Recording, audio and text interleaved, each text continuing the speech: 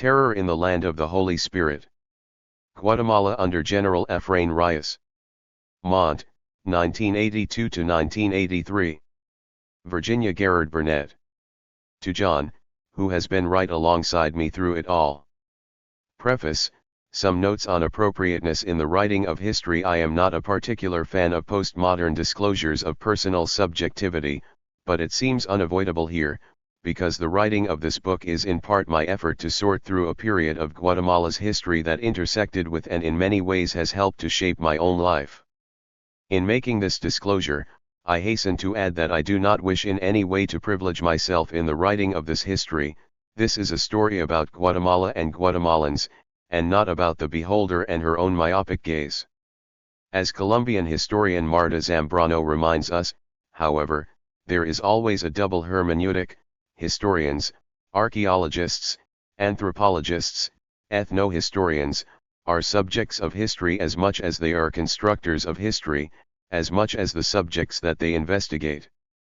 There is, then, no way to get around the how and the why of my writing a book that for many years I refused to touch because of my long-held conviction that this story was best told by Guatemalans, not North Americans.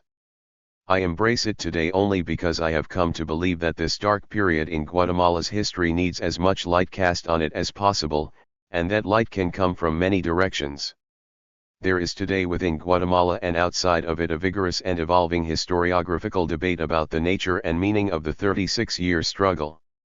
At the time, both the right and the left framed the motives behind the war within the construct of revolution and counterinsurgency, that is to say, as part of the ongoing narrative of the Cold War. More recent historiography of the period offers a more nuanced view. Much of this work derives from and reeks the analysis of the truth commissions that published their endings in late 1998, and which I explore in more detail in Chapter 1. The two-volume companion study produced by the Centro de Investigaciones Regionales de Mesoamerica and edited by Arturo Teresina Areola, Santiago Bastos, and others set the standard for framing our basic understanding of the armed struggle and the counterinsurgency in both geopolitical and ethnic terms. The armed struggle, under an ambitious Marxist leadership, sought to overthrow the corrupt and brutal military government. This government represented only the interests of itself, the United States, and the entrenched and rapacious Ladino planter class that had governed Guatemala since 1954. When the CIA and local elites had engineered the overthrow of Jacobo Arbenz. The government's response to this threat, which represented not only a political challenge, but also a racial one, was to defeat the popular movements at any cost. The war of counterinsurgency against a communist threat, fueled by racism, disdain, and violence, would eventually escalate into genocide against the Mayan people. Several strands of debate follow from Teresina and Bastos's basic framework. Greg Grandin and Daniel Wilkinson directly link the roots of rebellion in the 1970s and 1980s to the unfulfilled promises and aspirations of the 1940s and 1950s.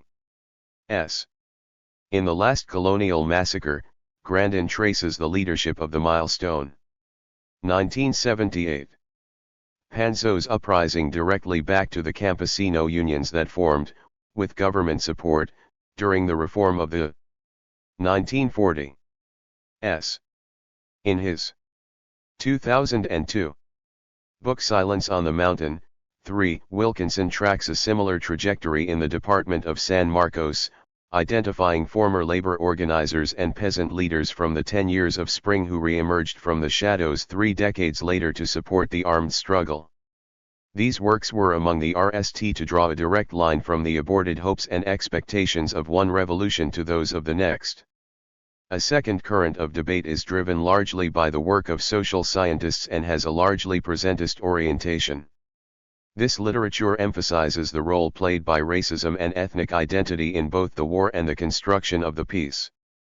The emergence of the Mayan movement in the late 1980s, the quincentenary of Columbus's arrival, and the awarding of the Nobel Peace Prize to Rigoberta Menchú in 1992, are richly explicated in Diane Nelson's A Finger in the Wound, which explores the nexus of ethnicity, violence, and the construction of contemporary Guatemalan society in the early 1990s. For finally, works by Mayan intellectuals and activists such as Demetrio Cajedi Cuxil and Enrique Samcalip, along with Mayan novelist Gaspar Pedro Gonzalez. 8 emphasize the pernicious roles that racism and Ladino policies of assimilation played not only in the Army's conduct of counterinsurgency but throughout the nations, a term that Cajedi, among others, might reject history. 5. Within this ethnic debate lies another branch of contestation over the agency of the Maya themselves during the war. Were they active participants, informed cadres in the armed struggle, or were they simply innocent victims caught up in a wave of genocidal nationalism? This heated debate has played out in several different venues, but the most passionate discussion emerges from the work of, and reaction to, American anthropologist David Stahl. In 2 books, Between Two Armies and Rigoberta Menchú and the Story of All Poor Guatemalans, Stahl argues that the Maya were, by and large, caught between 2 armies, victims of both the Guatemalan army and the guerrillas who took advantage of them. Nevertheless, Stahl's work, especially his work on Menchú, who he argues falsely portrayed herself as a political naïve and fabulist in her popular autobiography, was a catalyst for raising again the controversy over agency of Maya in the war, and also over the role that foreign academics should or should not play in the creation of other people's national histories and symbols. The criticism that other scholars levied against Stahl for both the tone and the content of his work, much of which is collected in a volume edited by Guatemalan literary theorist Arturo Arias, titled The Rigoberta Menchú Controversy, makes it clear that the historiography for this period is still very much under construction. 6. It is one of the purposes of this work to pull the focus back from these contentious and presentist arguments for a wider shot of what happened in Guatemala during the Rios Montt period. This is not to suggest that these debates are unimportant, to the contrary, they inform this work at every level. But I am seeking to develop a fuller context to understand why the events that took place in Guatemala in the early 1980s unfolded as they did. I wish to reveal competitive narratives of historical memory and the social metaphors that make extreme violence possible. I am interested in the ways that fear, acquiescence, and self-interest contribute to popular support for bad government. I am concerned with how competing moral discourses can result in what are, subjectively speaking, immoral consequences. Finally, borrowing from James Joyce's observation that in the particular is contained the universal, I want to explore what lessons we can draw from Guatemala's recent history to better understand what happens when race, class, nationalism, politics, and religion, utopianism, cynicism, messianism, and fear all come together in violent collision. 7. IRST went to Guatemala as a young and very naive graduate student in 1980. It was only a few months after the Spanish Embassy an event I knew of only by having stumbled across something about it in Time magazine. I asked an advisor at Tulane if it was a safe time to go to Guatemala, and he replied, "If you wait for a safe time to go to Guatemala, you'll never go there," a reply that was both generally true but also specifically wrong, in that Guatemala in 1980 was in the upswing of an unprecedented and catastrophic cycle of political violence. Having spent a long summer in Lucas Era, Guatemala, where I was warned not to go to Guatemala City, out of fear of being shot at a stoplight by armed men on motorcycles, I returned to New Orleans. Shortly thereafter, the director of the Guatemalan Institute where I had taken classes was dramatically forced into exile, along with a history professor who had befriended me. My friend Julio had left by dark of night after the security forces had mistaken another family for his and had killed them, including the young children in their home. Like many intellectuals, he ended up holding up his end of the revolution from Europe. Back in New Orleans, over the course of the next 2 years, we would hear rumors of horror and try to piece together what news we could from Guatemala. The 1982 Amnesty International report, the visits from scholars, health workers, teachers, journalists, and activists who had escaped into exile, news of friends and conocidos who had vanished or, worse still, died violently, but in an era predating email and the internet, reliable information was not easy to obtain. What little we did here left us both disbelieving and despairing. I returned to Guatemala again in 1983. And continued to live there most of the time through 1984. When IRST came back in May 1983, things had changed dramatically. General Efrain Reyes-Montt had taken power and was still in office. The worst of the violence had already passed and an enforced calm was evident everywhere. On the road between Guatemala City and Antigua, slogans were inscribed in large, white, emphatic letters: La Nueva Guatemala es paz y desarrollo, otra obra más del gobierno, La Nueva Guatemala es desarrollo y progreso. Rios Montt's blue and white anti-corruption posters, portraying a blue hand against a eld of white, below which was written, No robo, no mento, no abuso, were ubiquitous in the public places where the government was in control. It was difficult and sometimes impossible to travel to many parts of the highlands, especially those the government still called the zones of conflict. Even outside those areas, evidence of what had happened was everywhere, from burned-out buildings, elds, and buses even along the main tourist artery, the Pan-American Highway, to the civil patrols doing drills in every ex-municipio, wearing new straw hats supplied by the government and carrying weapons and spanking new Guatemalan ags. New evangelical church storefronts competed with the upping yellow and white banners left over from the March visit of Pope John Paul II. On one ill-advised trip with friends to Panajachel in August 1983, we passed a civil patrol that had just killed a man. They had impaled his body on their agpole and hung him out on display, right on the edge of the Pan-American Highway. We arrived in Panajachel, the tourist mecca, to ND that we were the only visitors in town save for a family of Salvadorans who had unwisely thought that Guatemala might provide a temporary respite from their own war. At the end of Calle Santander, the street still lined with shops and booths chock full of faded, unpurchased tepica, a camouflaged soldier was stationed in a machine gun nest surrounded by sandbags. A few blocks away, the Hotel del Lago, once the town's most elegant inn, stood in ruins, a large blackened crater marking the place where the guerrillas had reportedly planted a large bomb. Not even the Instituto Guatemalteco de Turismo's most picturesque and theme park, like village, had escaped, and this was not the worst of it by far. Most striking during this period were the people we met: thin and haunted women, a few men, dirty, runny-nosed, and sickly children, women trying to nurse famished babies at desiccated breasts. Many bore the look of bewilderment, shock, and disbelief that I recognized from a time in my childhood when a tornado had touched down close enough to our house to suck some of our possessions out of the doors and windows, but then capriciously jumped away to kill our neighbors a few blocks away. Numbed into silence by fear and trauma, people were attempting to reconstruct their lives, but their own muteness was overshadowed by the larger official silences. Information was scanty, erratic, and astonishingly contradictory. The communist insurgents had forced the government's hand. A scorched earth campaign had taken place to root out subversion.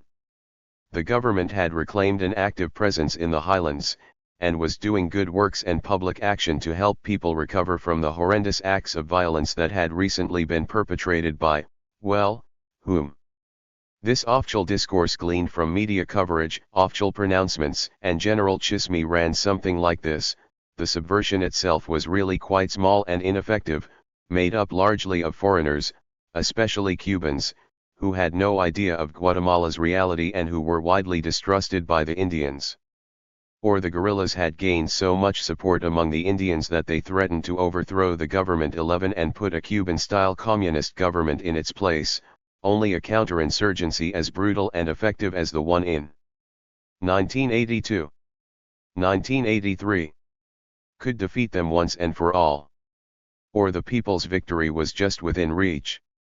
Or the Indians were so locally oriented, insular, and hostile to outsiders that they would never succumb to the guerrillas' promises.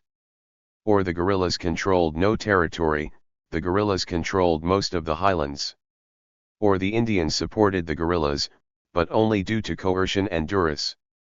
Or the indigenous were true revolutionaries, and their full incorporation into the popular movement represented an overwhelming threat to the Guatemalan army and to the national security state.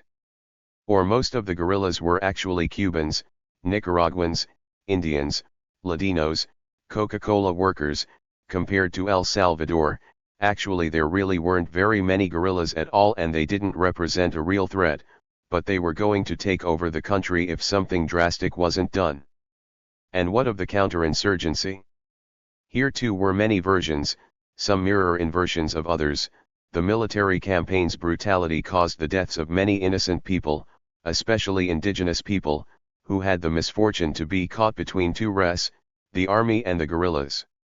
Or the military strategy drained the sea in which the SH swam so effectively that the ocean of subversion in Guatemala was at last run dry, to the Burnett of all the Salukian Guatemalteca.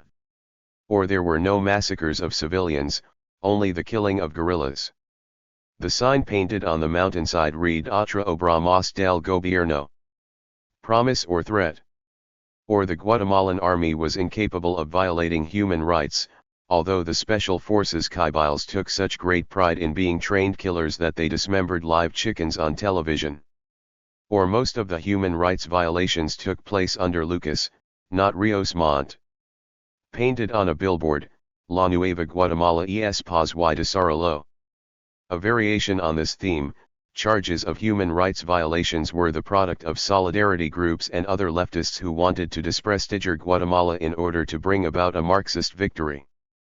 And who was this General Rios Montt? Rios Montt was a righteous man of God who stood for honesty and morality. Or Rios Montt was a wild-eyed religious fanatic who didn't have any idea what was going on in the countryside. Or Rios Montt was a skilled military commander who brought order and an end to violence in the highlands. Rios Montt was a mass murderer. Rios Montt was a pawn of the United States. At least he was better than Lucas. And so on. Still louder than the rumors were the silences, holes in time and space. In the early 1980s, people rarely spoke openly of what they had seen and heard. The term La Violencia was never uttered, though people would sometimes speak quietly of La Situation. I at RST attributed the great silences to people's 12 understandable unwillingness to contain a stranger, or to an inability to communicate dangerous and intimate information in a language Spanish that was not native, often to either of us. I also thought at RST that silence might be a matter of misplaced deference, a long-established habit of distance and daring that has served generations of subaltern people. All this, probably, was true. Silence can also be a form of communication. I still believe that silence, to a great extent, is a tactic of survival, as Linda Green has noted in her study of Mayan widows.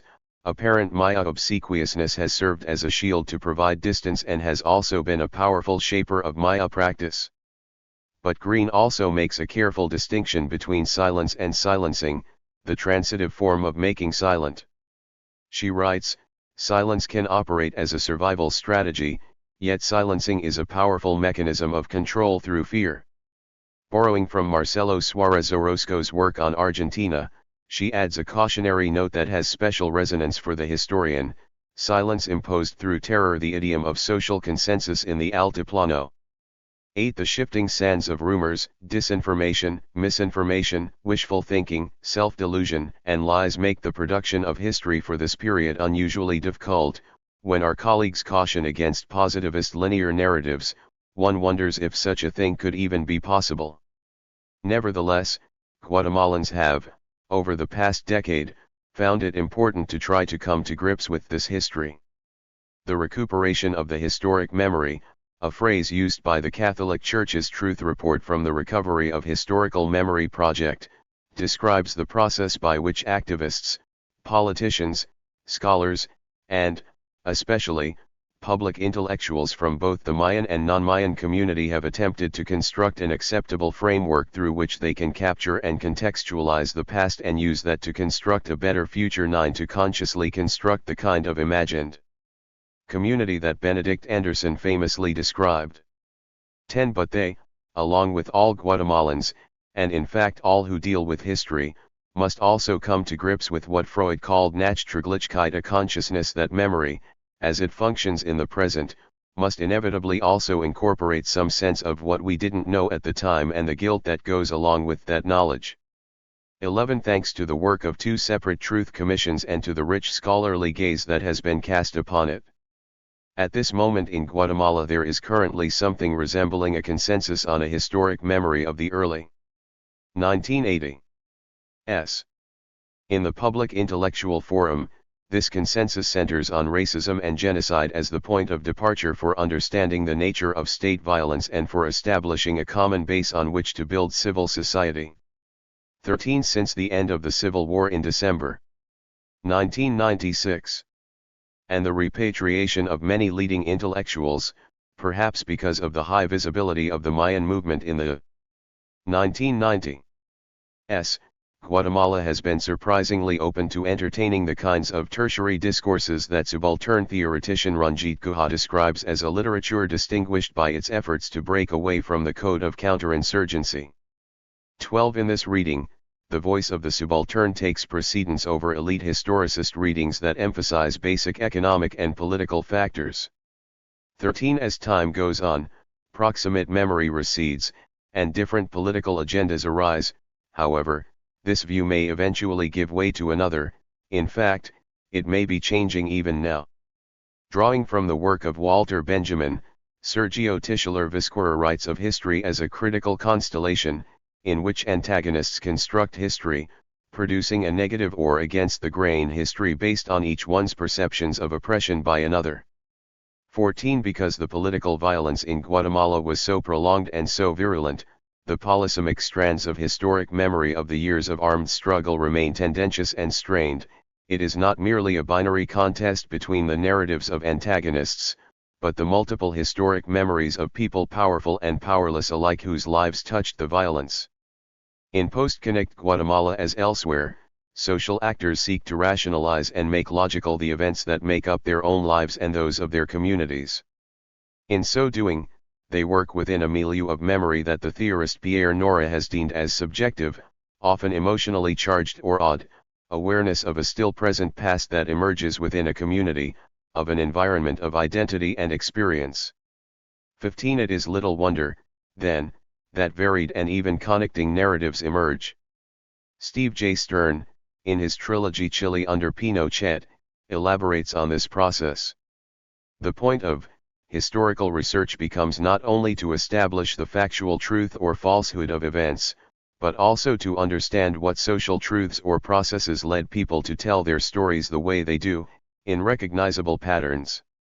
16. Given that it is the historian's task to try to derive some order from these diverse patterns, Stern suggests the image of a memory box as a way in which selective and competing memories and historical narratives can give meaning to and eventually end delegitimacy within a traumatic community past. Stern describes this metaphorically as a giant, collectively built memory chest, that is foundational to the community, not marginal. It sits in the living room, not the attic. He writes, it contains several competing 14 scripted albums, each of them works in progress that seek to dean and give shape to a crucial turning point in life. The memory chest is a precious box to which people are drawn, to which they add or rearrange pictures and scripts, and about which they quarrel or even skiff. 17. The metaphor of the memory box helpfully points us away from the binary and antagonistic readings that often cloud recent history. It also offers a way to deal with the epistemological detritus that Stern calls loose memories, factual tidbits, rumors, personal animosities, scandals that do not tee into tidy historical narratives. However, the complexity of historic memory, comprising not only the kinds of artifacts that ll a memory box but also the dark matter of silence, all video and oblivion, suggests many other metaphors as well. A better image, at least in this case, might be Indra's net, the image in Buddhist philosophy of a celestial net with a jewel at each vortex, each of which wreaks every other jewel in the net. History can be thought of as made up of disaggregated jewels that exist separately but which are also radically interconnected, since the whole is implied or contained in each part. 18. This is not to suggest that every memory or interpretation carries, or even deserves, equal value or consideration. They do not, but simply that each interpretation is affected by and wreaked in the others. This work, then, promises to be neither positivist nor denitive, but it attempts to cast history's net over the 1982, 1983 period. An insufficient note of acknowledgement and thanks to all those who helped guide me through the early 1980s and in the writing of this book. I have received financial and moral support for this project from several organizations, especially the Teresa Lozano Long Institute of Latin American Studies at the University of Texas, which has provided me with Mellon, Title VI, and Houston Fellowship funds to support my research, and to the University of Texas Department of History for the gift of time to work on this. At Oxford University Press, special thanks to Cynthia Redd, and also to Andrew Chestnut for pointing me in her direction. My heartfelt thanks go to all the people who asked that their names not be used but who were willing to talk to me even when their voices were shaking. In no particular order but with great gratitude I would like to thank Chris Lutz, Julio Castellanos Cambranes, Ralph Lee Woodward Jr., Francisco Goldman, Jean-Marie Simon, Dennis Smith, Antonio Itzoy, Matt Sampson, John Watanabe, Arturo Arias, Charlie Hale, Maria Elena Martin, Arturo Terracina, Maria Rosenda Cami, Irma Itzoy, Rick and Betty Adams, Albertina Pop, Bruce Calder, Bill Malone, Greg Grandin, Paul Kobrook, Peter Hubble, Kate Doyle, Ann Dibble, Adriana Dingman, Antoine Am, Rahul Madrid, Nicholas Shumway, Alan Tully, Mark Lawrence, and my anonymous 15 readers. Above all, I would like to thank David Stahl, who graciously shared his rich trove of Rios Montla with me. To those who are no longer with us to read this note of thanks, Anson Ng, Bob Rosenhaus, Bill Swezzy, and Barbara Ford. Special thanks to my former and current students who have helped in a variety of ways with this project: Alejandro Batres Granados, Patrick Timmons, Bonner Hernandez, Susanna Kaiser, Guy Lawson, Paula Winch, Gary Sparks, David Lauterbach, Mauricio Pajon, Sam Frazier, Creighton Chandler, Chisti Miller, and Maria Velasquez Aguilar. Special love and thanks also go to my parents, James W. and Mary Ida Garrard, who trusted me enough to let me to go to a dangerous place even though I was very young. A penultimate word of thanks to my children, Willie, Grant, and Helen, for being the lights of my life as I have been writing about a very dark time. Last but decidedly not least, my love and thanks to John, who has been close by my side, at least in spirit, through it all. The responsibility for this book, for better or worse, is, of course, entirely my own. 16 Contents. 1. Rios Montt earns his place in the history books, debates about La Violencia. 3. 2. Guatemala's descent into violence. 23. 3. Rios Montt and the New Guatemala. 53. 4. Terror. 85. 5. Los que matan en el nombre de Dios, Rios Montt and the religious question. 113. 6. Blind eyes and willful ignorance, U.S. foreign policy, media, and foreign evangelicals. 145. Epilogue. 167. Notes. 179. Bibliography. 233. Index. 255. Terror in the Land of the Holy Spirit. 1. Rios Montt earns his place in the history books, debates about La Violencia, el silencio guardar silencio para escuchar. Pero no hables para callarme. Humberto A. Cabal, Reconcalle, Grito General José Efraín Rios Montt was Guatemala's RST Pentecostal chief of state, an enigmatic and paradoxical guru who simultaneously spoke of bringing both God's love and scorched earth to the countryside without apparent contradiction. Rios Montt served as Guatemala's head of state for 17 tumultuous months in 1982. 1983. A period now known in Guatemalan history as La Violencia, although it was spoken of at the time, if at all, in hushed tones, simply as La Situación. This sobriquet places Rios Montt's administration at the core, the violent and bloody nadir, of the nation's 36-year struggle between a leftist armed insurgency and the Guatemalan military government, which lasted from 1960 to 1996. The violence of the early 1980s places Guatemala squarely in the company of nations that in the 20th century purposefully did great harm to their own citizens in order to save the state and its interests from a hostile ideology that seemed to, or in fact did, threaten its demise. Historians of the future may well come to deem the 20th century by the number and scope of its genocides a neologism coined, appropriately, in mid-century to describe a government's killing of its own people on a massive scale. If so, the Rios Montt administration by all rights has, as the cliché goes, earned its place in the history books. Recovering the historic memory. The signing of peace accords in December 1996 narrowly brought an end to Guatemala's civil war, an asymmetrical struggle that stands out even by the sanguinary standards of the late 20th century for its efficient use of state terror and its disproportionate deployment of violence against non-combatants. Since that time, Guatemala, confronted by the endings of two separate truth commissions and the demands of a variety of political and social movements, has been forced to begin to come to grips with, even to reconceptualize its own contemporary history, a process that the Catholic Church's Truth Commission called the recuperation of the historic memory. This process places history at the center of the construction of civil society, and is mindful of theologian John Sobrino's indictment that there are millions who do not utter a word, and we know nothing of how they live or how they die. We do not know their names or even their exact number. One, by recovering names and events and placing them within a new historical narrative, Guatemala is engaging in what historian Robert Moeller has called a search for a usable past, by which the nation can wrest some kind of meaning out of its national trauma and move forward into a better and more just future.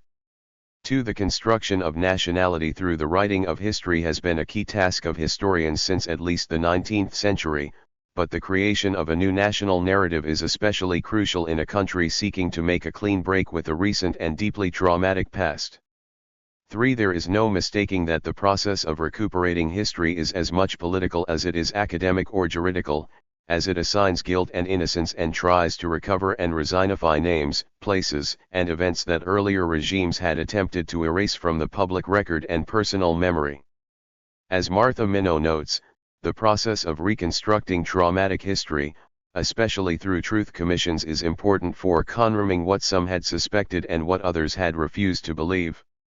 For William Beasley and David Laurie, writing about truth commissions in general, point out that as society moves from war to peace, a truth commission functions on three levels: personal catharsis, moral reconstruction, and political action to placate trauma. 5. The purpose of truth commissions is, precisely, not to exact vengeance. 4. To punish perpetrators and wrongdoers, but rather to build a new narrative based on national reconciliation. As Greg Grandin and Thomas Klubach note in their recent work, the imperative to build forgiveness and reconciliation translated individual modes of working through trauma to the national social and political sphere in the name of building social and political consensus. In the end, the focus on specific cases, individual victims, and individual perpetrators abets the slippery move from individual experiences of trauma and healing to social structure and political process. 6. In the words of the report from the Catholic Church's Recovery of Historical Memory Project, historical memory has an important role to play in dismantling the mechanism that made state terrorism possible and in exposing the role terrorism plays in an exclusive political and economic system. The distortion of events and of accountability for them elevates the risk that ways will be found to legitimize the instigators of the war, placing Guatemala's future in grave jeopardy. 7. One must bear in mind that in this process there is no such thing as neutral knowledge, although actual facts do exist. It is the interpretation of these facts as we understand them that makes the creation of a common history a consummately political task. It requires that activists, historians, and other national myth-makers privilege certain types of knowledge and interpretations and downplay or even exclude others outright. It is within this framework that truth projects create a new official memory for the decades of war, the new imaginaire common, collective, but also self-consciously constructed vision for post-conflict Guatemala. The Truth Commission reports. One of the immediate tasks that faced Guatemala after the signing of the peace accords was the development of a Truth Commission to sort out the facts of the long armed struggle. In 1998, the nation received extensive reports from two Truth Commissions, one known as the Comisión para el Esclarecimiento Histórico, and the other, created by the Catholic Archdiocese of Guatemala, known as the Proyecto Interdiocesano de Recuperación de la Memoria Histórica. 8. The two truth reports differ slightly in tone, in interpretation, and in their statistics. Remy, for example, records that 422 massacres took place during the armed conflict, while CEH counts 626 massacres, a significant difference that one may attribute to differing methodologies and confusion in place names that may have resulted in either the overcounting or 5. Undercounting of massacre reports. 9. While the two reports vary somewhat in focus and analysis, the conclusions of both are the military committed the vast majority of the human rights violations that took place over the course of the 36-year conflict. There is also clear, documented evidence of guerrilla-directed violence, particularly in the matter of targeted assassinations, but the violence that occurred during the armed conflict was overwhelmingly lopsided. Remy found the state responsible for 83% of the killings, while CEH charged the state with slightly more than 90% of the killings that occurred over the 3.5 decades of armed conflict. A preponderance of these violations took place in the early 1980s, reaching a pinnacle in 1982. 10. Both projects unequivocally lay responsibility at the feet of Rios Montt and his military planners. These are the ones, the Commission's charge, who executed the scorched earth campaign that left hundreds of thousands of Guatemalan citizens dead, exiled, or emotionally maimed, and came close to destroying one of the world's great native cultures. Building a history for civil society. Within this new historical narrative which demands villains as well as heroes lies the question of the role of Rios Montt and his culpability in the brutal counterinsurgency campaign against the Marxist guerrilla groups that took place on his watch. There is little question that the most extensive state-sponsored political violence occurred during his presidency from 1982 to 1983.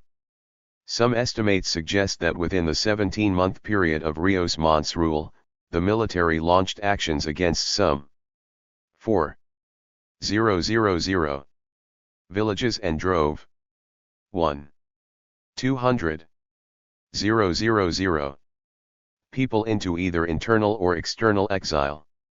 11. According to the two Truth Commissions, more than 200,000 people died in political violence over the course of the 36-year war, the vast majority, upward of 90%, by all accounts at the hands of the security forces, the army, special forces, and civil patrols. Of this grim total, according to CEH, 43% died during Rios Montt's 17 months in office. 12. Despite the foregoing recitation of statistics, it is important not to lionize the precise numbers that come out of the Truth Commission reports.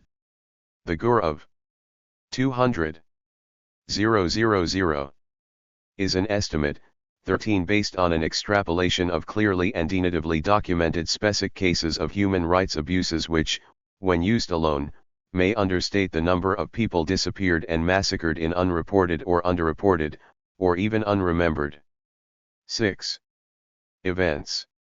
14. If the GUR 200,000 is correct, this would mean that somewhere close to 86,000 people died during Rios Montt's tenure, an astonishing total not borne out by forensic excavations of mass burial sites but which, at least, lends symbolic ballast to the charge that large, perhaps incalculable, numbers died at the hands of the regime.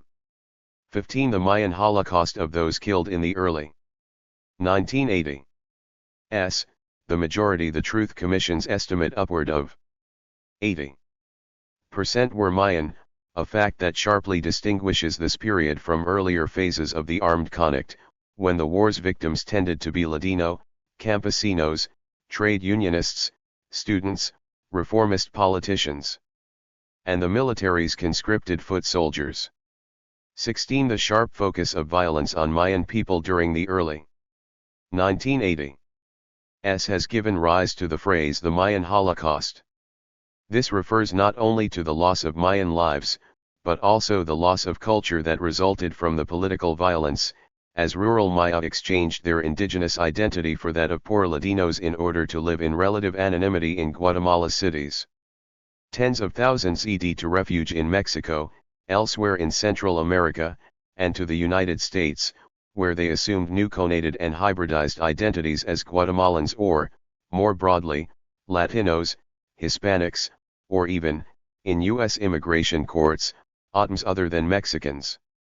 The counterinsurgency campaign of the early 1980s was the worst calamity to befall Mayan life and culture in Guatemala since the 16th century Spanish conquest.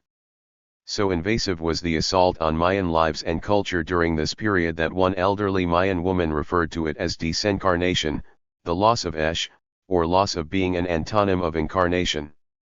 17. Data on human rights violations are more difficult to collect than one might expect, in addition to official efforts to repress information and people's understandable fear and reticence about offering witness and survivors' testimony about traumatic events. Even reports on specific cases can be redundant, inaccurate, and incomplete.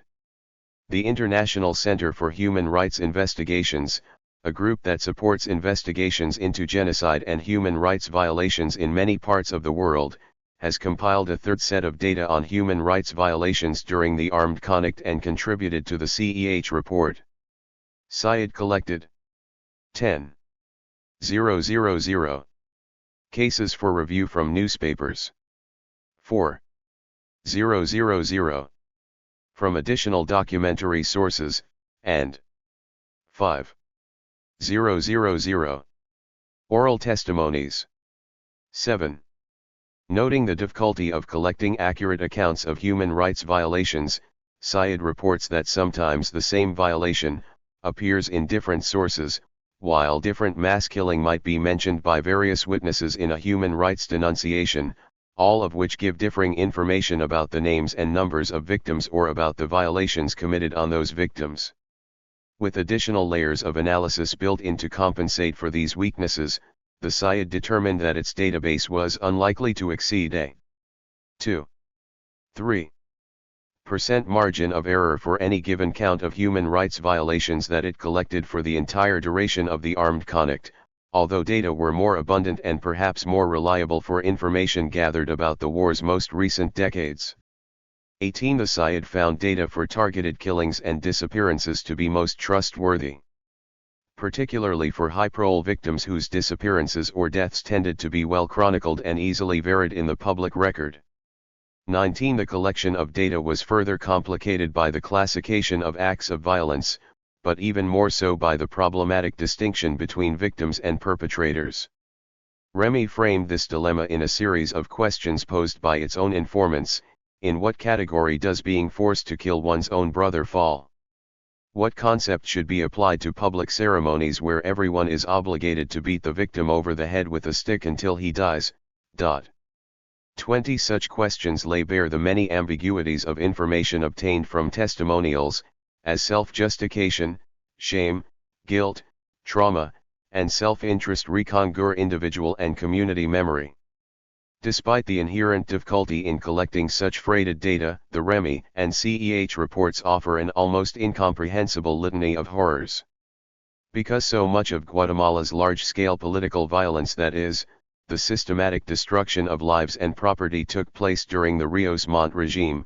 Many, although certainly not all, of the testimonies of eyewitnesses come from that period of the early 1980s. Together, the two major truth commissions offer up data and survivor testimony for more than 37,000 witnesses to the political violence. Victims and victimizers alike offer their recollections of unthinkable events with an immediacy that only eyewitnesses can provide. Voices, memory, and silence. In an article on the politics of memory, anthropologist Charles R. Hale underscores the admonitions of subaltern studies theorists, 21, as he strongly urges us 8.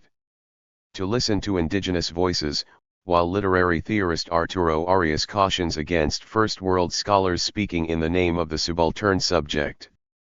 22. These are important concerns, but I have decided against trying to reproduce the testimonies of the truth commissions. The retelling of violent acts can quickly degenerate into a type of pornography, as sympathetic readers are unwittingly transformed into voyeurs. For the most part, I do not attempt to record such acts here, except by way of illustration. A young mother's realization that the warm sensation down her back is the life's blood of her infant, shot dead in its blanket, a 7-year-old girl, watching her parents die as she herself is raped by soldiers, the screams of an entire congregation as they are burned alive in their church, the husbands, sons, and brothers taken away by the army, only to reappear decades later in unmarked mass graves. Identifiable only by rubber work boots and other modest personal effects, a widow's plaintive remark, "I was left like a bird on dry branches." 23 such stories, multiplied by the hundreds, constitute a haunting litany of calamity, summoning fundamental questions that have also emerged in the aftermath of other historic tragedies in which governments have killed, or allowed the killing of, large numbers of their own citizens. Nazi Germany, Cambodia, Rwanda. How could these things happen, and to what end? In the Guatemalan context, these kinds of questions are relatively new, the product of the people's efforts to recuperate history and to make accountable those who brought such grief and suffering to their country. As we have noted, such a process is political, but it is also psychological. It is one way in which a society attempts to recover from its historical pathology. The process, while painful, is also catharsis. As Frederick Cruz notes, the very idea of repression and its unraveling is an embryonic romance about a hidden mystery, an arduous journal, and a gratifying neat denouement that can ascribe our pains to deep necessity. 24 Rios Montt as popular hero in Guatemala. The process is all the more difficult because until quite recently Rios Montt was a popular political guru for many who considered him the embodiment of honesty, law and order, and national integrity. 25 A formula that political scientist Edilberto Torres Rivas has described as una vision liberal pervertida, but also, perhaps, a consummate expression of that vision. 26 Rios Montt's support came not only from predictable sectors, the conservative urban middle and upper classes, but also from many rural indigenous people, including, astoundingly, many 9 who lived in areas most affected by the scorched earth campaigns of 1982, 1983. This support is clear in the public opinion polls taken by credible international pollsters around the presidential contests of the late 1980s and later. In a country like Guatemala where freedom of expression has been absent for decades, public opinion polls are probably not as reliable as they would be in places where people are not afraid to speak their minds. Even so, such polls reveal a remarkable level of support for the general in the years following his rule. Though the 1985 Guatemalan constitution specifically prohibited former leaders who had taken power in a coup d'état from running for office, the general handily led in popularity polls during presidential campaigning throughout the 1980s and 1990s. A 1989 survey taken just before the second presidential election to follow military rule posed the question, for whom would you vote if the elections were held today? Rios Montt won handily, even though he was not even a candidate for president. 27 The explanation, perhaps, lay in the presidential ideals that Guatemalans seem to have believed he embodied. Another survey around the same election identified in descending order of preference the most desirable characteristics that Guatemalans at that time sought in a freely elected president: honorable, honest, responsible, lives up to promises, and a hard worker. 28 As we shall see, these are the very characteristics with which Rios Montt branded himself throughout his presidency in 1982. 1983.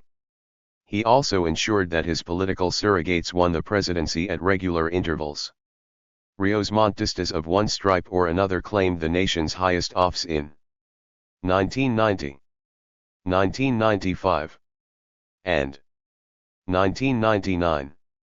In the 1995 election, the Frente Republicano Guatemalteco, the political party formed by the general, claimed a majority of votes in nearly every single department where the violence during his administration had been the worst: Alta and Baja Verapaz, Huetenango, San Marcos, and, especially, El Quiche, where the party won over 21,000 of the 37,000 valid votes cast in the election. 29 In the 1999 race, just before the election, polls showed that Rios Montt, still not a legal candidate for office, enjoyed the support of at least 50% of the voters in the zones of conflict, where presumably among his supporters were both witnesses to and even survivors of the massacres that had taken place under his administration. 31 Observer has referred to this as Rios Montt's amazing ability to pluck the strings of moral economy, but it is also an illustration of the highly selective nature of memory. 31 It is a testament either to the enduring power of fear or the power of alternative discourses of reality that during the late 1980s and the early 1990s, 10. Many indigenous informants who spoke with pollsters, human rights workers, and visiting anthropologists showered Rios Montt with encomiums, describing him as a visionary leader, a champion of law and order, and a messenger of hope in the midst of despair. More than a few indigenous survivors spoke of the Rios Montt era as one in which the nature of the violence changed for the better. Anthropologist Paul Kobrick's work on Huetenango, among others, illustrates this line of thinking. Despite considerable evidence to the contrary, Kobrick writes that many Huetecos continue to think that Lucas Garcia is responsible for the massacres of 1982. That Rios Montt put an end to the violence or was only following Lucas' plan. 32 The Syed report concurs, noting that many rural people view the Rios Montt coup d'état as an historical turning point, rather than a continuation of state terror as data for the whole country would suggest. 33 David Stahl, an anthropologist who worked in the ravaged Ixal area in the early 1980s, suggests that what counts is a critical difference. Rios Montt replaced chaotic terror with a more predictable set of rewards and punishments, that is, what passes for law and order under the country's normal level of repression. 34 He recounts the telling solecism of an Ixal man in Nebaj who misidentified Rios Montt's 1982 Ley de Amnistia as the Ley de Amistad. 35 Another Ixal health promoter defended Rios Montt against charges of massacres, crying out, "Lies, lies. If it weren't for Rios Montt, we would all have disappeared.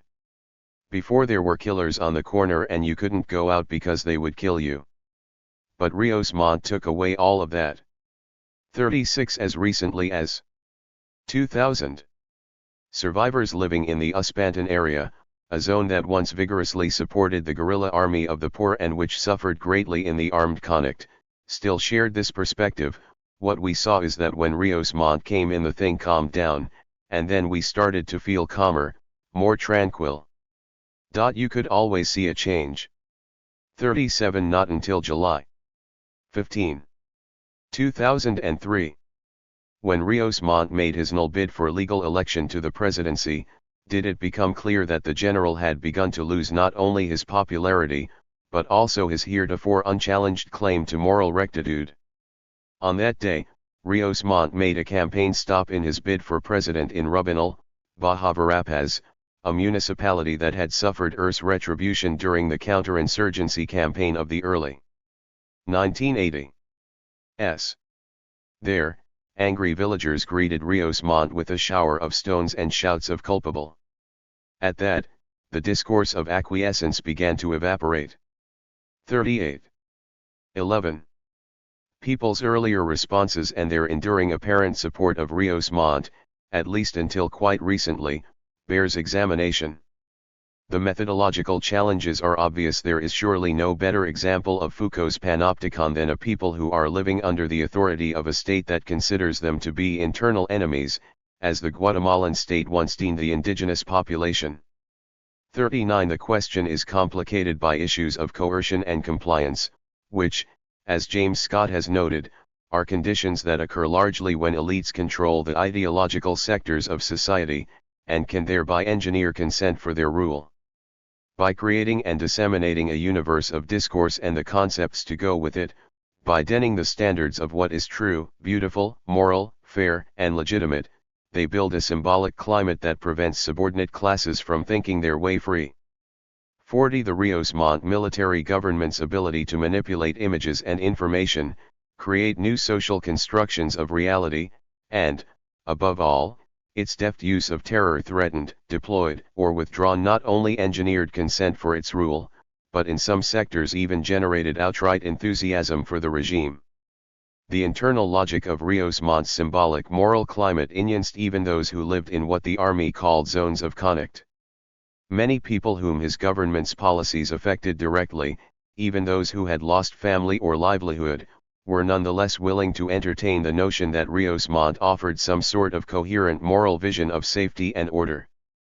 The Syed report suggests that, unlike the Lucas government, Rios Montt offered peasants a way out of the uncertainty of the army-guerrilla conflict.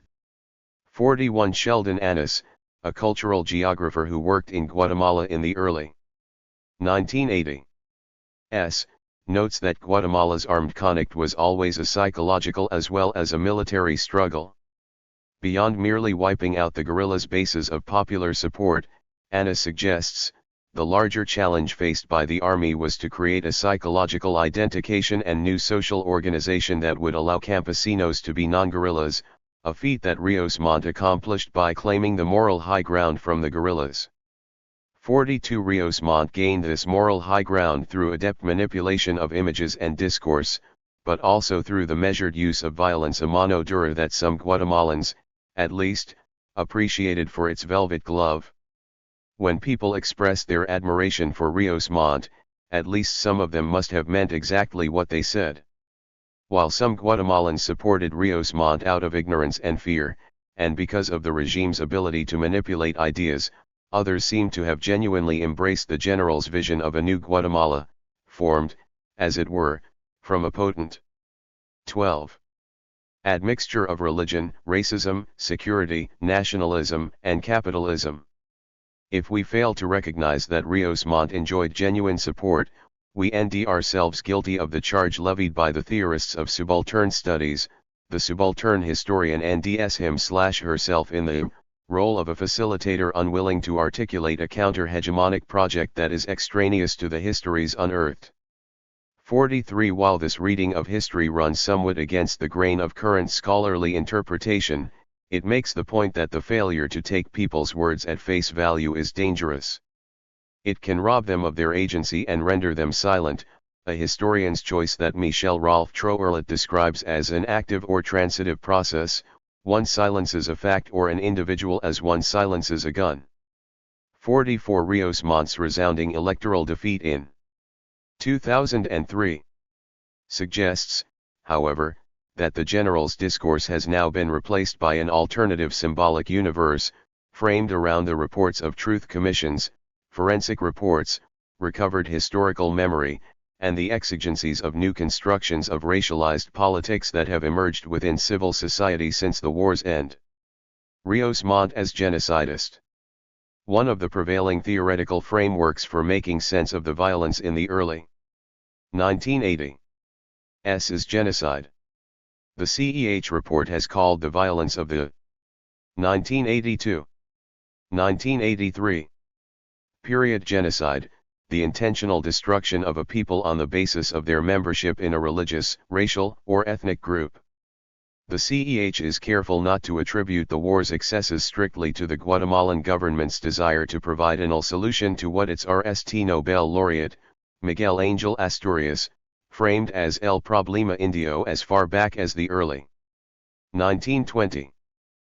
45. It does, however, charge that in the majority of cases, the identification of Mayan communities with the counterinsurgency was intentionally exaggerated by the state, which, based on traditionalist racial prejudices, used this identification to eliminate any present or future possibilities of the people providing help for, or joining, in the insurgent project.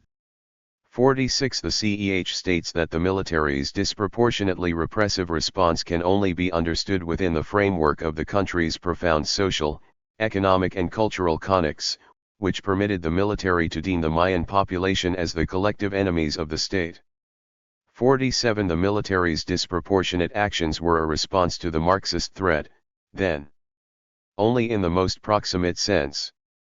Its real roots lay in what historian Arturo Terracina Areola has called a highly asymmetrical bipolar nationalism between Latinos 13 and Indians, in which developmentalist politics gave the appearance of the politics of assimilation that would facilitate the integration of diverse ethnic groups but which in reality were nothing more than the politics of segregation and exclusion.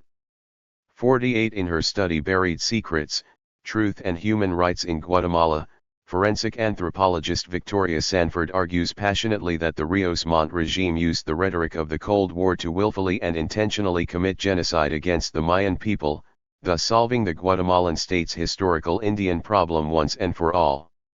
This argument is persuasive given the basic standard that no government willingly kills off large numbers of its own people unless it identifies a class, racial group, or sector to be a fundamental threat to the existence of the state.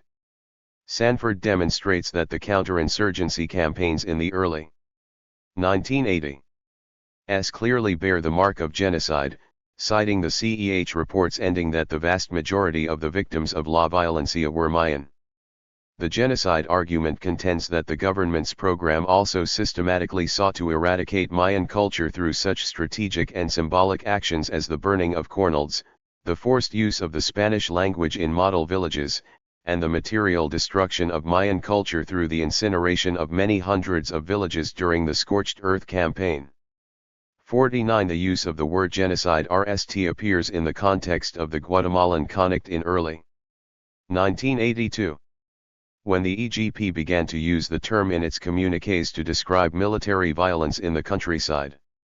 In May 1982, the nation's bishops issued a condemnation of the violence that also used the word genocide, thus introducing a new framework of interpretation to a public long accustomed to conceptualizing the struggle in strictly political terms. 50. Solidarity groups and other observers outside of Guatemala, including dissident groups such as the Guatemalan Church in Exile, began to use genocide as an explanation for the military's disproportionately repressive response, but the common understanding within Guatemala, perhaps reacting the general public's sometimes willful ignorance about the scope of the violence in the countryside until at least the mid-1980s, remained fundamentally political, and based on the rhetoric of the Cold War.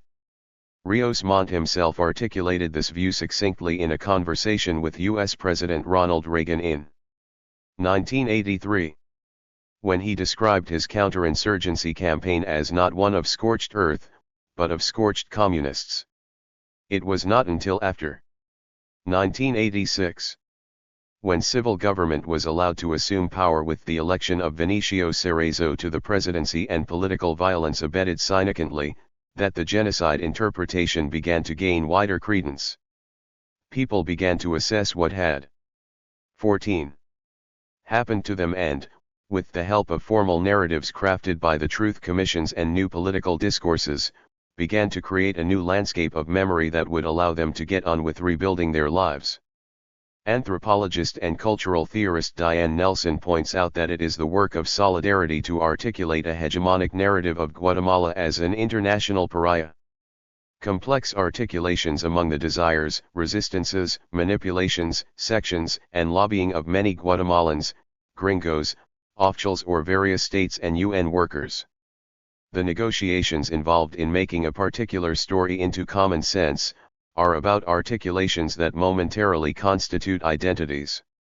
51 We see this clearly in the formation of the Pan-Mayan movement, begun by indigenous leaders, who built a political movement out of the ashes, or the idea of the ashes, of the Mayan Holocaust.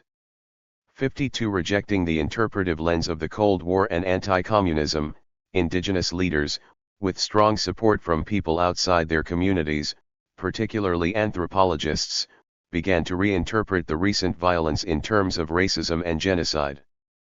53 This reinterpretation demanded a wholesale reconsideration of the Mayan experience vis-a-vis the Guatemalan state and called for a fundamental reassessment of the role Mayan people might play in post-war Guatemalan society and culture.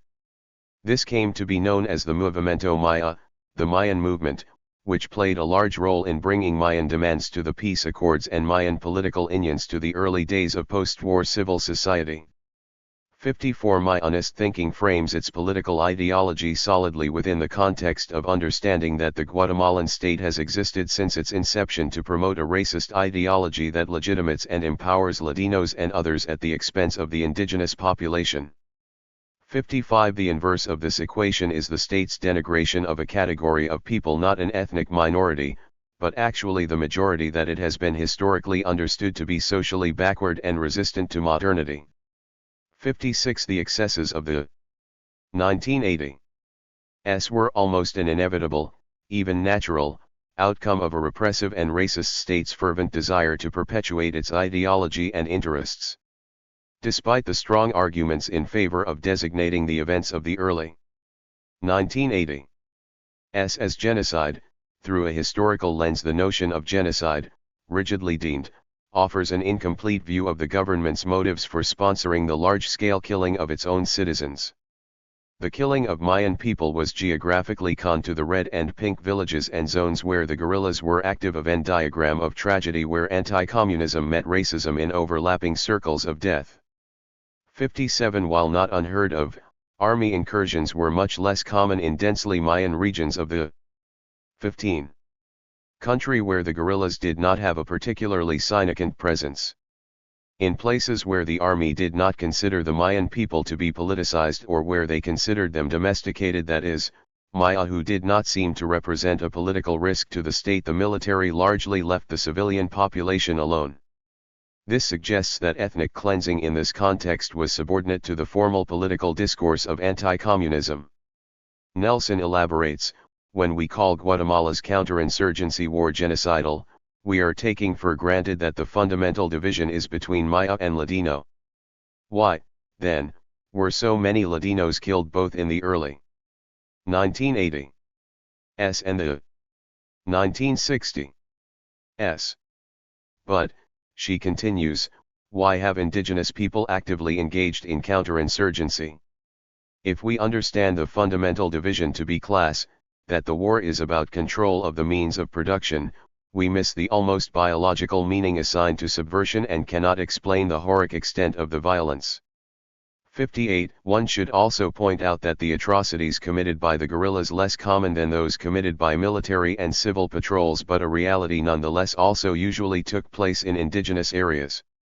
Guerrilla atrocities, which the CEH reported accounted for just under 20% of the violence, differed from those committed by the counterinsurgency in that they tended to be systematic and targeted, usually involving the killing of local officials, soldiers, and individual civilians singled out for revolutionary justice. Guerrillas were less likely to commit massacres, which they believed to be an ineffective means of winning hearts and minds. 59 Even so, during La Violencia, the guerrillas did perpetrate at least 17 outright massacres, almost all of them in 1982. After communities had been militarized into civil patrols. 60 From another perspective, the greater danger lay in the guerrillas' willingness to put villages in harm's way, even when it became clear that to do so would bring down lethal retribution from the military. This point is one that anthropologist Ivan Lebot emphasizes in his 1992 work, La Guerre en Terra Maya, Commune, Violence et Modernité au Guatemala. 61 Between Two Fires. In his 1993 study of the armed conflict between two armies in the Ixtal towns of Guatemala, anthropologist David Stahl concurs with Lebot, noting that the chronology of events shows that army repression began in reaction to guerrilla actions, while the guerrillas refused to accept their own responsibility in triggering the escalation of military violence. 62 This seems to distribute 16. Culpability fairly evenly to both sides of the armed struggle and ascribes very little agency to the Maya themselves. Stahl actually does not assign equal blame to the guerrillas and the army, but other scholars have charged that he incorrectly draws primary responsibility for the violence away from Rios Montt and the military. 63 Stahl, Lebot, and others have also been raked over the academic coals for their contention that the Maya were largely quiescent political actors, victimized by their unwitting position between two armies or, as one Kenjobel observer phrased it, between two thorns, the Guatemalan army and the armed opposition. 64 Either way by 1984. The EGP leadership recognized privately that it had for all intents and purposes lost the struggle. The popular and revolutionary error was, fundamentally, that not objectively appreciate the exploiting classes and its army's force, capability, and will to GHT a counterinsurgency war. An internal assessment read, but the guerrillas continued to prosecute the war anyway. 65 In January 1997. Immediately after the signing of the peace accords, however, the Unidad Revolucionaria Nacional Guatemalteca posted on its website an acknowledgement that its strategy had been tragically odd in the way that it had endangered Mayan lives. 66 Indeed, one of the key complaints raised by Mayan leaders is that the guerrillas' continued use of triumphalist rhetoric even in the face of imminent defeat and their willingness to sacrifice Mayan lives for their own political ends were only further indications of the depths of racism found in Guatemalan society. 67 A second point to consider regarding the charge of genocide is that many Ladinos also died at army hands during La Violencia. Ladinos are by definition not indigenous and so should have been inoculated against the effects of genocidal violence. Nevertheless, many thousands of Ladinos died during this period, not because of their collateral association with the Maya, but because of their politically subversive activities as teachers, health promoters, students, union organizers, radical Catholics, and guerrilla combatants or supporters. During an earlier phase of the war, in 1967, General Carlos Arana Osorio launched a military offensive against guerrillas in the eastern provinces so violent and effective that it earned him the nickname the Butcher of Zacapa. This campaign, like Rios Montt's counterinsurgency, although targeting a much smaller guerrilla force of approximately 500 combatants, lasted about 2 years and killed about 8,000 civilians, the vast majority of whom were Ladino, not indigenous, campesinos. 68 We are again drawn back to the question of the role that racism and racialized stereotypes played in even a highly politicized war of counterinsurgency. Given that the military's stated objective the elimination of an armed 17. Marxist opposition remained the same from 1967 to 1982, and even 1996. How else to account for the disproportionate number of casualties among obvious non-combatants including children, the elderly, and unarmed women during the early 1980s? Robert McNamara, the architect of much of U.S. policy during the Vietnam War, observed that proportionality should be a guideline of war. 69 Yet, given the Guatemalan government's repeated claims at the time that the guerrillas were a weak and poorly armed force, the magnitude of the counterinsurgency campaign was out of all proportion to the perceived threat. Thus, while the evidence militates against the argument that the Guatemalan government in the 1980s followed a clearly defined and sharply intentional policy of genocide against indigenous people. The effects and undertones of its counterinsurgency policies were, nonetheless, clearly genocidal. The counterinsurgency campaign, underscored by profound class divisions, an ideology of racism, and essentialized stereotypes of indigenous cunning, was genocidal in its effects, if not in its ideological discourse. It was, then, a de facto war of genocide if not a de jure one. This difference between genocide, strictly deemed, and genocide in effect may be an important legal distinction, but perhaps not a moral one. A chronology of violence.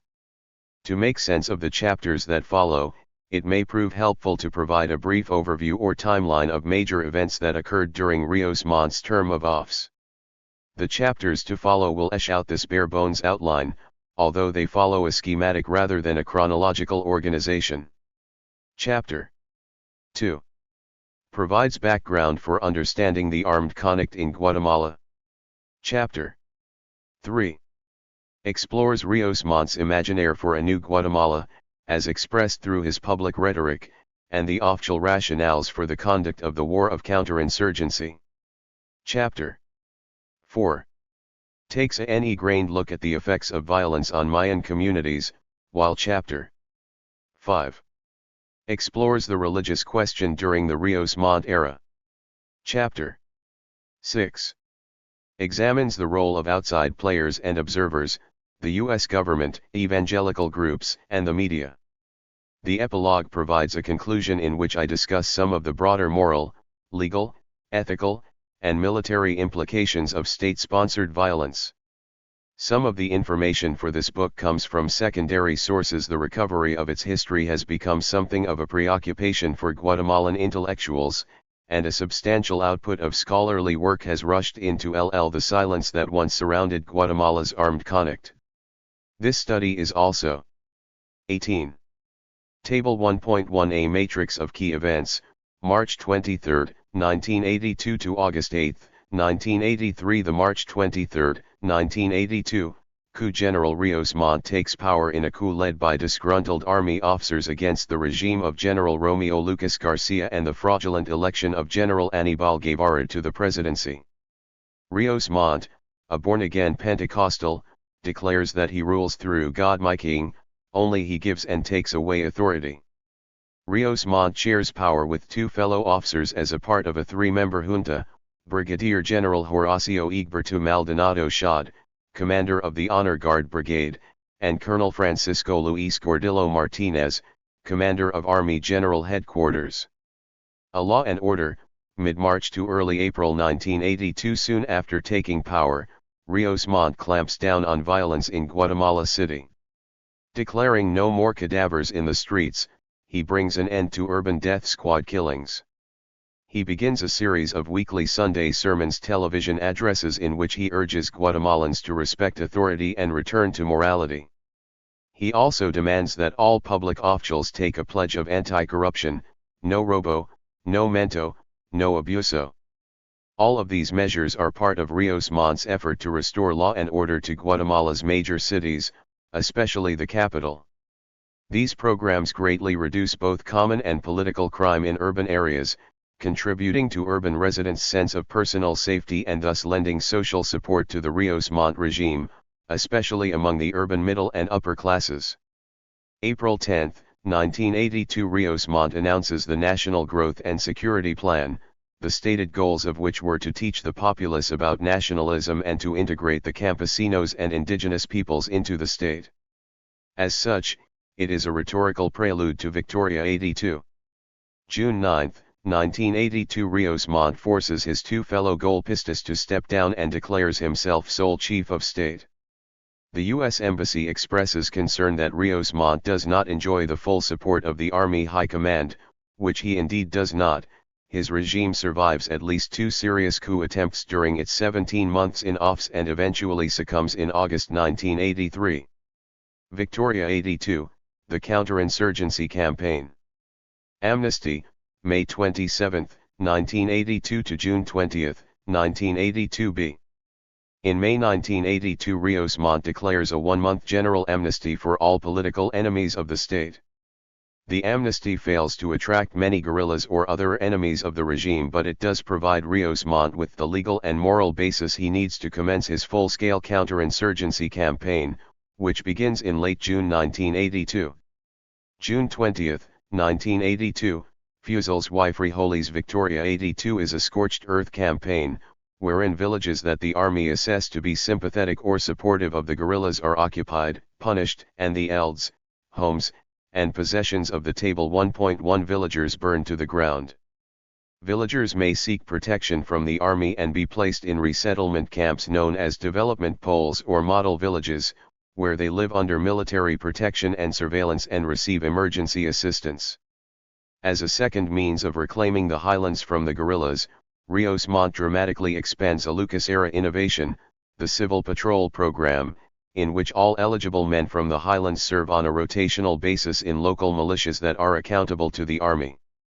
By 1983, well over 500,000 men, most of them indigenous, are involved in the civil patrols. July 1, 1982, Rios Montt declares a state of siege and suspends many fundamental civil rights.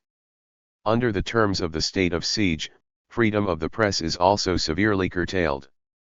September 1982, TCO, Trabajo y Tortillas. In September 1982, the RST phase of Victoria 82, Fusil's y Frijoles, comes to an end. By this time, more than 440 villages are destroyed, tens of thousands of civilians are dead, and at least 1 million Guatemalans are in exile.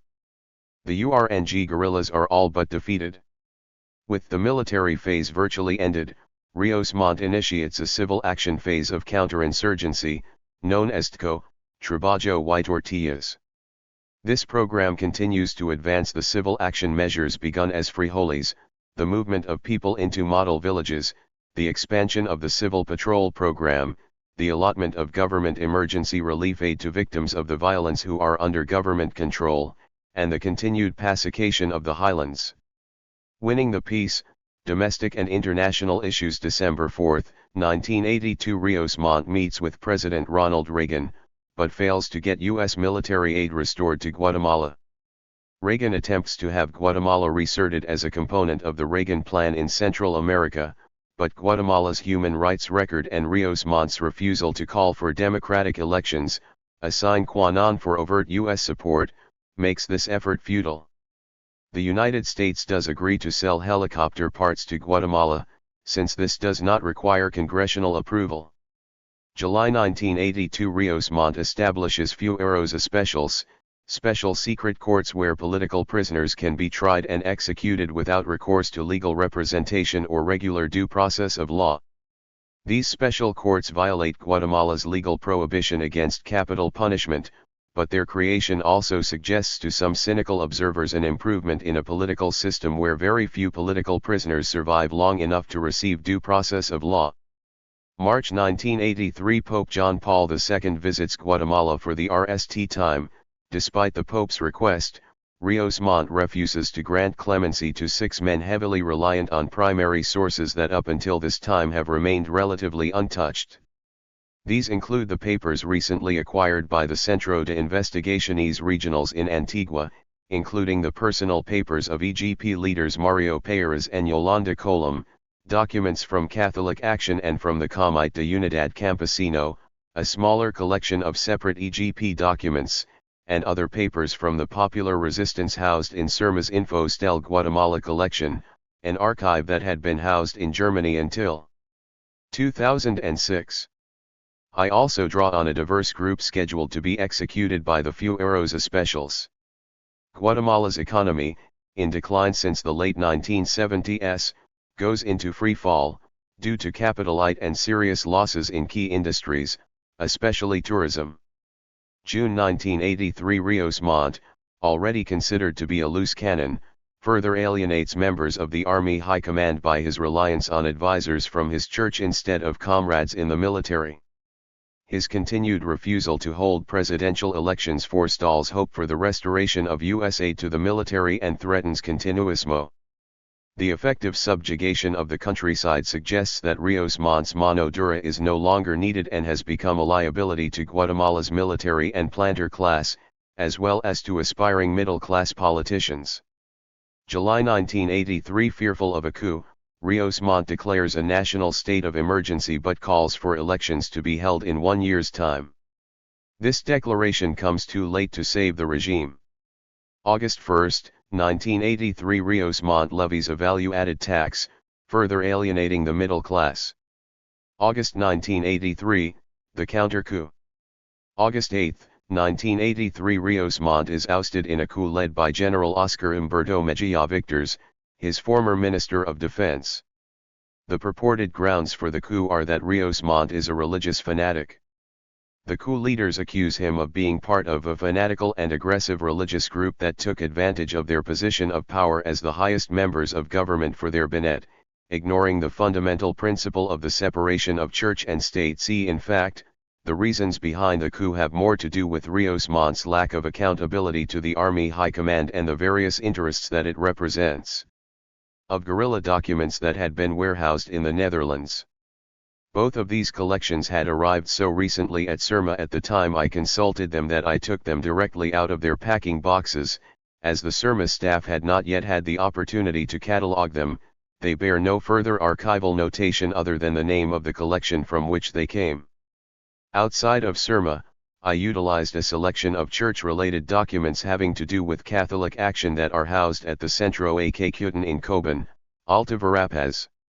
I have also made extensive use of documents from the U.S. State Department and U.S. intelligence services that have been declassified and organized by the privately run National Security Archives based at Georgetown University in Washington, D.C.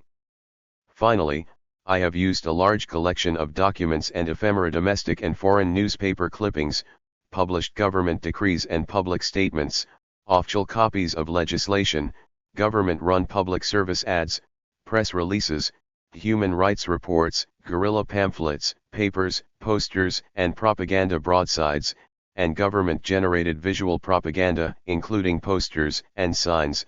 I also utilize covered reports put together by exile groups, transcripts of Rios Montt's Sunday sermons, and personal interviews that I and others collected back when we were living in Guatemala. This personal collection will eventually end its way into the Benson Latin American Collection at the University of Texas at Austin. The careful reader will notice that I never had the opportunity to interview General Rios Montt myself, which is a pity, but it was not for lack of trying.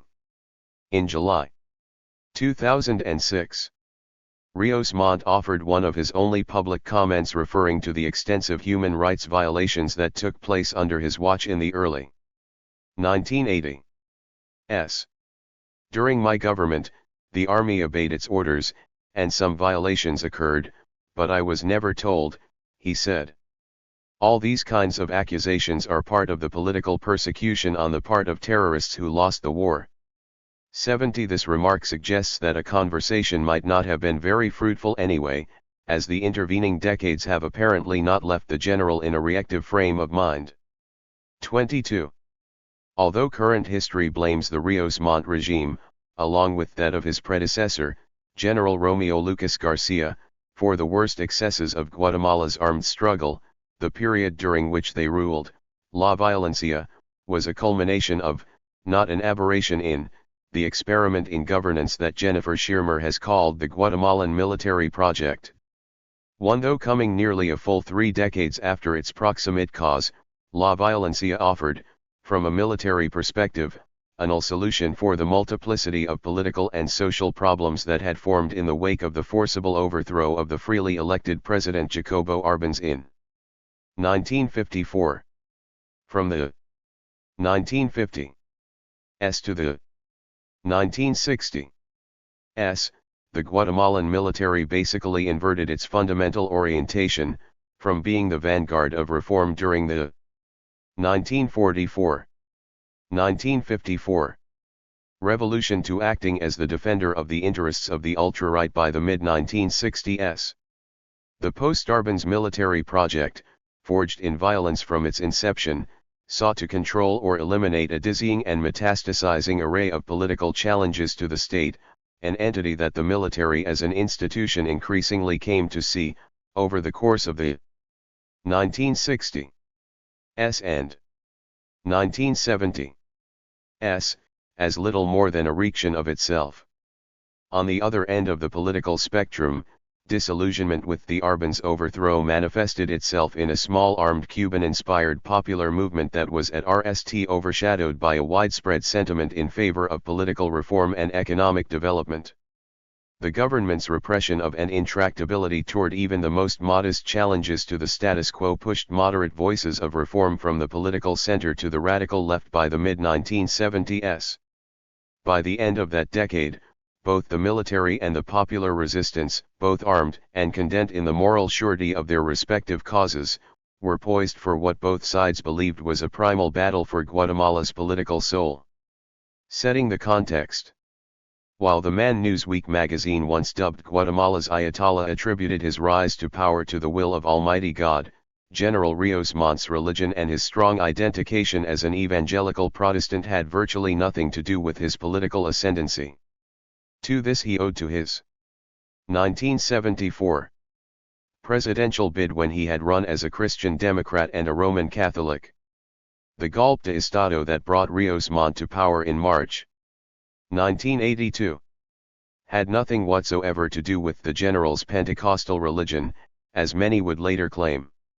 Instead, the coalition of so-called junior officers, something of a misnomer for the paunchy, middle-aged colonels who opposed the Lucas 24 Garcia cabal who authored the coup, did so with the backing of the powerful far-right political party, the Movimiento de Liberación Nacional, as well as most of the Army High Command.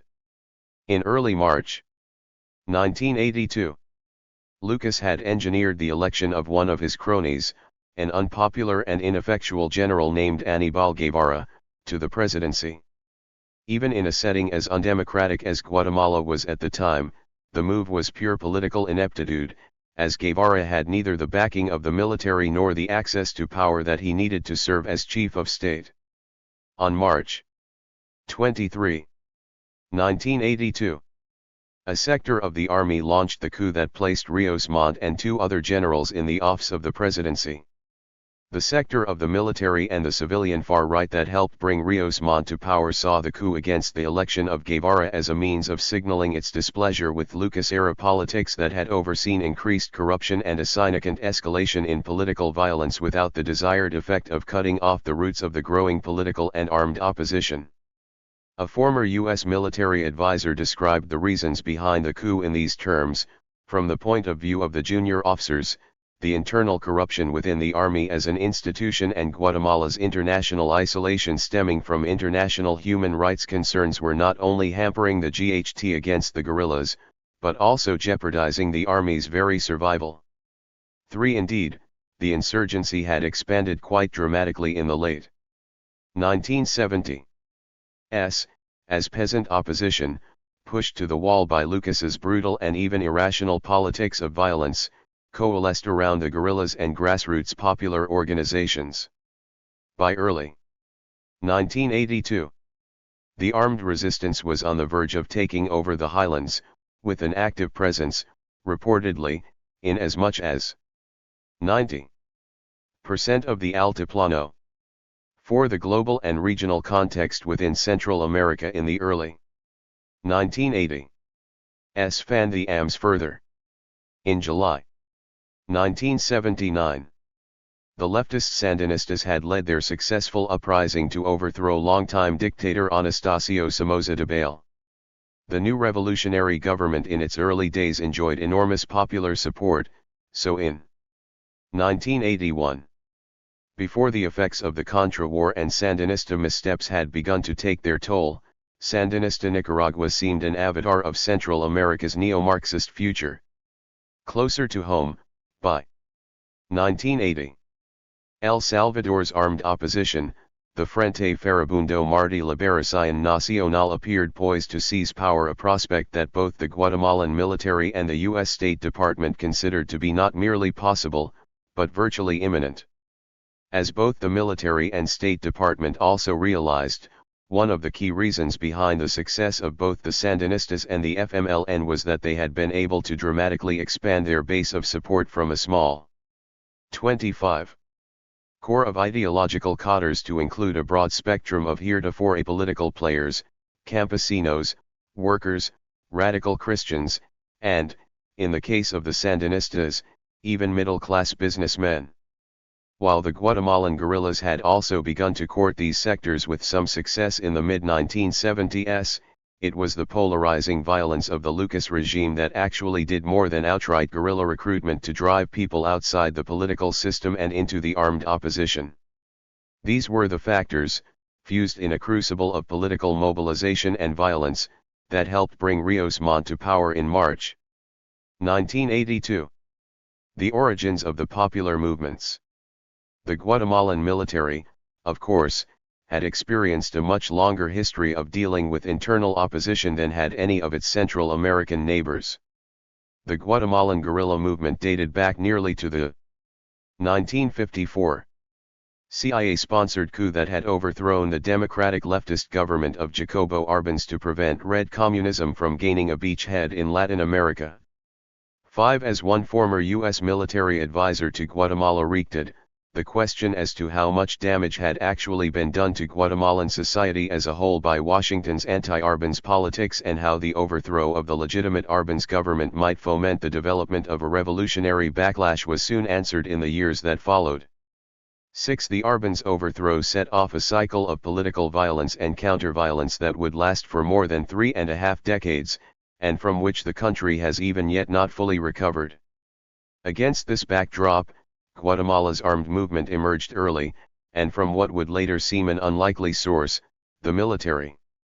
On November 13, 1960, a group of disaffected pro-Arbenz army officers consisting of perhaps as much of 30% of the lower officer corps, who were outraged by President Miguel Ydígoras Fuentes' willingness to allow U.S.-sponsored Cuban exiles to train secretly in Guatemala for the Bay of Pigs invasion, called for an uprising against the government. 7. The coup failed, but it was the RST volley in what would eventually be Central America's longest-running and bloodiest civil war. Despite, or perhaps because of, the debacle of the November 13 coup attempt, a loosely formed anti-government insurgency, made up of the remnants of the Partido Guatemalteco de Trabajadores and Arbenz-era workers and peasant organizations that had gone underground after the 1954 coup, soon stabilized into a formal revolutionary faction. 8. Inspired by the example of newly revolutionary 26. Cuba, this group, along with Arbenzista former military officers and disaffected students, established the Movimiento Revolucionario 13 de Noviembre in 1961, and the Fuerzas Armadas Rebeldes, also a pro-Cuba movement, in 1962. 9. As an armed insurgency, the guerrillas' initial goal had been to restore the revolution of 1954. But in the wake of Castro's triumph, they quickly coalesced around a single objective, to bring Cuban-style socialism to Guatemala. The start of what was soon a Cuban-supported Marxist insurgency electrified the Guatemalan political landscape. The very day of the RST attempted coup on November 13, the president, General Miguel Ydígoras Fuentes, temporarily suspended the national constitution and set the stage for the creation of formal military government.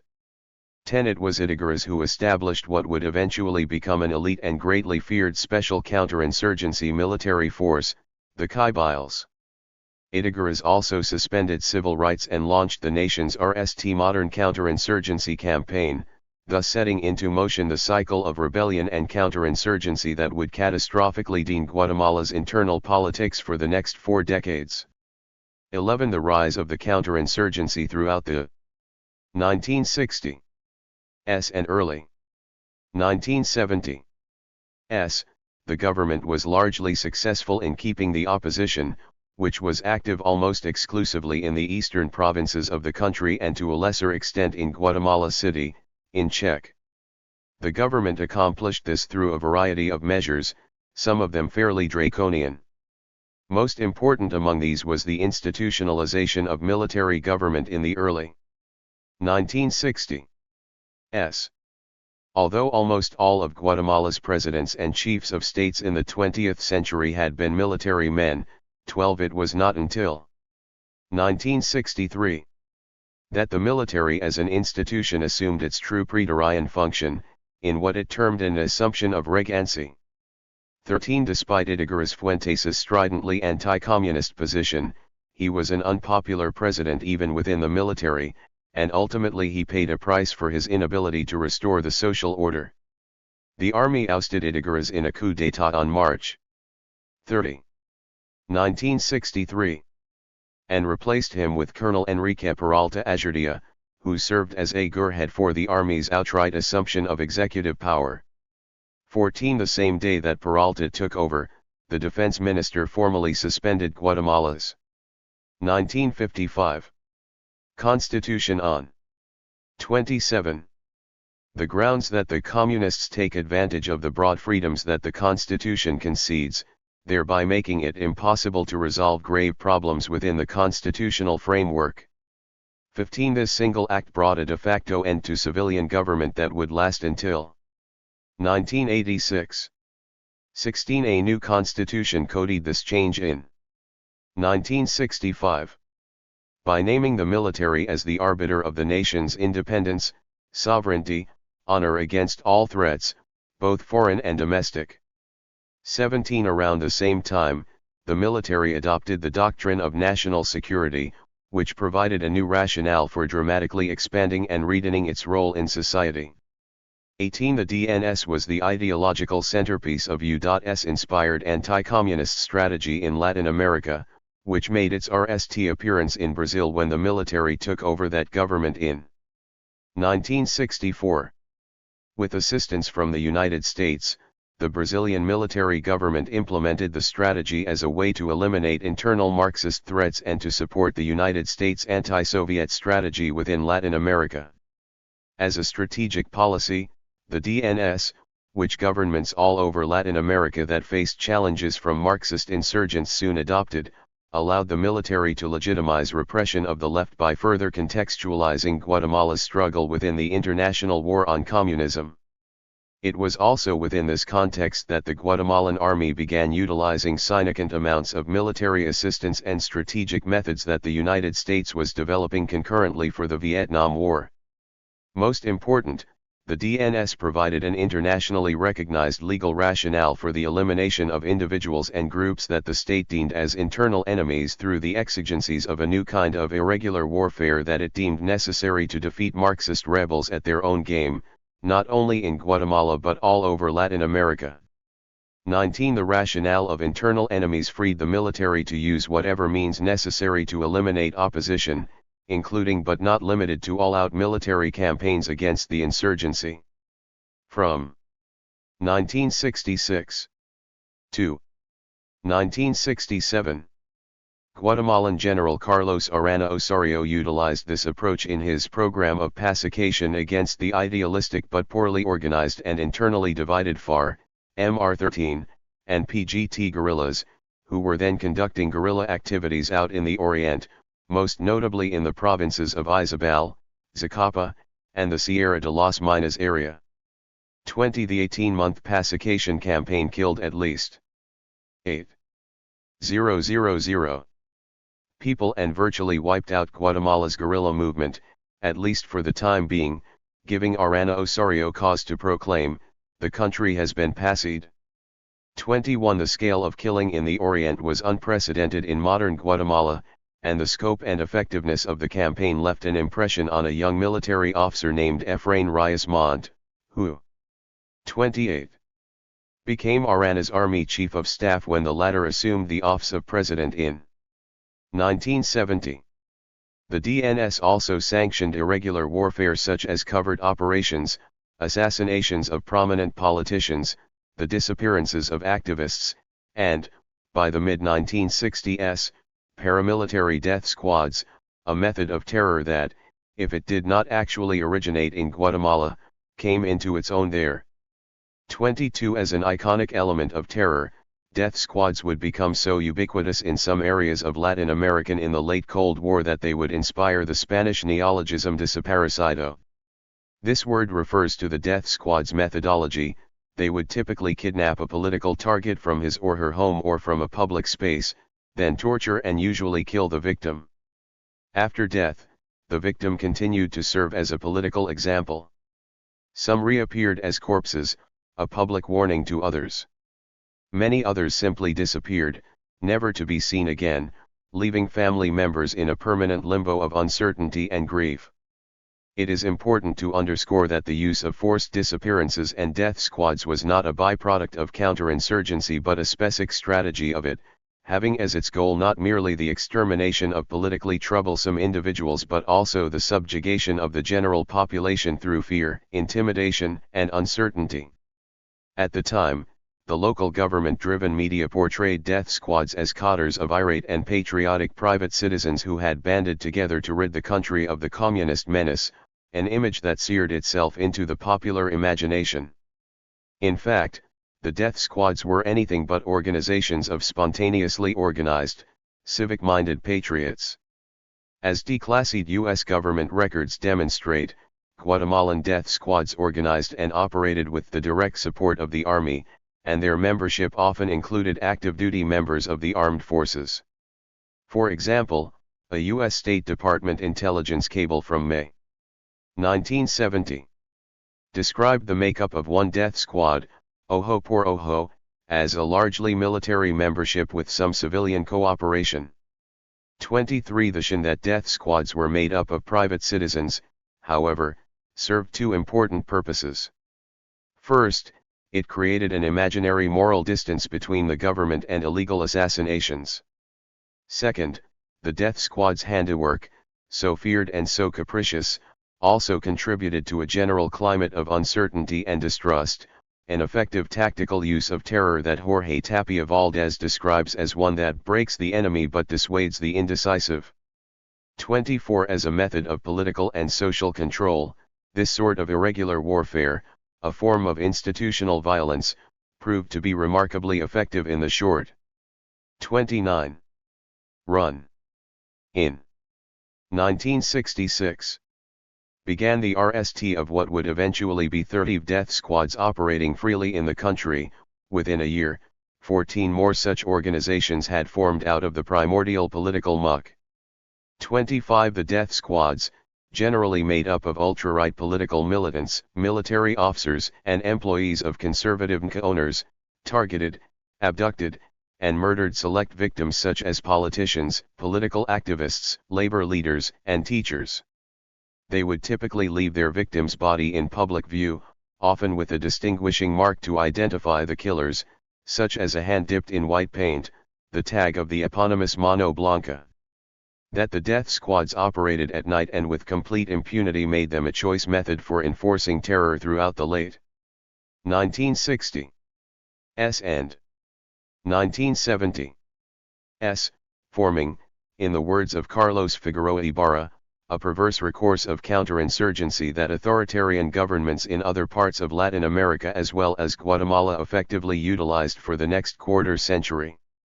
26 The targeted assassinations of political leaders by militants on both the left and the right also increased throughout the same period.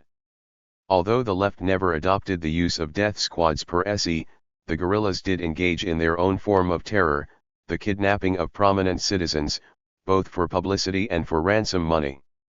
As the guerrillas began to regroup in the mid-1970s, they also began the selective assassination of NCA owners and local political leaders such as alcaldes who were associated with conservative political interests. Against this backdrop of escalating violence, the United States actively supported the Guatemalan military through military aid and covert training throughout this period, lending, as the U.S. State Department privately phrased it, full support, police improvement programs and military psychological warfare training and additional counterinsurgency operations training. 27 Although Washington had taken an active role in the Arbenz overthrow, it was not until the time of the Kennedy administration, In the wake of the 1962 Cuban Missile Crisis, that the United States developed a fresh three-pronged program for Guatemala, which included economic assistance, counterinsurgency, and military training, which also involved intelligence gathering and covered paramilitary activities. 28 Within Guatemala, U.S. military advisors trained Guatemalan officers in new counterinsurgency techniques currently being used in Vietnam through the Department of State's International Military Education and Training Program. 29 Despite this close relationship, U.S. officials were dismayed to discover that neither the Guatemalan military nor the elite were especially pliant clients, and that they often took the war against communism in directions that were effective enough, but at odds with the U.S. State Departments. 30. Insistence on political and humanitarian probity. As early as 1967, U.S. intelligence reported accumulating evidence that the counterinsurgency campaign is out of control. Nonetheless, behind closed doors, the U.S. government privately commended the Guatemalan military on its successful use of terror through the formation of clandestine counter-terror units to carry out abductions, bombings, torture, and summary executions of real and alleged communists. 30 A lull in the storm. 1967. 1974. From a Guatemalan military perspective, such tactics proved effective enough to allow for cyclical periods of reduced repression and even modest reform, including the military's approval of the election in 1966 of a civilian, Julio César Méndez Montenegro, to preside over a brief but full term as president. 31 The Méndez Montenegro presidency, largely a showcase to improve Guatemala's international status, nonetheless witnessed a period of substantive economic development, which was also a key goal of the DNS.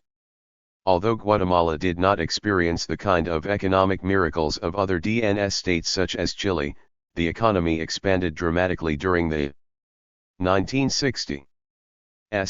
Between 1960 and 1974.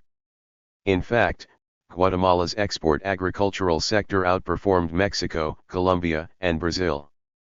32 This impressive economic expansion stemmed largely from the owing of Guatemala's Green Revolution, the diversification and expansion of agriculture. The Green Revolution drew much of its inspiration and support from the United States Agency for International Development. Catholic priests and other social activists popularized such programs by helping to introduce new agricultural technologies such as inexpensive pesticides and fertilizers into Guatemala's densely populated and desperately poor rural areas. 33 By many quantifiable measures, the Green Revolution accomplished some of its key goals. Increased productivity and crop diversification enabled Guatemala to reduce its dependence on traditional agricultural exports, namely coffee and, to a lesser extent, tropical fruit. These changes helped push the nation's annual economic growth rate up to 6.8%, thus marking a transition from what had been basically a residual hacienda system to a modern agribusiness-based economy. By 1970. In fact, Guatemala enjoyed one of the most dynamic economies in all of Latin America. 34 But despite this remarkable achievement, the Green Revolution did not end rural poverty. Its reforms, based on a classic free market desarrollista, or development model, brought substantial improvement to Guatemala's national economy but did not address and in 31. Fact actually exacerbated the many fundamental inequities and imbalances that undermined Guatemalan society at large. Jeffrey M. Page, writing of the introduction of new crops and the transition to agribusiness, describes this historical movement as one in which two new classes emerged within Guatemala: cost-conscious capitalists whose principal form of capital was still land, and migratory rural proletarians who still lived in highland peasant communities. 35 At the same time, beginning in the 1960s, improvements in medicine and public health services, many of them provided by private and governmental foreign aid, produced a significant population boom. Between 1950 and 1980. Guatemala averaged an annual 3% population growth rate, while the national population doubled, increasing from just less than 3 million to just under 6 million people in only 30 years. 36. While urban migration served as a safety valve, the capital, Guatemala City, nearly tripled in size between 1950 and 1980. Population pressures in the countryside became increasingly acute. 37. Most of the growth occurred within the marginalized and poorly served indigenous population, thus putting additional pressure on a land and labor structure already stressed to the breaking point by a rigid and deeply inequitable latifundial system. 38. The combined effects of dramatic population increase and the diversion of additional lands for export crops precipitated an acute land shortage for indigenous and Ladino peasants. The government eventually tried to mollify these sectors by opening up government lands in the remote rainforests of the Putin, Alta Verapaz, and the Ixcan along the Mexican border for colonization in the mid-1960s, a process that the government turned over to private organizations, including NGOs, and, most important, the Catholic Church. The program received significant funding from USAID, which had also played an active role in helping to convince doubtful generals and large landowners that in allowing the creation of cooperatives, they were not throwing open the door to communism. 39. By 1967, 27,000 rural campesinos, distributed through 145 cooperatives, had joined the movement. 40. In 1969, the Catholic Maryknoll Order, in collaboration with the Diocese of Huetenango, bought up a large strip of public lands between the Zalbal and Ixcan rivers known as the Ixcan Grande, and opened the area to cooperatives for the production of fruit and staple crops. 41. The optimistically named and government-run Institute of Agrarian Transformation granted the land to the Maryknolls with the understanding that the order would colonize the land as private property, although what the Maryknolls envisioned was more along 32. the lines of Israeli Moshevim, or private farms with communal centers. 42. By year's end, the colonization project had attracted some 181 parcellarios, 92% of whom were indigenous people from Huetenango. 43. Although the thin soil and isolation of these zones made them unsuitable for large-scale settlement, the colonization projects were nonetheless attractive to immigrants from the land-pressed Altiplano and Orient. These new immigrants eventually found the cooperatives to be fertile ground not only for the production of agricultural crops but also for the dissemination of new political ideas.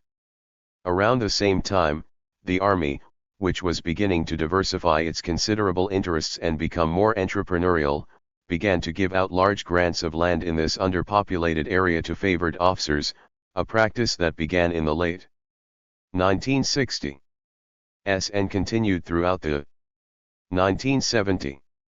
44-45. While confrontation between these two sectors, the cooperatives and the military, was probably inevitable, it became even more so when Guatemala's nascent mineral development industry discovered small amounts of petroleum and nickel in the region. 46. Nevertheless, by the mid-1970s, Guatemala had one of the largest cooperative movements in Latin America, comprising more than 500 cooperatives and 132,000 members. 47. This new kind of migration and social organization, combined with political violence and other pressures of modernization, all conspired to put additional stresses on traditional patterns of land ownership, community and kinship obligations and loyalties, and even religious identity. By the last years of the 1960s, 48. As politically active Catholics moved into positions of leadership within many cooperatives, the military soon came to deeply regret its small gesture of agrarian reform. By Rios Montt's time as chief of state, it had begun to actively repress the colonization projects. 49. Nevertheless, These Tsaralista reforms, which the state mandated and the church helped to see through, brought not only economic but also substantial social changes to the Guatemalan countryside. In areas penetrated by new highways, built to transport colonists to the hinterland and cash crops to market, the Spanish language, rather than indigenous languages, came into more common use, especially among men. Thus breaking the barrier of monolingualism, as Arturo Arias describes it, indigenous men gained access to new kinds of power and information. Catholic educational programs formed a centerpiece of community life in the cooperatives, not only teaching people to 33. Read and write but also introducing them to new ideas and categories of knowledge that extended well beyond the traditional boundaries of language and community. Access to new language in terms of both print and the spoken word and to new technology, in the form of cheap transistor radios, dramatically expanded rural Maya's political awareness and also helped raise their social and consumer expectations. By the late 1960s, these modernizing efforts had greatly extended the boundaries of the so-called Mayan world. Yet they did so without proposing any change to the Ladino power structure that would have made campesino access to social or political capital within that larger world possible.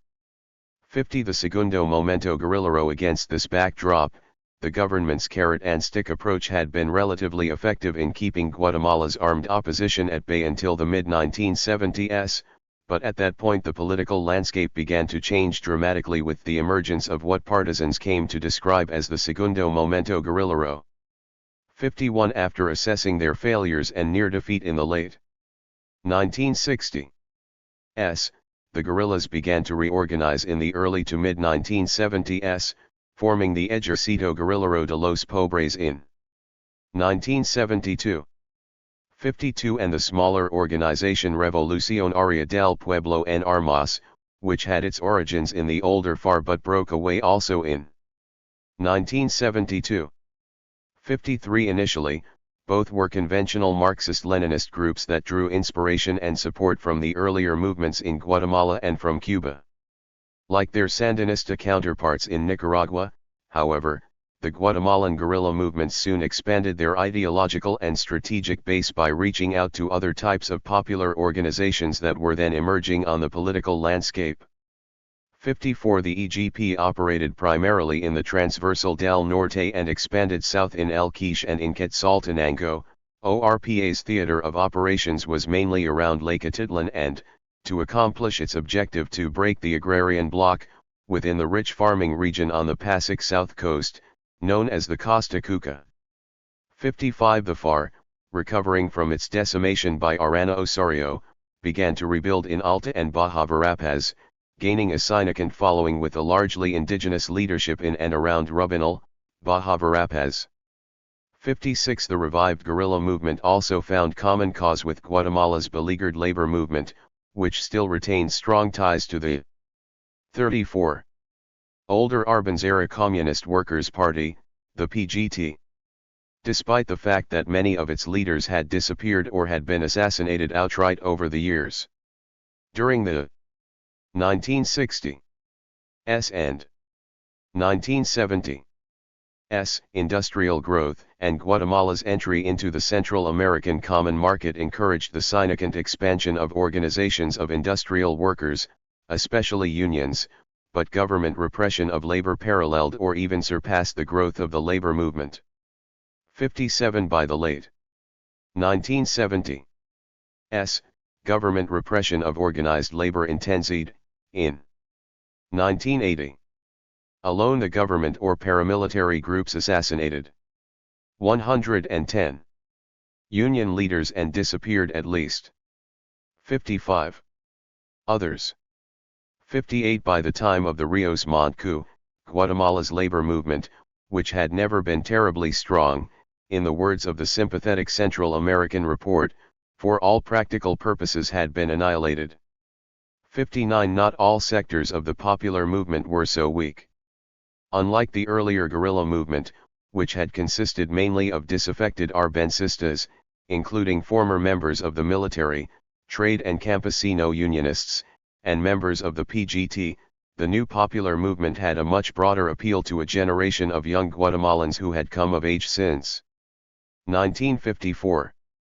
The revolutionary groups had an active presence in the capital, particularly among radical students and faculty at the University of San Carlos, who lent the armed movement both strategic and intellectual support. 60 included among these were university students and professors, the same sector that had produced some of the most vociferous opponents of the Arbenz regime in the 1950s.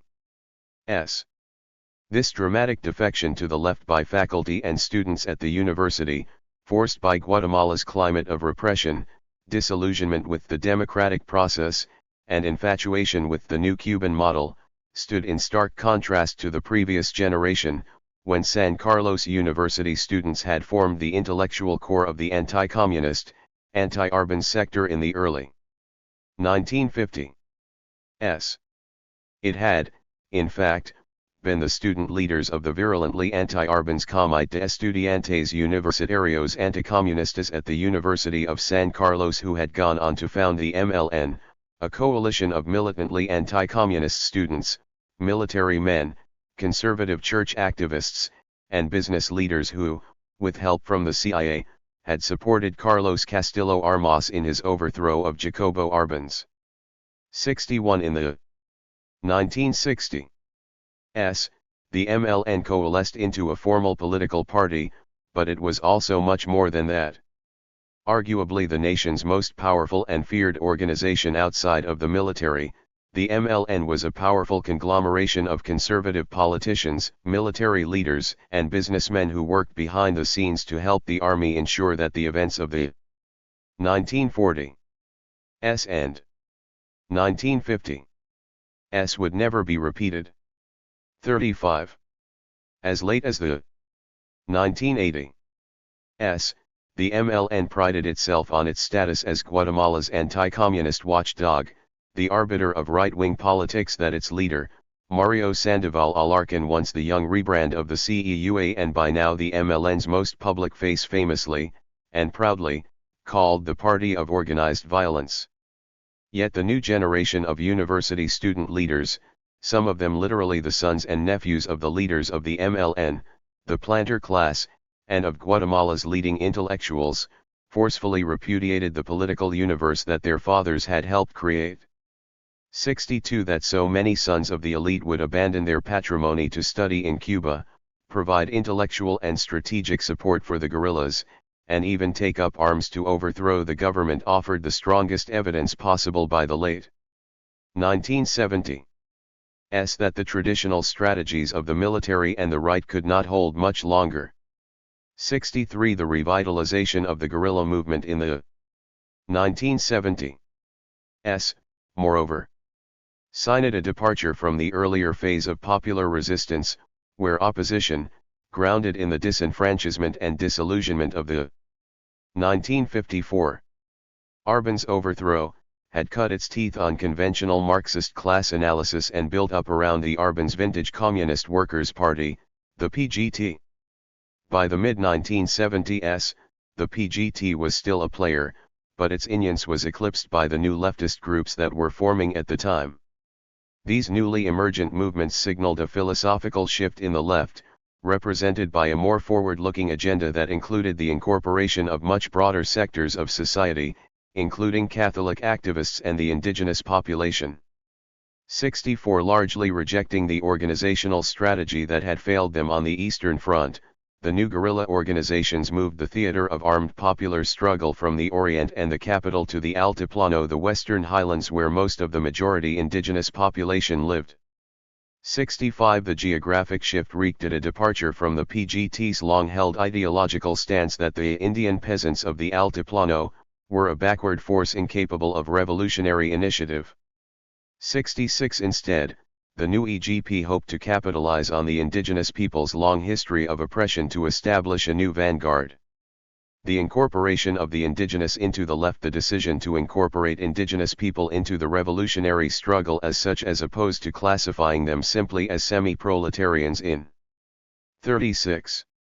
The larger class struggle dramatically changed the nature of the popular movement, even in ways that the guerrilla leadership did not fully appreciate at the time. This policy was unprecedented in the earlier phases of the struggle, when the conflict had been conned largely to the eastern, Ladino part of the country, and was a point that caused debate and dissent among guerrilla strategists. 67 After the Army's rout of the guerrillas in 1967, FAR leader and future commander of the EGP, Rolando Moran, issued a critique of their defeat, the Documento de Marzo 1967, in which he argued that one of the main reasons for FAR's defeat had been its inability to mobilize the Mayan population. 68 It was this assessment, in part, that provoked the movement of the newer guerrilla organizations, the EGP and ORPA, to make their base of operations the predominantly indigenous highlands. Even then, however, the revolutionary movements, committed as they were to an ideology that ried class struggle, justice mestizaje, and acculturation as a means of advancing the dictatorship of the proletariat, and, led by an all-Ladino leadership, were slow to allow the Maya as such into meaningful positions within the guerrilla movement. In a 1981 interview, Moran, who was by this time the senior commander-in-chief of the EGP, underscored this point. The revolutionary forces were not conscious of the importance of the indigenous in Guatemala, he explained. From the time of the democratic movement. 44. 54. Until now the attitude toward the indigenous was, in a certain manner, paternalistic. The earlier revolution, a Ladino revolution, sought to vindicate indigenous rights but through a Ladino vision. The EGP seeks the complete vindication of the indigenous through their participation in the revolution. 69 The timing was right for such a move, given that indigenous political mobilization had already begun at the grassroots, largely independent of guerrilla encouragement. Without ending a way to incorporate or even co-opt these movements, the guerrillas feared that it might be they who would empty themselves in history's proverbial dustbin. The political activism that had emerged during the Arbenz Reforma had long simmered beneath the surface but was now ready to boil over, taking shape through Catholic radicalism and new political organizations. Of these, the most important was the Comité de Unidad Campesina, a powerful grassroots and almost exclusively indigenous popular organization that officially came into being on May Day 1978. After several years of clandestine organizing. 70 Although the CUC's roots were, to a large extent, based in Catholic liberationist formation, it was expressly not a religious organization. As one member from La Estancia, an aldea near Santa Cruz del Quiche, described it, when CUC formed, we no longer talked about religion, but about exploitation, about 37. The struggle for equality, freedom for workers, better wages. In the case of La Estancia, the entire Catholic Action Group simply shifted membership to the CUC. 71 In joining the CUC, Mayan cadres thus threaded the needle of rising consciousness to become active agents rather than passive objects of political mobilization. A large and combative clandestine movement, the CUC came out publicly partly as a reaction to the Army's massacre of campesino protesters at Panzoznca, in Alta Verapaz, in 1978. An event explored in more detail below. 2 years later, in 1980, the CUC called for 2 major strikes in favor of raising the minimum wage for agricultural workers. Combined, the 2 strikes involved 120,000 agricultural workers and clearly demonstrated the CUC's potential to derail the nation's economy. 72 By year's end, the specter of the CUC loomed large in the imaginations of Guatemala's rich and powerful, for, in addition to its economic influence, the CUC was the RST nationally known indigenous campesino organization that was founded, led, and manned by Mayan leadership. 73 As such, the CUC represented a sharp departure from established trope of the politically acquiescent Indian, as one of its formative documents adroitly phrased it, the CUC promised new ways of being Indian. 74 While residual racism and mutual distrust slowed the building of alliances between the guerrillas and the other popular movements, the horrifying prospect of such a coalition, Indians and Communists united, posed such a lethal threat to the civil-military regime that it demanded immediate action.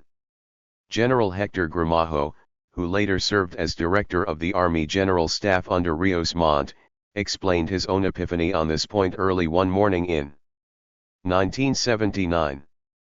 75 I was awakened to receive 9 soldiers' bodies that came from the Western Highlands, he recalled. I saw an ethnic strategy of the EGP and I said, this is very dangerous because it is becoming an ethnic conflict. 76 Even the Army's in-house journal, the Revista Milita, quickly picked up on the overwhelming implications of an indigenous guerrilla front, noting with unexpected empathy that the EGP's new strategy of incorporating the Maya into its ranks was successful in offering the Guatemalan indigena hope of dignity that had not been offered him during more than 400 years of humiliation and misery. 77 Because the use of coercion and their own racism sometimes undermine their efforts, the guerrillas gained support and trust in Mayan communities very slowly. 78 It was not easy to build bridges across the great chasm of racial stereotypes. Mistrust ran both ways even among politically conscious activists, and even at best the linkages were often fragile. Latinos tended to think of the indigenous as backward and ignorant, while one indigenous activist articulated the native perspective this way: the poor Latinos share the poor. 38. GOSI ideology of their bosses and reinforce their superiority to the indigenous, poor Latinos who have lost their culture in the Orient and the city. They identify with their masters and want to be equal with them. They aspire to have money and to be exploiters without realizing that this is the same system they oppose. 79 By the second half of the 1970s, the EGP had nonetheless begun to make serious inroads in either earning Mayan support outright or encouraging the formation of non-combatant Mayan-run popular organizations such as the CUC. Between 1975 and 1978, Guatemala experienced a boom in mass organization. As the army used increasingly repressive methods to cut down the opposition, new popular organizations sprang up, demanding widespread reform in favor of workers' rights, land ownership, and human rights. Many of these groups built their base upon politically radicalized Catholic activists, along with secular cadres of teachers, health promoters, and other reformers.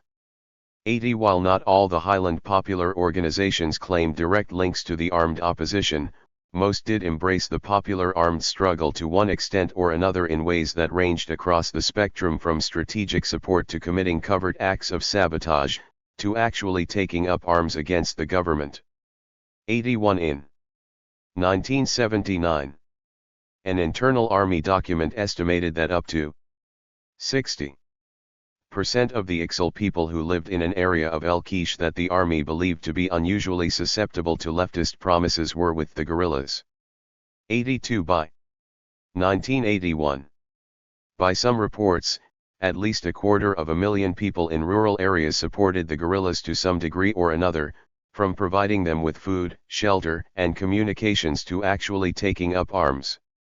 The EGP launched a major new advance as it moved out of the mountains and into the jungle of the Ixcan, with the ambitious goal to spread within the year across the entire Altiplano and to expel the army entirely from Ixcan proper. 83 Although it ultimately failed to gain control of the entire Ixcan, the guerrilla offensive advanced rapidly from 1980 to 1981. Gaining momentum through the incorporation of other popular forces on the ground and by expanding its campaign of eliminating army collaborators and sympathizers. Of this advance, the EGP's Informador Guerrillero boldly boasted: in the interior of the country, the self-obsessed repressive military continued its politics of extermination and massacres to control the Guatemalan people in the vain attempt to impede the growth of its incorporation into the process of popular revolutionary war that presently grows in our country. 84. 39. One activist who worked in the Ixcan remembered this time as one of hopeful expectation for an insurrection anticipata y local. 85 by early 1981. The EGP set a brazen new objective, to overthrow the Lucas government and to install a popular revolutionary government in its place before March 1982. 86. Throughout this period, the guerrilla movement greatly expanded its authority and power. But even at the moment of its apex, the EGP also found itself overextended and logistically challenged, particularly in its vulnerable and still undervalued indigenous periphery. 87. The advance of the popular movements on January 19, 1980. The four disparate guerrilla organizations organized under a single umbrella, the Unidad Nacional Revolucionario Guatemalteco. This move, which Cuba encouraged, mirrored the successful unification of the guerrilla forces a few years earlier in El Salvador into the FMLN, and spurred the Cuban government to provide the Guatemalans with additional training and support, including, for the RST time, automatic weapons. 88. Although each component guerrilla organization retained a certain amount of autonomy, the URNG as a whole adopted a common two-phase tactical approach. The RST involved the occupation or taking of villages and NCAs to indoctrinate the local populations, a step that often involved a direct or indirect confrontation with the military and that also sometimes gained them arms and publicity, but which also left villages vulnerable to recriminations from the army if the guerrillas withdrew. The second phase, never fully realized, thanks in large part to Rios Montt's Scorched Earth campaign, was a large-scale united military offensive in which the revolutionary forces, augmented with both Ladino and indigenous strategic support, were to take over major towns and cities outside the capital, thus resulting in the eventual capitulation of the government. 89. The strategic support of sympathetic non-combatants in the highlands was essential to a URNG victory. U.S. intelligence estimated the number of actual combatants, armed with Vietnam-era weaponry, at no more than 5,000. At their peak in early 1982. The URNG combatants even at their apex were a small force and poorly armed compared to the FMLN in neighboring El Salvador, but sufficient to offer a relatively serious challenge to the Guatemalan army, which, though much larger and better trained, had received no direct military aid from the United States since 1977. The U.S. intelligence estimates, moreover, appear to have underestimated the guerrillas' strength at the time, or the Guatemalan Army High Command exaggerated it. 40.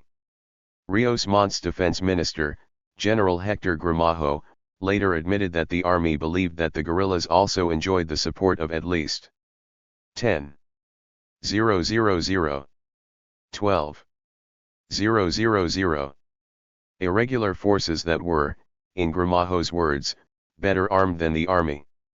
90. It would be the existence of these irregular forces, corn farmers, part-time militia members, middle-aged women, older men, and underage boys, local people familiar with jungle or mountainous terrain, women who occasionally cooked for the guerrillas, or villagers who might help carry off and nurse injured that greatly augmented estimates of guerrilla strength, although many were only temporary or circumstantial allies. A slippery and porous category, it was the fills that inadvertently helped provided a rationale for the massacres that were to come, since in the eyes of the army, virtually anyone, regardless of age or gender, might be part of the fills. From the army's perspective, they were all, simply, terrorists.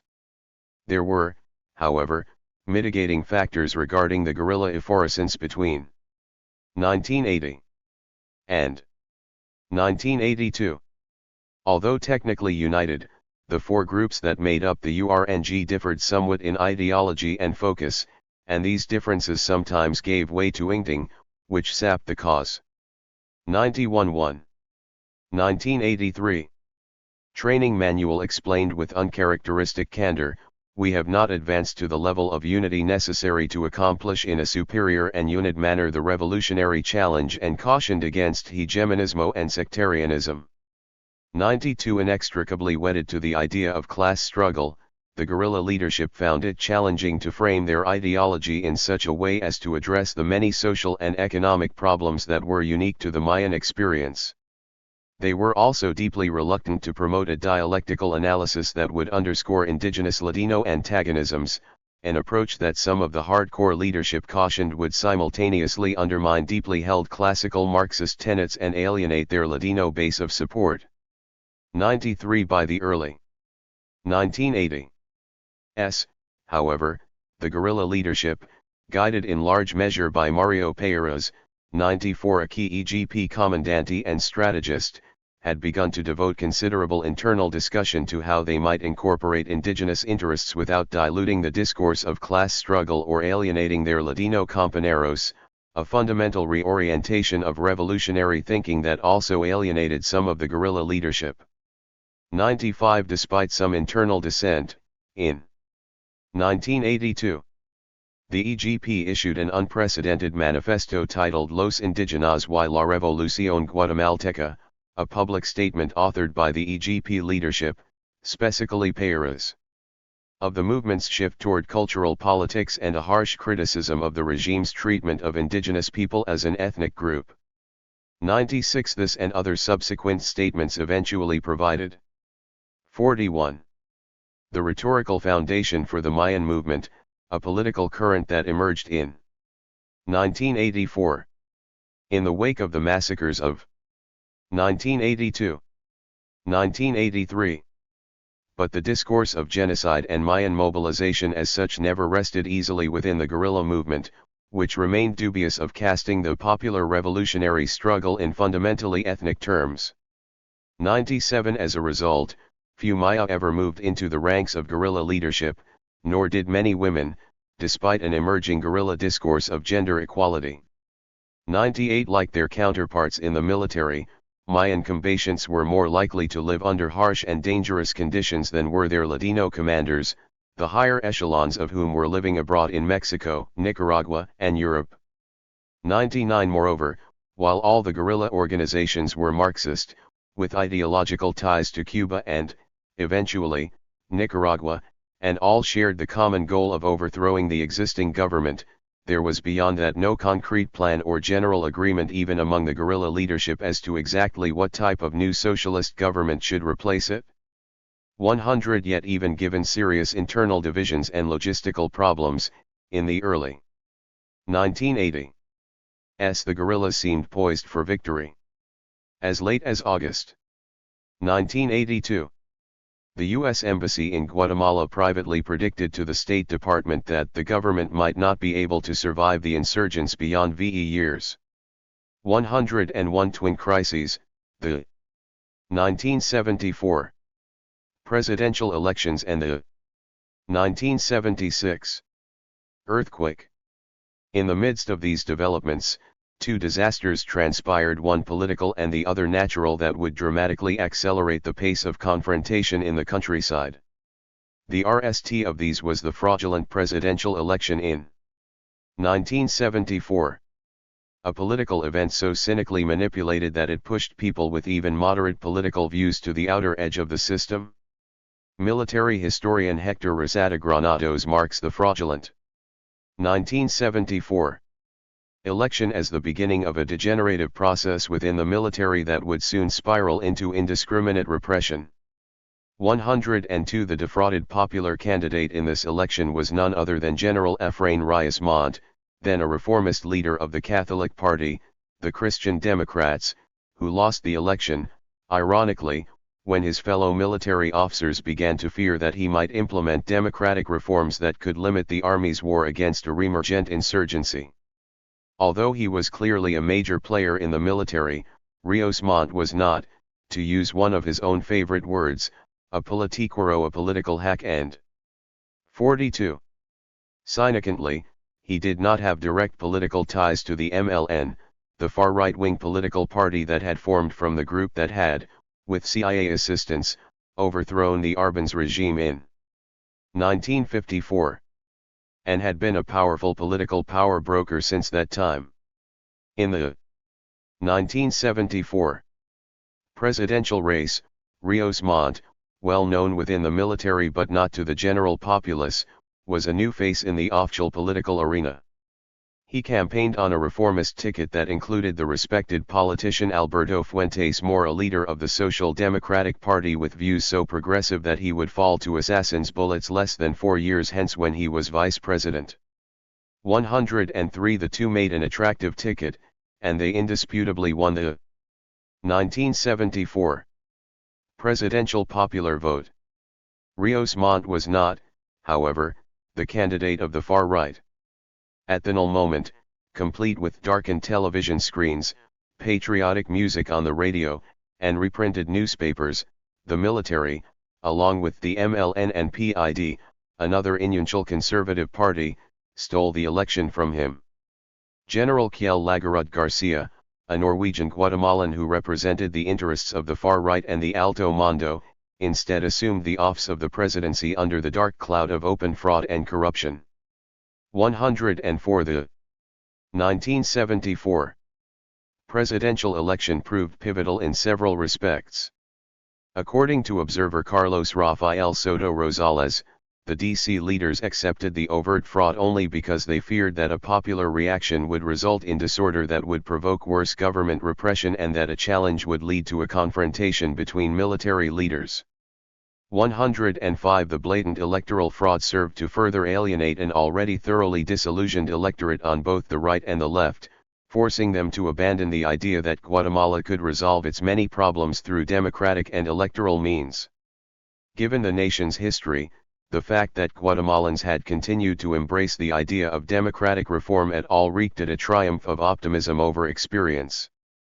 The 1976 earthquake. The second disaster to befall Guatemala was a devastating earthquake that struck on February 4, 1976. 7.5 on the Richter scale, followed by a second powerful 5.5 aftershock on February 6. The earthquake, its epicenter portentously located in Quimaltenango, by official count killed 22,545, wounded 70,000, and displaced more than 1 million people, all numbers that probably underestimate those killed, injured, and left homeless in the nameless shanty towns that ringed Guatemala City and in remote rural areas.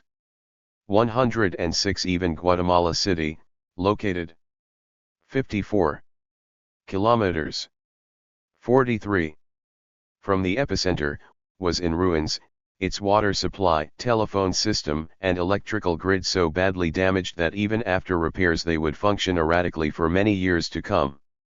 As both natural catastrophe and metaphor, the earthquake shattered the fragile social and political infrastructure of the country. It added such unprecedented momentum to the growing popular resistance that social scientist Philip Berryman has described the 1976 earthquake as a detonator of revolution. 107 Like so many natural disasters, the earthquake disproportionately affected the poor, whose substandard housing, especially adobe buildings, collapsed and crushed those inside or tumbled down the hillsides to ruination when they were located on marginal lands, such as the sides of ravines and barrancas. 108 Within days of the disaster, the Guatemalan government established an organization called the National Reconstruction Committee to oversee relief work. It would reconstitute this organization again in the early 1980s to provide relief and oversight to people displaced by the armed conflict. Although many of the international agencies that came to Guatemala to offer relief from the 1976 earthquake were private or faith-based, the military demanded that the government itself should decide which victims were worthy to receive aid, based on loyalty and patriotism. 109 Apart from provoking an overwhelming and immediate humanitarian crisis, in the words of Guatemalan politician historian Francisco Villagran Kramer, the major effect of the earthquake, without doubt, was to expose to the light of day the crude reality of country, that operated on a base of clearly established hierarchies that were observed and respected. 110 Or, as Levinson cogently observes, although the military never claimed that the earthquake was a turning point in its history, it was. 111 Certainly, the earthquake provided new opportunities and challenges for both the guerrillas and the military. Social anthropologist Sheldon Davis has noted that, for the Guatemalan government, the chaos created by the earthquake presented a military rather than a social problem. 112 Hoping to make a preemptive strike against new guerrilla advances in the midst of the upheaval, the army launched its significant offensive in the Ixtal region a mere 2 weeks after the earthquake. This initial attack killed several Catholic Action members and a bilingual teacher. Between February 1976 and December 1977, 44 government forces would assassinate 64 cooperative members in the Ixtal region, a bloody prelude of things to come. 113 An escalation in violence. The Lucas years compounding this crisis was the issue that during the reign of Los Lucas the presidency of General Romeo Lucas Garcia and his brother, Defense Minister Benedicto Lucas Garcia, the traditional methods of smothering political opposition were rapidly proving to be outdated and ineffective. Under Lucas, paramilitary groups revived the use of death squads, a method of institutional violence that had temporarily declined during the political lull of the early 1970s. But in the face of a rapidly escalating popular rebellion, the strategy of nighttime assassination, while still terrifying, seemed to be less efficacious than it had once been in maintaining public order. This unexpected turn of events demanded that the army reconsider and strengthen its overall strategy against the rising opposition. 114 As historian Carlos Figueroa Ibarra notes, the second half of the 1970s witnessed an unprecedented rise in the participation of the masses in the political life of the country. As such, government's strategy would be focused not so much on direct engagement with the guerrillas, as on the systematic application of state-sponsored violence against civilians thought to be associated with the left. 115 Out in the countryside, the new guerrilla organizations, particularly the EGP, also demonstrated a new aggression designed to signal their emerging unions outside the capital by deploying public acts of violence. In June 1975, the EGP committed a strategic assassination, killing José Luis Arenas, an important and well-known landowner in the Ixtal and owner of an estate called Finca La Perla. Arenas was a longtime anti-communist activist who enjoyed such a notorious reputation for brutally mistreating his mozos that he had earned the nickname the Tiger of Ixtal. As such, his assassination was supposed to serve as an example of revolutionary justice. 116 Arenas's killing was both dramatic and unexpected. EGP combatants, dressed as campesinos, infiltrated the ranks of workers on a payday. They shot the Cuero to death in his own office in full view of the many campesinos who had come to collect their pay. Arenas's son, Luis, managed to escape, traveling directly to Guatemala City to report his father's murder by the EGP to the proper authorities. Yet even this young son of the planter class could expect no satisfaction from his government. The Minister of Defense, either lost in a fog of denial or official disinformation, dismissed him, saying simply, "Usted 45 está equivocado, en el área no hay guerrilla." 117 It was the defense minister, of course, who was wrong, and Arenas's killing ultimately to be proved something of a wake-up call for the Guatemalan army. Jesuit Ricardo Falla, then serving as a priest in a nearby parish, called Arenas's killing a virtual declaration of war. 118 The army, then under indirect control of General and President Kiel Lagarud Garcia, launched an assault on northern El Quiche, attempting to root out subversion by the killings and disappearances of actual and potential rural leadership.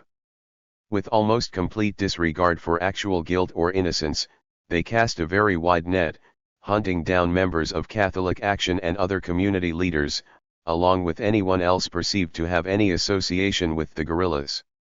119 By the time General Romeo Lucas Garcia took power in 1978, the counterinsurgency strategy had sown the seeds of state terror quite broadly, but it had nonetheless failed to slow the growth of the popular movements. Two other notorious episodes that occurred during the Lucas regime graphically illustrated his shift in government repression of popular opposition. The RST of these occurred on May 29, 1978, when the much-feared Guatemalan Special Forces gunned down more than 50 Q-Wiki Mayan land rights activists organized by the PGT, who were resisting expropriation of their land in Panzos, Alta Verapaz, killing at least 36 of the protesters and seriously wounding many more. 120. While the Panzos organizers were hardly political naives, key activists were members of the long-established communist PGT, thus linking the rebellion to the old left of the Arbans era. The excessive aggression of the military response to the land protest was shocking even by Guatemalan standards. This horrific event proved to be a harbinger of things to come, but, unlike most of the other massacres that would take place over the course of the years to follow, Panzos received heavy coverage in the Guatemalan press. Within the context of its time and place, the Panzos massacre seemed to many Guatemalans to signal a dangerous shift in military strategy, as Jennifer Schirmer has suggested in her extensive study of the Army, from a course of selective killings in 1978, 1979, to massive killings. 121. This shift did not go unnoticed even in the higher circles of power. As the repression quickly escalated in the wake of the Panzos massacre, U.S. Ambassador John Bennett wrote to his superiors in a secret cable that those seeking real change will have no alternative but the violent left. 122. Historian Greg Grandin has called Panzos the last colonial massacre, as the events that occurred there, both the uprising and the massacre, mark a 46. critical watershed in Guatemala's history. Subsequent to Panzos, Guatemala's grassroots popular resistance were invested in what James Scott calls everyday resistance movements that are covered and largely concerned with immediate, de facto gains. After Panzos, the popular opposition shifted to institutional resistance that is formal, overt, concerned with systematic change. 123. It was at this point that the armed struggle symbolically shifted from resistance to revolution. The Spanish embassy fire. The second salvo in the government's strategy of invigorated repression took place 2 years later on January 31, 1980. When the Lucas government ordered the burning of the Spanish embassy in Guatemala City as members of the CUC were occupying it. 124. 2 weeks earlier, indigenous CUC members from the Department of El Quiche and a few students from San Carlos University had, with the tacit approval of the Spanish ambassador, stormed and taken over the Spanish embassy to use it as a platform to publicize a series of political demands. Taking its inhabitants hostage, the occupiers hoped to draw attention to the deteriorating human rights situation in the countryside and to demand their rights to their agricultural lands, which military officers had recently appropriated for their own use. The occupation of the embassy was, for the most part, peaceful and mainly symbolic. Spanish ambassador Maximo Cayal y López later described his discussions with the occupiers prior to the RE as having transpired with relative tranquility, although the CUC declined to release their hostages, but the Guatemalan government refused to negotiate with the protesters or to consider their demands. 125. Instead, Lucas ordered his interior minister, "Take them out as you can." 126. The police then locked the doors to building already blocked by the occupiers from the inside with sofas and other furniture and attacked with incendiary bombs and grenades. 127. With television cameras rolling to capture the occupiers' cries for help and military police standing guard, soldiers lobbed the bombs into the embassy, quickly but not quickly enough, killing nearly everyone inside, including the 39 protesters, Spanish diplomats, local embassy staff, a former vice president, and the Guatemalan foreign minister, who were all in the building as negotiators. 128. The police narrowly allowed a single retruck with leaky hoses on the scene, but only after the screaming in the building had narrowly died out. One of the CUC organizers, Gregorio Yujicona, survived the badly burned, and was taken to the hospital. Shortly thereafter, Desconquidos. 47. Kidnapped him from his hospital bed. Later, bystanders found his discolored and lifeless body dumped on the San Carlos University campus. The government's intended message was lost on no one. Guatemalans could from that point on expect their government to meet public dissent with merciless and overwhelming violence. The Spanish embassy burning, in many people's minds, marked a new nadir. Of it, political scientist George Black writes, if Panzos had been a turning point for the Indians, the Spanish embassy massacre killed off any ickering hope of peaceful protest. 129 Guatemalan writer Arturo Arias has described the tragedy as a definitive watershed for most Indians. Arias continues, for them, there were now no options left other than to join the popular war being waged against the reactionary regime. And, from that date on, a latent state of massive insurrection against the state began in both the Central Highlands and the Northwest. 130 Certainly, the Spanish embassy researed political consciousness into an indigenous teenager named Rigoberta Menchú, whose father was among the CUC leaders incinerated that day in 1980. 131 With the burning of the Spanish embassy, the government had met peaceful protest with overwhelming and unnecessary force, and had, for the second time in 2 years, shown its willingness to kill indigenous political organizers who had tried to publicize land tenure and human rights issues. In burning the embassy, the government also demonstrated its utter disregard for international censure by killing foreign diplomats and even Guatemala's own civilian government officials. The embassy seemed to signal a new level of repression, and perhaps desperation, as government policy slipped readily from assassination to mass murder. 132 The brutality of the Spanish embassy burning, coming as it did relatively on the heels of the Panzos massacre, seemed to signal a rising panic on the part of the government. The Lucas administration's egregious disregard for human rights earned Guatemala international condemnation and further underscored the United States' decision to suspend aid to Guatemala, a sanction that the Carter administration had made earlier on the basis of Guatemala's abysmal human rights record. But the government's extreme and excessive reaction at both Panzos and the Spanish embassy failed to sufficiently intimidate the Guatemalan populace.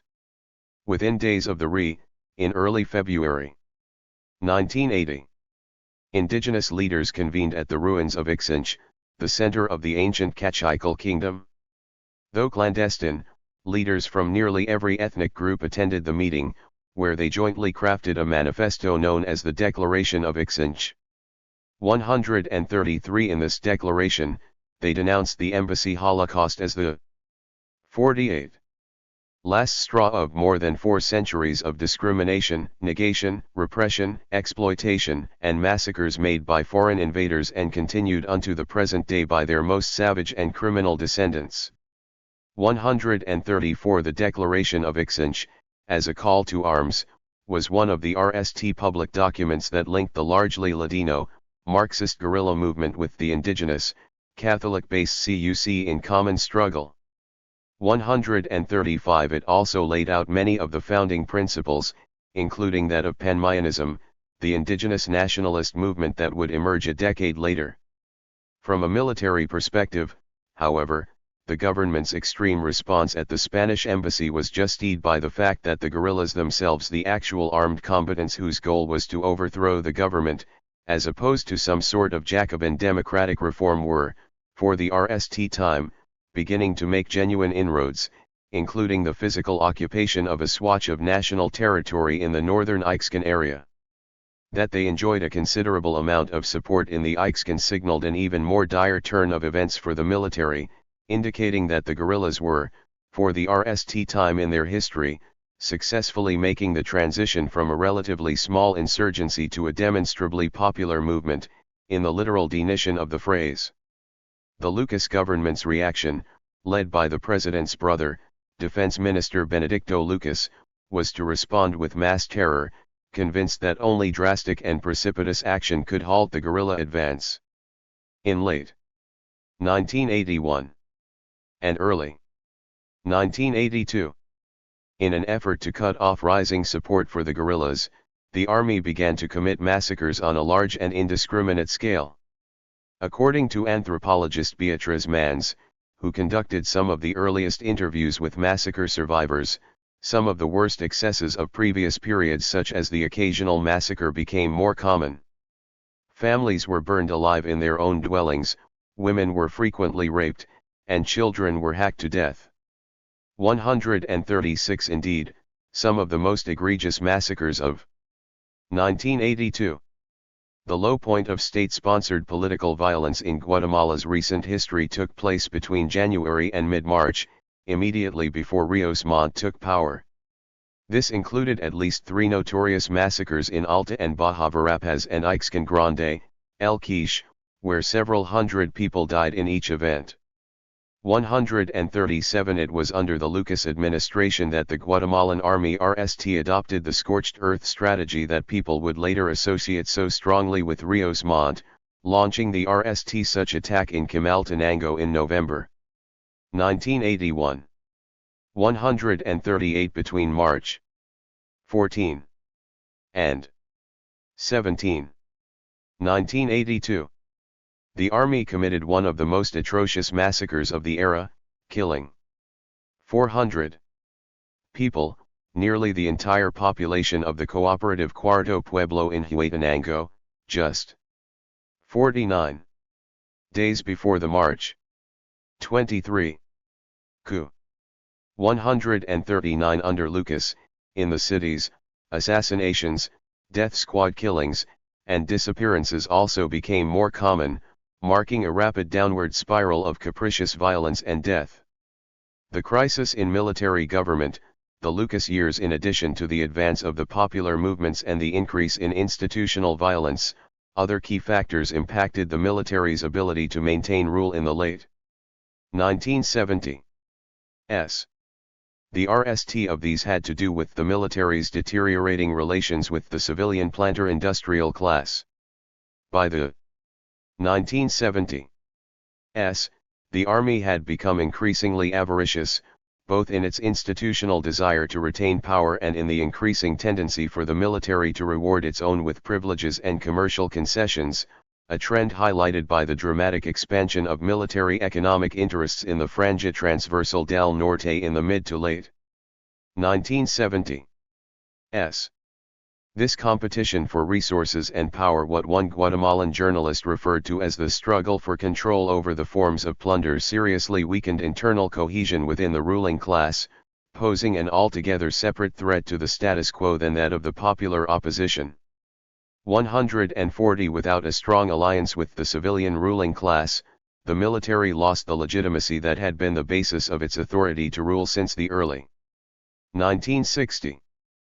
141 Political scientist James Duncorley has noted that the Guatemalan oligarchy in the 1970s was the most coherent, least modernizing and least reformist ruling class in Central America.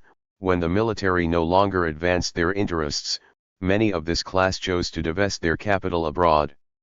142 By the early 1980s, local capitalists had divested at least $1.5 billion outside of Guatemala, a severe blow to an economy already wounded by the 1970s oil crisis and by serious declines in key national industries, most notably tourism. 143 With the economy in free fall, corruption ran amok within the army and government. With the Lucas brothers unable to halt the advance of the insurgency even with the stepped-up use of institutional violence, the moment had come for a decisive coup. Conclusion: if the Guatemalan military had ever been engaged in a moral cause, and many Guatemalans in the 1950s and 1960s understood the effort to save the 50 nation from communism to be precisely that it lost those claims to moral legitimacy through its excessive and overweening use of violence in the late 1970s. Literary theorist Jean Franco has described the Spanish embassy burning, along with other notorious events such as Mexico's 1968 Tlatelolco massacre and the destruction of the La Moneda Palace during the 1973 coup against Salvador Allende in Chile, as events that struck at the heart of the Republican ideal, the system of justice, the unity of the nation, the presidential system, and the right of asylum. These were acts of profound disrespect on the part of the military, one of the pillars of the Republican state.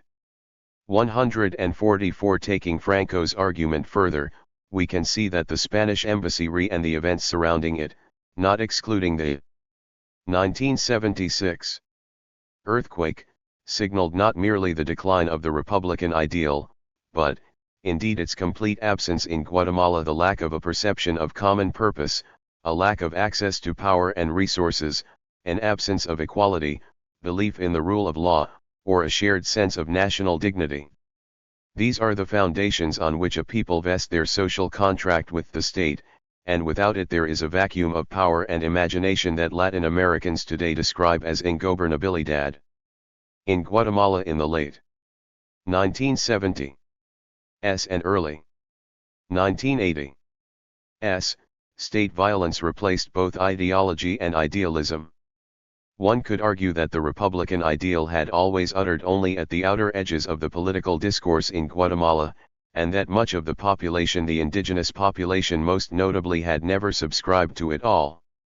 Yet despite its deeply undemocratic past, Guatemala's history is replete with intellectuals, statesmen, and writers who deeply embraced the Republic and continued for many years to promote its ideals as the nation's best hope. 145. It was the longue durée of 1954 Nally that extinguished all hope for republicanism, even among those who had clung dearly to such aspirations, including powerful and lettered classes on both the right and the left. For the left, what greater repudiation of the Republic could there be than the desire to overthrow it by force of arms? This desire, which by definition utilized violence to accomplish its ends, had its roots in two polarities: in an optimism for a radical new future, but also in utter despair that hope for a civil meaning not merely legal, but also decent society could be salvaged from the enlightened, capitalist model upon which all the republics of the Americas were once based. Indeed, many who joined the guerrillas were motivated to do so not by optimism, but by anger and outrage. If the government of Guatemala had lost its moral core, the guerrillas of the late 1970s, expanding not just numerically and geographically, but also ideologically, by expressly incorporating Mayans, Christians, and other popular grassroots movements in that brief moment, found theirs. By dint of a narrowing set 51 of options, revolution, for some became not only a political aspiration but a moral one as well. On the opposite end of the spectrum, the defenders of the status quo also employed violence to protect their own power and interests, and the ideology of late Cold War anti-communism provided an ideal platform for the protection of those interests. But the use of violence by elites was not merely a byproduct of the Cold War, although the Cold War was entirely real to them. Violence was also the direct offspring of fear, as German writer and dramatist Bertolt Brecht once observed, fear rules not only those who are ruled, but the rulers too. 146. The right used violence to placate its fears that the economic, political, and social system that had sustained it was rapidly slipping away. In the absence of idealism, violence itself became Guatemala's dominant ideology. On March 23, 1982, a coup led by young military officers deposed Romeo Lucas Garcia during the last days of his presidency, announced the nullification of the rigged presidential elections that had named General Angel Aníbal Guevara to office, and put a military junta at the head of government. Golpes and palace coups were nothing new in Guatemala. No fewer than 9 heads of state had been forced to leave office without serving out a full term since 1954. The beginning of the modern political era, and this particular coup at RST appeared to be little more than another chess move in the ongoing internal power struggle among generals and civilian elites that was then playing out against a backdrop of rapidly disintegrating social, political, and civic order. Yet it did not take long to see that this was a coup unlike any other. On the evening of March 23. Still dressed in battle fatigues and sporting a lush mustache that drew attention from his preternaturally bright eyes, the nation's new leader, General José Efraín Reyes Montt, anked by his two fellow golpistas, stood before the cameras to address a nervous nation. "I am trusting my Lord and King, that he shall guide me," Reyes Montt, a born-again Pentecostal, proclaimed. "Because only he gives and takes away authority." This statement would set the tone for the programs, the criticism, and the retrospective analysis of the presidency of Efraín Reyes Montt. Born in an aldea of Huetenango on June 16, 1926. Reyes Montt was an elder son of a middle-class family that fell into straitened circumstances during the Depression. His father was a shopkeeper who owned a store called La Comodidad until the economic crisis of the 1930s bankrupted the business. His mother, a homemaker, was the descendant of a French immigrant to Guatemala, thus contributing the unconventional surname Montt to the family. The Reyes Montt family produced 12 children, of whom Efraín, after the death of an older brother, was the eldest son. For though not wealthy, the family was highly respected in Huetenango, and the parents tried to instill in their many children a strong sense of duty and personal discipline. Two of the Reyes sons would go on to distinguish themselves in the two professions that were open at that time to ambitious young men who were not part of the aristocratic planter class, the military and the church. As a determined young man from the provinces, Efraín Reyes Montt joined the army at age 16. He distinguished himself sufficiently to earn admission to the Escuela Politecnica in Guatemala City in 1943. Thus gaining him access to a potential life of privilege and power as a military officer. After he graduated from the Escuela Politecnica at age 23, his military career advanced steadily and he moved into the top ranks while still in his early 40s. He taught at the Escuela Politecnica and served for a time as its director. Like so many of his military colleagues who went on to oversee the lucha sin cuartel in Central America during the null years of the Cold War, Reyes Montt spent time at AU.'s sponsored war college. Like other members of the Army High Command, including 6 of the 9 cabinet members who later served under him when he was head of state, Reyes 54. Montt graduated from the U.'s run officer training institute that would eventually be known as the School of the Americas. He studied BRI at the American post Fort Golic, in the Canal Zone, where he took a course on counterinsurgency based on Mao's movement, rather than on the tactics of Che Guevara, a factor that may well have influenced his prosecution of the Scorched Earth campaign in 1982. He later studied at Fort Bragg, North Carolina, where he received special training in counterinsurgency tactics and irregular warfare in 1961. And then at the Italian War College. Upon his return to Guatemala, Reyes Montt became President Carlos Arana Osario's Army Chief of Staff in 1970, and was promoted to general 2 years later. Although Reyes Montt's fellow officers recall his high moral standards and professionalism even in this early period, he nonetheless demonstrated an early preference for the mano duro when, on March 27, 1973, as Chief of Staff, the young general ordered the massacre of a group of campesinos who were involved in a land takeover in Sanserize, El Progreso. In 1974.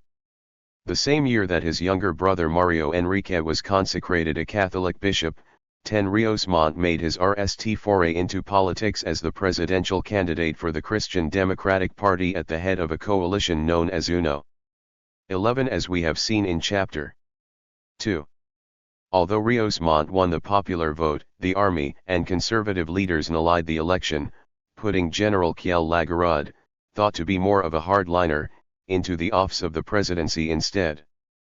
As extreme cynicism toward the fraudulent elections infuriated and alienated the Guatemalan public, the same sense of betrayal and extremity extended to the defrauded candidate himself, whose own colleagues and fellow army officers had engineered his defeat.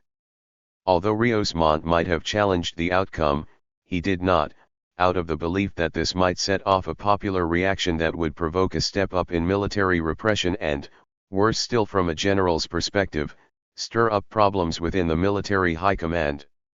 12. In the wake of the election, Rios Montt, realizing that his military career was seriously compromised, agreed to take a post in diplomatic exile in Spain, and in 1977, he voluntarily went on inactive status with the army. 13. The general is born again. It was in the wake of this defeat that Rios Montt, by his own account despondent and at loose ends, became a born-again Christian, and in 1977, the same year he went into semi-retirement, joined a Pentecostal church called the Church of the Word. In so doing, Rios Montt became part of a larger trend. 55. That had started in the 1960s but had accelerated dramatically after the 1976 earthquake, in which Guatemalans had begun converting to Protestantism, specifically Pentecostalism, in large numbers. 14. The conversion of so many Guatemalans to Protestantism by the early 1980s. More than a quarter of the population had joined Protestant churches was in itself the result of a complex convergence of political, social, and spiritual factors. 15. Although critics sniped that the post-earthquake conversion boom owed as much to the faith-based agencies' offers of plastic sheeting and cans of Spam as it did to religious conviction, the wave of conversion in fact ran much deeper, reacting many people's desire for some sort of spiritual refuge in a disintegrating political and social milieu. As a convert to Pentecostalism, Rios Montt, who had been brought up in a deeply observant Catholic family, mirrored the experience of many thousands of other Guatemalans who were changing religious affiliations in reaction to a deep personal and social crisis. Rios Montt converted through contact with lay pastors of the Church of the Word, or simply FIRBO as it was commonly known. FIRBO was a mission of a California-based organization called Gospel Outreach, itself the product of the Jesus Freak movement of the early 1970s. Gospel Outreach originated as an experiment in communal living, but it had evolved over the years into a conservative neo-Pentecostal church. 16. The denomination was a small one in the United States, but after its arrival in Guatemala following the earthquake, the church attracted a large following, one of several new denominations that catered to wealthy people in Guatemala City, to whom its particular variety of Pentecostalism, which stressed morality and the tangible rewards of right living, particularly appealed. Although FIRBO continued to maintain some U.S. ties, by the early 1980s, the denomination had largely gone native in the sense that the bulk of its leadership, funding, and doctrinal focus was Guatemalan, creating an inverse missionary relationship with the mother church back in California. According to FIRBO biographers, Rios Montt took to the church teachings and discipline with alacrity, even accepting the church's admonition, "Humble thyself," by doing custodial work and teaching in the church's primary school. By FIRBO's account of events, the general was acting in this very capacity on the day of the March 23 coup, when, without his prior knowledge, the Alto Mando summoned him directly from the school to lead the Golpe de Estado. Be that as it may, Rios Montt's membership in the church would overshadow his entire tenure in office, in terms of both his policies and the outside world's perception of the administration. "We feel a great door has been opened," said one elder of the Church of the Word on the afternoon that Rios Montt assumed office. "We don't understand what is going to happen, but he will be operating." 56. With a power that is not like men's corrupting power. He is going to have an anointing from God. 17. One of Rios Montt's RST acts as president was to evoke his church's teachings that in a multitude of counselors there is safety by appointing two fellow parishioners from FIRBO to specially created ad hoc positions as Secretary to the Private Affairs of the President and Secretary of the President of the Republic. 18. He referred to these advisors as "my conscience," thereby setting off alarms within the army that members of FIRBO might co-opt military unions. Indeed, it was exactly these concerns that church advisors enjoyed undue sway over Rios Montt that led the Army High Command to eventually oust Rios Montt in the coup of August 8, 1983. 19 Background to the coup of March 23, 1982. These close ties to evangelical interests notwithstanding, Rios Montt's political ascent was, as we have seen, the product of his 1974 presidential bid. In March 1982, the military officers who supported Rios Montt in the coup against the Lucas Guevara regime, thinking he would be a malleable gearhead for the army, were for the most part oblivious to their general's new religious identity. 20 In assessing the coup, U.S. intelligence also misread the general, thinking him to be a proxy for a dissident faction of the MLN, at best a weak gearhead for a coalition of Army and MLN interests. 21 Both assessments almost immediately proved wrong, for the general was anything but a puppet of the far right. He quickly drew power to himself, by dominating the governing junta and then, on June 9, 1982, by forcing the other two members of the junta to step down so that he could declare himself sole chief of state. More important, from his hours in office, Rios Montt framed his agenda in terms that were utterly alien to Guatemala's customary political discourse. As a born-again Christian, Rios Montt wanted nothing less than for the nation of Guatemala to be born again as well. From this emerged the project that Rios Montt called La Nueva Guatemala. For Rios Montt, La Nueva Guatemala was both a political military project and a program for national redemption. In it, military aggressiveness rested uncomfortably alongside evangelical notions of moral and spiritual reformation. As fellow Pentecostal Jorge Serrano Elias, the head of the Council of State under Rios Montt and himself president from 1992 to 1993, explained, Rios Montt has two theories in his mind. First, he is a military man. 57. Second, he is a moral leader. It is only in these two separate perspectives that you can understand his government. 22 In the general's way of thinking, however, these two motives conated neatly. La Nueva Guatemala required a return to security and the defeat of the guerrillas, but at the same time, the government, so long associated with repression and corruption, had to re-establish its own legitimacy. 23 Certainly, Rios Montt hoped that his own very public religious identity would spill over to help create a more credible perception of the government. But the central goal was vastly more far-reaching, to fundamentally redefine the nature of the Guatemalan state. His new Guatemala would be grounded in a trinity of essential principles: morality, order and discipline, and national unity. As such, Rios Montt's Guatemala was to be a reaffirmation of the Republican ideal, framed in the language of evangelical Protestantism. 24 La Mano Dura and the war of counterinsurgency. Far from being the gearhead his fellow generals had expected him to be, Rios Montt quickly seized the mando for himself by forcing his fellow golpistas to step down and by moving out from under the authority of the Army High Command. Within 2 weeks of the coup that brought him into power, Rios Montt set into motion the legal and political apparatus to prosecute the war against the guerrillas and their supporters, real and suspected, in the capital and in rural areas of the country.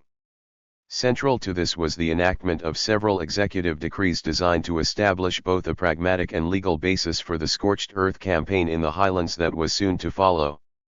The RST of these was Executive Decree 982, emitted on April 15, 1982. This law prohibited divulging news of political violence in the Guatemalan media, a measure that provided an effective news blackout for the Guatemalan populace, particularly in the capital, and which provided a veneer of plausible deniability against claims of government atrocities. Shortly thereafter, on June 1, 1982, the military government issued a general political amnesty for enemies of the regime, a point to which I shall return later. Claiming moral high ground, the campaign for Hearts and Minds La Nueva Guatemala with his own political power RMLY in hand for the time being, Rios Montt set out to undertake a twofold task. The RST of these was the full-scale military 58. Defeat of the guerrillas, an objective that had eluded the Guatemalan military since the inception of the RST guerrilla movement in the early 1960s. This initial objective was the sine qua non of his larger goal to reimagine a new Guatemala in which the government and the governed would coexist peacefully under the benign sovereignty of God. This utopian vision could not occur until the army had fully vanquished all subversives. Within days of taking office on March 23, Rios Montt set out the parameters of La Nueva Guatemala in a series of television speeches broadcast weekly on Sunday nights. These discursos del domingo were popularly known as sermons, and for good reason. The general, usually clad in civilian clothes with a Bible near at hand, and often standing beside an elaborate candelabrum, addressed his audience on a variety of political, economic, and social topics meant to establish the framework for a new Guatemala and, indeed, a new Guatemalan. The discursos, while far from fidelesque in duration, could last for an hour or more, depending on the general's frame of mind and range of vision on a given evening. While many discursos were predominantly political in nature, most also touched on family life, health, and other edifying topics. The common link in all the discursos, however, was a religious or moral subtext, solidly embedded in an evangelical narrative framework. 25 Rios Montt addressed the nation at least once a week between March 23, 1982, and December 26, 1982. The government printing office published verbatim transcripts of these sermons, and they form the basis for much of the remainder of this chapter. The discursos were widely watched and discussed, and they appeared in abridged synopses in Guatemala's newspapers during Rios Montt's RST 9 months in office. But by January 1983, newspapers no longer printed the transcripts, perhaps a reaction of the Army High Command's growing dissatisfaction with the general, which would culminate in his ouster in the August 1983 coup. The time frame of the discursos also corresponds to the bloodiest periods of the Rios Montt regime. The SIAD database on human rights violations documents over 800 killings and disappearances per month during Rios Montt's term of office. This is only an average, with killings weighted much more heavily at the beginning of his term of office than at the end. In fact, it was actually during Rios Montt's RST 100 days in office that much of the state-sponsored killing took place. During the RST 100 days, human rights organizations detailed evidence of at least 69 massacres. 26 The killing tapered off in June, corresponding to a limited government-sponsored amnesty, and then accelerated again in July, after the amnesty ended and the 59 government declared a state of war through the Victoria 82 Scorched Earth Campaign. By October 1982, killings by the security forces decreased dramatically, indicating the Army's increased satisfaction with its control over the devastated highlands. 27 Despite the unprecedented scope of this assault, its swiftness and precision were a hopeful signal to some Guatemalans, particularly to those living outside the massacre zones, that the indiscriminate terror that characterized the preceding Lucas regime had now come to an end. Even though killing and terror increased quite dramatically under Rios Montt, public perception and short-term hagiography paradoxically credited the general with providing a cold logic and predictability to state repression. As one rural villager explained it, under Lucas, people were getting killed for no apparent reason. When Rios Montt took over, you knew what you needed to do to stay alive. 28 La Nueva Guatemala es paz y desarrollo. Certainly, Rios Montt's early actions indicate that he understood that the restoration of a sense of order and security were important to his own legitimacy and authority in the eyes of Guatemala's urban elites, an objective that the Army High Command also shared. To this end, on the night of March 24, 1982. Rios Montt appeared on television to call for an end to the random and ubiquitous violence in the capital, demanding that there be no more cadavers on the roadsides.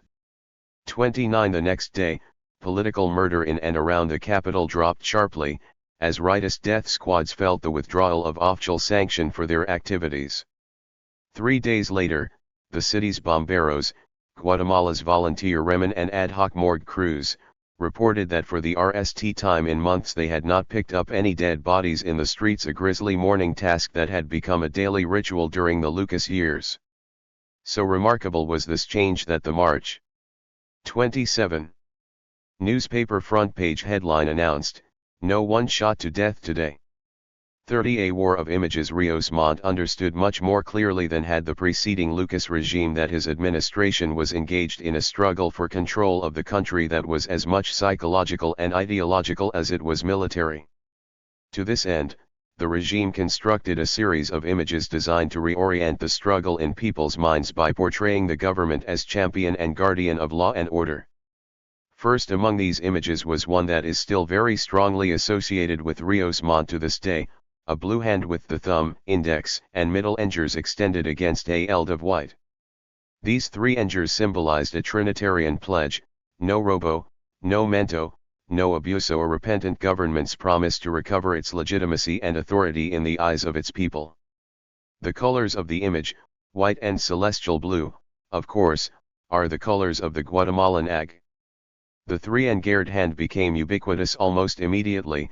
In urban areas, it appeared in all public offices and in full-page ads in the national newspapers. In rural areas, where the three-fingered salute seemed to offer as much threat as promise, the emblem was also inescapable. It appeared painted on rock, whitewashed on mountainsides, on posters in rural post offices and Guatel telephone outstations, and, in time, on signs posted by the army in newly pacified villages. A second effort to make the government's case appeared in a series of advertisements in Guatemalan newspapers that sought to reorient the reader's understanding of who constituted the villains and heroes of the armed conflict. To this end came a series of ads that freely blended gentle cajoling with untempered demands: "We promise to change. You too. This government 61 is committed to change. You too fool your commitment. Change." Other ads underscored many of the themes of Rios Montt's discursos, including the call for national identity and state formation: to make the patria is not a question of heroes, to make the patria is a question of discipline. Most unambiguous of all was a series of wanted posters in which appeared the enlarged cédula photos of mostly middle-class young people, usually students, who had joined the armed movement. Below their picture were lists of their crimes. "Lydia Amparo Santos Chacon has chosen the extremist path of terror and violence without concern for the consequences," charged one such ad. "An instrument of interests that are far from the authentic destiny of our country. Denounce her. To maintain the peace is also your concern." In other ads ran photographs of plump, smiling Ixil children, happy wards of the state. Such shots offered a visual refutation to the news photos that ran in the same newspapers of gaunt and haunted-looking women and children who had recently surrendered to be repatriated to the model villages. Through such visual and rhetorical devices, the Rios Montt government sought to build the kind of consensus it needed to reassert the government's ideological control.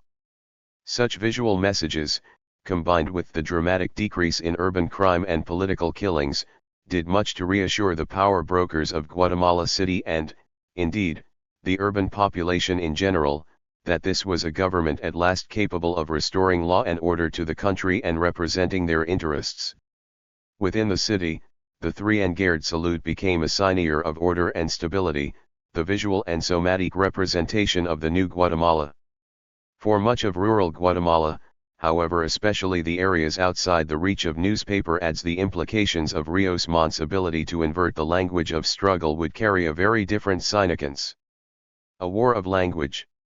A strong current of public morality and evangelical rhetoric ran deeply through Rios Montt's imaginaire of a new Guatemala.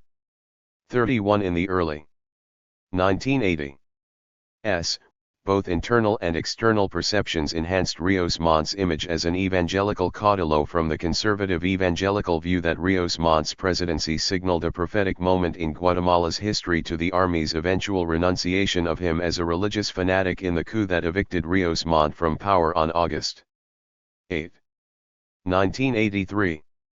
One could argue, however, that the evangelical aspects of his agenda and performance had less durability than did his distinctive ideas for a reformed and redeemed Guatemala, based on personal and public morality, discipline, and national unity. Rios Montt's template for reform was original, uncompromising, and unsullied by politics as usual.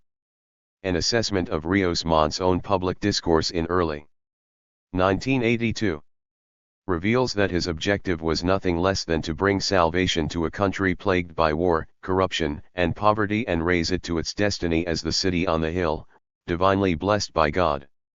Rios Montt believed himself to be a prophetic leader, brought by providence to power at a particular moment in history in which he could lead the people of Guatemala against the forces of evil that besieged them on every side. But, uniquely, the solution lay not in the government, but in the hearts and minds of every Guatemalan. As a rising tide raises all boats, so the redemption of many individuals would save the nation. It was in his Sunday sermons that Rios Montt explicated the moral roots of Guatemala's many problems and limned the outlines of his political and moral imaginaire. Although ridiculed both at home and abroad for their preachy and even naive tone, the discursos nonetheless bore an internally cohesive message that clearly laid out Rios Montt's diagnosis of the crisis and his idiosyncratic vision for national redemption. In the general's view, Guatemala suffered from three fundamental problems: a national lack of responsibility and respect for authority, an absolute lack of morality, and an inchoate sense of national identity. All other issues, from the economic crisis to what Rios Montt called the subversion, were merely symptoms of these three fundamental ills. 64. La Familia Guatemalteca. In the Sunday discursos, the most pervasive theme by far was that of intrapersonal responsibility, a term that appears in every single address given between March and December 1982. Rios Montt demanded that each Guatemalan search his or her own soul and make a commitment to moral responsibility at every level of social engagement. Wives and husbands should be accountable one to another, and to their children. Citizens should take responsibility for the well-being of their own towns and communities and ultimately demand a relationship of mutual responsibility between the government and the governed. Your tranquility and your peace, the peace of Guatemala, does not depend on arms, exhorted Rios Montt. The peace of Guatemala depends on you, Señor, on you, Señora, on you, Nino, on you, Nina. Yes, the peace of Guatemala is in your heart. As soon as you have peace in your heart, there will be peace in your house, and when there is peace in your house, there will be peace in society. Your tranquility and your peace, the peace of Guatemala, does not depend on arms. 32. The recurrent altar call for personal transformation and both vertical and horizontal bonds of responsibility clearly reeked an embedded Protestant discourse of personal salvation and the centrality of the individual. By Rios Montt's reckoning, you need order in the house.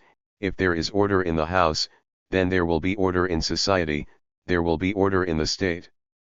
33. But the house was not only disorderly, it also needed a thorough cleaning, the very image Rios Montt used in his RST Sunday sermon, titled, "We Have to Clean House," in which he inveighed against corruption and immorality as the source of the national crisis. 34. In this discurso Rios Montt RST made his case that Guatemala's many ills were due to the moral failings of both its people and its past governments. The nation's economic poverty, he argued, had its roots in the national poverty of values, especially rampant materialism and selfishness. While admitting that past governments had been corrupt and wicked, he also urged Guatemalans to change their own attitudes and take some responsibility for the country's failings. Within the internal logic of Rios Montt's diagnostic, Guatemala's most urgent problems and their solutions came from the same sources: personal morality and the family. Poverty and ignorance are the fruits of moral disorder, economics and injustice, of anarchy and oppression. Misery and ignorance are the fruits of this family disequilibrium. Because of this it is important that the struggle against subversion, against ignorance and misery is a must, but 65. It is not a monopoly of the state, it is also your own responsibility and right. 35. In Rios Montt's vision, the twin velvet STS of amnesty and ethical reckoning were the means through which La Nueva Guatemala could regain the moral high ground from the rebels. He was less sanguine, however, as to the potential for the moral transformation of the leftist combatants themselves, those who had sold out their country. For these, he had little expectation that they would accept amnesty, since, as he explained, neither communism nor fascism have any understanding of the word peace nor the concept of love.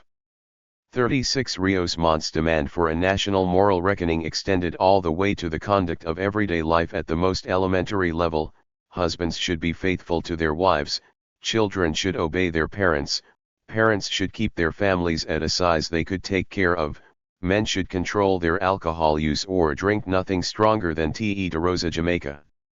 37. He charged that La Nueva Guatemala meant not only changing or improving institutions, but changing and redeeming the hearts of men.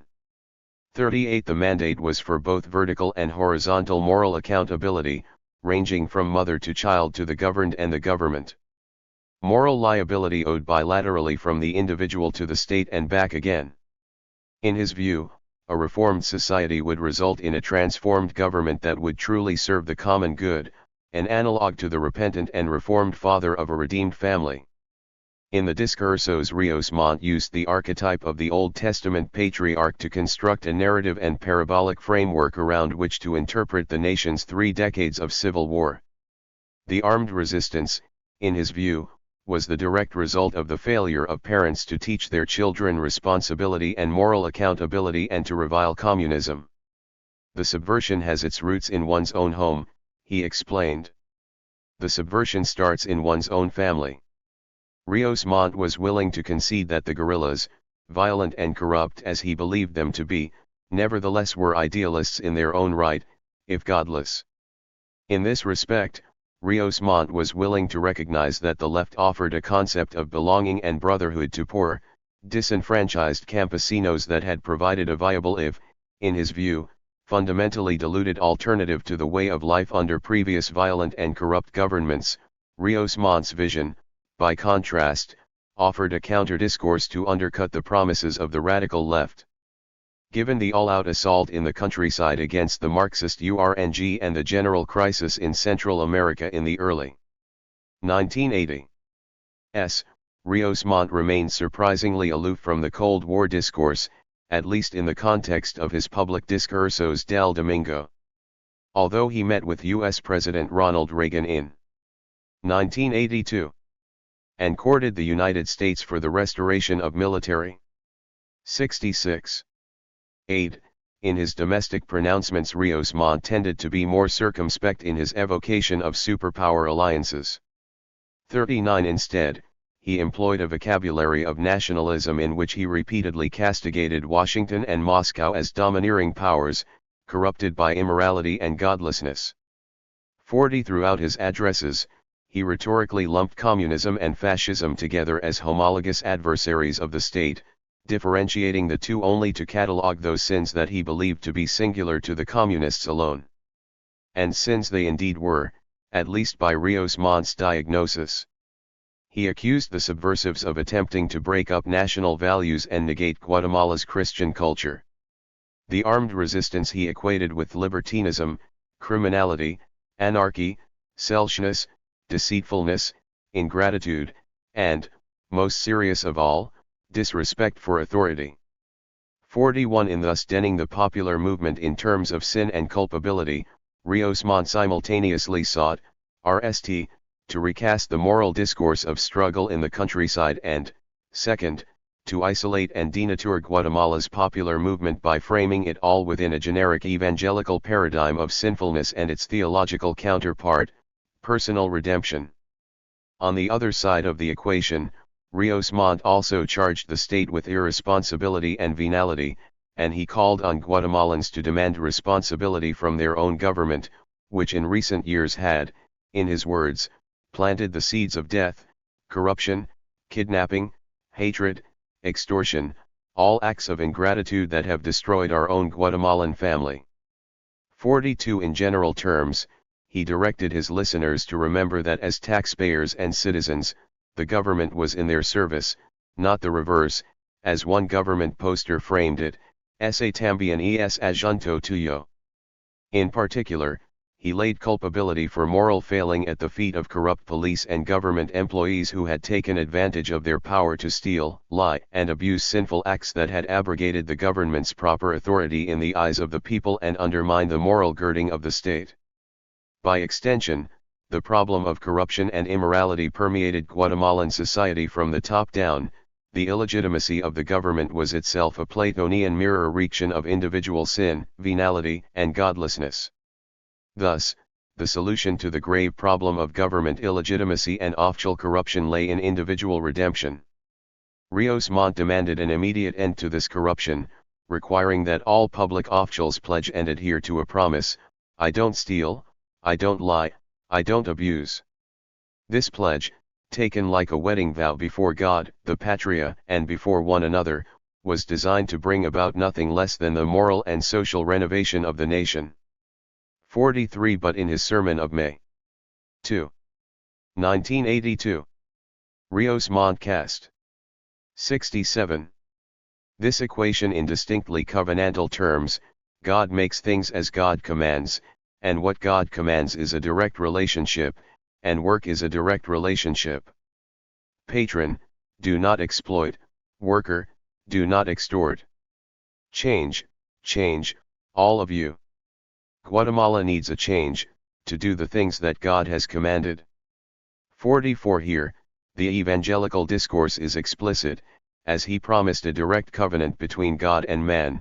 Those who live by God's laws help to prepare the way for the coming of the kingdom. The providential nature of the Rios Montt agenda is a theme that runs openly through the early discursos, broadcast between the March 23 coup and the end of the amnesty at the end of May 1982. 45. Rios Montt described himself repeatedly as a divinely anointed leader, in his own words, "Dios me puso aquí." 46. As the prophet visionary of this covenant, Rios Montt regularly expressed the belief that God had entrusted him with a unique responsibility to convert power to justice. In this respect, the notion of justice laid the basis for Rios Montt's exercise of both political and military power. The Bible teaches us a concept of justice, and the government has the responsibility to give justice to the people, he explained to an evangelical interviewer in 1983. 47. But to the Guatemalan people, he marked out a clear distinction between the exercise of power in the name of justice and brute force deployed out of vengeance. The former was divinely sanctioned, evidence of blessing and salvation; the latter further proof of human sin and wickedness. "I am not here to exercise vengeance," he declared on March 29, 1982. "I am here to teach justice, and we have to teach justice, and really the duty of justice implies a change of attitude, of morality, a change of values." 48. But even with this mandate, Rios Montt preached that the ultimate responsibility for change lay within the individual. "If there is not peace in the family, there is no peace in the world. If we want peace, we must make peace within our hearts." 49. This model of personal reformation, however, in Rios Montt's vision was much more than a moralistic paradigm for behavior; rather, it was the transformative basis of a specific and unique covenant with God. Within the framework of this covenant, the government would reform itself in the meta-image of the reformed, responsible individual, and God's blessing would pour over a nation whose people lived righteous and exemplary lives according to His will. In applying this template of moral rectitude and responsibility to overwhelming national problems, Rios Montt attributed even Guatemala's economic crisis stemming from capitalite and a weak currency to a crisis of values that had its roots in the family, where middle and upper-class families embraced unbridled, amoral consumerism and poor families aspired. 68. Albeit unsuccessfully, to do the same. 50. As he deemed the problem, the fundamental moral failing was greed and its handmaidens, wanton materialism, and a decadence of values. 51. Compounding these sins were irresponsible parents who failed to teach their children and grandchildren responsibility and self-sacrifice.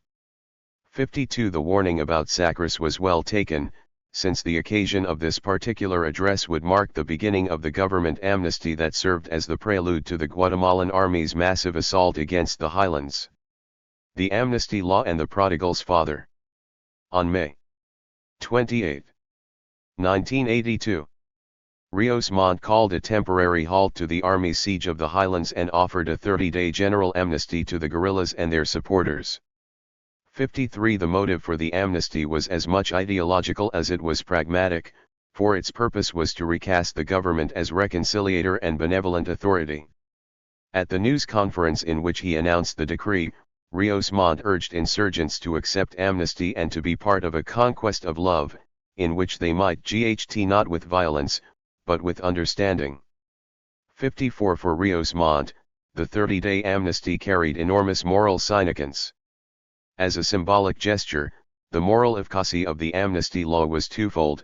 Rst, it provided an opportunity for the prodigal sons of the armed resistance to return themselves to their father's house.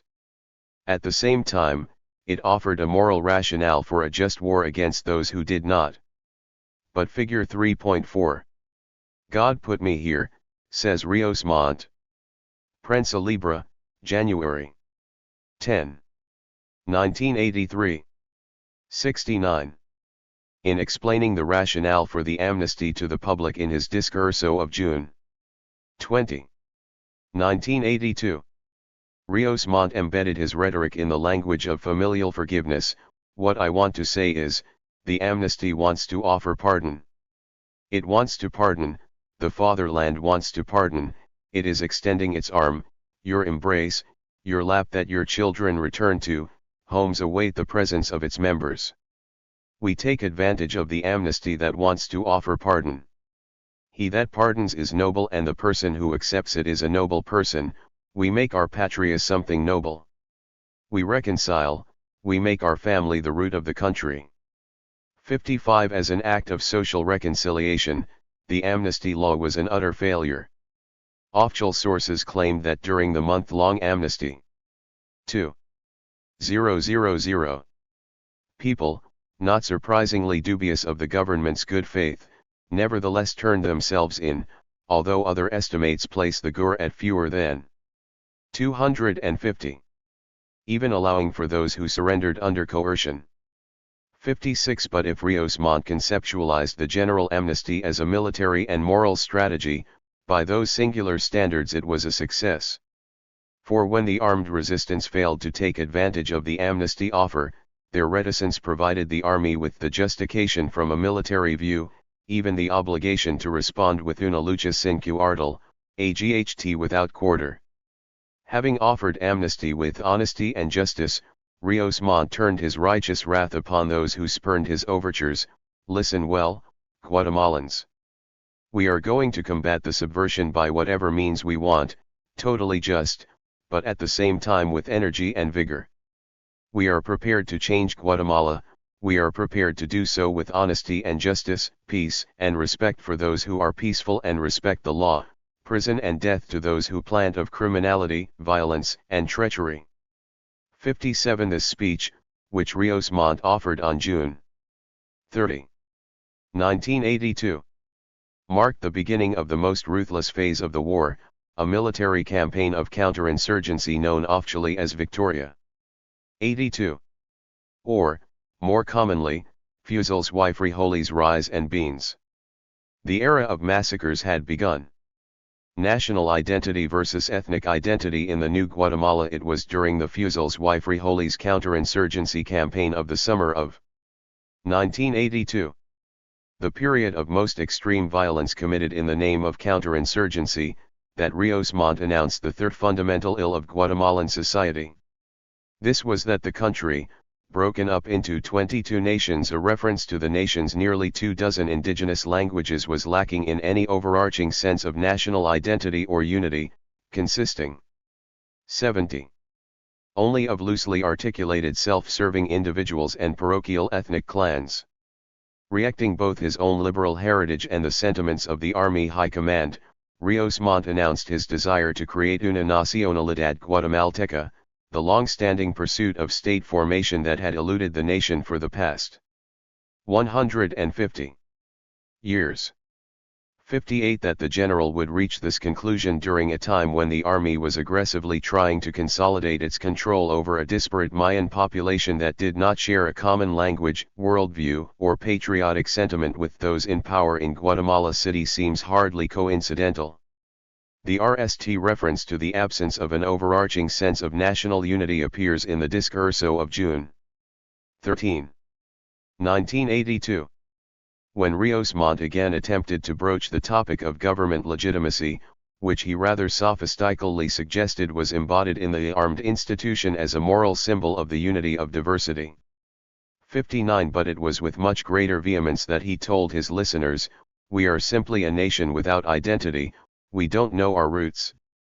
It is a very serious problem."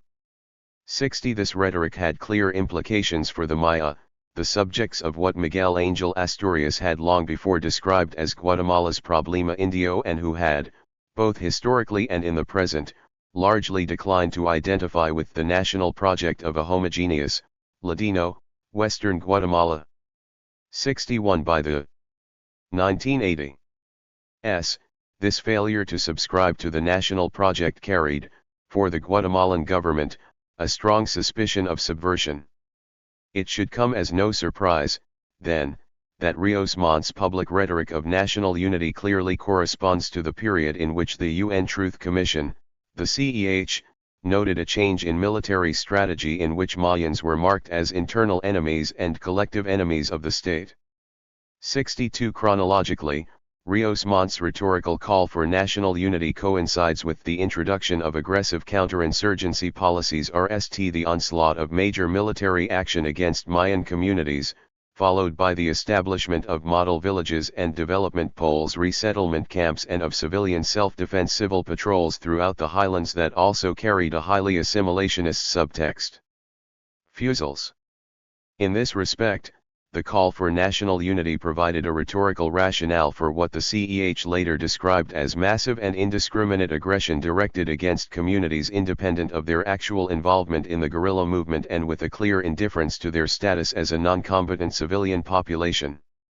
The excess and pervasiveness of the counterinsurgency. 71. Campaign under Rios Montt and their disproportionate impact on the Mayan population led the CEH to conclude that the massacres, scorched earth operations, forced disappearances, and executions of Mayan authorities, leaders and spiritual guides, were not only an attempt to destroy the social base of the guerrillas, but above all, to destroy the cultural values that ensured cohesion and collective action in Mayan communities. 63 Within this larger project of domesticating the indigenous population, Rios Montt, with an eye to constructing a new Maya for the new Guatemala, paid considerable lip service to the integrity of indigenous culture and identity. This rhetorical focus on native cultures was intentional and served as a means of constructing what Jennifer Schirmer has called the sanctioned Maya, a tame, denatured indigenous population that posed no political, cultural, or ideological threat to the creation of the new Guatemala. 64 While the army killed and displaced literally tens of thousands of indigenous people in the countryside, Rios Montt went out of his way to attend festivities surrounding the Dia de la Raza and other superficial celebrations of a mythic Indian past. In his Sunday sermons, he offered a stunning reversal of traditional indigenista thinking by pointing to Indians as role models for hard work, service, and non-acquisitiveness. 65 To great public fanfare, he also appointed 10 Mayan representatives to the Council of State. Despite these gestures, the general made it abundantly clear that a national identity based on unity was one in which state authority superseded all other provincial, ethnic, political, or even religious loyalties. The bywords of national unity, debemos integrarnos, demanded the absolute price of indigenous identity and autonomy. 66 Frijoles The program of national unity intersected with the restoration of order and authority. One of the cornerstones of the reclamation of the highlands was the establishment of model villages and polos de desarrollo y servicios in which citizens from the post-massacre zones could live under government control and also be pumped for information about the guerrillas or other intelligence. The polos de desarrollo, by explicit design, were an attempt to break the infrastructural support for the guerrillas, as well as to reorient villagers toward supporting the government. 67 The government used the model villages part strategic hamlet, part kibbutz to resettle villagers fleeing the war zone or captured in internal exile into new communities. 72. In these villages, refugees received housing and food and worked in a rigidly controlled, highly monitored environment where rewards and punishment, language, entertainment, and spiritual lives were all manipulated to disorient and reorient to make the inhabitants into loyal and grateful citizens of the new Guatemala. The development poles were only slightly different in that each pole consisted of one or more villages built on or near the site of a destroyed settlement. These two the army maintained under vigilant eyes. In late 1982, the Army began construction of the RST model villages, located in the department of Huetenango and El Quiche, in the area known as the Ixal Triangle. The villages of Nebaj, Chajal, and San Juan Cotzal, and slightly later, during the subsequent regime of General Oscar Mejia, victors went on to establish what would ultimately be 29 development poles elsewhere in the Ixcan, in Alta Verapaz, and in the Putan. 68 While the official purpose of the model villages and development poles was to house campesinos who had lost their homes and crops and to provide an additional measure of security and control in connected regions, the model villages also served as a mechanism for forced indigenous integration. Army authorities intentionally mixed together refugees from different villages and linguistic groups and settled them in configurations that strongly discouraged the re-establishment of old community patterns. The Army also co-opted some markers of indigenous identity for its own uses, with tutors that the military provided. 70 Army overseers prohibited the revival of traditional community ritual or organization and instead introduced new events such as beauty pageants where young women were crowned reina on traditional celebration days. Children learned to sing new songs such as Hymn of the Civil Patrol. 71 One exception to Army control of social and cultural life was Protestant churches, which formed freely in the model villages, a factor that in itself may account in part for the enormous increase in Protestant church growth.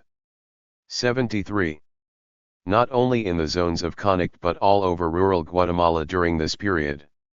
72 A family united.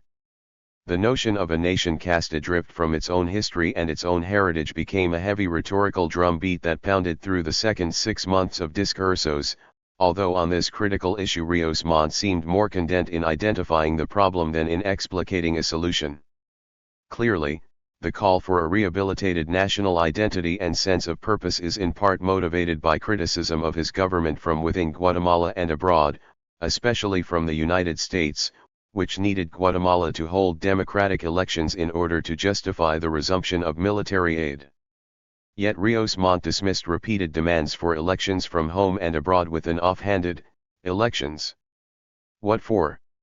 73 In mid-1982, when international monitors such as America's Watch and Amnesty International began to charge the Rios Montt administration with massive human rights violations, the general shrugged off their accusations with the statement that our goal is not the United States, it is not Moscow, our goal is Guatemala.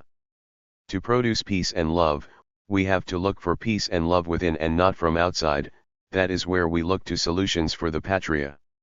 74 Even within this nationalistic formula, however, the solution lay within the familiar template of family values but with a difference. As the Army accelerated its assault on the highlands, Rios Montt began to habitually address his listening audience as mi familia, a metaphoric analog for Guatemala as a dysfunctional, but salvageable, family. Within La Nueva Guatemala, Rios Montt would serve in the role of pater potest, the all-powerful father needed to discipline his unruly brood into obedience to his will, the earthly parallel to an all-powerful God who tests and disciplines those whom he loves. La Hora de Dios para Guatemala. The reconciliation of the Guatemalan family had an urgency brought about not merely by the exigencies of the struggle in the countryside, but also by Rios Montt's belief that he was leading his people into a prophetic moment in the nation's history, what he called an historic moment, a moment of national 74 awareness and a marvelous time. 75 Rios Montt was not alone in this sense of destiny. His perception reeked at a prevailing zeitgeist among many members of Guatemala's rapidly growing Protestant population that the evangelical chief of state's administration represented a crucial dispensational moment, a kairos in Christ's unfolding plan. A vocal minority of Guatemalan evangelicals, including the leadership of FERBO, the general's own church, actively promoted the belief that Rios Montt's presidency, coming as it did amid an unprecedented increase in Pentecostal conversion, signaled the beginning of the fulfillment of the biblical prophecy that would precipitate the second coming of Christ. 76 The 100th anniversary of the arrival of the RST Permanent Protestant Missionary to Guatemala, which evangelical church organizations celebrated with great fanfare in October 1982. Seemed to many to highlight the prophetic portent of this historic moment. 77 After months of planning, Protestants came into the capital from all accessible parts of the country, approximately 300,000, convened in the Campo Martí to pray, sing, and hear evangelical leaders, including televangelist Luis Palau and Rios Montt himself, pray and offer thanks for Guatemala's redemption. 78 As one participant in the centennial celebration recalled, as we sang, "When the saints go marching in, we could almost visualize our heavenly home, we felt we were almost ying through the air toward a glorious encounter with Christ Jesus." 79 For certain sectors of the Guatemalan evangelical community, some of them foreign but many of them local, Rios Montt was emblematic of, though not directly responsible for, what they called God's Hour for Guatemala, a movement based primarily in the Pentecostal sector, which claimed a specific blessing and prophetic destiny for the long-troubled country. This was the Church Growth Movement, a worldwide program designed to rapidly evangelize nations where Protestantism had recently taken root, such as the Philippines and Korea. Guatemala offered a near-perfect case study for what Iglecrecimientistas called dominion theology, for the unprecedented rate at which the Protestant population had expanded in the preceding decades. By the early 1980s, Guatemala's population was nearly 30% Protestant and still growing, making it the most Protestant country in all of Spanish-speaking Latin America. Evangelical church planners took this unprecedented growth as a sign of God's special benediction on a country long cursed by ignorance, sin, and religious confusion. Tapping into a deep vein of dispensational theology and millenarianism long present in Guatemalan Protestant theology, 80 evangelicals considered this 75 blessing the dramatic evangelical expansion so unique to the historical moment that it demanded immediate action by church planners.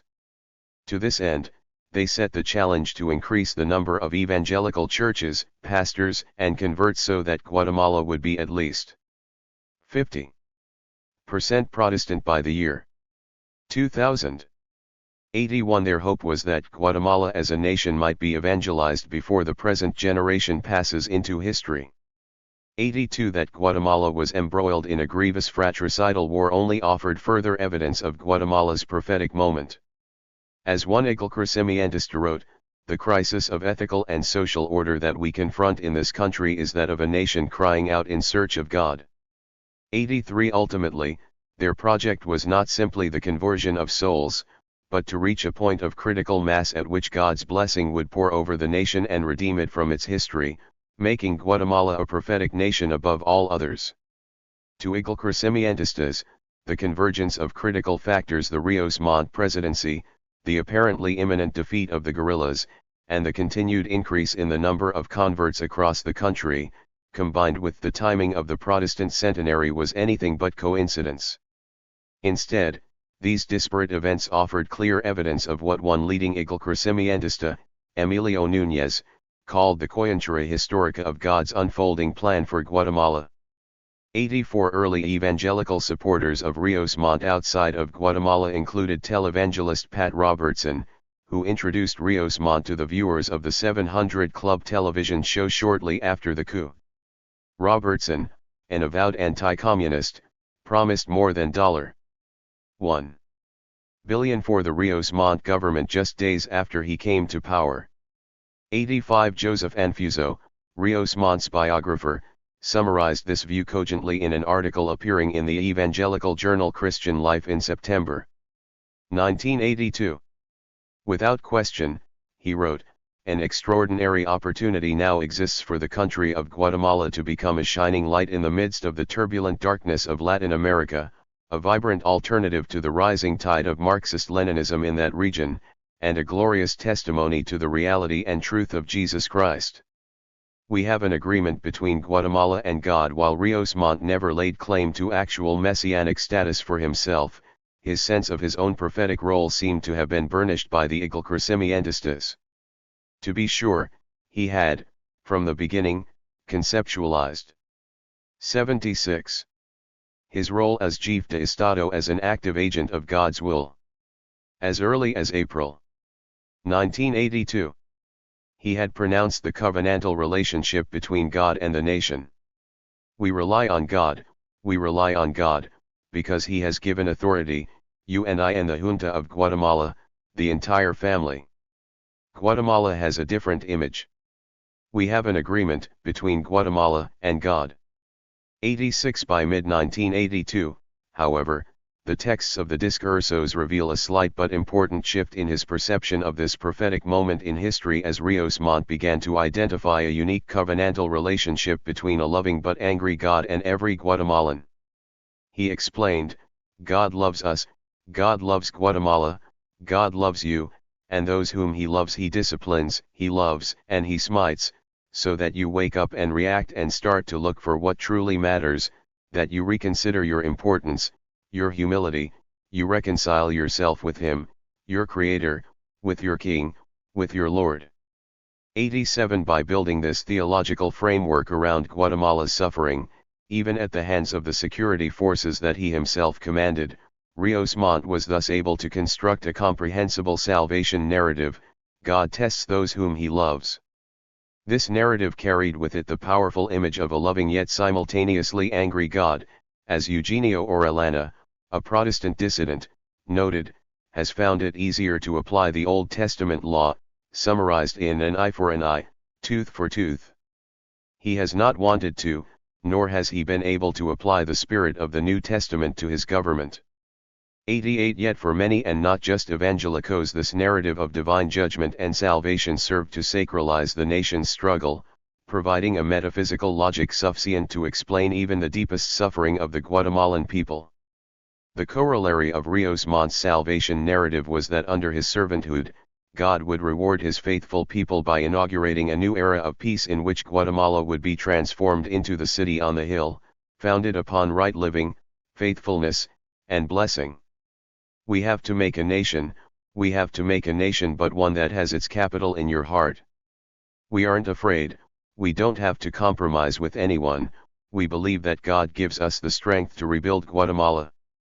I don't rob, I don't lie, I don't cheat, I am interested in serving Guatemala, and Guatemala is you and I am me.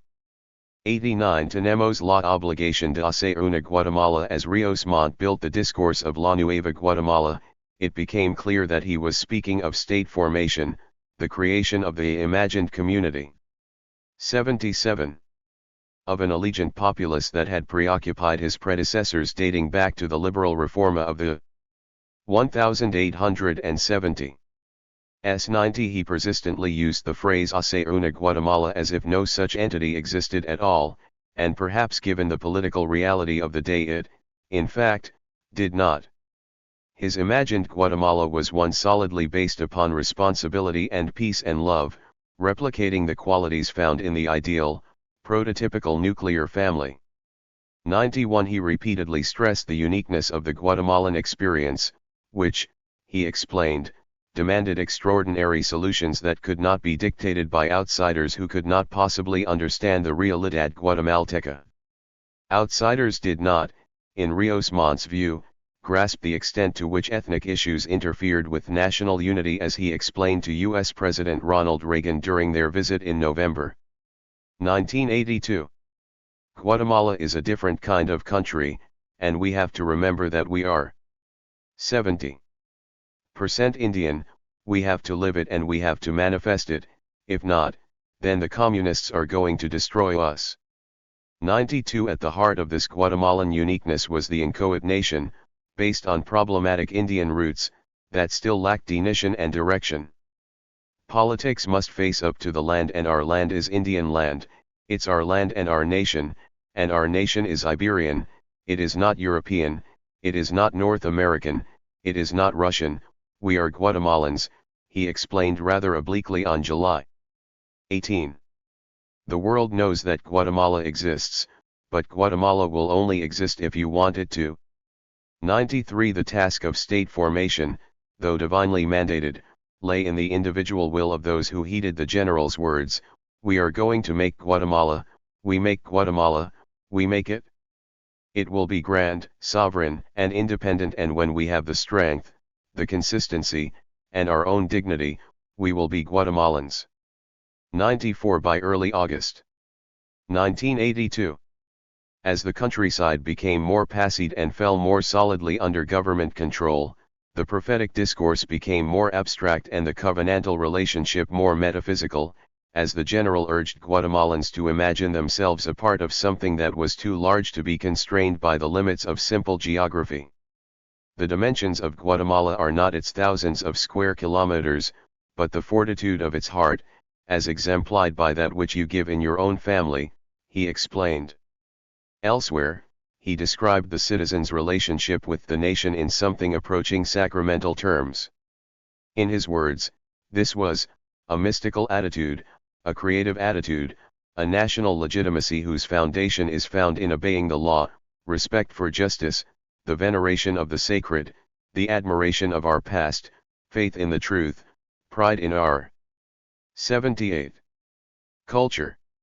95. Lest this demand for truth and cultural pride strike an errant chord, Rios Montt hastened to stress that the formation of a national identity had a set of symbiotic needs and reciprocal responsibilities, because when there is no unity, there is no government, when there is no government, there is not a people, when there is no pueblo, there is no nation. 96. This social contract Rios Montt envisaged as a simple pact, the implementation of which was entirely contingent upon the responsibility, morality, and good behavior of the governed. 97. By the same token, those who, by reason of their irresponsibility and egoism, failed to endorse the pact threatened to abrogate the social contract, and to destroy the promise of the city on the hill, and to make a mockery of God's promise to Guatemala. 98. One of Rios Montt's most definitive addresses took place on August 21.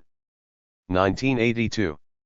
In a discurso that coincided with the Esta Patria, the Dia de la Bandera. Rios Montt chose the Dia de Bandera, a highly nationalistic holiday long associated with the army, to stress Guatemala's unique place in history. Guatemala is a nation that fears God, he proclaimed, that brings honor to America and that is serving as an example to the world, because Guatemala is you. 99. On September 5. 1982. Rios Montt delivered one of his harshest sermons, in which he laid the blame for Guatemala's miseries at the feet of ordinary citizens who had failed to heed his calls for rectitude and moral reckoning, thus standing between Guatemala and its destiny. What is the origin of our poverty? He asked rhetorically. We do not have principles, our arcas are empty of principles, they are empty of human values. Between us there is poverty, our poorness of values, of respect and honor for others, a lack of service, a lack of honesty, a lack of love, they race on ignorance. The poverty of our country is a poorness of men. Guatemala lacks men who have integrity, decency, honesty, truthfulness, honor, manliness, a manliness that builds its base from something very simple, which is obeying the law. 100. La Conquista de Amor. By the end of the rainy season in 1982. However, as the army's heavy hand brought an enforced peace to much of the countryside and the guerrillas, Their forces dramatically diminished, shrank in retreat. Rios Montt reverted to a more conciliatory and disarming tone in his discursos. On October 3, 1982, he triumphantly announced that the time of rise has passed, the time of 79 conquest and of bayonets has passed. Now is the conquest of love. Our rules of the game are clear: truth, justice, humility. Guatemala deserves the sacras of all. 101. The timing of this address coincided with the end of Fusil's y Frijoles and marked the beginning of yet another alliterative dimension of Victoria. 82. Known as TCO, Trabajo y Tortillas. With the military reconquest of the highlands now a foregone conclusion, this program was designed to complete the pacification of the highlands and to provide for their construction under the paternal hand of the government. The call for sacras reinforced Rios Montt's concept of the covenantal and triangular relationship between God, the government, and the governed. As before, his template for allegiance was based on the familial model of the Holy Family, reinforced by mutual trust, love, respect, and fear of God. We are denning out nationality in order to dean ourselves, he proclaimed. Guatemala is a grand nation, and I will explain to you why. It is a great nation because of the excellence of its soul and because you, as man or as a woman, know you must do right by your spouse and your children. That is something grand and powerful. It is powerful because you serve as the example, fear God and give to the patria all your soul, all your love. 102. As the army regained control of the countryside and instituted draconian programs for bringing the rural population under government control, Rios Montt began to place even greater emphasis in his discursos on the reinvention of the nation. During the months of October and November 1982, he returned repeatedly to the leitmotif that Guatemala as imaginary's subject of allegiance and identity, did not, in his view, yet exist.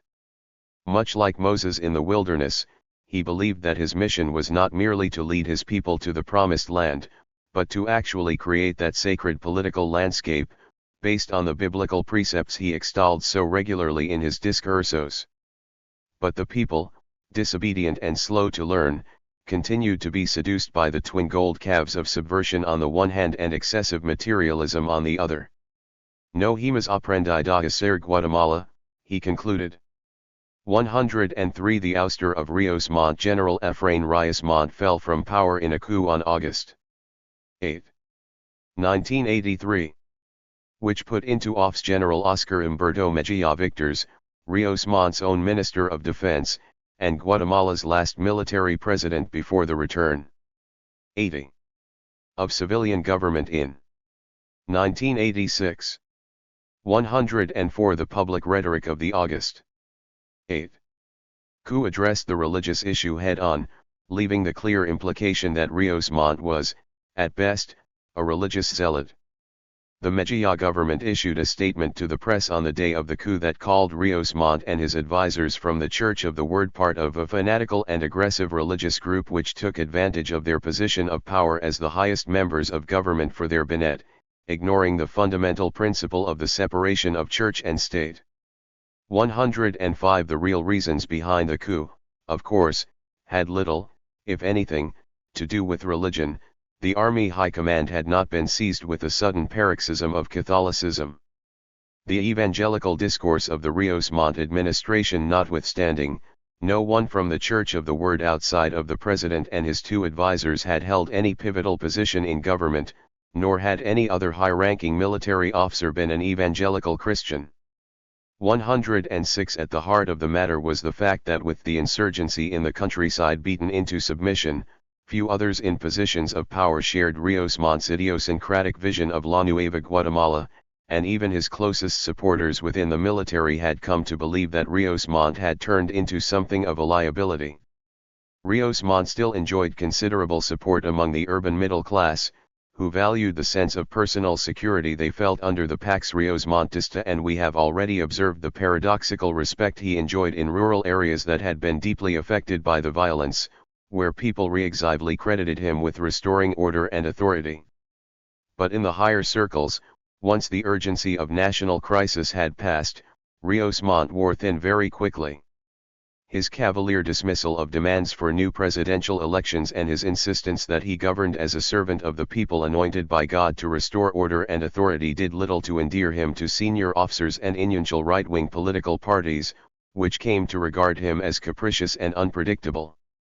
107 But most unforgivable of all was Rios Montt's inability to rebuild the economy, where two key commodities, coffee production and tourism, were so damaged by the war that by the end of 1982, the gross domestic product dropped to an unprecedented low growth rate of 3%.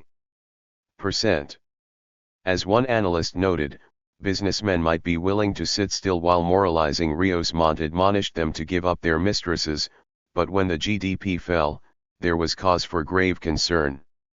108 In terms of the religious rationalization for the coup, the only substantive complaint that the Golpistas had regarding Rios Montt's religion seems to have been their profound opposition to his moralistic, church-inspired anti-corruption 81 campaign, which had severely stanched the owe of graft to military officers and government officials. By one account, one of the soldiers muttered to Rios Montt as he escorted him out of the National Palace during the coup, "A government that doesn't abuse doesn't govern." 109 Conclusion Is it possible to reconcile the lofty morality of Rios Montt's Discursos del Domingo with the unspeakable human rights atrocities committed against the Guatemalan people under his leadership? How could the conquest of love result in the slaughter of so many? It is not enough to explain away Rios Montt as a religious fanatic, as his fellow officers did when they removed him from office on August 8, 1983. As we have seen, his religious discourse was, in many respects, clearly contradictory to the prosecution of the military campaign, but the military's successes under his administration were unprecedented in Guatemala's modern history. Had the Cold War remained the primary lens of historical analysis, Rios Montt might well be remembered as a visionary statesman instead of an author of crimes against humanity.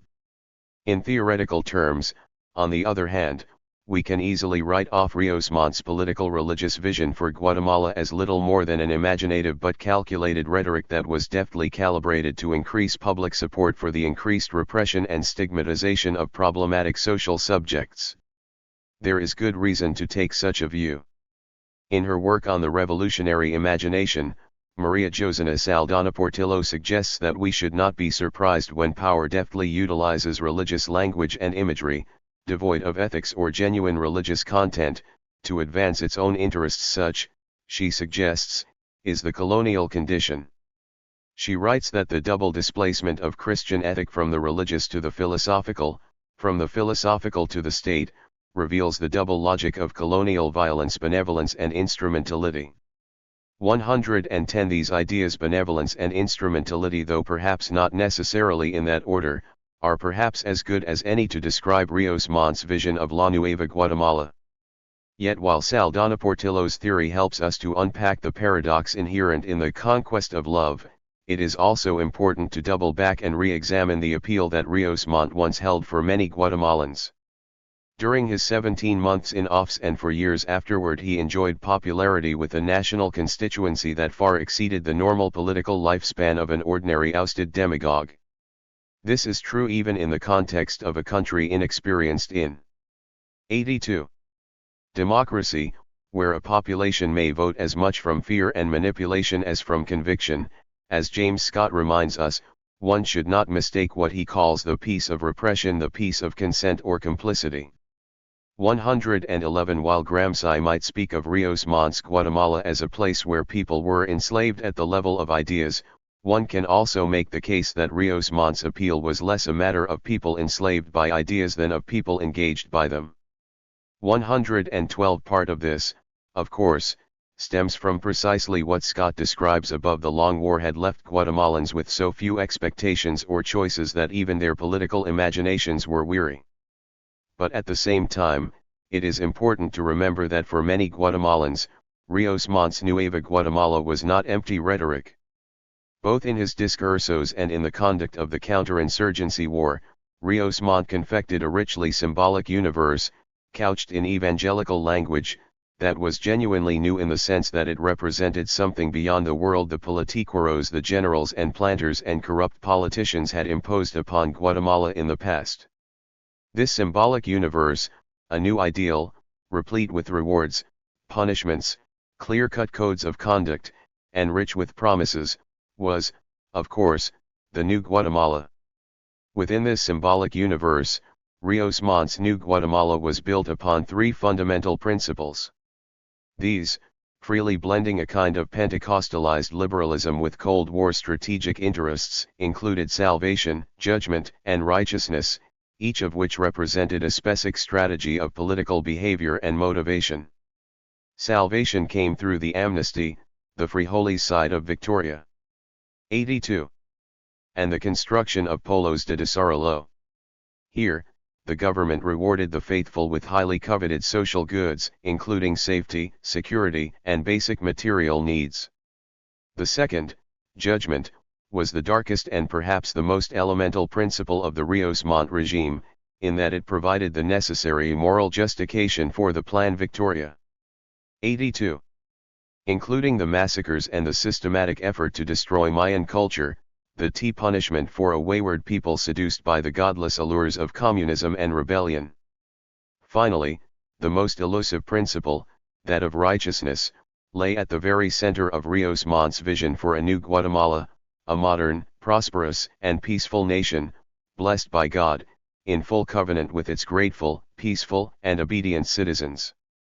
Although such a formula lies entirely outside the political discourse of liberal, democratic society where criteria such as civil liberty, equal representation, and human rights continue to make up the units of measure, it nonetheless held great appeal for many Guatemalans, where the simplicity, clarity, and chilling certainty of Rios Montt's words provided a coherent narrative to support the military counterinsurgency project.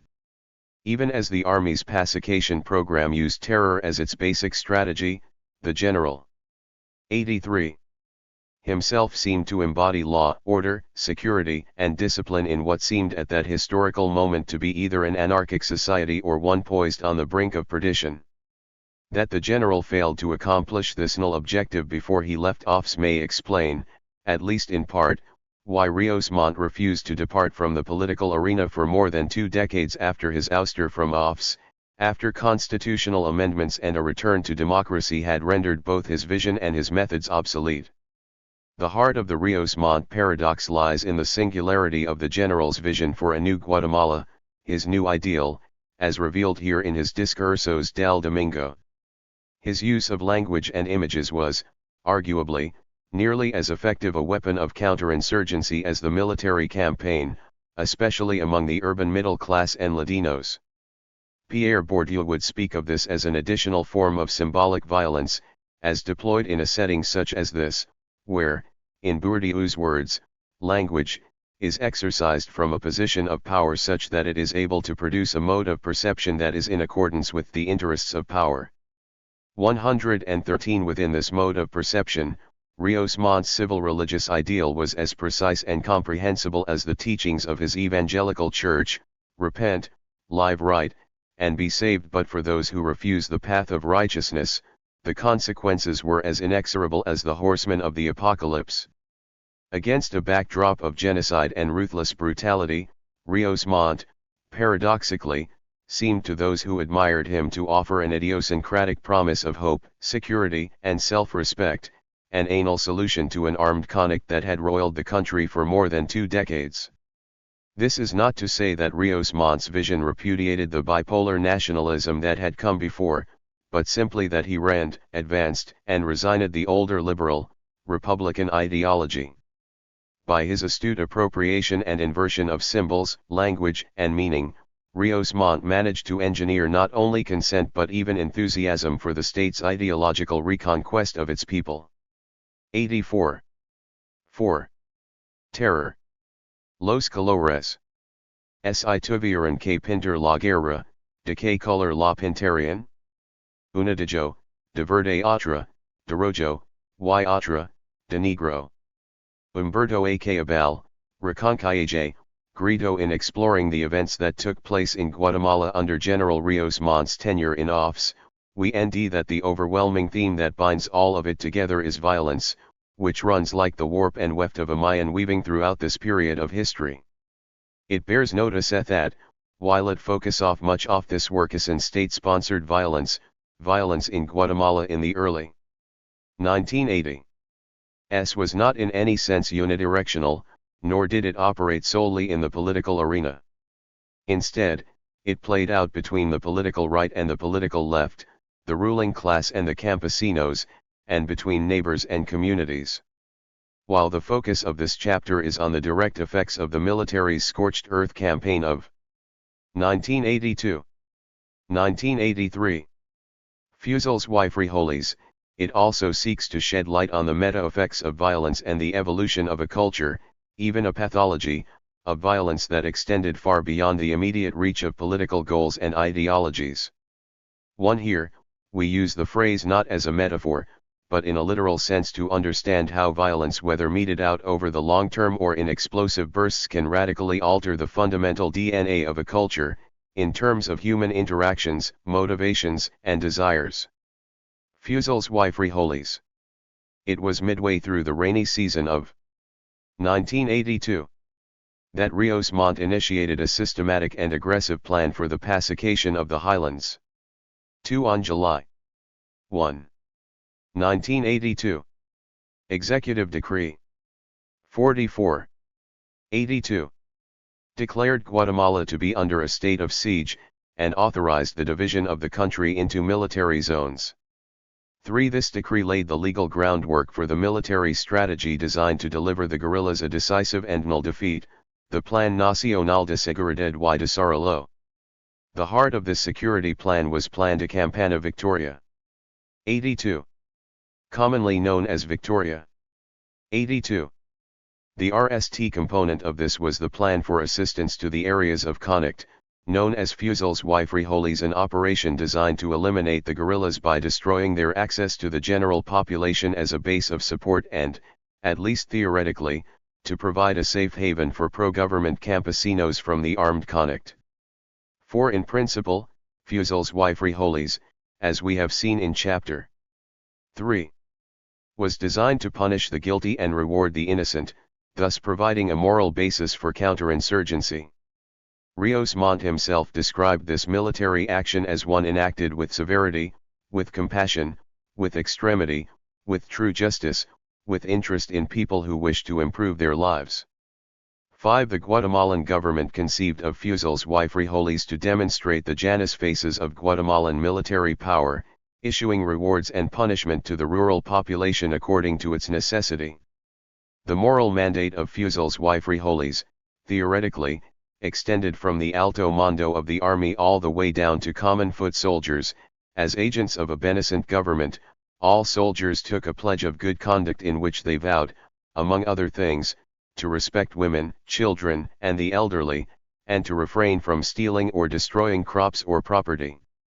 6. Despite these lofty goals, however, out in the Eld Fusels y Frijoles operated under simpler rules.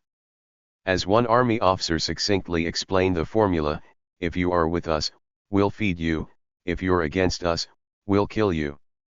7. In strategic terms, the Fusels y Frijoles policy represented a shift away from the earlier Lucas Garcia approach to counterinsurgency, which called for 100% random slaughter, to a more systematic policy that called for a 30% total kill in the zones of conflict, combined with 70% soft pacification, including psychological operations and development projects. 8. The Victoria 82 campaign was measurably more methodical and less chaotic than Lucas Garcia's counterinsurgency, but it was also more deadly. From a basic military perspective, it was also significantly more effective. With this policy of intelligent killing, the stage was set for the military campaign that would commit, over the course of 17 months, according to the CEH and Remy reports, nearly half of all the massacres and scorched earth operations that took place over the course of Guatemala's entire armed struggle. 9. The sweep of the Fusiles y Frijoles campaign was massive, extending across the breadth of the Altiplano, but concentrating much of its fury on the northern part of the department of El Quiche. It struck hard in the Ixcan area where the cooperative movement had once been strong and where Catholic action had established deep roots, especially in the Ixal Triangle, areas where the URNG, specifically the EGP, enjoyed substantial support.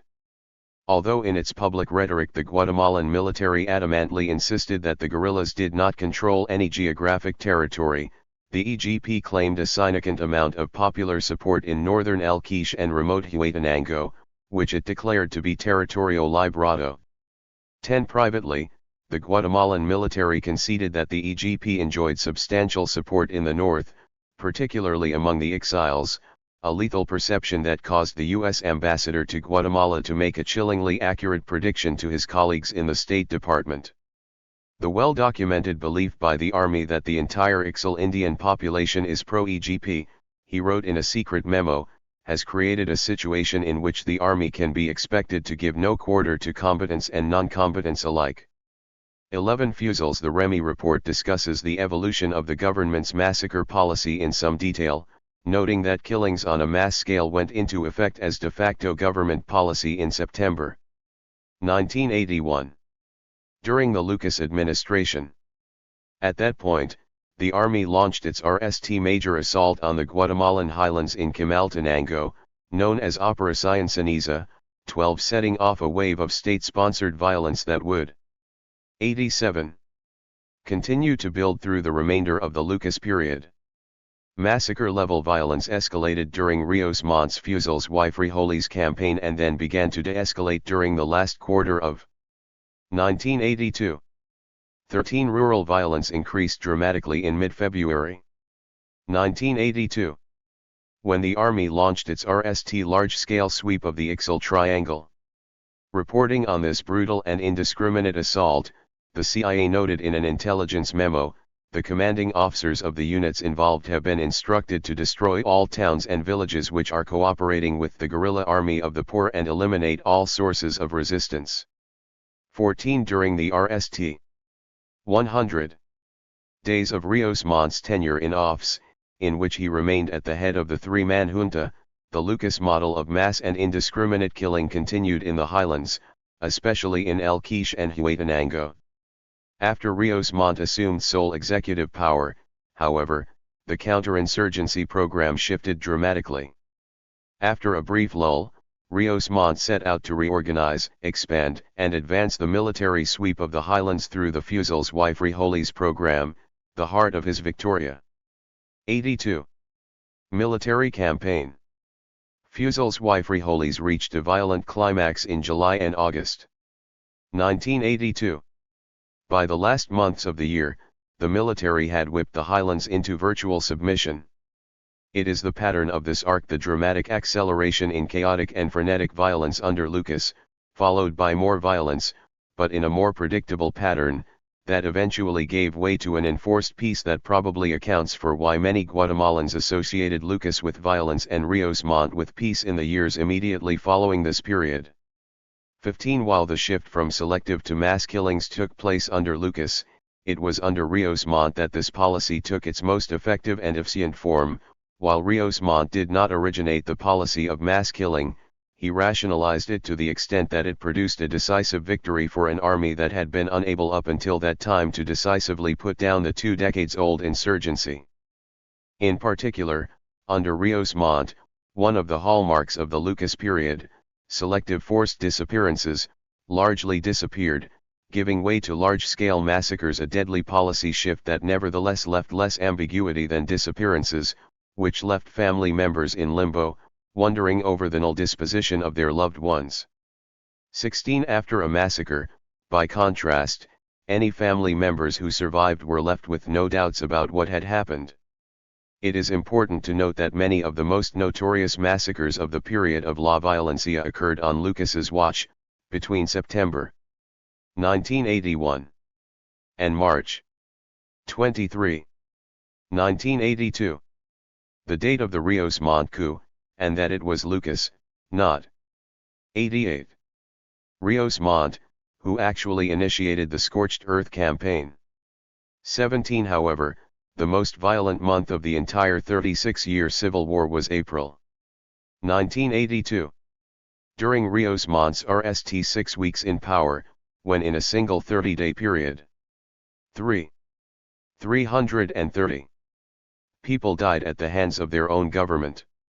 Shortly before this onslaught, in mid-May 1982, the conservative editor of the daily El Graco, Jorge Carpio Nicol, who was later assassinated himself, signed his name to 2 incendiary editorials in which he denounced the escalating violence. 18. How is it possible to behead an 8 or 9-year-old child? How is it possible to murder in cold blood a baby of less than a year and a half? Carpio demanded. This new resurgence of mass murders sends the message that Guatemala is very far from peace.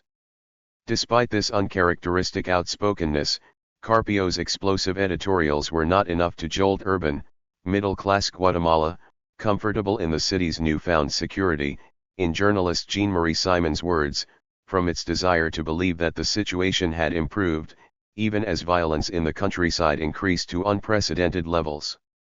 19. After the month-long lull for amnesty, violence again escalated dramatically in June, July, and August 1982.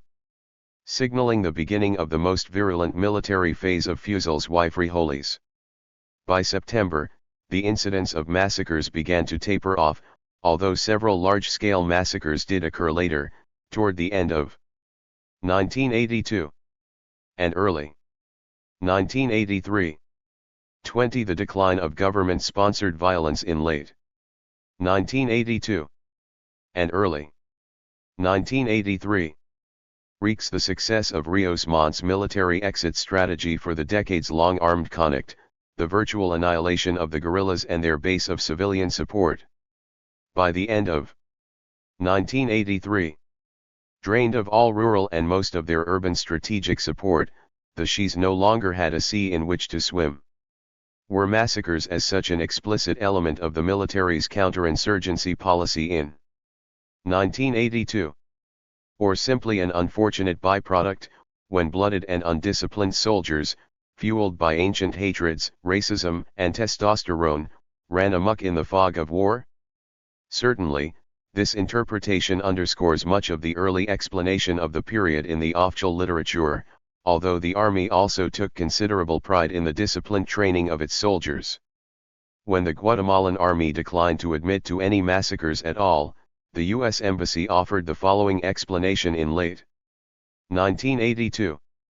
Although the embassy believes it likely that the Guatemalan army has indeed committed some atrocities, the assertion that they committed all the massacres attributed to them is not credible, especially since analysis indicates the guerrillas are responsible in many cases. If the GOG were indeed responsible for a mad, genocidal campaign in the highlands, one must wonder why Indians are joining civil defense patrols in great numbers. In sum, embassy believes that what is 89 being planned, and successfully carried out, is communist-backed disinformation campaign. 21. In a press conference held to refute genocide charges on July 12, 2006, Rios Montt offered his only public explanations for the obloquy wrought by the violence of his counterinsurgency campaign. In this statement, which is notable not only for its brevity but also for its careful use of the subject ambiguous passive voice, Rios Montt denied command authority for the massacres, although he was both a general and chief of state at the time, although no longer a member of the actual army high command. During my government, the army followed orders, he said. But when they were not given orders, abuses were committed, but I was never informed. 22. If the general's high office allowed him to distance himself from the violence, the same was not true of his close associates. In 1982, his press secretary, responding to charges of human rights abuses, offered this circumlocution: the guerrillas won over many Indian collaborators. Therefore, the Indians were subversives. And how do you get subversion?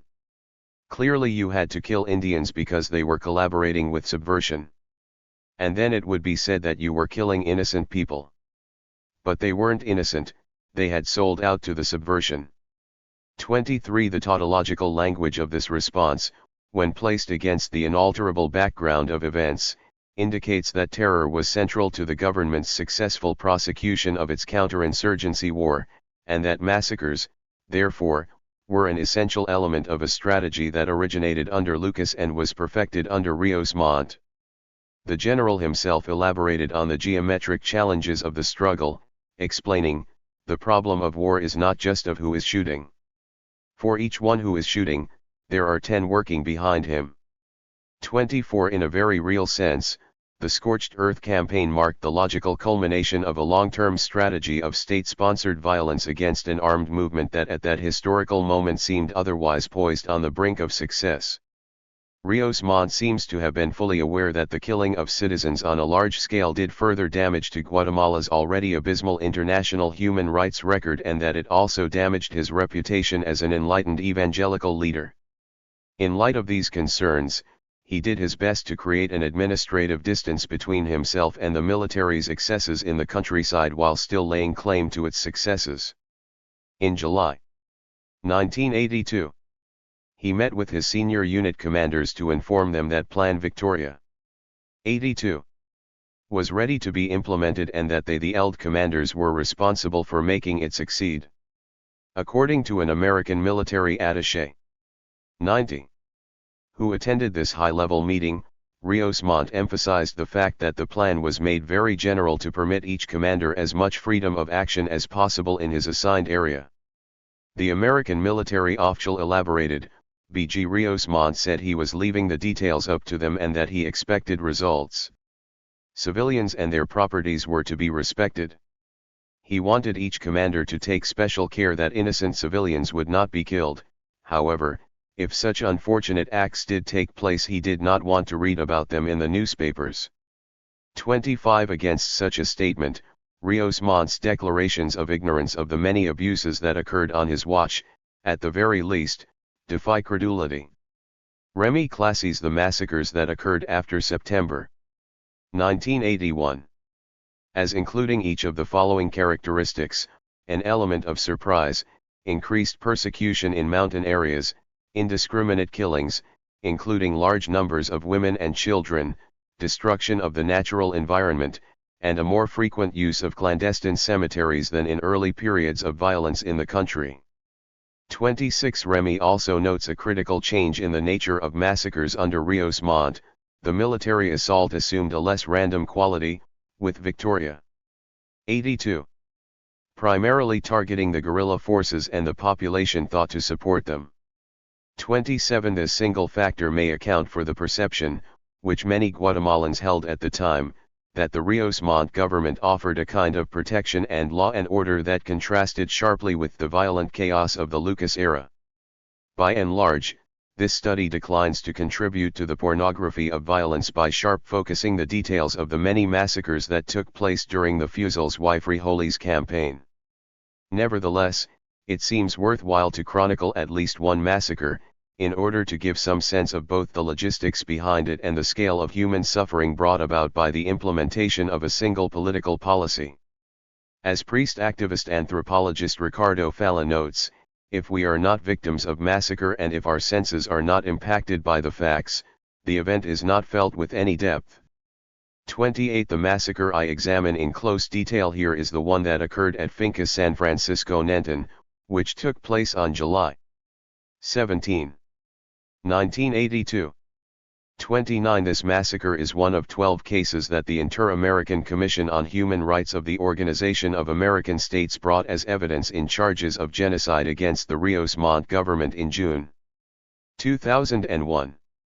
Nevertheless, the brutality and scope of this massacre is no worse than many others, and the number of people killed is only slightly greater than the number of people murdered at other locations around the same time. There are, for example, 2 other large-scale massacres that took place only one day after the Finca San 91 Francisco Nenton event. These are the massacre at Plan de Sanchez, Rubinal, Baja Verapaz, where between 170 and 268 died, and the one at Los Encuentros, Rubinal, where counterinsurgency forces killed over 250 people, both on July 18, 1982.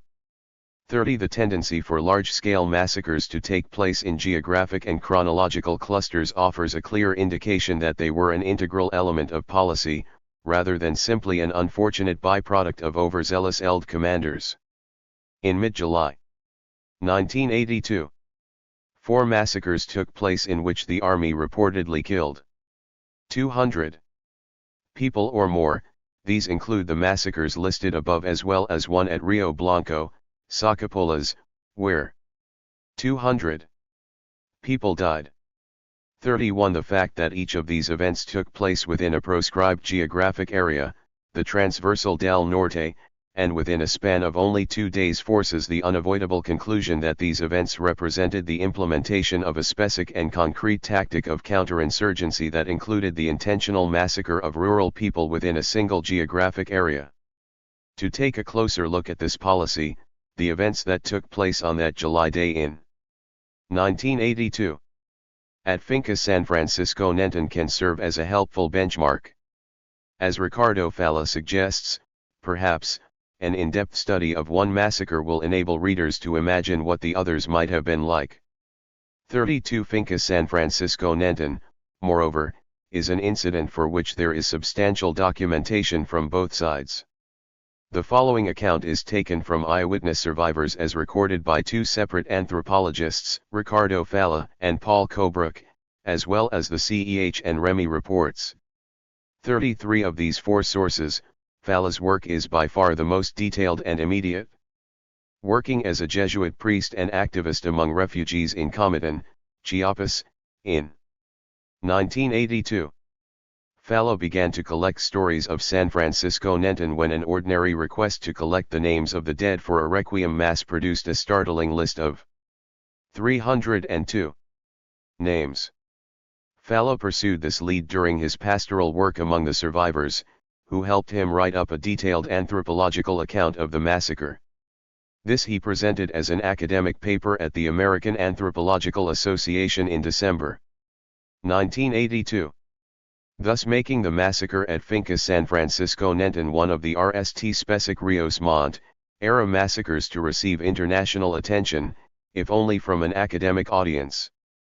34. The fact that his listeners understood Falla, a Jesuit who was much inspired by liberation theology, to be openly sympathetic to the left did not at all undermine the immediacy of what he had to say. Falla's record of the testimonies of the massacres from 3 male survivors, taken relatively freshly after the event had taken place, also probably avoids some rhetorical mediations and mimetic devices that cloud. 92. Well-rehearsed testimonies that survivors sometimes offer many months, years, or even decades after a traumatic event has taken place. 35. The quoted sections of the description below are direct translations of the survivors' testimonies, taken verbatim. Julio Negro, The Massacre at San Francisco Nenton, July 17, 1982. On June 22, a patrol of soldiers came into the Finca San Francisco Nenton, a locality near San Mateo Ixtatan, Huetenango, which the military correctly or incorrectly identified as being sympathetic to the EGP. Gathering the villagers together, the soldiers issued the following warning: be careful. Do not involve yourselves with the guerrillas or you are going to die for their crimes. 36. According to survivors, the soldiers at this time presented a friendly face, offering candy and canned sardines to the townspeople, thus lending credence to the idea that it was best to stay put if and when the army returned. 37. The army did return to the village during the early morning hours of July 17. But this time there were perhaps as many as 600 soldiers, and they did not have friendly faces. Their faces were like those of crazy men. 38. According to survivors, the villagers wanted to cooperate with the soldiers and not the guerrillas, who they said they did not trust, the villagers had earlier sent a group to the regional capital at Nenton to acquire a Guatemalan AG and to request formation of a civil patrol, but the group had not returned. Therefore, when the army came into town, no one felt they had reason to eat. When 3 helicopter gunships appeared in the air around 10 a.m., the people began to feel afraid and wanted to show the military commander that they were supportive of the government. One of the commanding officers shouted, "We're going to have a fiesta," and ordered the people to come together in the center of town.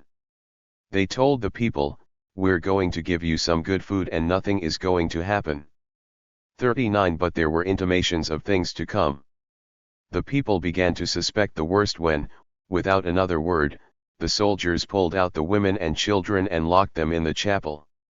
They rounded up the men and the local judge and gathered up their bags to take their money and watches. The women came with all the children 2 years old, 3 years old, 4 years old. They came with their children all together. And he came, get inside the church. It was already LED up. All the women. 40 About 1 in the afternoon, the women were taken away from the church in groups, without their children. The soldiers took the women to houses and 93. Raped them there. 41 The men could hear their women's cries but could do nothing. But the cries stopped when the sounds of bullets and hand grenades commenced. Crack, crack. There was a lot of noise. All the little children were crying, crying.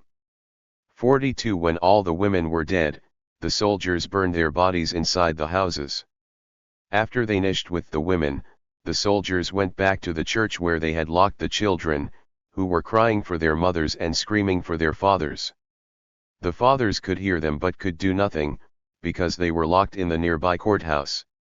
The older children had some grasp of what was happening, but the younger ones did not, and some of them hugged each other when the soldiers brought them out of the church. Others simply walked out towards their sacris. 43 The soldiers took the children out of the church in groups. They brought out the little kids too, 1.5, 3 years old. They took them out holding on to each other. The 10, 12, 8, VE and 6-year-old they also brought out in groups. They took the groups and killed them with knife stabs. 44 They picked the smaller ones up by their feet, like you would a hen. They smashed their heads against pitchforks and against a cypress tree planted in front of the chapel. 45 The soldiers ripped open the children's bellies with knives and tore out their intestines, tossing the small bodies into one of the houses located close to the church. When they brought out the last child, and he was a little one, maybe 2 or 3 years old, little I saw this myself. They brought him out and stabbed him and cut out his innards. The little kid was screaming, and because he wasn't dead, right there the soldier grabbed a thick hard stick and bashed his head. They cut out his guts and threw him away like shit. That's how the cabrones did it. 46 It's possible they killed the children like that so as not to waste their munitions, or perhaps a sagam for the soldiers. 47 By about 3 in the afternoon, it was time for the men, starting with the ancianos, the elders, who were still locked up in the courthouse. First the soldiers killed a bull that the villagers had given them when they arrived, cutting its throat so that they could eat it later. The slaying of the bull presaged what would soon happen to the elders themselves. 3 old men. 1. They stuck the unsharpened machete here, like you kill a sheep. Aaaaa, they say. Aaaaa, they say. Just as we were watching they killed him. Inside the courthouse where we were, me, all of us. 48 The old men's death cries amused some of the soldiers. Like killing an animal, it made them laugh when they were killing. Poor people, the poor old men, they were crying and suffering. 49 Finally, they divided up the hombres de trabajo working age men into groups of 10, taking them out one group at a time from the courthouse. They blindfolded their eyes and forced them to lie down, face down. Then the 94 soldiers shot them in the head. 50 Those who remained in the courthouse waited and prayed. When they finished taking out the brothers, we began praying there inside the courthouse, asking God that He would bless us.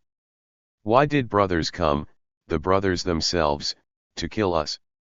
It was not a sickness. God was not sending us a punishment. 51. Apparently tiring of taking the men out in groups, the soldiers then began to on the men waiting in the courthouse. They threw grenades into the courthouse and red bazookas. They killed one man, the poor man was already dead. Then went down on him again like this. That is how he opened him up and took out his heart.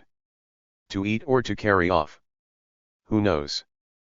52. The soldiers then dragged the bodies of the men one by one into the church and gave the orders to set the church on to incinerate the bodies inside. Everything was sheer death. People were dying. 53. In the chaos of the slaughter, 1 or 2 men escaped death by lying among the corpses.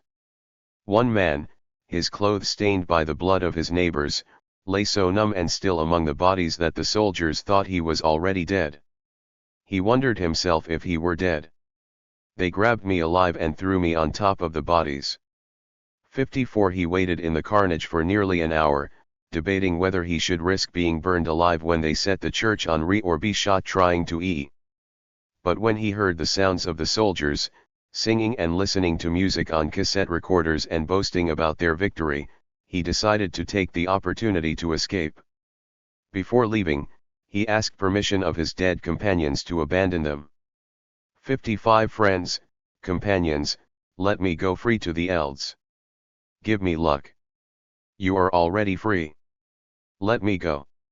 I am going to the Eld. I talked that way with the dead. 56. About that time, the soldiers decided it was time to torch the church. The survivor escaped through a window when the restarted, along with one other man, but the soldiers saw the other man and shot him dead.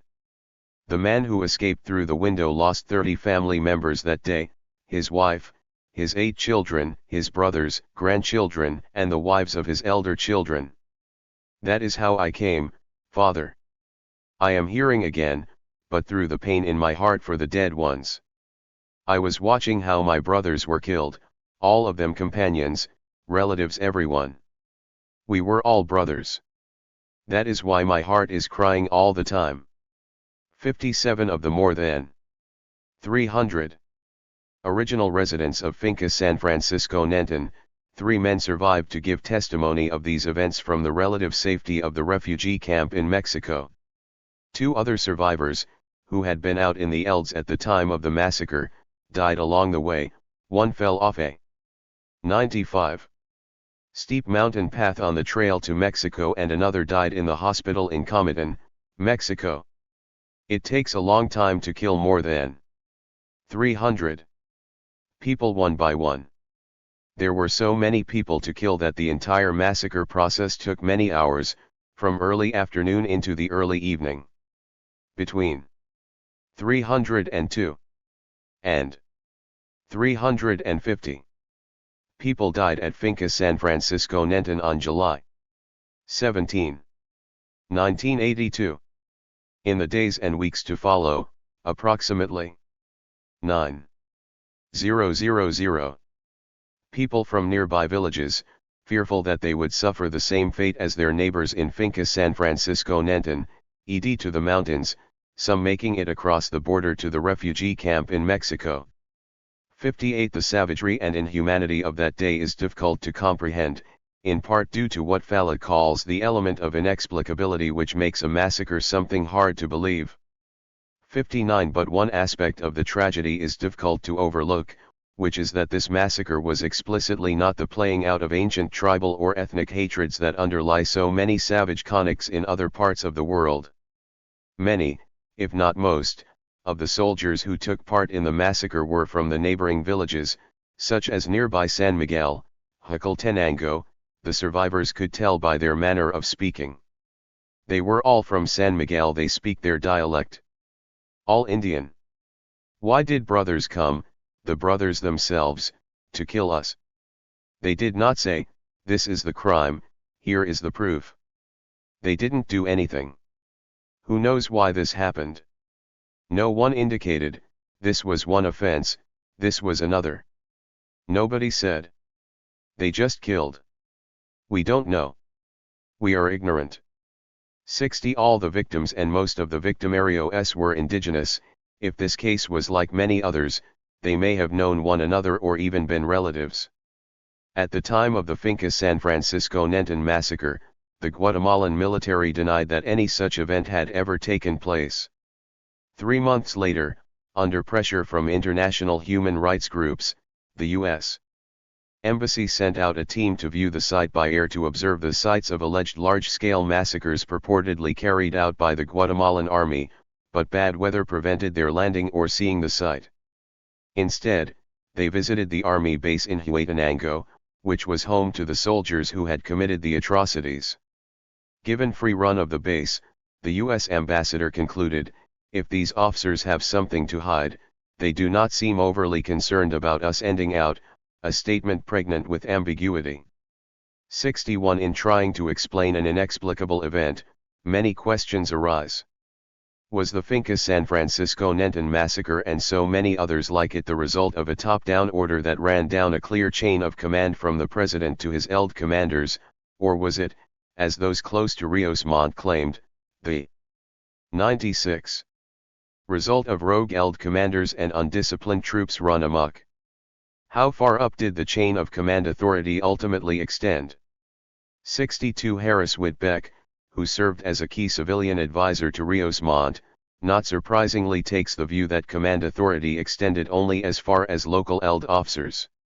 When asked about the Rios Montt administration's knowledge of and culpability for the Finca San Francisco Nenton massacre, he responded, there was a renegade army unit there that went out of control, killed lots of innocent people. I got there right after it happened. There was one other civilian and 4 army officers with me and they saw it too. As soon as I got back, I repeated to the general what had happened. He asked me who was involved, and I told him and he was very upset. But nothing ever came of it. I think the officer in charge got killed or something like that. 63 Refugees and internal exiles. Early on, many villagers from the zones of conflict sought the protection of the EGP, but the guerrillas were entirely unprepared to protect, feed, or otherwise take care of large numbers of people. 64 In the aftermath of massacres, or in anticipation of them, survivors were left with the choice of relocating to a military-run refugee camp or seeking exile. Some willingly sought out the army camps, both to avoid being swept up further in the counterinsurgency campaign and to insulate themselves from further contact with the guerrillas. 65 According to Remy, however, nearly half made the choice to go into exile, leaving their communities to the mountains, where many perished, their bodies left behind to the mercy of wild animals and the elements. Others escaped to international refugee camps in Belize and Mexico. 66 When the army found a village abandoned, the soldiers burned all the buildings and their contents to the ground, thus leaving people who had left even temporarily without homes, crops, livestock, or possessions to return to. This is what is meant by scorched earth. The obliteration not only of homes and possessions, but the very landscape of place and belonging. The bewilderment that Finca San Francisco's survivors expressed as to why they had fallen victim to the army's wrath is not at all uncommon in survivor testimonials. While the guerrillas had enjoyed explicit support in some villages, in many locations villagers knew little about them or expressly did not want any association with them. "No conocimos la guerrilla, no conocimos el ejército," explained one survivor. "We know neither the guerrillas nor the army." 67. 97. While many may well have made this claim falsely in order to save themselves, others recalling Troerlet's admonition to listen to all voices must surely have meant exactly what they said. This is not an insignificant point, as it casts a broader net of culpability for the death of many innocents. Obviously, it involves culpability of the army in killing people who were entirely uninvolved with the armed popular movement. But blame also falls on the guerrillas for continuing to put the rural Maya in harm's way, even when they were fully aware that such a position was virtually guaranteed to bring the earcest recrimination against a subaltern population in a society that was as racially divided as Guatemala. The CEH report confirms this observation. the guerrillas applied a tactic of armed propaganda and temporary occupation of towns to gain supporters or demonstrate their strength. Once they withdrew, however, they left the communities defenseless and vulnerable, the report charges. In many cases, communities were then attacked by the army, with a very high civilian death toll, especially among the Mayan population. Faced with scorched earth operations and massacres, the guerrillas were unable to protect the people who had sympathized with their objectives or had supported them. This inability created a broad sense of abandonment, deception, and rejection in these sectors. 68 The communities of population in resistance. This last betrayal was not lost on indigenous people themselves, including those who were directly engaged with the armed guerrilla movement. Seeing the carnage that the counterinsurgency had brought to their own people and observing what appeared to them to be the popular resistance's apparent willingness to sacrifice them even in the face of overwhelming force, many indigenous combatants and sympathizers began to abandon the guerrillas in mid-1982, further diminishing the rebel forces. As anthropologist Charles R. Hale phrases it, some persisted in a contradictory struggle from within, others bit their tongues, but especially after the military tables turned, the vast majority of indigenous foot soldiers simply abandoned the left. 69 Some indigenous former guerrillas and massacre survivors went on to establish comunidades de población in resistencia in remote and inaccessible areas of the country. The CPR were small, ambulant communities of internal refugees, often technically under the protection of a guerrilla force that was nevertheless unable to provide for it. Left alone and sometimes entirely self-sufficient, refugees lived in such constant fear of detection that sometimes 98. They could not make cooking rest or allow their children to cry. They even devised a way to tie off the voice boxes of their roosters so that crowing would not give away their locations to the military and civil patrols. 70 Perhaps as many as 20,000 refugees ended up living in CPR for a decade or more in clandestine isolation from the Guatemalan army, their home communities, and society at large. 71 The hardships in the CPRs were manifold, food was scarce, and people subsisted on inadequate diets of wild plants and roots, sometimes for long periods of time, even years without relief. They lived in temporary shelters of leaves and poles that were inadequate to keep out rain or the unexpected cold of the highlands. 72 Many CPR members, especially children, took sick and died of malnutrition and privation. Yet even the difficult decision to stay in a CPR offered no guarantee of safe haven, as survivors had come to distrust both the army and the guerrillas. Sometimes there is just no difference between the two, Dona Cristina, a CPR member, explained to a human rights worker. If we go over to one side, we are afraid, but we are afraid of the other side, too. 73 Civil defense patrols. A central aspect of the Fusiles y Frijoles campaign was the establishment of civilian militias known as civil patrols, manned by male villagers who served in the patrols on a mandatory rotational basis. The civil patrols, which became feared paramilitary militias in their own right, played a significant role in the Army's reassertion of control over remote rural areas. It was through the civil patrols that counterinsurgency came to be woven intricately into the fabric of village life. The idea of self-policing in indigenous villages did not actually originate with Fusiles y Frijoles. Volunteer civilian patrols had a fairly long history in the highlands. In fact, a few communities had established self-defense patrols on their own even before Rios Montt took power. 74 In November 1981. The town of Nahuala, for example, had formed its own patrol 3 weeks after the EGP had taken over its radio station and kidnapped several residents. 75 The system, however, did not become widespread until April 1982. When Rios Montt made the formation of civil patrols a centerpiece of his pacification program. The system, not altogether unlike the labor rotations of the Spanish colonial period, the repartimento and the mida, demanded that male villagers in rural areas between the ages of 18 and 60 serve in patrols on a forced rotational basis to ensure the security of their villages and the surrounding areas. 76 packs were responsible for reporting guerrillas or guerrilla collaborators.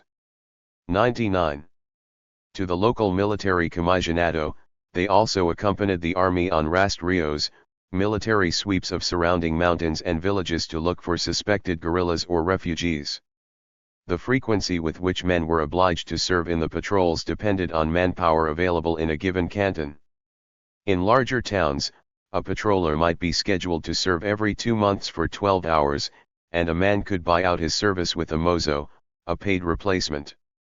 77 In smaller towns, however, men took a turn in the patrol once every 3 days for 24 or even 48 hours at a time. The use of mozos was rare because there were none available and people could not afford it. 78 Civil patrol duty might take up to 42 FTY workdays per year, representing a significant loss in productive labor for those involved. 79 The packs were a rural system, designed to assert control over the indigenous population through internal rather than external forces such as the military, which up until that time functioned in the villages very much as a foreign occupation force. An army press release published in 1984 described the packs as a new form of social organization. Without supervision or any kind of control, specially taking into consideration that the Indian population were not in capacity of managing by themselves those new forms of social, political, and economic organization. 80 Official doublespeak notwithstanding, the packs did indeed fall under the supervision of the military. The army provided the packs with a set series of objectives: to provide a RST line of defense for soldiers, to police and provide counterinsurgency defense to their communities, and to generate intelligence and counterintelligence for the detention of suspects who might be sympathizers, collaborators, or insurgents. 81 Although the government described the civil patrols as voluntary, spontaneous expressions of patriotism, in fact, participation was entirely compulsory, as the army openly considered those who refused to participate to be subversives, with the lethal consequences that such a designation implied. Each patrol reported directly to the local army destacament either every 8 days or every 2 weeks to give information on activities in their communities and to receive instructions and orientation from local military commanders about current military objectives. Patrols or individual members who failed to comply could expect the harshest possible penalties. 82 Despite the involuntary nature of the service, the packs quickly became adept at doing the army's bidding, and many took the initiative to root out potential subversion on their own, often zealously. As General Guillermo Echeverria Vileman stated in an open letter to Rios Montt on January 11, 1983, the civilian defense patrols are led, controlled, protected, and work under the military's vigilance, thus they are part of the army. 83. 100. The central objective of the civil patrols was to cut off the guerrillas from whatever base of support they might have among the local population. Although the patrols' official mandate was to provide military defense of their towns, the army's underlying motivation was to control the men who were collaborating with the guerrillas or who had done so in the past. Equally important, the civil patrols, according to an internal army document from July 1982, were designed to provide backup support for the army in its military and counterinsurgency operations, using locals' knowledge of terrain, language, and the inhabitants to boost the effectiveness in the LD.84. This the civil patrols certainly did, at least in terms of numbers. By September 1982, there were approximately 25,000 civil patrollers in the highlands, a number that had swelled to 700,000. About 10% of Guatemala's entire population by the time of the 1983 coup. 85 Although the U.S. Embassy privately cautioned that arming the Highland Indians could boomerang should they turn against the government in the future, the Guatemalan government supplied the civil patrollers with new straw hats, Guatemalan ags, and weapons. 86 Many of the weapons were antiquated or useless because the state, reacting the primordial colonial fear of a moda de indios, was eager to capitalize on their manpower but reluctant to arm them properly. As a strategy of counterinsurgency, the POC system was extremely effective. Indeed, by most accounts on both the political left and the right it was the single most successful element of the counterinsurgency campaign. 87 It accomplished the goal of draining the sea in which the SH swim by isolating the guerrillas from their base of indigenous support and thereby weakening them nearly to the point of capitulation.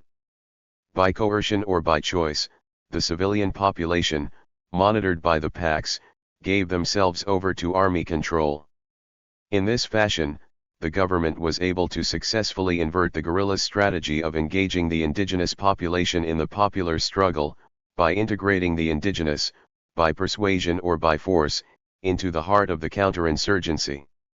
88 Menegazo and Us Alvarez have referred to this inversion of hearts and minds as a process by which revolutionaries were converted into subversives and transgressors. 89 Guatemala's dictator of the 1930s, Jorge Ubico, had foreseen the day when the Maya might be persuaded by clientage to advance the interests of the state as citizen soldiers, but he could not have anticipated how the wholesale call-up of the civil patrols would transform Mayan society. By the military's assessment, the success of the PACs lay in the popular perception that the PACs offered protection to communities in the zones of conflict, from the guerrillas but also from anticipated military recriminations. 101. If villagers viewed the Guatemalan military as an army of occupation, they could hardly do so when it was the sons of the village itself who provided the oversight.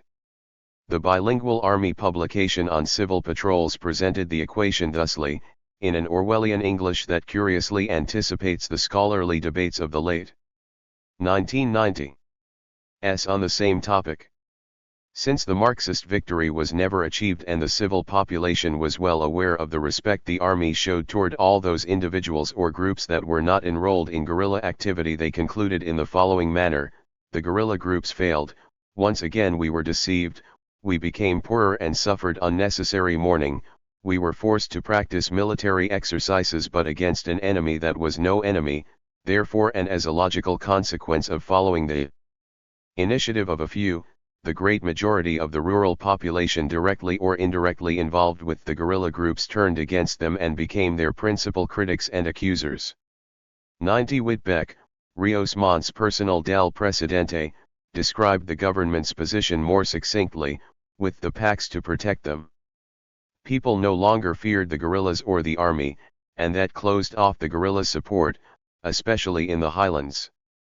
The PACs weren't well armed at all, but with them there, people lost that fear. By the end of 1982, had been virtually dismantled, really done in by the participation of the population, the PACs, which later distorted into something else. 91 Without doubt, one of the most lasting effects of the civil patrol system was its effect on community cohesion, a consequence perhaps unintended but perhaps not that in either case helped to advance the government's expressed goal of achieving unidad nacional at the expense of indigenous and community identity. In the words of historian Marvin Estuardo Ramirez Cordon, the distrust and hate were new elements that appeared with the formation of the civil patrols. Resentment is permanent against the patrollers, some of whom took undue advantage, tortured, persecuted, threatened, or in the majority of cases assassinated some they knew or who were in their family. 92 As violence played out locally, community coherence disintegrated, as long-standing feuds, rivalries, land disputes, religious differences, and personal differences assumed a political veneer. Anthropologist Linda Green recorded disturbing stories of women knowing which lifelong neighbor had denounced their husbands, and of women and children who continued. 102. To live and work as neighbors with people who they knew had been responsible for the deaths of their loved ones, sometimes crossing paths with them on a daily basis. 93 In Ramirez's words, the sadness and anxiety brought about by violence would become permanent problems. 94 The civil patrol system contributed directly in other ways to the decay of community integrity. There was no question that service in the civil patrols was burdensome, a cargo in the truest sense of the word that sapped vital energy from individuals and from communities that were struggling to get back on their collective feet. Service time in the packs often left insufficient time for farming, even for the growing of corn, the food staple and symbolic sustenance of Mayan life, much less for the communal performance of whatever religious rituals, cofradia activities, or civic duties had survived the scorched earth campaign. 95 by accident or design, and, indeed, there is no outstanding evidence to suggest that the army anticipated the pact's long-term cultural consequences. As such, the civil patrols became an insidious force in the destruction of indigenous community culture. The physical risks of participation were also onerous. Along with being forced to patrol in all types of weather, including torrential tropical rains, POC members regularly found themselves both literally and figuratively in the line of either from the guerrillas or from the military. Indeed, of the 17 massacres attributed to the EGP during this period, at least 7 Aguacatan, Zacatal Tejchajal, and in Comalapa, Shikaman El Quiche, Sequil, and Nebaj were all attacks against patrulleros. These attacks, like those on the other side, were as punitive as they were strategic, as the guerrillas targeted not only the patrollers themselves, but also their families, including infants and children. 96 While the civil patrols originated as an involuntary system of subordination, however, it took remarkably little time for the civil patrollers to rise to what Nietzsche described as the will to power, the desire for cruelty with the pleasure that comes with the exercise of power, and the fundamental human instinct to wish to expand that power at the expense of others. 97 As civil patrols gained increasing power by earning the army's confidence, they quickly acquired power as the local arm of military authority and all too often became a law unto themselves. 98 An early America's Watch report on civil patrols commented that the Army's order to inform on fellow villagers has created a great temptation to seek revenge by denunciations, a charge later borne out by many accusations of family feuds, land disputes, and personal vendettas that found their no solution with the patrols. 99 Even in the PAC's RST year 1982. People spoke of being afraid to talk with long time. 103. Neighbors, to attend church services, or even to go work in their elds due to their fear of orejas who might turn them into the civil patrols. 100 Such fears were fully warranted. According to some sources, civil patrols were involved in more than 125 massacres committed between 1982 and 1983. As they either helped carry out military orders or acted on their own initiative. 101 In the case of Rubinal, Baja Verapaz, for example, a region once friendly to the FAR, anthropologist Rolando Alessio estimated that political violence destroyed half of the 38 rural communities of the municipality, and that some 5,000 people close to 25% of Rubinal's total population died in political violence in 1981. 1982. While the military and guerrillas had killed some of the people in this total, Alessio found that it was the local civil patrols that had committed the vast majority of the killings. 102 In their mid-1980s study of San Pedro La Laguna, Benjamin Paul and William Demarest observed how the context of a culture of fear exacerbated intercommunity factionalism and rivalries, leading to a breakdown in the social system that the civil patrol system eroded further. 103 By giving the corrosive forces of distrust, revenge, and terror a local face, the PACs arguably did more to undermine indigenous community coherence and identity than did any other single factor in Guatemala's 36-year civil war. The ultimate effect of the civil patrol system, then, might be seen less in the achievement of the government's stated goal of isolating the guerrillas from their civilian base of support than in the PAC members' willingness, whether under coercion or not, to advance the official discourse to the extent that civilians would be willing to engage in the kind of auto-genocide that Alexander Hinton describes in Cambodia for the Khmer Rouge. 104 As Hinton notes, Autogenocide is somewhat unusual in the human experience because killing does not result from ancient hatreds, as is usually the case in simple genocide. Rather, it stems from the ability of the state or an entity such as the military to, in Hinton's phrase, manufacture difference. That is, to construct and stigmatize a subaltern group to the extent that they are perceived, politically and culturally, to be completely different beings, 105 in this case, not different ethnic groups, but within what was otherwise a relatively homogeneous community with few ethnic differences. It is, simply put, the willingness to kill your own. The Rios Montt government's ability to successfully manufacture difference between guerrilla and patriot, rural and urban, subversive and sanctioned Maya, civil patrol and community, may ultimately have had a greater impact on the outcome of the struggle than did the straightforward military campaign against the armed resistance. 104. The gendered effects of the Scorched Earth Campaign. One of the most striking effects of the Scorched Earth Campaign is that it left much of the countryside largely devoid of men. Because the state, not incorrectly, presumed that men were most likely to engage in political activity, including outright support for the guerrillas, it directed a preponderance of repression against the male population. The CEH report estimates that approximately 75% of the people killed over the course of Guatemala's long conflict were men, a cold statistic that, in isolation, fails to convey the loss of wage earners, family providers, and beloved husbands, sons, and fathers, the heads of households and communities. Not all men were permanently lost to violence. When villagers began to grasp the logic of the Scorched Earth Campaign, adult men, as a vulnerable population, would often flee the village or sleep in their elds or the forest to avoid confrontation with the military or, less commonly, with the guerrillas. 106. As a survival strategy, however, this tactic was highly odd, as the military took to attacking women, children, and the elderly instead, a practice that led to a marked increase in casualties among women and children between 1981 and 1983.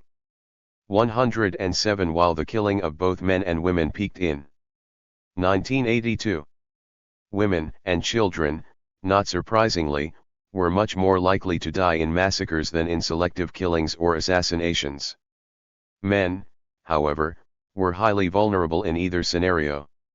108. Such factors have profound implications for the number of women and children who are left behind in a highly patriarchal society that was suddenly bereft of its patriarchs. 109. During the Rios Montt period, some villages, having lost their men to violence, migration to the south coast, conscription by the army, or obligations with the civil patrols, became virtual cities of women villages in which adult males were, for all intents and purposes, almost entirely absent. 110. The absence of men, in turn, helped to contribute to an overall collapse of traditional community and family hierarchies. In the areas where families still had homes to return to, the loss of their men had serious economic and cultural implications. Mayan society, like Guatemalan society in general, tends to be extremely male-driven, with religious brotherhoods, councils of elders, and kinship networks forming the loci of local power and identity. In making the transition from wife to widow, women lost their status vis-a-vis that of their husbands. They often also lost their places within the local hierarchies of kinship, which complicated issues of patrilineal land inheritance and exacerbated legal difficulties tied to women's ownership of land titles. 111.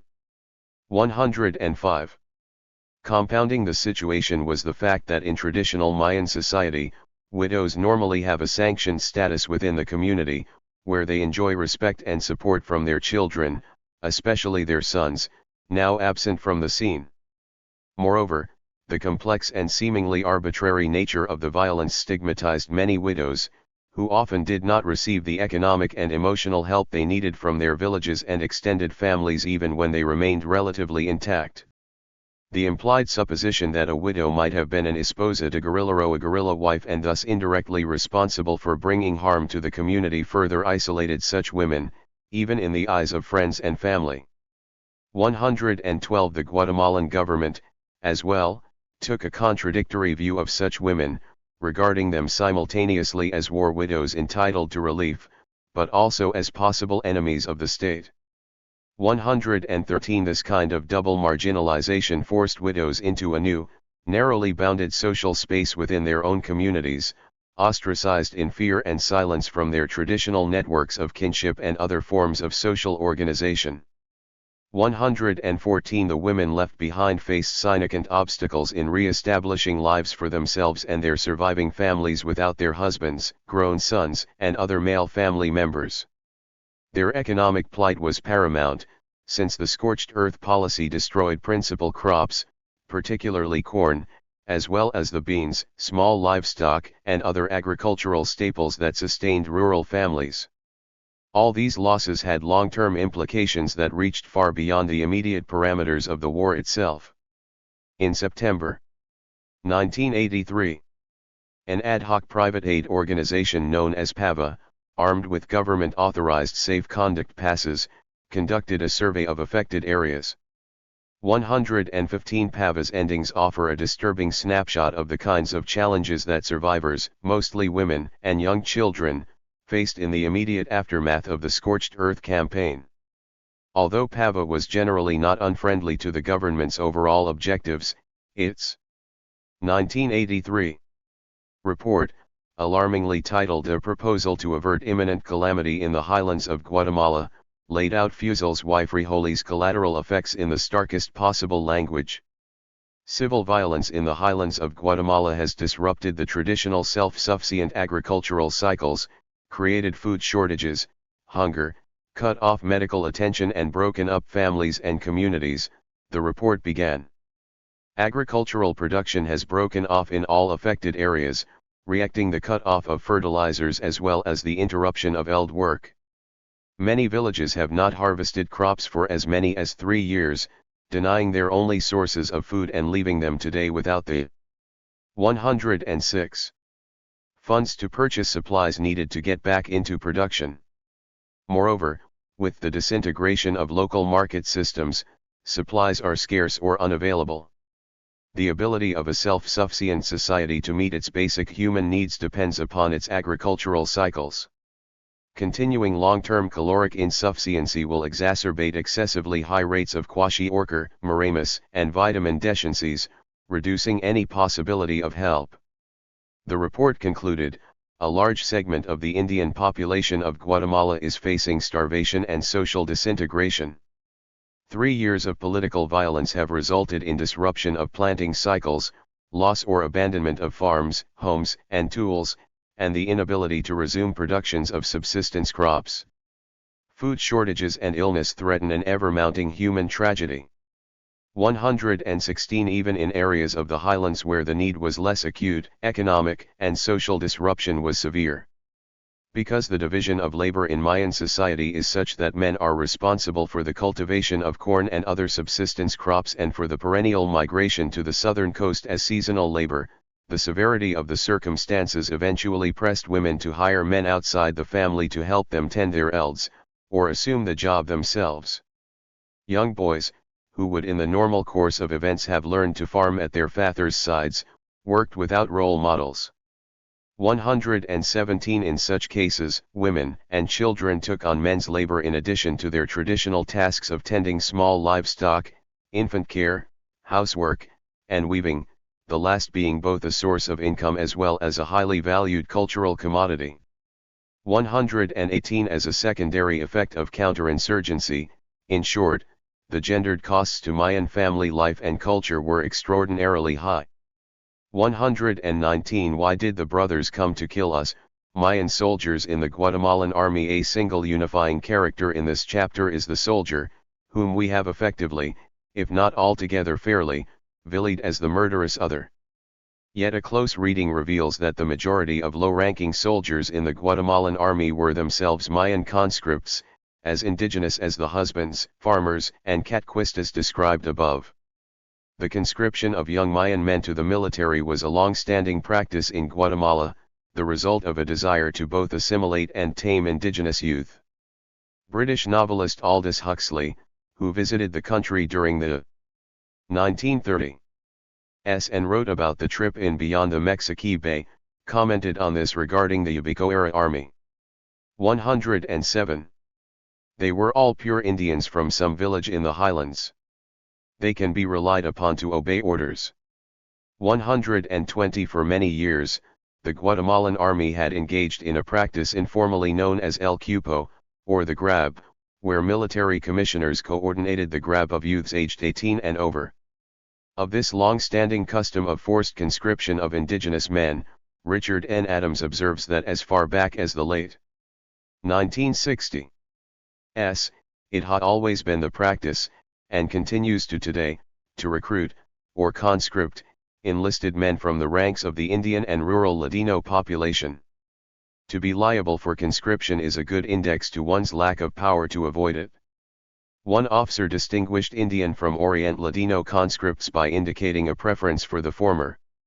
Once you broke his customs, he explained, the Indian was much easier to discipline than the Ladino. 121. By the early 1980s, the need for soldiers was so acute that younger boys and those attending school were no longer exempt from service. Army recruiters regularly scoured villages for eligible men, taking care not to overlook drunks passed out in front of cantinas in the wee hours of the morning, unless they wore a belt buckle forged from welded together bullets to show they had already served.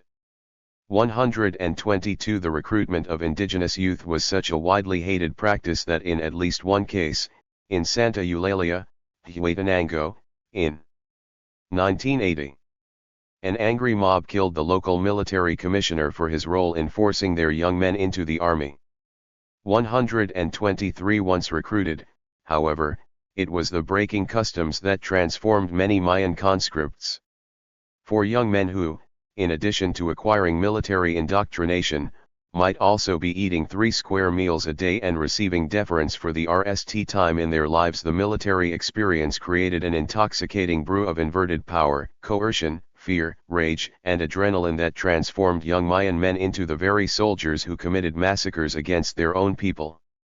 This, working within the crucible that John Keegan has described as the psychology of battle, the high-voltage energy and shared fear, especially of an unseen enemy, that helps forge powerful intragroup loyalties and rationales of self-defense and preservation, helps to explain, at least in part, how it was that young Mayan men so readily abandoned one identity for the other.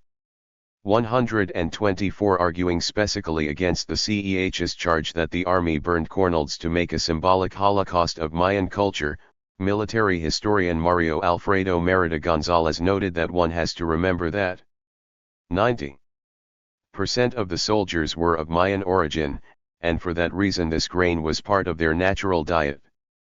125. Although the tone of this quote should give us pause, the role of Mayan soldiers in the massacres is nonetheless troubling, especially given the fact that they were often called upon to translate and take 108 action against their own or neighboring villages. So complete was their indoctrination, their fear, their grasp of power, their repudiation of their former identities, their military esprit de corps, that they became capable of taking actions against victims who were often known to them, in some cases even neighbors or family. The matter of civil patrol participation is equally disturbing. Although membership in civil patrols was theoretically voluntary, in reality it was anything but that. Men and teenage boys served in the patrols on a forced rotational basis, and those who did not the army considered to be subversives and dealt with as such.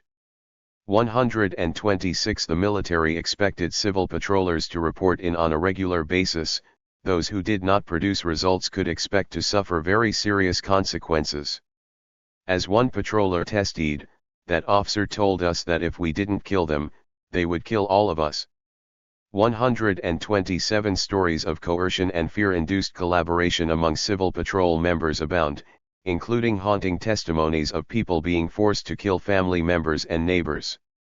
128. Yet, as we have seen, there is also ample testimony that demonstrates that some civil patrollers took to their task with alacrity, using their power not only to apprehend real and suspected guerrillas, but to torture, humiliate, intimidate, and kill, suggesting that forced collaboration encouraged not only complicity but even, sometimes, enthusiasm.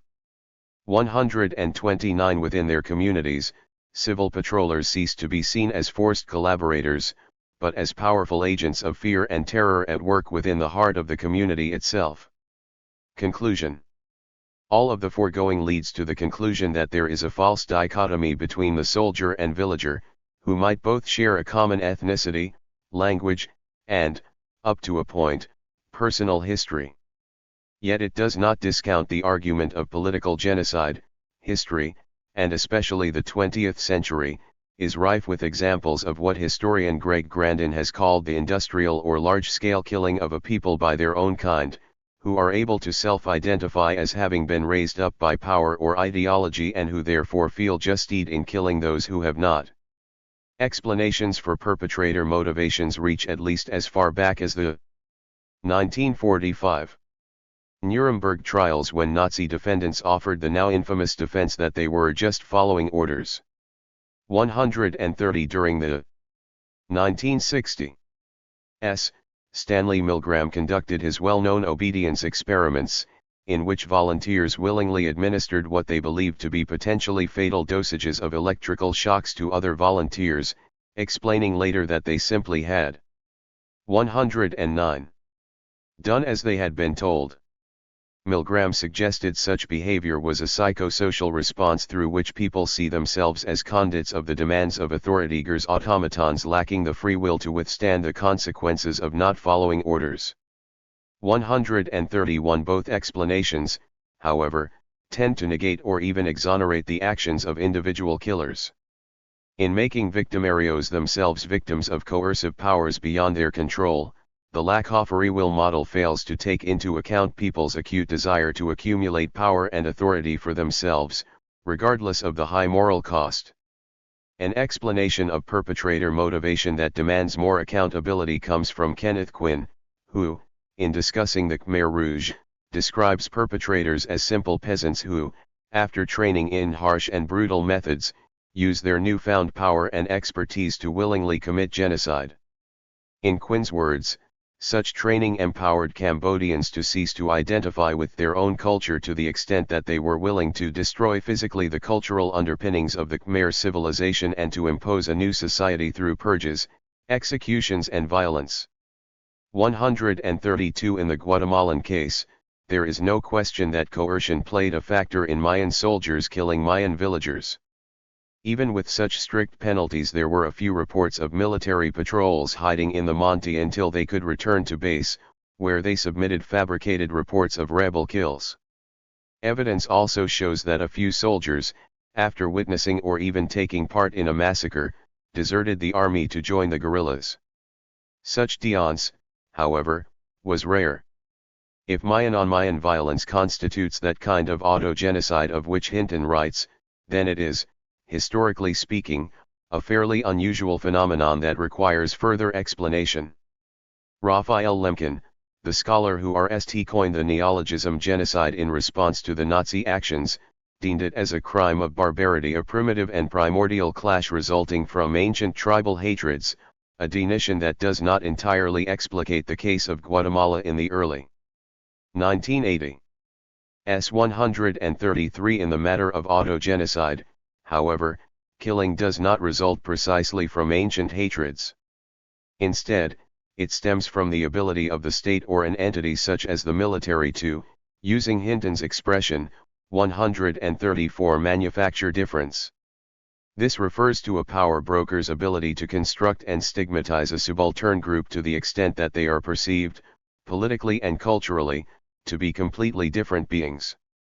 135 This is not to say that the Guatemalan government or even the civil patrols created these differences entirely from scratch. We must remember that just as some villages, or sectors, 110 in them, supported the guerrillas, others staunchly supported the government, while still others would have preferred to stay out of the fray altogether.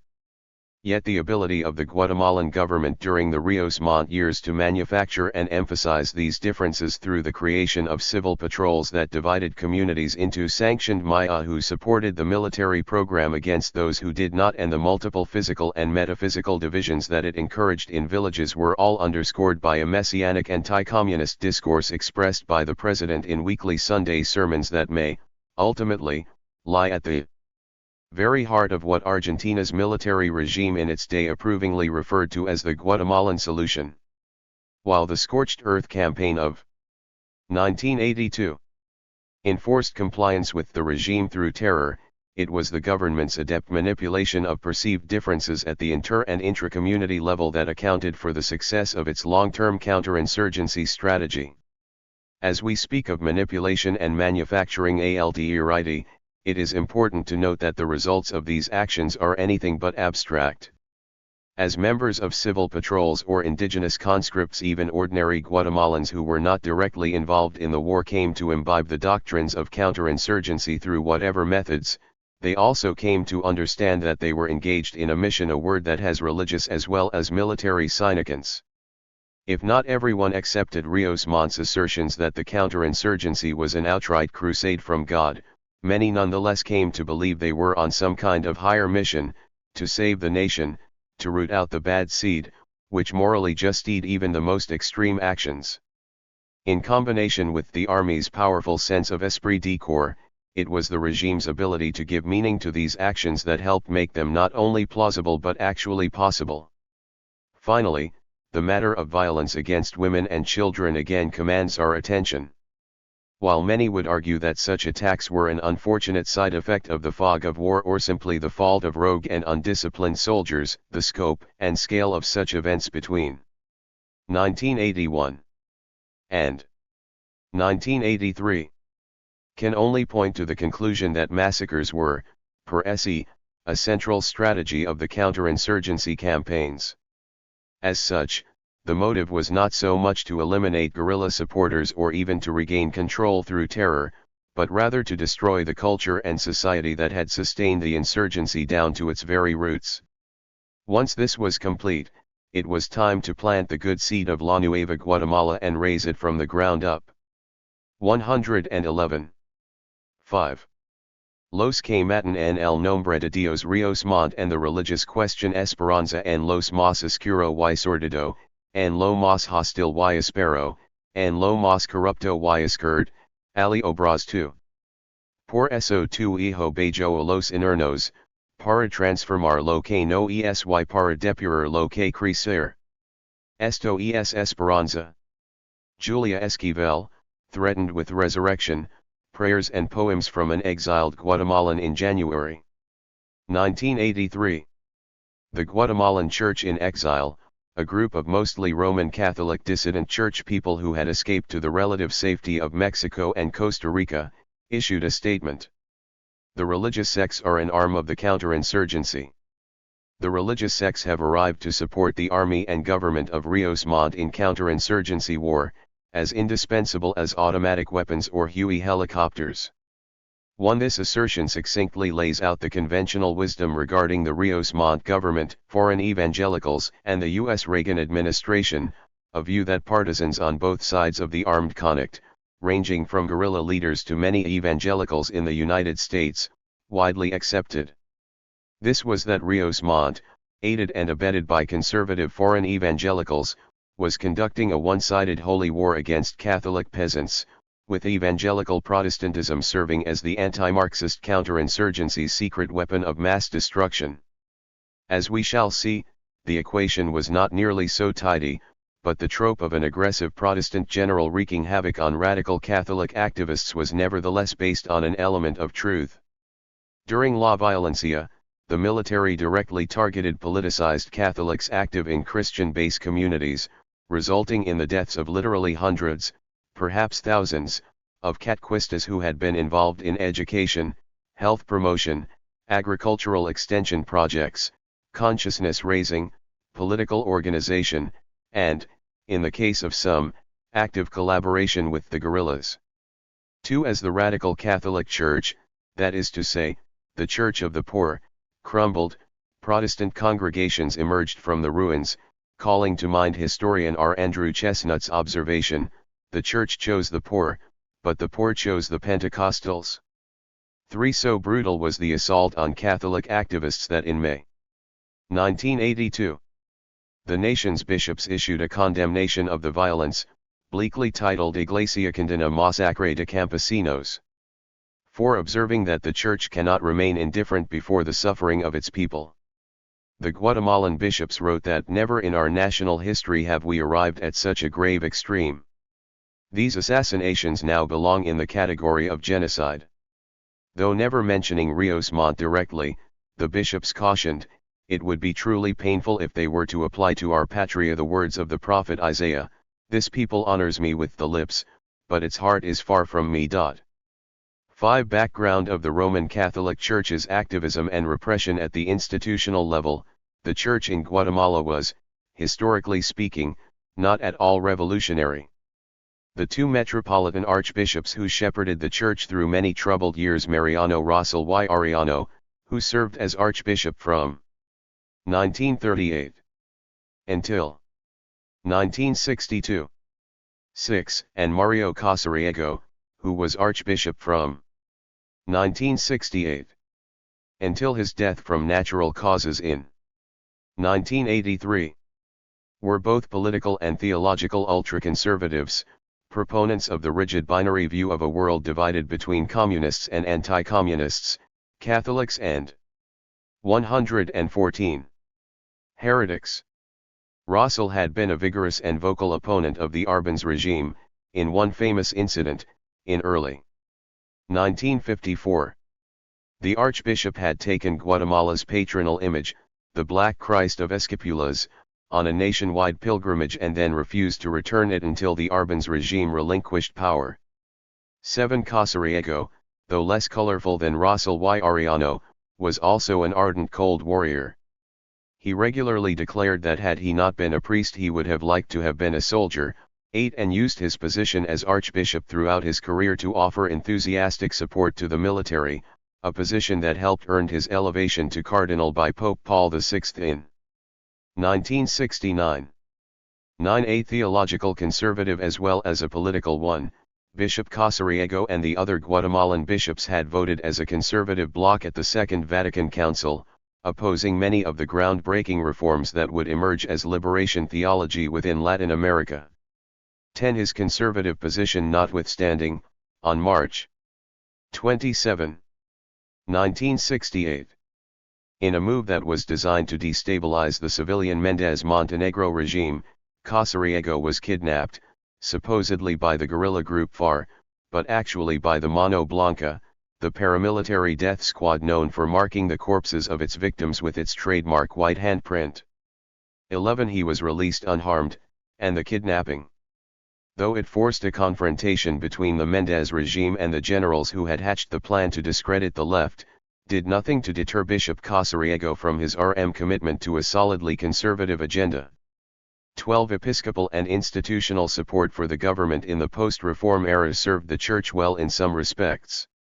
The 1955 and 1965 constitutions, while allowing for religious freedom, granted significant latitude to the Catholic Church and put an end to the overtly anti-clerical policies that had been a part of Guatemala's political landscape since the 1830s. 13. Most important, the government lifted the legal restrictions on foreign clergy that had been in effect in some form or another at least since the 1920s. This allowed the Guatemalan Church to address its very critical clergy shortage by bringing in priests from Europe and the United States, a concession that, given the number and caliber of politically activist foreign clergy who came to work in Guatemala in the 1960s, the government soon came to regard as a Trojan horse. 14. Despite the long reach of Archbishop Casariego's conservative shadow, Catholic clergy in Guatemala became involved early and deeply in liberation theology, the Catholic movement that resulted from changes brought about by the decrees of the Second Vatican Council. A uniquely Latin American reading of the Vatican's new mandates, liberation theology sought to make the church more relevant by directly engaging in the social and political issues of the day through adopting what it called a prophetic stance. 115. In favor of the poor and oppressed. Unlike elsewhere in Central America, the phrase liberation theology was rarely used in Guatemala, but even without the nomenclature the movement took root deeply in the late 1960s and 1970s, especially in the highlands and along the south coast. As it did in neighboring countries, liberation theology came to Guatemala in terms of personnel, the arrival of clergy from the Sacred Heart and Maryknoll orders, two religious groups with a strong commitment to social justice. The monumental Latin American Episcopal Conference in Medellin, in which Latin American bishops issued their milestone document declaring the Church's preferential option for the poor and denning poverty as structural sin, did not meet until 1968. But activist clergy were already at work on the ground in Guatemala by the mid-1960s, and reform had been in the air even before that. In 1959, just 3 years after the Arbon's overthrow, a reform-minded group of diocesan bishops established the Episcopal Conference of Guatemala. 15 after the Second Vatican Council, it would be the CEG that would serve to temper Archbishop Casarigo's repudiation of Catholic social justice concerns and liberation theology.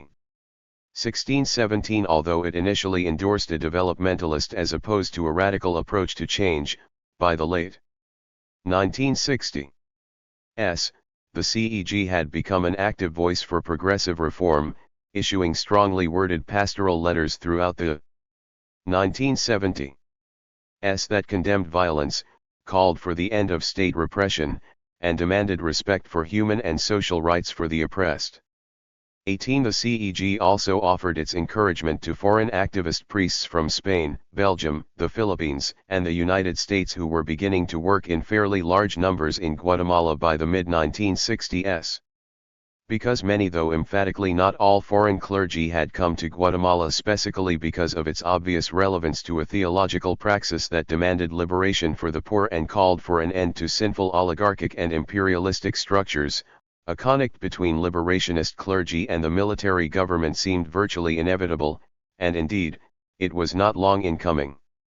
In late 1967, the government discovered that 3 Maryknoll missionaries from the United States, 2 biological brothers surnamed Melville and a nun, had made overtures to join the guerrillas in the armed conflict.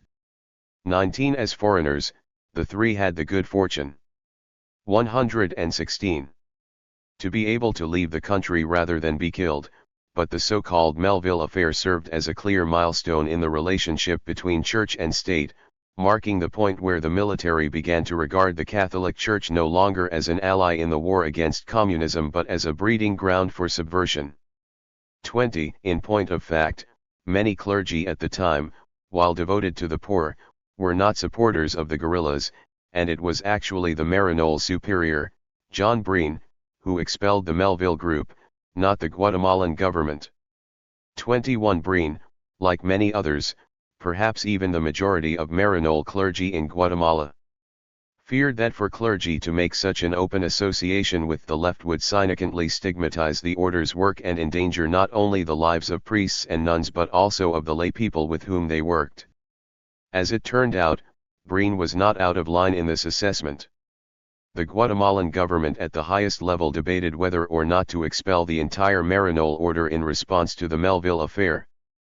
They decided against the measure, but from that point on, they began to connate Catholic social activism with the armed movement. As historian Susan Fitzpatrick Barons has noted, a single incident involving a small group of clergy and guerrillas became a justification to jeopardize the entire Maryknoll mission and to identify all Catholics seeking to promote social change as communists. 22 Even so, the description, if not the tone, of the charge of communist association was not altogether inaccurate, especially after 1971. When a group of foreign Jesuits established a house in the blighted Zone 5 of Guatemala City that became an important center for the rigorous training and support of a core group of activist priests and lay people for evangelism and political work in the Altiplano.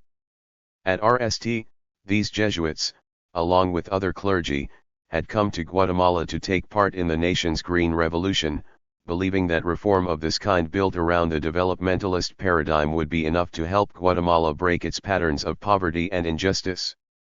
Women religious, who came to Guatemala to work with the poor, were at RST frustrated to end themselves stuck in Guatemala City teaching young elite girls.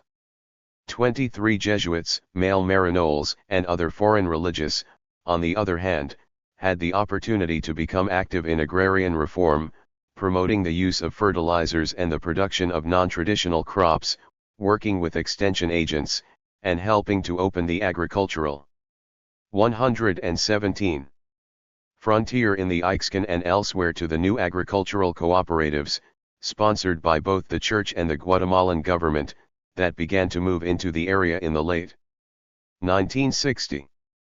At RST, at least, these clergy generally viewed themselves as advocates of social justice within a desarrollista context, and not radicalized proponents of liberation theology, although this distinction was largely lost on the Guatemalan government.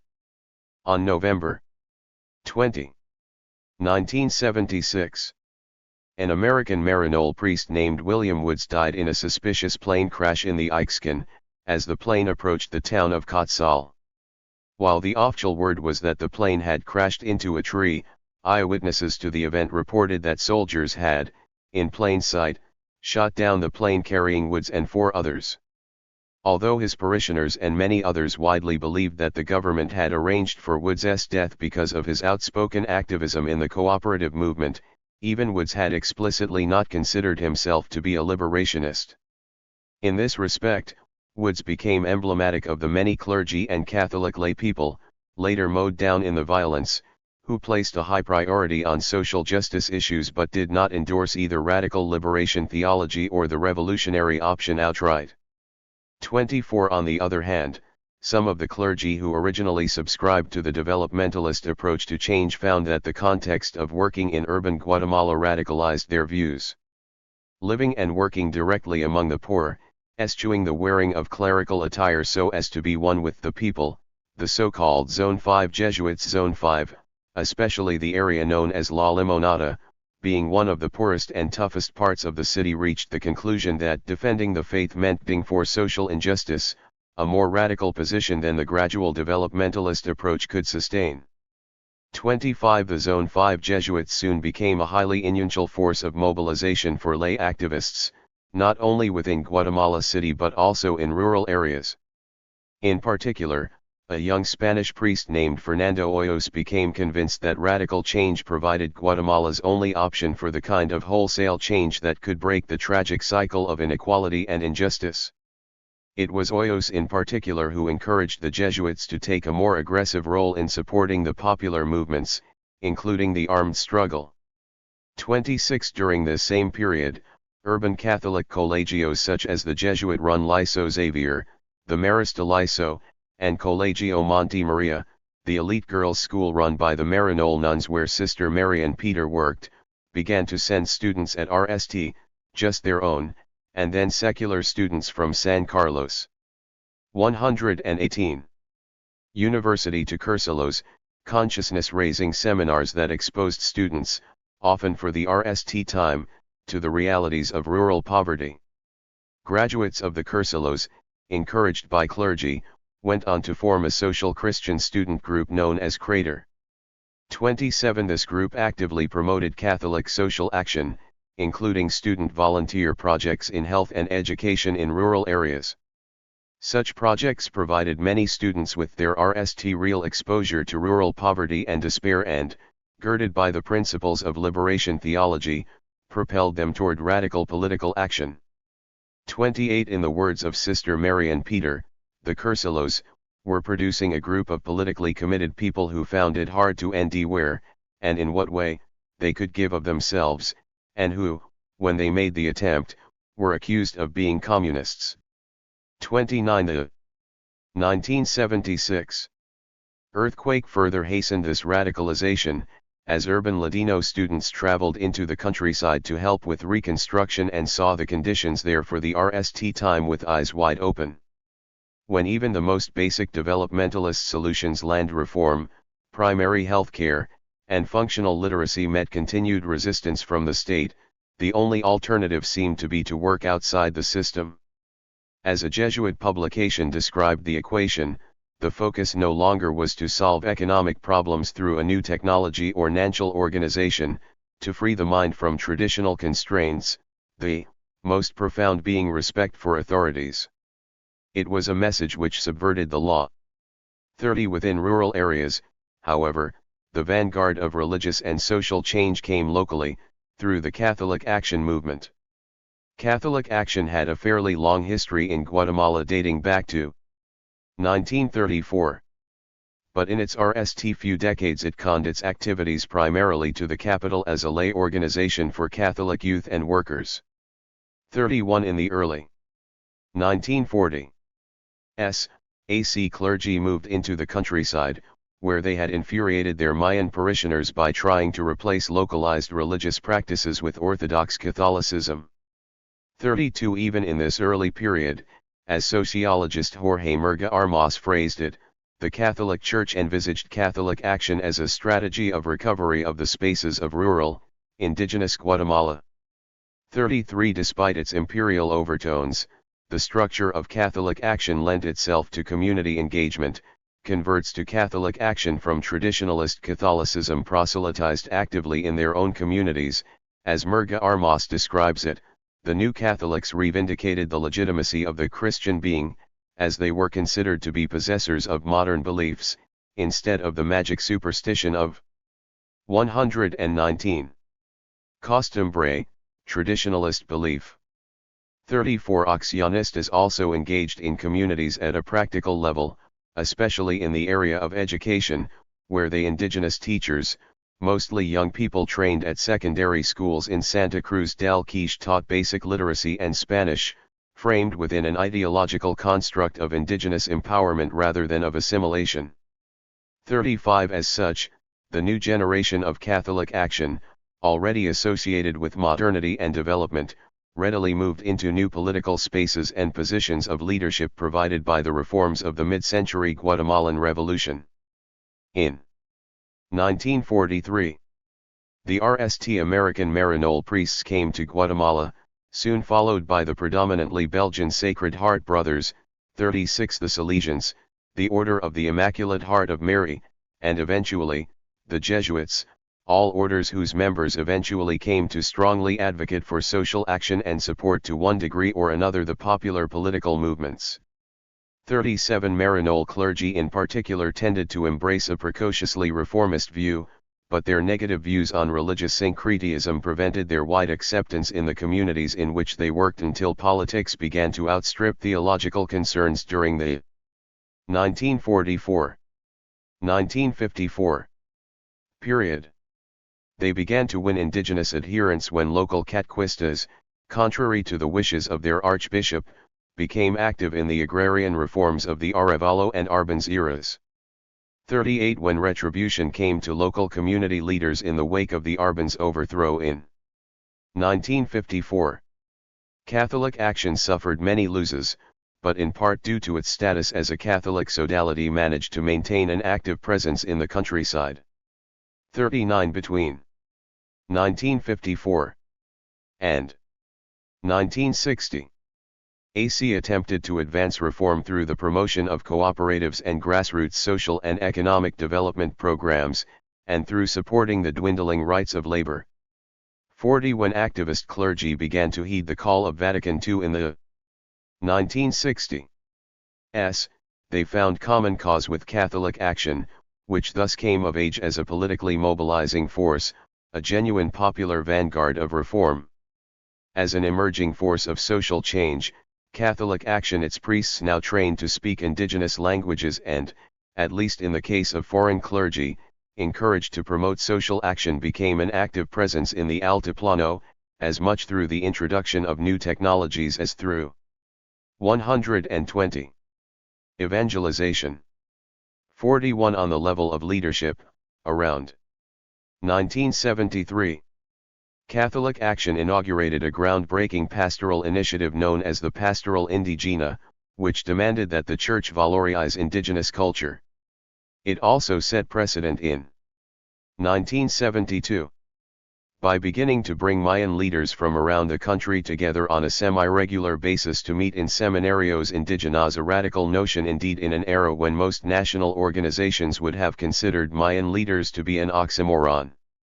42. It was within the seminarios indigenas that, according to activist Pablo Cito, they came to deem the true root of their oppression, the Ladino ruling class's exploitation of the Maya for their dual marginality as both poor and Indian. In the seminars, Cito recalled, Mayan leaders became bast anti-radicalizados, shaping a vision in which indigenous agency manifest through Mayan organizations and Mayan leaders would play a key role in the struggle for Guatemala's future. 43. Within rural Guatemala, Catholic action assumed the role that Christian-based communities did elsewhere in the region. It served as a training ground for local leadership, while its structure, based upon what were called Comunidades de Nuevos Cristianos, the Guatemalan version of Christian-based communities, formed what would become the nuclei of grassroots social activism. These comunidades, typically made up of VE or 6 families, would meet on a regular basis, usually weekly, to read Christianly, pray, and, eventually, to act upon individual, family, and community problems. 44. On the ground, local catquistas, long and contentiously divided over theological issues of traditionalism and orthodoxy, began to come together over issues of social action. Nowhere was this more evident than in their promotion of new agricultural technologies and agrarian reform. During the mid-1960s, the Sacred Heart and Marinol Fathers were among the RST to organize migrants who colonized unutilized terrenos baldios, helping them to move into the near-vacant lands of the Ixcan, in Alta Verapaz, and along the Usumacinta River in the Putan, by collecting them into cooperatives and helping them win legal title to the properties. 45. One of the most ambitious projects was the Ixcan Grande project, initiated by the Marinols in 1966. In northern Huetenango and northern El Quiche, for which the government-run Institute for Agrarian Transformation authorized land that could potentially be used to settle as many as 2,000 families. 46. Unfortunately, many of these lands lay in the Franja Transversal del Norte, the belt of territory in the northern part of the country that proved to be so rich in oil and minerals that it earned the nickname Zones of the Generals, due to the large 121 number of high-ranking officers that eventually claimed land there for their own. This, of course, would lead to almost inevitable conflict. 47. The mobilization of the Catholic left. Despite its high-profile activities, Catholic action remained very much a minority movement within Guatemalan Catholicism throughout the 1960s. As late as 1967. Only 1.6% of Guatemalan Catholics were Accionistas, but the movement began to gain momentum as the left started to recoalesce in the mid-1970s and Catholic action began to expand rapidly in rural areas across the Altiplano and along the south coast. 48. This is not to say it advanced unimpeded. The Catholic action movement met resistance at every level, including within local communities, where both its religious and political mandates ran up against entrenched power, including the vestigial interests of the traditionalist cofradias. In some cases, the religious conflict overlapped with politics to deadly effect. Such was the case in Nebaj, a Maya Ixil town that would eventually become a vortex of counterinsurgency. In January 1973, Sebastián Guzmán, the Principal de Principales of Nebaj and head of the Cofradia de Santa Maria, along with 11 other Cofradia members, wrote a letter to President Arana Osorio in which they requested direct intervention against the local Catholic Action Group. Guzmán charged, a bad seed entered among them, they are communists, they are using cooperatives to GHT against us and other slander. 49. Although Arana chose not to respond to Guzmán's request immediately, it was the letter itself that planted a bad seed. It was the RST official accusation made not by an outsider, but by an indigenous principle that linked Catholic action to the radical armed left, an association that would cost literally thousands of lives in the years to come. Later, in January 1976, Guzman reiterated his charges, this time providing the government with a blacklist with names, personal data, and photos. In March of the same year, just weeks after the earthquake, the army took over Nebaj for the RST, but by no means the last time, launching a wave of assassinations and kidnappings against members of Catholic Action, cooperative leaders, and other community organizers to purge the community of the people whom Guzman described as guerrilleros, puro cubanos. 50. 122. Despite serious opposition of this sort, Catholic Action's moment had come, and the movement spread rapidly through the highlands by the mid-1970s. It was around this time that an increasing number of Catholic Action clergy and lay leaders, disillusioned with the continued repression and the glacial pace of developmentalist reform, began to turn to more radical critiques that called for direct political engagement. While many, perhaps even the majority of, Catholic Action members chose to remain outside the arena of politics altogether, a critical mass of others did not. It was within Catholic Action, in the words of one church observer, that ordinary campesinos encountered the inspiration for their social and political action in the reading of the Bible, the socio-economic and political reality under which the country had developed liberation theology's classic hermeneutic circle of scripture reading, reaction, and action. 51. Sometimes the current ran in the other direction. According to one Maryknoll nun, activists also came to endy a valid rationale in Catholic social doctrine for the revolutionary ideas that had already begun to form.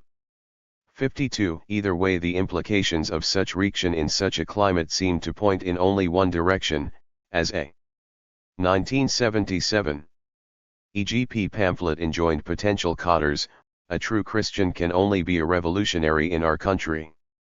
53. Against this context, the 1976 earthquake, notwithstanding the Archbishop's unsympathetic observation that the disaster was God's righteous punishment for demonstrations, strikes, and radical mobilization, galvanized Catholic grassroots organizations around the country. 54. At the time, many Guatemalans echoed the Archbishop in reading the earthquake as a direct and effable message from God, though not all agreed with his interpretation. For clergy and lay people who were engaged with liberation theology, the quake carried a metaphoric significance. It was God's sign that it was time for Guatemalans to build a tierra nueva, literally a new land, based on a radical, but also very biblical, Christian foundation of economic and social justice. In specific terms, the call for the Tierra Nueva translated into land invasions led by priests, nuns, and lay workers who in the days following the quake immediately began to organize seizures of property in the name of homeless and displaced people. As one priest explained, the intense joining together of people church in relation to the housing problem resulted from our theological contextualization of the earthquake. We said that the earthquake was God's signal that we should leave the ravines to search for a communal identity. 55. 123. The land invasion movement took off in the months immediately following the quake, between February and May 1976. Church groups established. 126. Such communities in and around Guatemala City. Because the asentamientos involved both the seizure of what was technically private property, and large numbers of people who were strongly motivated for social change, they posed a serious threat to the status quo. 56. Moreover, despite repeated condemnation by Archbishop Casariego, the land invasion movement publicly signaled the Guatemalan Church's embrace of liberation theology and its aggressive advocacy for the rights of the poor, marking a clear separation between the institutional Catholic Church and the popular church at the grassroots. By 1977, despite deep reservations in some sectors as to whether or not Christians could accept a moral imperative to engage in violence, the popular church's message began to shift radically from that of a simple preferential option for the poor to support for the armed rebellion. This change in voice and emphasis is clearly evident in pamphlets, broadsides, and other forms of street literature that church people produced and distributed freely, if clandestinely, throughout the highlands. De Sol a Sol, for example, was a Catholic periodical that circulated in the southern Altiplano and on the south coast in the mid to late 1970s, but its transition to an open embrace of the radical option occurred sometime in 1977.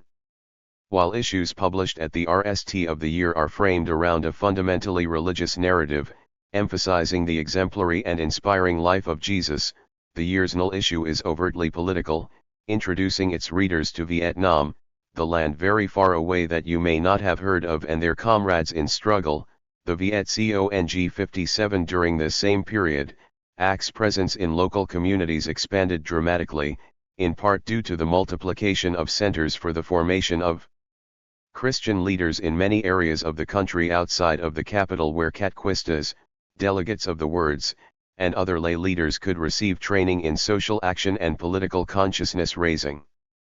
58. In 1977, AC organized the Comite Pro Justicia y Paz, an ecumenical but mainly Catholic lay organization devoted to the poor and to human rights, whose membership also overlapped with newly emergent non-religious political organizations, especially the Comite de Unidad Campesina. 59. Although AC was cautious about keeping an institutional distance from the technically secular and militant CUC, Catquistas figured prominently as founding members of that campesino organization. In describing its ideology, historian Greg Grandin writes, the CUC expanded the boundaries of what it meant to be Indian in Guatemala. By incorporating elements of liberation theology, Marxism, and Guatemalan nationalism into its definition of Indianness, the early CUC created a pan-Indian identity from which it drew strength and legitimation. 60. Above all, these broadened boundaries were almost as much vested in religion, the identity of Catholic activist, as they were in ethnicity. In her book, Rigoberta, which was in itself a political testimonio, for example, 1992. Nobel Peace Prize winner Rigoberta Menchú emphasizes that her father Vicente, who died in the Spanish embassy, was motivated to take part in the occupation as much by his involvement with Catholic action as by his membership in the CUC. She recalls his explanation for his willingness to take up arms.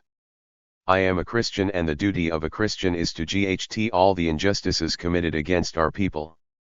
61. Indeed, of the 27 CUC members who died in the 1980 Spanish embassy, 21 were members of Catholic Action. 62. As the popular vanguard of radical Catholicism, it would be Catholic Action's Catquistas, the third overlapping set of the counterinsurgency's Venn diagram for terror, indigenous, radical, and Catholic, who would bear the full brunt of Lucas Garcia's and Rios Montt's mano dura in the early 1980s. For their part, the guerrillas' leadership was made up of conventional Marxist-Leninists who, like their Sandinista counterparts in Nicaragua, were initially reluctant to incorporate church people in the armed movement.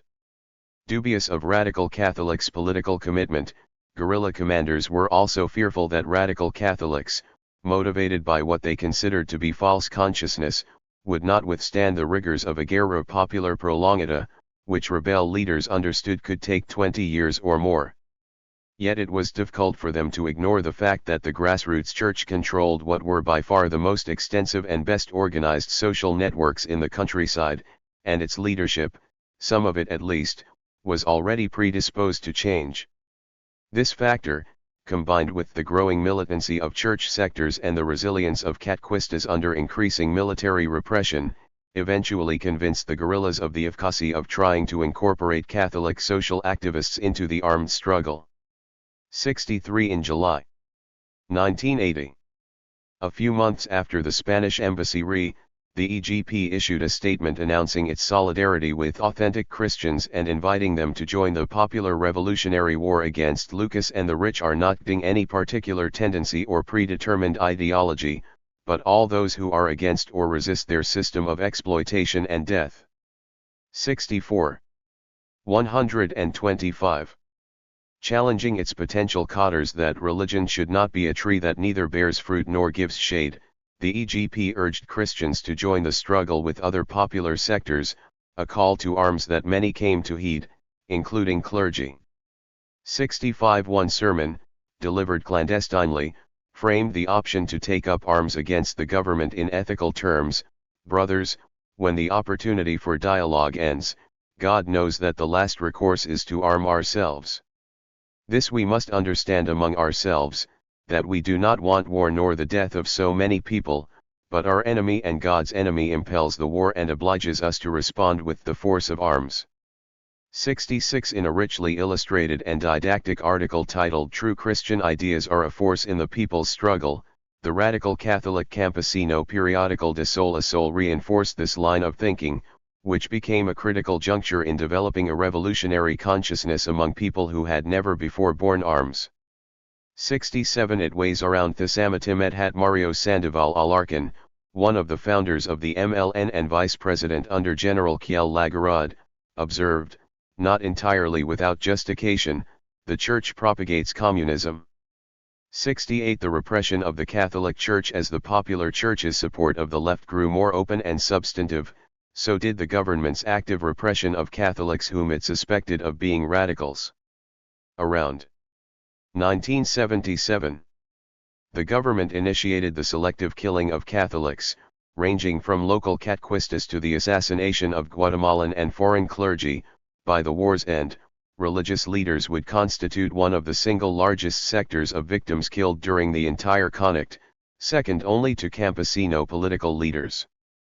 69 In a single year between November 1976 and December 1977, the Diocese of El Quiche lost 143 Catquistas, all of whom were kidnapped and killed in the Ixcan region or from the part of northern El Quiche where the Ixil Maya live. 70 The CEH report dryly states that doctrinal and pastoral changes brought about by liberation theology clashed with counterinsurgency strategy, which considered Catholics to be the allies of the guerrillas and therefore part of the internal enemy, subject to persecution, death, or expulsion.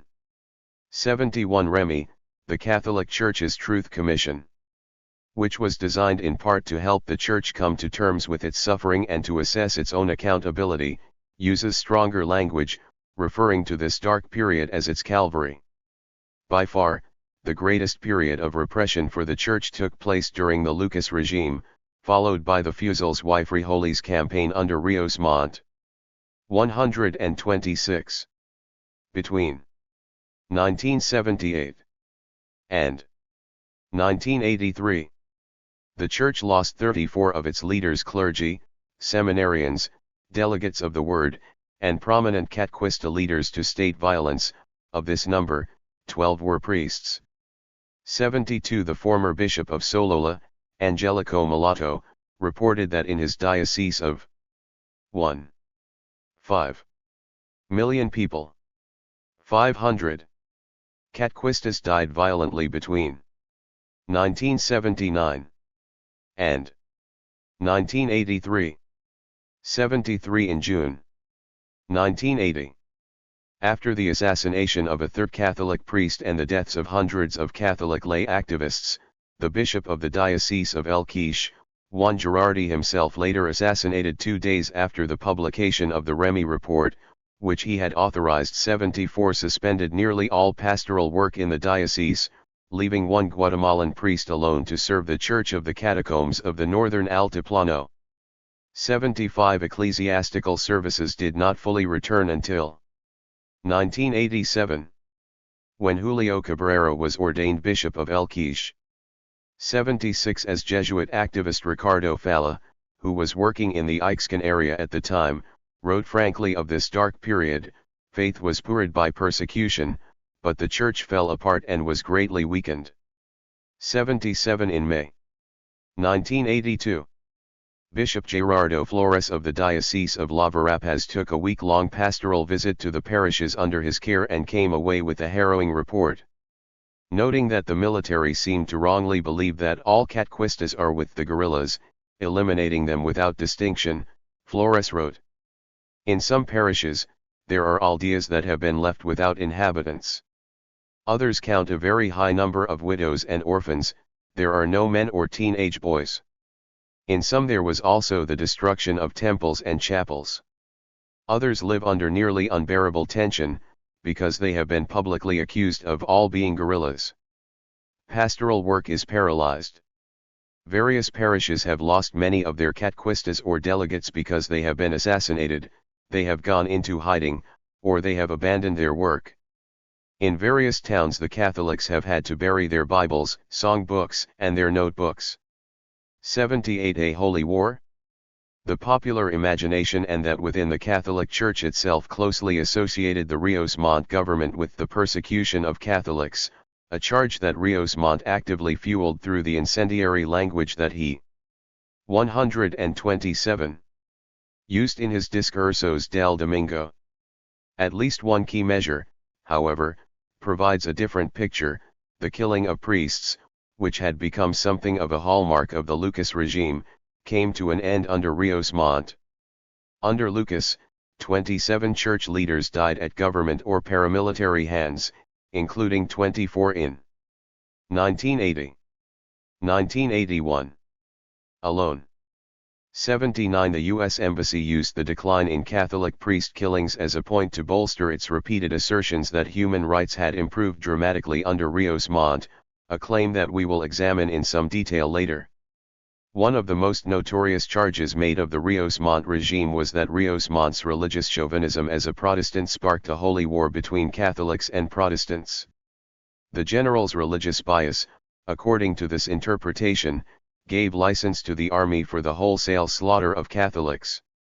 The general's own brother, Bishop Mario Rios Montt, then auxiliary bishop of the Diocese of La Verapaz, a region that, as we have seen, was very seriously affected by the violence, used the very phrase holy war to describe his siblings' policies during an interview in 1983.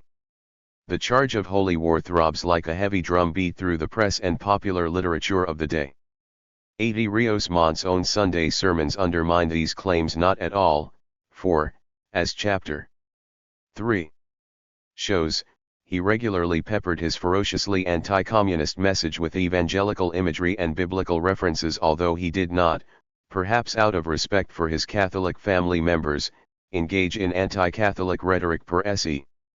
Yet the claim of a holy war on Catholics, on closer examination, is somewhat misleading. There is no question that the number of Catholics who died on Rios Montt's watch increased along with the number of people killed overall. Reacting the demographic of the communities in which they lived, the majority of those killed in some of the most notorious massacres such as Zalbal, 2 aldeas outside of Rubinal, Baja Verapaz, Rio Negro and Plan de Sanchez, Mayalan, Ixcan, El Quiche, and Barilas, Huetenango were Catholics. Not all, however, were necessarily Catequistas, that is to say, in this context, radicalized Catholics associated with the guerrillas. 81. As we have seen already, the scale of these massacres greatly exceeds the bloodletting even during the preceding Lucas regime. What the evidence does 128 not indicate, however, is whether the army intentionally targeted Catholic activists as it had under Lucas, or simply mowed them down along with all the other victims in the violence. Reacting the army's conscious shift from selective to mass killings, the pattern of massacres was to destroy whole communities in their entirety, not just individual targets, such as priests, political activists, Catholic Action members, teachers, agricultural extension agents, health promoters, and the like. While there is no question that Catholics and Catholic community leaders died in great numbers during this period, their deaths would appear to have been part of a larger program of general extermination rather than the specific targeting of radical sectors or individuals.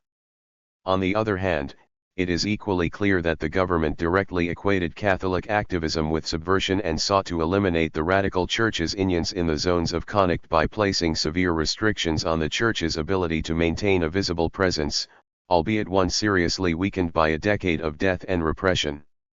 Given the Church of the Catacombs scenario in El Quiche, Catholic religious activity fell almost completely to lay pastoral agents. An investigation conducted by the National Council of Churches in November 1982 reported, in some areas of Connacht the army has forbidden Catholic lay delegates of the Word to preach the Word of God.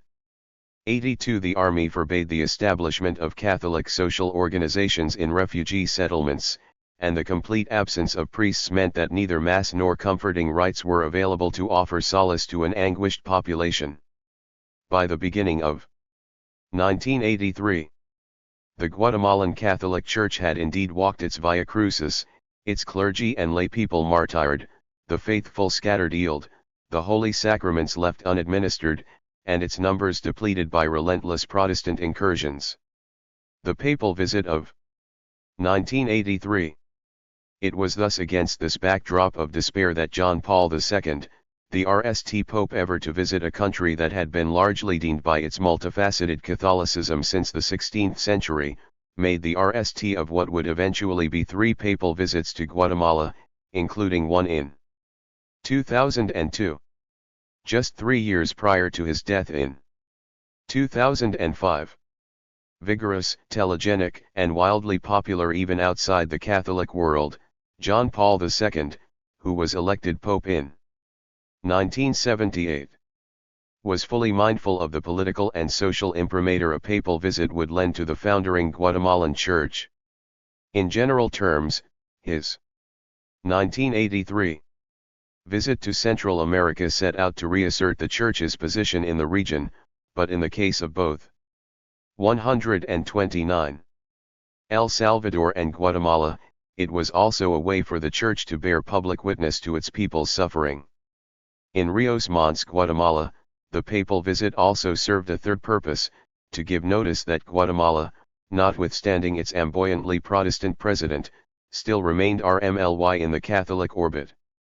What the papal visit of 1983 was not intended to do, however, was to endorse liberation theology. To the contrary, Pope John Paul II, who had resisted the Nazi occupation of Poland as a young seminarian and who had actively challenged the repression of the Catholic Church by Poland's communist government as an adult priest, was no fan of liberation theology or any other movements that he thought might eventually lure adherents far from the arms of the Mother Church. As a global institution, the Church had begun a steady retreat from its support of liberation theology at the Selim Conference held in Puebla, Mexico, in 1979. A move that wreaked not only the Latin American bishops' general dismay over the radical direction their ex were taking but also the ascendancy of a new pope whose life experience and theological inclinations had made him deeply dubious of the Church's embrace of the left. Following the gruesome public assassination of El Salvador's Archbishop Oscar Arnulfo Romero while celebrating Mass on March 24, 1980, and encouraged by the Vatican to do so, many of the Latin American bishops began to quietly withdraw their support of liberation theology in favor of a more jejune position known as accompanimiento. Here, the Church no longer placed itself in the vanguard of reform but rather stepped back to accompany the poor and oppressed in their daily struggles. It was in this spirit of accompaniment that Pope John Paul II made his RST pastoral visit to Central America in March 1983. Although the Pope's Central American visit received a great deal more press coverage when he went to El Salvador and Nicaragua, his visit to Guatemala was perhaps the most poignant. Prognosticators, including the leadership of the URNG, which declared a VE de truce around the visit, predicted that the Pope's visit would spark the impending holy war between Catholics and Protestants into live conflagration. 83 Hoping to fan the AMs, the URNG issued a statement in support of the Pope's visit, taking the opportunity to point out, the URNG's revolutionary project is perfectly compatible with respect to the religious faith of the majority of our people and with the tangible liberty and true brotherhood that the Catholic Church exalts. 84 Predictions of a religious showdown gained further momentum when Rios Montt denied the Pope's request to commute the sentences of 6 political prisoners tried by the Fueros Especials who were slated to die just prior to the papal visit. 85-86. 130. The papal visit did not, as it turned out, set off a holy war, but it did help to revive a bleeding and debilitated Catholic Church. In several stops, including a huge outdoor mass attended by more than 1 million people in the Campo Marte in Guatemala City, where Rios Montt and Protestant leaders had vigorously celebrated Guatemala's Protestant centennial only 3 months earlier, Pope John Paul II condemned the gross abuses of human rights that were currently unfolding. "The faith teaches us that man is the image and likeness of God," the Pope exhorted, "and when violence is committed against him, when his rights are violated, when he is submitted to torture, when violence occurs through sequestration or he loses the right to his own life, a crime of the gravest offense has been committed, then Christ returns to again walk the road of his passion and suffer the horrors of crucifixion among the devalued and oppressed." 87 In an emotional visit to Quetzaltenango, the Pope delivered a sermon to a predominantly indigenous congregation, including many who had braved long walks and multiple army checkpoints to see and hear the Holy Father. At this deeply affecting meeting with his wounded people, the Pope offered a blessing in Quiche and literally embraced his indigenous faithful. 88 He also anticipated the emergence of enculturation theology by forcefully praising indigenous culture and offering an unprecedented papal valorization of indigenous culture within Catholic Christianity. "Your indigenous cultures are the riches of the people, effective media for transmitting the faith," he said. "The work of evangelism is not to destroy but to make incarnate, consolidate, and fortify your values." 89 Yet in the matter of politics he was severe and unequivocal. "May no one ever again try to confuse evangelization with subversion, and may ministers of worship be allowed to exercise their mission safely and without hindrance. Do not let yourselves be used by ideologies that incite you to violence and death." 90 Despite this near explicit condemnation of both radical Catholic activism and right-wing violence, Guatemala's besieged Catholics were energized by the Pope's act of accompaniment. In the words of one priest, "The papal visit was like Christmas and Holy Week together. We are persecuted but not defeated." 91 The expansion of Protestantism in rural Guatemala. In the ravaged countryside, however, the Catholic Church had a greater and more ancient foe than the Guatemalan security forces, the advance of Protestantism. In the years immediately following the 1976 earthquake, Protestantism, specifically Pentecostalism, expanded quite dramatically in Guatemala. 131. Including, even especially, among the Mayan population, as the Catholic Church constricted due to repression, Protestant churches were growing by leaps and bounds.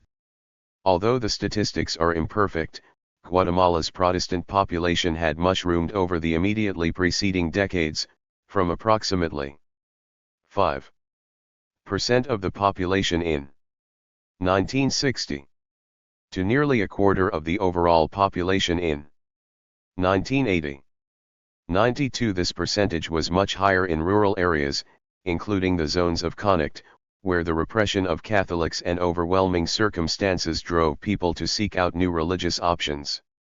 If the CUC had helped to expand the boundaries of what it meant to be Indian, so, in its own way, did Mayan Protestantism, as small congregations sprang up, sometimes literally, from the ashes of ruined communities. It is more accurate to describe Rios Montt's Protestantism as more a result of the conversion boom than a cause of it. This is not to suggest, however, that the chief of state's ballyhooed membership in the Pentecostal Church of the Word was unrelated to the large numbers of people who converted to Protestantism in the early 1980s. Certainly, Rios Montt's much publicized religious values and the counterinsurgency strategy unquestionably influenced many to convert to Protestantism in the interest of self-preservation. In other words, there was undoubtedly an element of spiritual Me Tooism, as people used evangelical identity as a shield with which to protect themselves. However, to attribute the conversion boom, which began in the mid-1970s and began to plateau in the early 1990s, to simple expediency seriously underestimates the impact that Protestant conversion had on society and individual lives. Pentecostalism's rapid advance in Guatemala dated roughly from the time of the earthquake, Although Protestant missionaries from mainline denominations such as the Presbyterian Church and Central American Mission had worked in the country for a century, with relatively modest success. 93 Despite the mission's substantial contributions toward building institutions such as hospitals, schools, and clinics, few Guatemalans converted to Protestantism before the mid-1960s. At that time, bolstered by missionary divestitures and a wave of evangelization campaigns sponsored by foreign organizations seeking to offer a spiritual alternative to communism, Guatemalan Protestantism began to assume a local character. In addition to appealing to a much larger constituency than had the mission churches, the new Guatemalan denominations also embraced a different theology, known as Pentecostalism, a variation of Christianity that emphasizes the miraculous experience of God, manifest through the baptism in the Holy Spirit expressed in ecstatic behavior such as faith healing and speaking in tongues. 94 By the early 1980s, many, perhaps the majority of, Mayan Protestants belonged 132 to locally based Pentecostal denominations that had few, if any, direct ties to foreign missionary organizations. 95 One exception to this was the National Presbyterian Church of Guatemala, one of the few missionary denominations that had taken deep root among the Mayan population and which boasted both a Mayan-run presbytery and a strong Mayan leadership within the national church. 96 The 1976 earthquake brought in its wake an influx of Protestant aid agencies, which offered spiritual succor along with relief supplies. A practice popularly dubbed lamina por anima, or berglasrung in exchange for one's soul.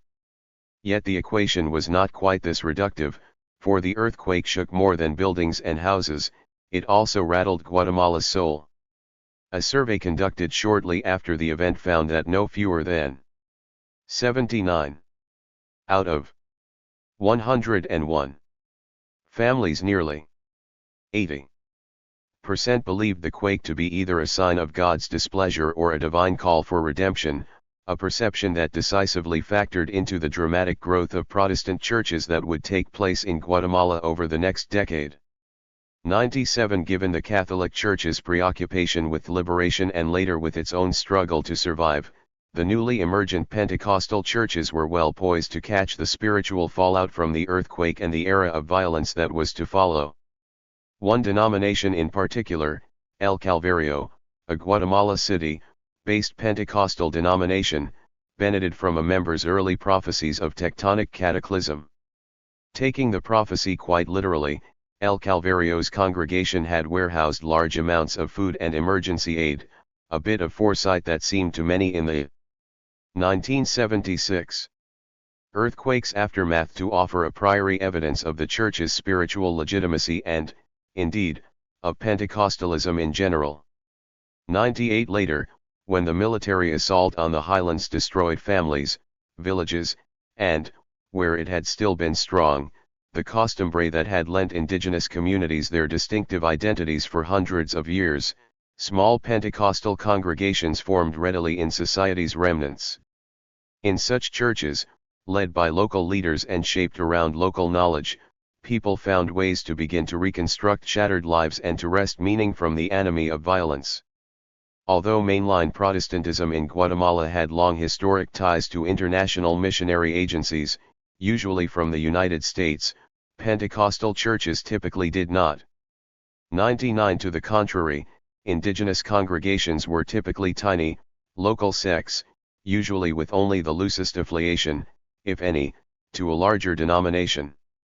By the mid-1980s, there were approximately 10,000 Protestant churches in Guatemala divided among nearly 300 distinct denominations, some 200 of which were classified as independent.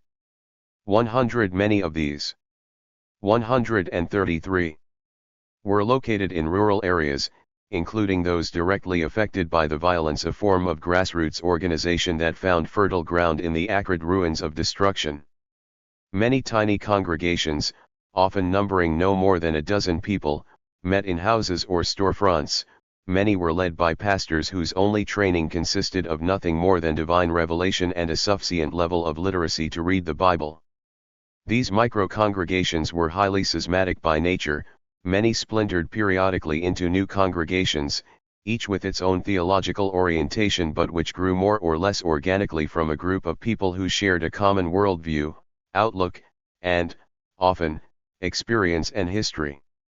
Mobile and fluid in their structure, the small congregations could put down roots in almost any context and were open to all seekers, including people in refugee camps, model villages, or communities ravaged by war, thus providing a refuge of the masses of the very type described by early scholars of Protestantism in Latin America.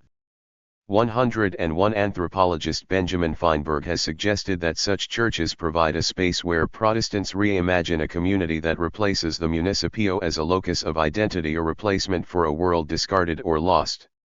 102 Living in the latter days, Guatemalan Pentecostalism was very much affected by Rios Montt's program for reordering the political and cultural landscape of the highlands, as the basic beliefs of many Pentecostal converts were congruent with the existential reality of the era.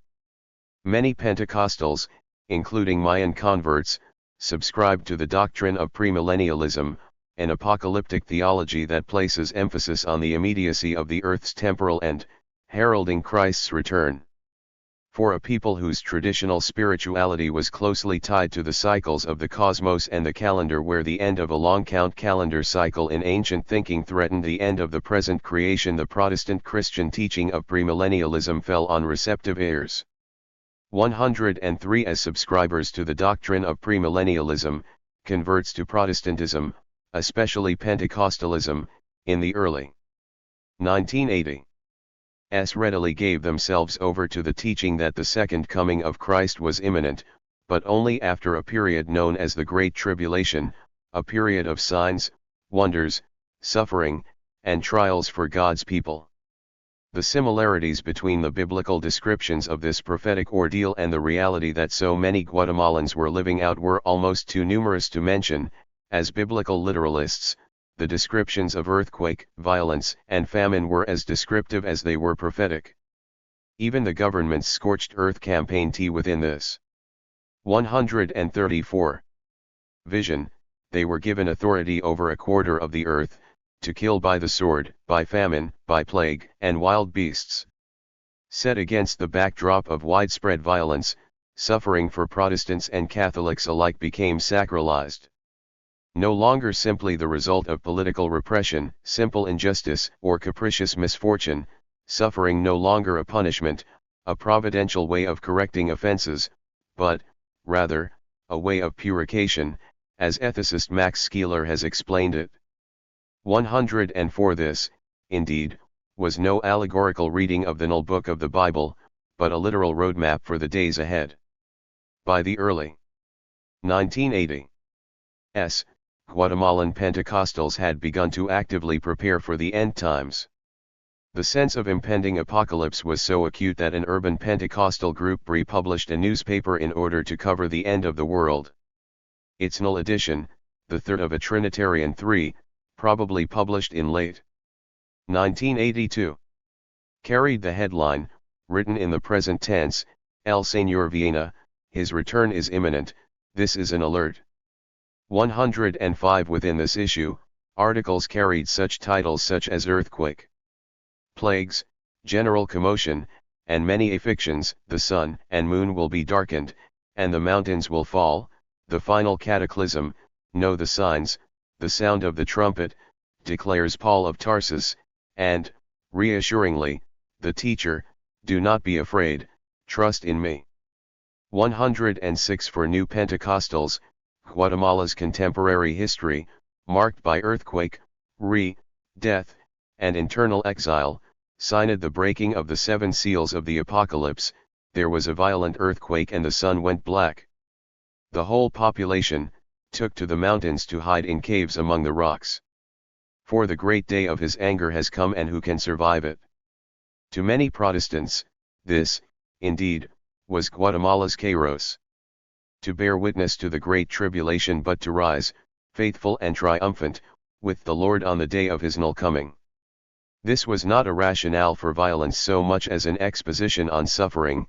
These are the people who have been through the great persecution, and because they have washed their robes white again in the blood of the Lamb, they now stand in front of God's throne and serve Him day and night in His sanctuary, and the one who sits on the throne will spread His tent over them, and God will wipe away every tear from their eyes. For the faithful, this interpretation vested logic and meaning in what was otherwise inexplicable suffering, a theotic answering to the riddle of overwhelming violence.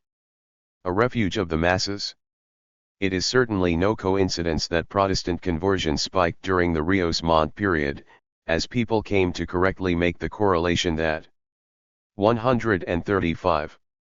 Membership in a Protestant church seemed to offer some promise of protection against being killed by counterinsurgency forces, which viewed Catholics, but not Protestants, as the internal enemy. It is important not to oversimplify this equation, but this is one reason why the Rios Montt era marks a significant period of Protestant expansion. Nor was it a coincidence that much of the conversion took place among Mayan people living directly in the zones of conflict.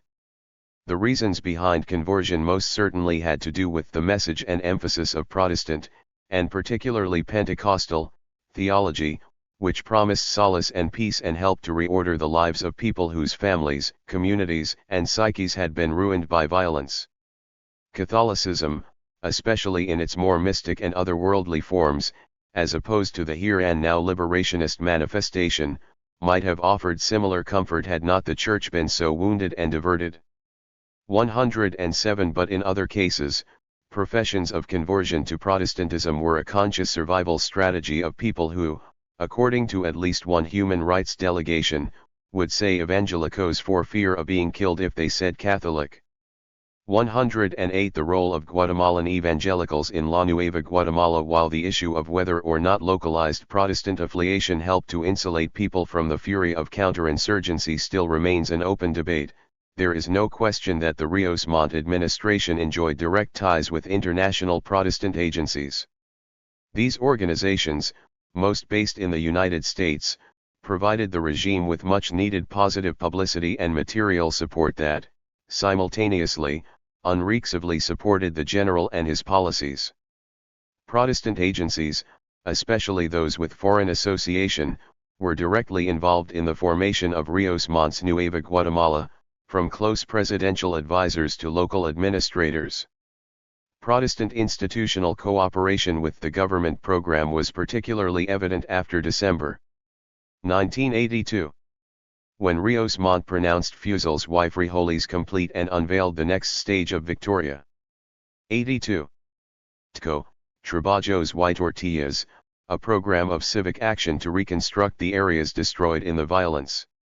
109 At the head of the effort was the government agency the National Reconstruction Committee, left over from the 1976 earthquake, which oversaw all public and private relief.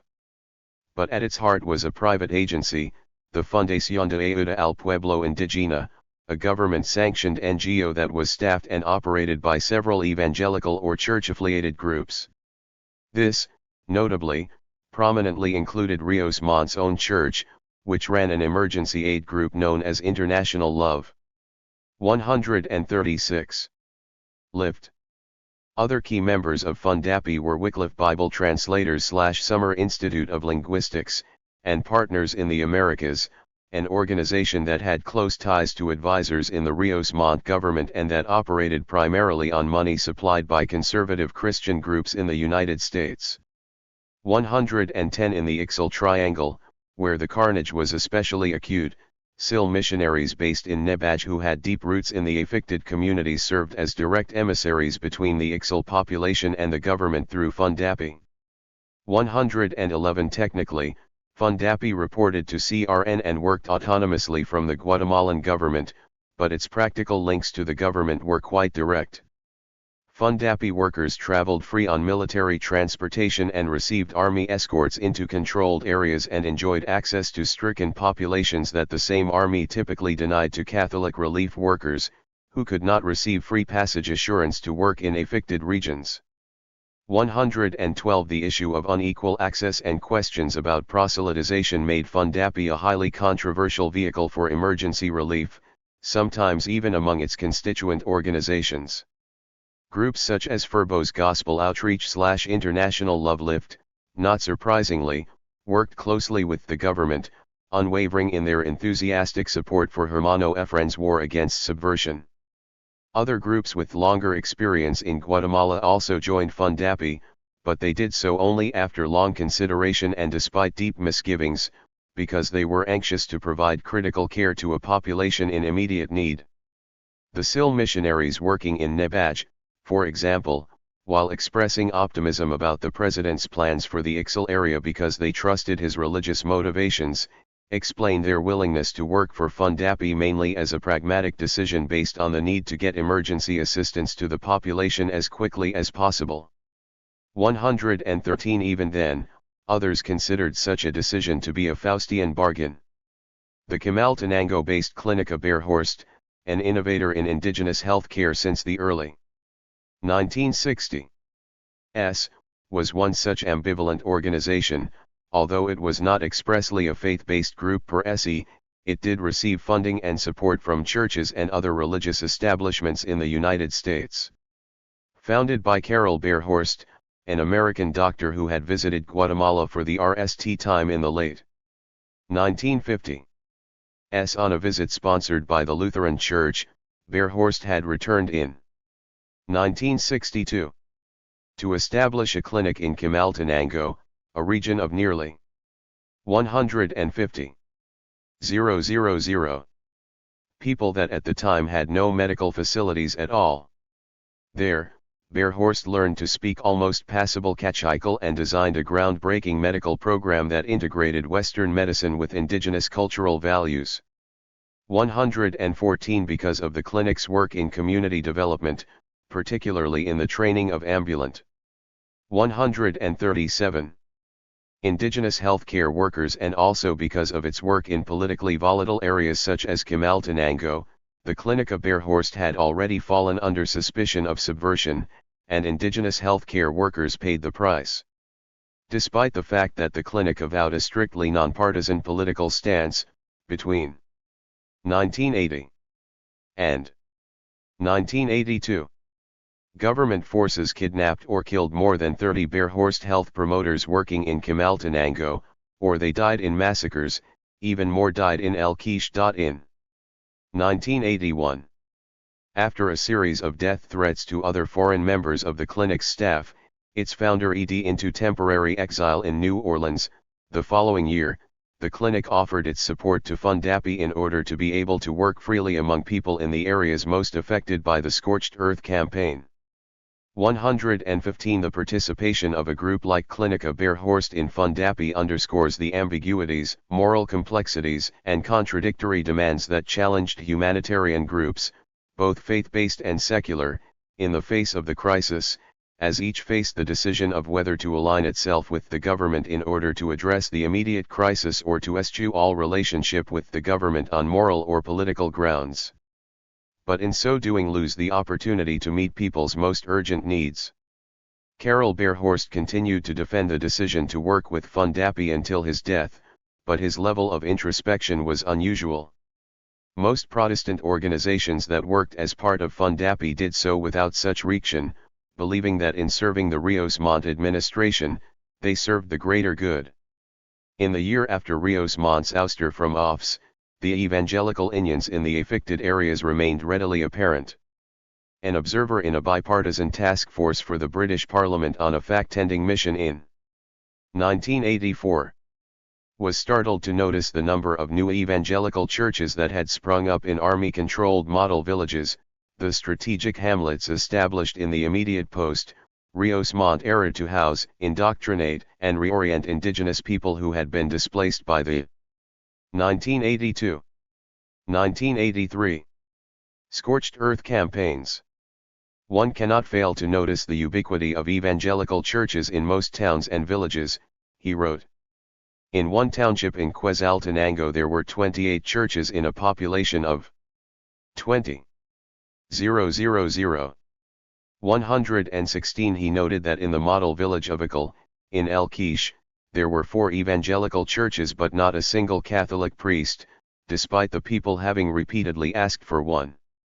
To be a member of a Protestant sect, the British Human Rights Report concluded, was said to give a certain amount of protection and security, even in some cases to gain preference in the receipt of food handed out by state organizations. 117. 138.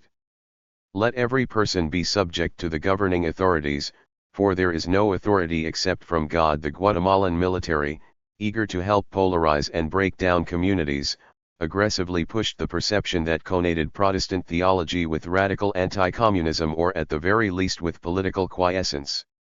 One American Church of the Nazarene pastor recorded that during a government-sponsored visit he made to a military base in northern El Quiche in early 1983. The base commander openly acknowledged the political expediency of an association with a Protestant church. The pastor recalled that the commander called together 1,000 civil patrol members from the area on a Saturday morning and requested that the minister preach to them on Romans 13:1. Submit yourselves to the authority in power, a familiar admonition that military officers and pastors alike regularly deploy to persuade evangelicos to offer their tacit or overt support for the military government. 118. It was this specific text, one of St. Paul's letters to the Romans, that provided the basis for much evangelical support for Rios Montt throughout Guatemala, as a literal reading seemed to demand nothing less than full compliance with the government and its programs. The verse, which many evangelicos took close to heart, reads in full. Let every person be subject to the governing authorities, for there is no authority except from God, and those authorities that exist have been instituted by God. Therefore, whoever resists authority resists what God has appointed, and those who resist will incur judgment. For rulers are not a terror to good conduct, but to bad. Do you wish to have no fear of authority? Then do what is good and receive its approval, for it is God's servant for your good. But if you do what is wrong, you should be afraid, for the authority does not bear the sword in vain. It is the servant of God to execute wrath on the wrongdoer.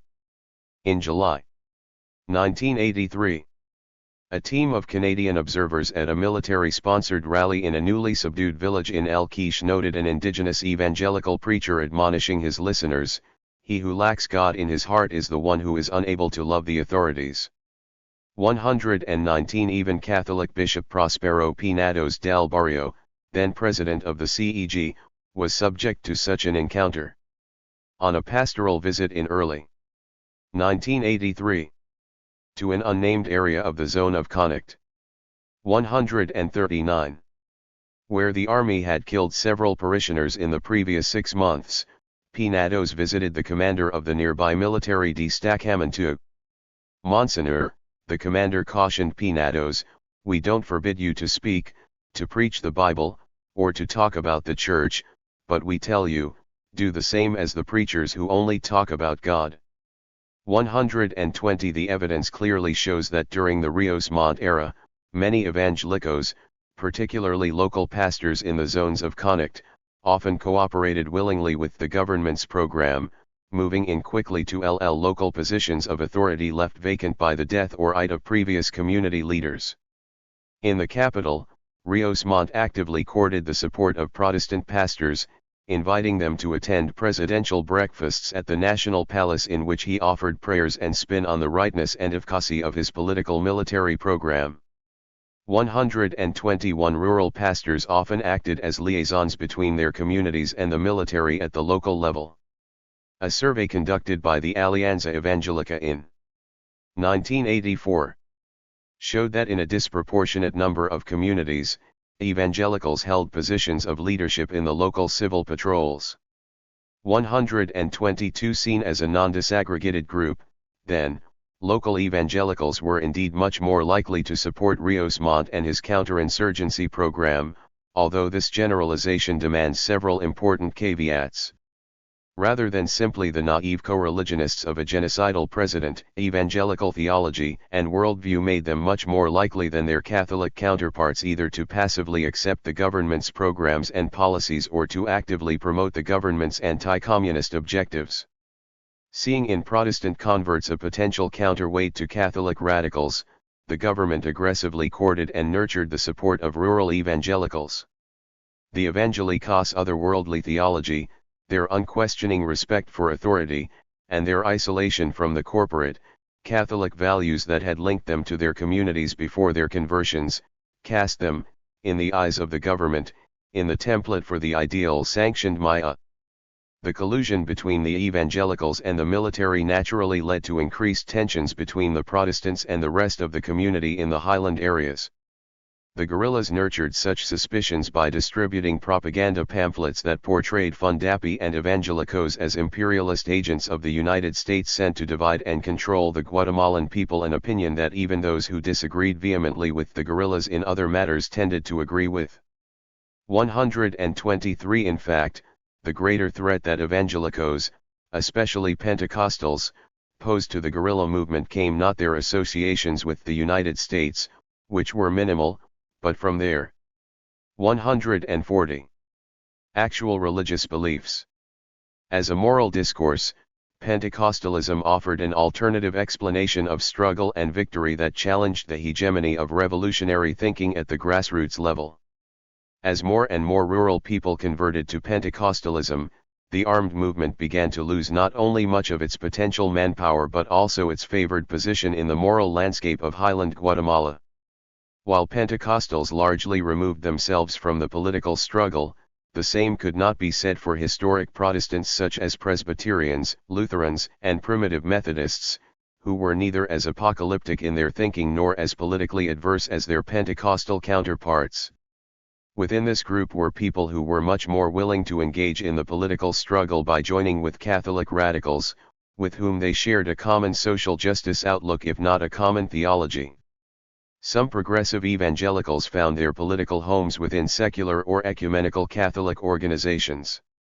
They also formed the Confraternidad Evangelica de Guatemala in mid-1982, organizing under the rubric that the message and name of our Lord Jesus Christ cannot be identified with any political or juridical order, much less with the present government, whose unjust and inhuman characteristics are evident every day.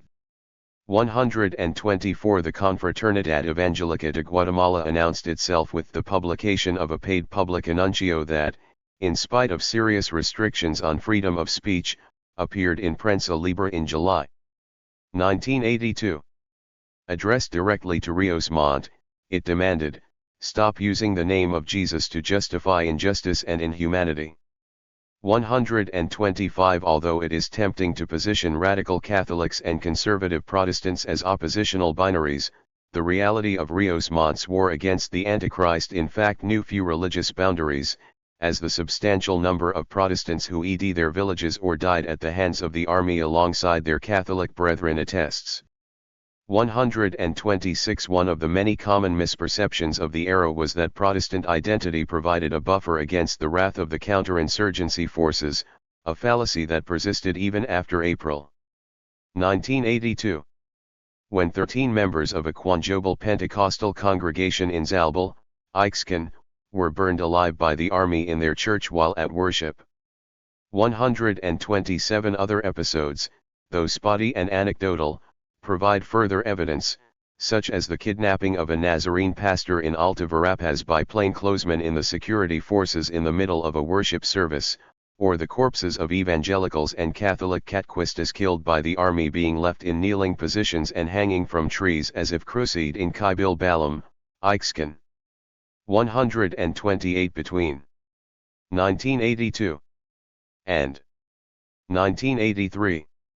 Moreover, Rios Montt's secret tribunals, the Fueros 141. Especials tried and executed no fewer than 47 evangelical leaders and pastors. 129 While evangelicos in general did not share the same theological motivations as Catholics, some Protestants, particularly non-Pentecostals, did join the armed movement for religious reasons. This was especially true of activists from the historic churches, that is, the older missionary-based, non-Pentecostal denominations who, like Catholic radicals, could no longer see any option for social justice outside of revolution. Although the numbers of evangelical guerrillas were never large, enough joined the EGP to form an ecumenical cell named in honor of Vicente Menchu, Rigoberta's father and Spanish embassy martyr. Eventually, radical evangelicals provided some of the key leadership for this sector of the EGP.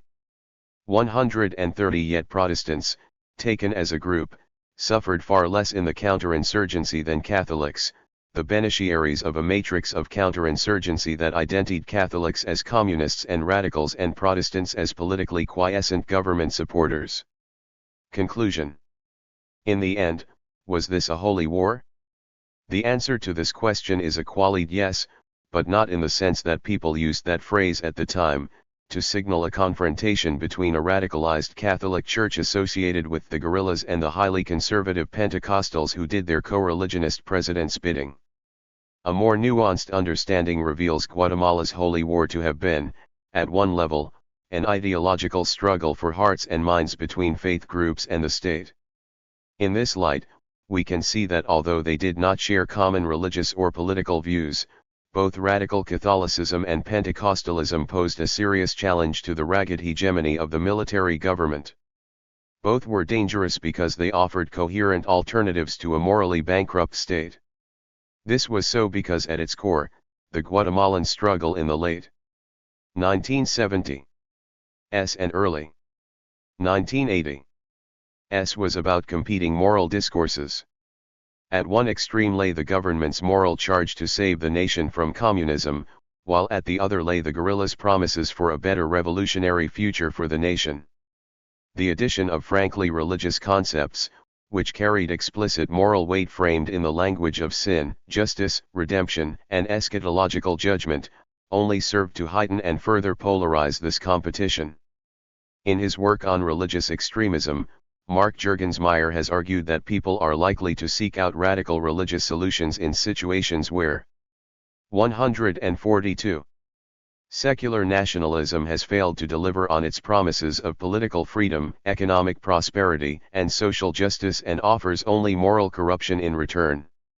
131. This was precisely the case in Guatemala, where, after a full 100 years of liberalism and modernization schemes, the state had failed to deliver on its promises even to the extent that it had made enemies of its own citizens. By contrast, religious ideologies, Catholic activism in particular, posed a significant challenge to the hegemony of a nationalism that had its roots in a capitalist, Ladino national identity and drew its legitimacy and power from a virulently anti-communist ideology that had been in place in Guatemala since at least 1954. Rios Montt's particular genius was that he was able to reframe the shop-worn objectives of secular nationalism within a new moral and explicitly religious discourse, thus granting that secular nationalism just enough longevity and public credibility to get the job done. This marriage of these divergent discourses, however, was a fragile one. It gave way as soon as the army no longer had need for either it or the general himself. 143. 6. Blind eyes and willful ignorance. U.S. foreign policy, media, and foreign evangelicals viudo del mundo. Pero lo ese, oscuramente lo dice la sangre con su timida voz, que muy pronto quitaré viudo del mundo. Otto René Castillo, viudo del mundo, Pomas the Reagan Doctrine. The inauguration of Ronald Reagan to the U.S. presidency in 1980 brought Central America to the forefront of U.S. foreign policy in a way that no region of Latin America had been since the early days of the Cuban Revolution. Nicaragua's leftist Sandinistas had taken power in July 1979. Overthrowing the dictatorship of long-standing U.S. ally Anastasio Somoza a mere 4 months prior to the presidential elections that defeated President Jimmy Carter and ushered in Reagan's Morning in America.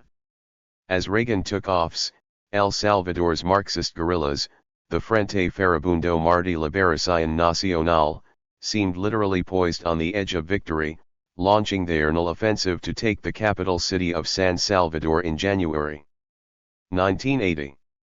The timing and convergence of these events, the pending military triumph of the far left in Central America and the election of an ardently anti-communist president in the north, meant that the region would end up serving as the proxy venue for anal showdown of the Cold War.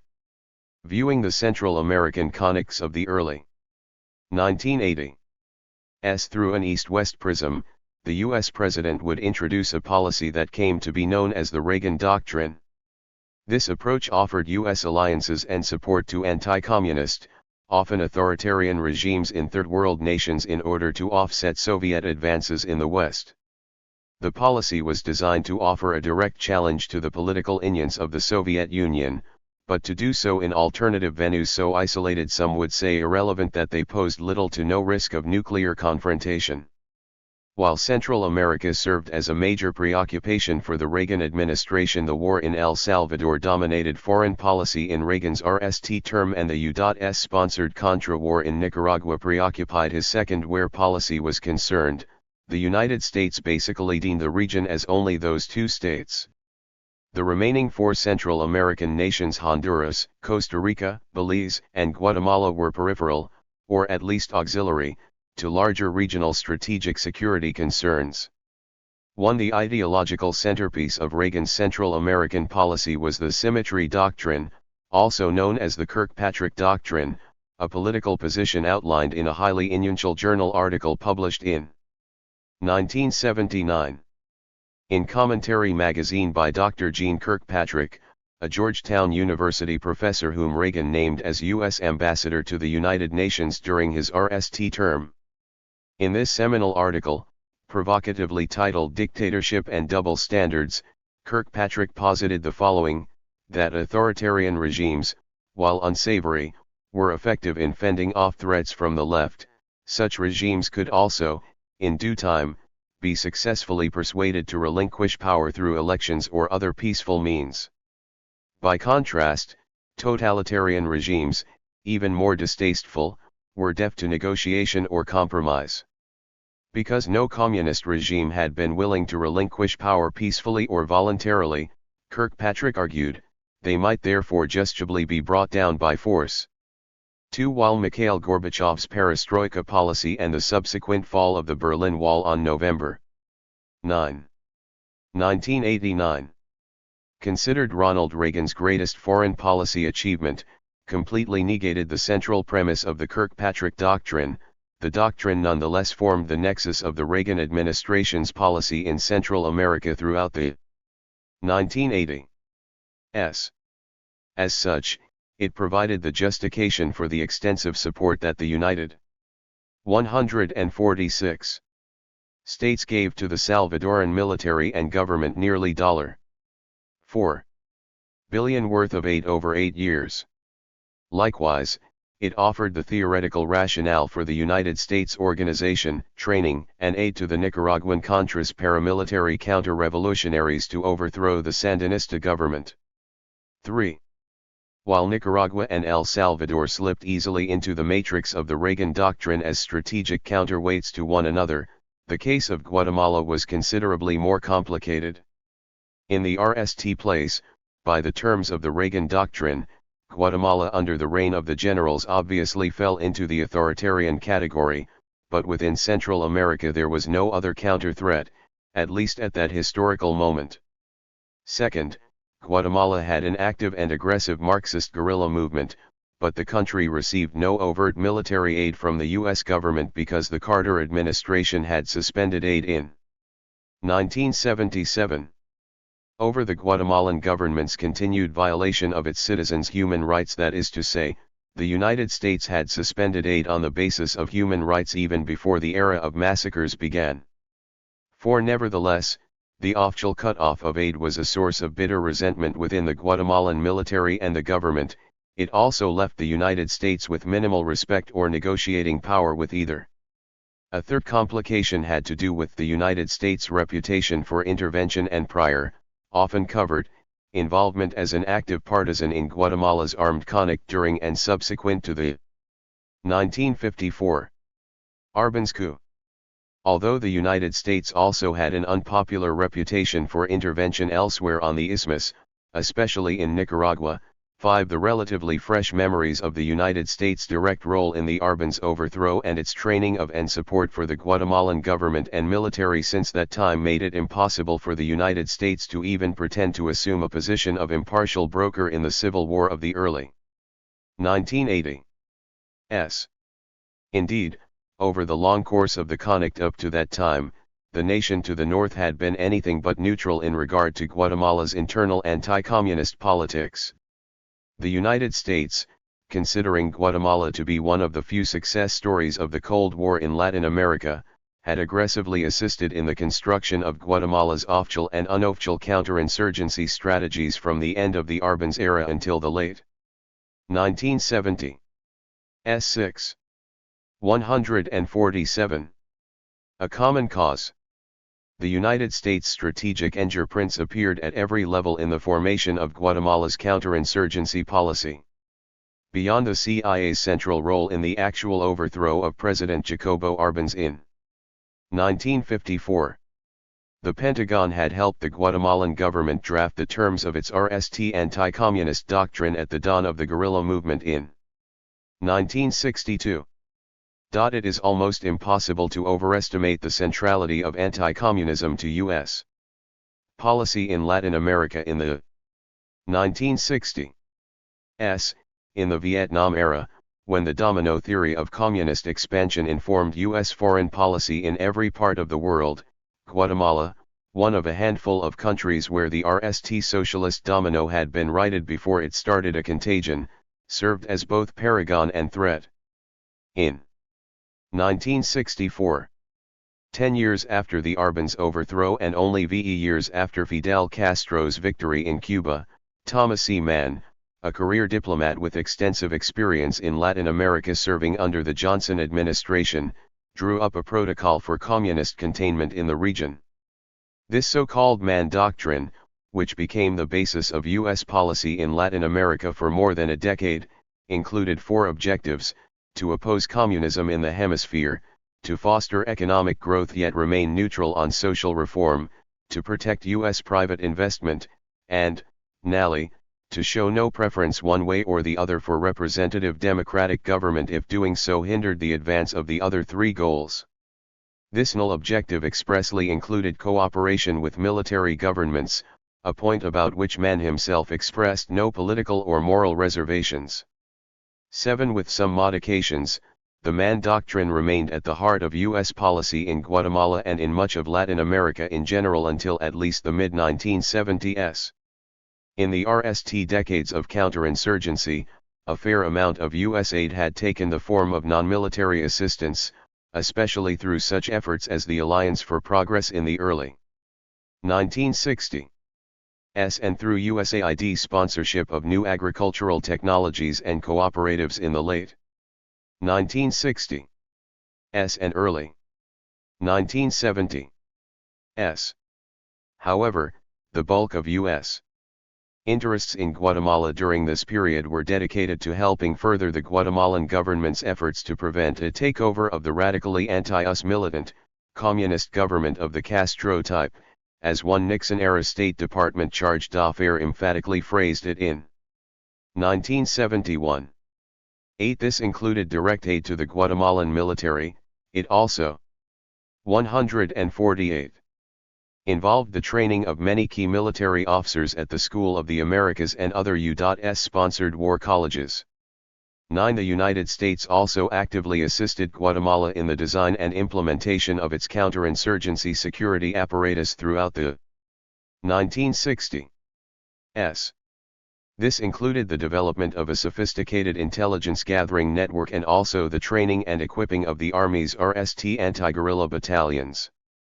10. In addition, the United States provided significant amounts of technical aid and training in communications, intelligence, and irregular warfare to the military. Significantly, it was the United States that pushed the doctrine of national security as a fully realized rationale for a dramatically expanded counterinsurgency strategy in the late 1960s. Although the United States officially condemned the irregular strategies adopted by Guatemalan power brokers in the late 1960s, such as political assassinations and the use of death squads, it covertly condoned such techniques because they were so effective in putting down the communist threat. In 1968, the U.S. Embassy's Deputy Chief of Mission in Guatemala, Viren P. Vaki, wrote a memorandum in which he questioned U.S. support for such methods and offered what was in effect a dissenting opinion to regular U.S. policy. As such, it offers a rather perfect summation of unofficial U.S. policy in Guatemala for most of the years of the armed conflict, including the Rios Montt period. We have condoned counter-terror, we may even in effect have encouraged or blessed it, wrote Vaki. We have been so obsessed with the fear of insurgency that we have rationalized away our qualms and uneasiness. This is not only because we have concluded we cannot do anything about it, for we have never really tried. Rather, we suspected that maybe it is a good tactic, and that as long as communists are being killed it is all right. Murder, torture and mutilation are all right if our side is doing it and the victims are communists. 11 In the mid-1970s, however, the ruling coalition in Guatemala began to develop what Suzanne Jonas has described as relative autonomy in regard to its relationship with the United States. 12 This arrangement of administrative distance and plausible deniability was somewhat unusual at the time, but it was also efficacious, as it permitted the Guatemalan military to prosecute its war without having to worry about intervention from the United States. It also allowed U.S. policymakers to turn a blind eye to human rights atrocities as Guatemala pursued its counterinsurgency by any means necessary, the lesser of two evils in the face of the ongoing threat from Marxist guerrillas. 149. U.S. aid and human rights. This practice changed in 1977. When the administration of President Jimmy Carter withdrew aid to Guatemala as part of the administration's larger policy of diplomatic recognition on the basis of human rights. 13 Despite the symbolic importance of the withdrawal of military aid, the gesture was to a large extent window dressing. Even during the Carter presidency the CIA remained quietly active in Guatemala, continuing to assist Guatemalan military intelligence. The United States delivered as promised weapons and ammunition that were already in the pipeline prior to the Carter ban, including $8.5 million in military assistance and $1.8 million in export licenses for commercial arms sales. 14 At the same time, human rights abuses continued to escalate, including the deaths and disappearances of workers employed at American-owned RMS and other U.S. citizens, such as American-born Catholic clergy. Internally, the U.S. government readily attributed these deaths to the Guatemalan government, declining to subscribe to what one U.S. official referred to as the government's public pretense that disappearances are left-wing propaganda maneuver. 15 But such clarity was completely behind closed doors.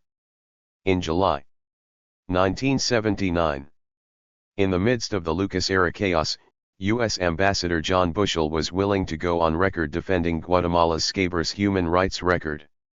Reporting to Carter's Deputy Secretary of State, Warren Christopher, Bushell declared that the Guatemalan government was not a gross and consistent violator of human rights, a claim that in all likelihood was a response to the Guatemalan Foreign Ministry's threats to expel USAID, U.S.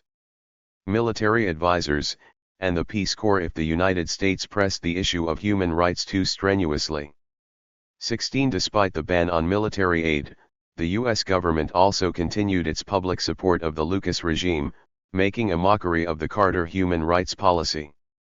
In real terms, the official human rights policy and sanctions generated little more than bad feelings between the two governments, as one U.S. government official reported of his Guatemalan counterparts. Even goons and scoundrels develop a sense of offended dignity. On balance, our HR reports have worked against our national interests in Guatemala.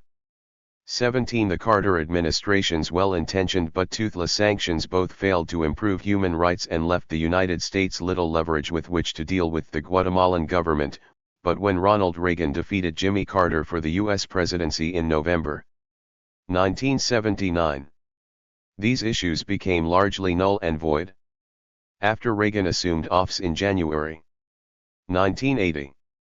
The State Department offered words of reassurance to the 150 Guatemalan Foreign Minister, Rafael Castillo Valdez. Under the new administration, the Reagan State Department promised, the United States not castigate human rights offenders nor forget its friends. 18 Finally, a fourth issue complicated the relationship between the North American and Guatemalan governments. While the United States might have wished to offer strong support to Ríos Montt in his prosecution of his internal war on communism, it became evident by early 1983 that the Guatemalan military's counterinsurgency offensive was succeeding even without direct assistance from the United States. This was what Latin American military circles meant when they spoke of the Guatemalan solution. Already fat from more than 2 decades of U.S. military aid totaling at least $60 million, the Guatemalan army was powerful enough by the early 1980s to carry out its plan without continued overt support from the United States. 1920 In May 1983, the London Economist also commented upon the Guatemalan army's achievement, pointedly noting that with the help of Israeli advisors, has succeeded where a similar campaign in neighboring El Salvador, pushed by American advisors, has failed. 21 While the ability to be successful in going it alone was a source of considerable pride to the Guatemalan military and some official embarrassment to the United States, such a policy was not without its advantages from a U.S. perspective. Utilizing a technique that the Reagan administration rather coyly called perception management, the United States sought to create a smokescreen of plausible deniability that U.S. officials knew nothing of human rights abuses. The State Department made the benefits of such a strategic distance clear in a memo from late 1981. Having failed in our efforts to dissuade the GOG from its policy of repression, the memo cynically noted, we ought to distance ourselves from the GOG and not involve ourselves in Guatemala's dirty war. If the repression does work and the guerrillas, their supporters and sympathizers are neutralized, we can in the aftermath of the repression work to restore normal relations. 22 It is evident from declassified State Department documents from this period that the Reagan administration would have very much liked to restore official military aid to Guatemala had it been able to find an appropriate pretext to do so, but the watchful eyes of a handful of liberal Democratic congressmen, among others, ultimately prevented this from happening. This 151 is not to say, however, that the Reagan State Department did not begin to construct an ideological groundwork that would have made Guatemala's recertification for military and other types of aid possible anyway. 23 These efforts began early in Reagan's RST term, while Lucas Garcia was still president. In April 1981, retired General Vernon Walters, special envoy to Reagan's Secretary of State Alexander Haig, traveled to Guatemala to negotiate with Lucas. Walters offered Guatemala renewed military aid and other unilateral initiatives in return for an improvement in the visible human rights situation, an overture that Lucas adly rejected. Although U.S. in-country intelligence clearly indicated that the already grim human rights situation was rapidly worsening in February 1982. Even the CIA issued a warning that Lucas's scorched earth policy could lead not only to major clashes, but to serious abuses by the armed forces. The U.S. government's public position nonetheless continued to heavily favor the Lucas regime. 24 There is no evidence of a systematic campaign by the Guatemalan government to eliminate non-guerrilla opposition, General Walters reported after his unsuccessful negotiations with the Guatemalan president. There is hard evidence of external support for the communist insurgents. It is not to be ruled out that some atrocities attributed to the Guatemalan army were, in fact, insurgent atrocities. 25 Privately, the U.S. administration initially agreed to minimize public statements by U.S. officials on the human rights situation but then decided to simply wait out the Lucas presidency, in the hope that Guatemala's future leadership would be more malleable and amenable to U.S. public and strategic interests. 26 Reagan and Ríos Montt When the Lucas cabal was overthrown in the March 23. Golpe de Estado, the United States was not involved and, in fact, had not even seen the coup coming. The embassy did not at RST grasp the origins or the implications of the coup, incorrectly concluding the Movimiento de Liberación Nacional had instigated it and that the coup leaders, Rios Montt in particular, were nothing more than gearheads representing the interests of the far right. 27. As Rios Montt began to consolidate his power, however, the embassy's view of him shifted rapidly, as the general hove into view as the kind of leader with whom the United States could potentially do business, that is to say, with whom the United States could justify the restoration of military aid but who was still willing to prosecute a vigorous counterinsurgency campaign. A U.S. intelligence report from late March 1982 described Rios Montt as intelligent but not brilliant, an eloquent speaker, frank, charismatic and 152 honest, adding, as something of an afterthought, Rios and his wife are religious. 28. A follow-up report several days later offered a more tempered but still optimistic view. The general is considered to be demagogic and at times somewhat eccentric. However, he is viewed as an interim caretaker who possessed the qualities necessary to change the image of the country while simultaneously constructing a solid government foundation to pass on to a civilian successor. 29. By early April, however, the embassy's hopes that Rios Montt would be a pliable leader began to fade, as intelligence reports began to cast doubts on the general's motives, character, and even his mental state. A cable from April 6, 1982, sent directly to the U.S. Secretary of State, expressed concern about Rios Montt's psychological state, reporting he neither ate nor slept but was on a persistent emotional high and often made irrelevant remarks and jokes. 30. By May, the embassy's concerns had escalated dramatically. The general, intelligence reports cautioned, was a religious zealot whose personal beliefs and his continued attempts to impose his religious convictions on others posed a threat both to the regime's relationship with the military and to the potential restoration of foreign aid from the United States. 31. Later that month, U.S. Ambassador Frederick L. Chapin, having taken several U.S. congressional staffers to a disconcerting initial meeting with Rios Montt, offered this acid description of a leader whom the U.S. State Department had already begun to categorize as an erratic religious fanatic and an unreliable ally at best. Believes that he came to the presidency of the junta by the will of God and remains there as his personal emissary and victor and will be removed whenever God pleases it. He believes he has a divine mission not only with respect to corruption but bringing around a profound change in Guatemalan society. More alarming in light of the goal of resuming full U.S. military aid to Guatemala, Chapin reported, was Rios Montt's dismissal of the need for further military or economic assistance from the U.S. government, given his expectation that North American Protestant churches would provide the government with at least $1 billion in the form of building materials for rural reconstruction. I believe that President Rios Montt is sincere in his religious beliefs and well-intentioned, the ambassador concluded, but that he is naive and not concerned with practical realities. 32. Elsewhere, Chapin penned a tart description of Rios Montt to Assistant Secretary of State for Inter-American Affairs Thomas Enders. As a newborn Christian he was apparently very comfortable, and he has said so repeatedly to me in his new environment of love and human concern in the world of True Word Church, Chapin remarked, but he 153 has evidently not completely overcome the authoritarianism he learned in his long military career and which earned him a reputation as a martinet. 33. The general's personal shortcomings and religious zeal notwithstanding, the Reagan administration made the goal of normalizing relations with the Guatemalan government and restoring formal military aid a top priority, but this would only be possible if it could convince Congress that Guatemala was making significant and measurable improvements in its human rights situation.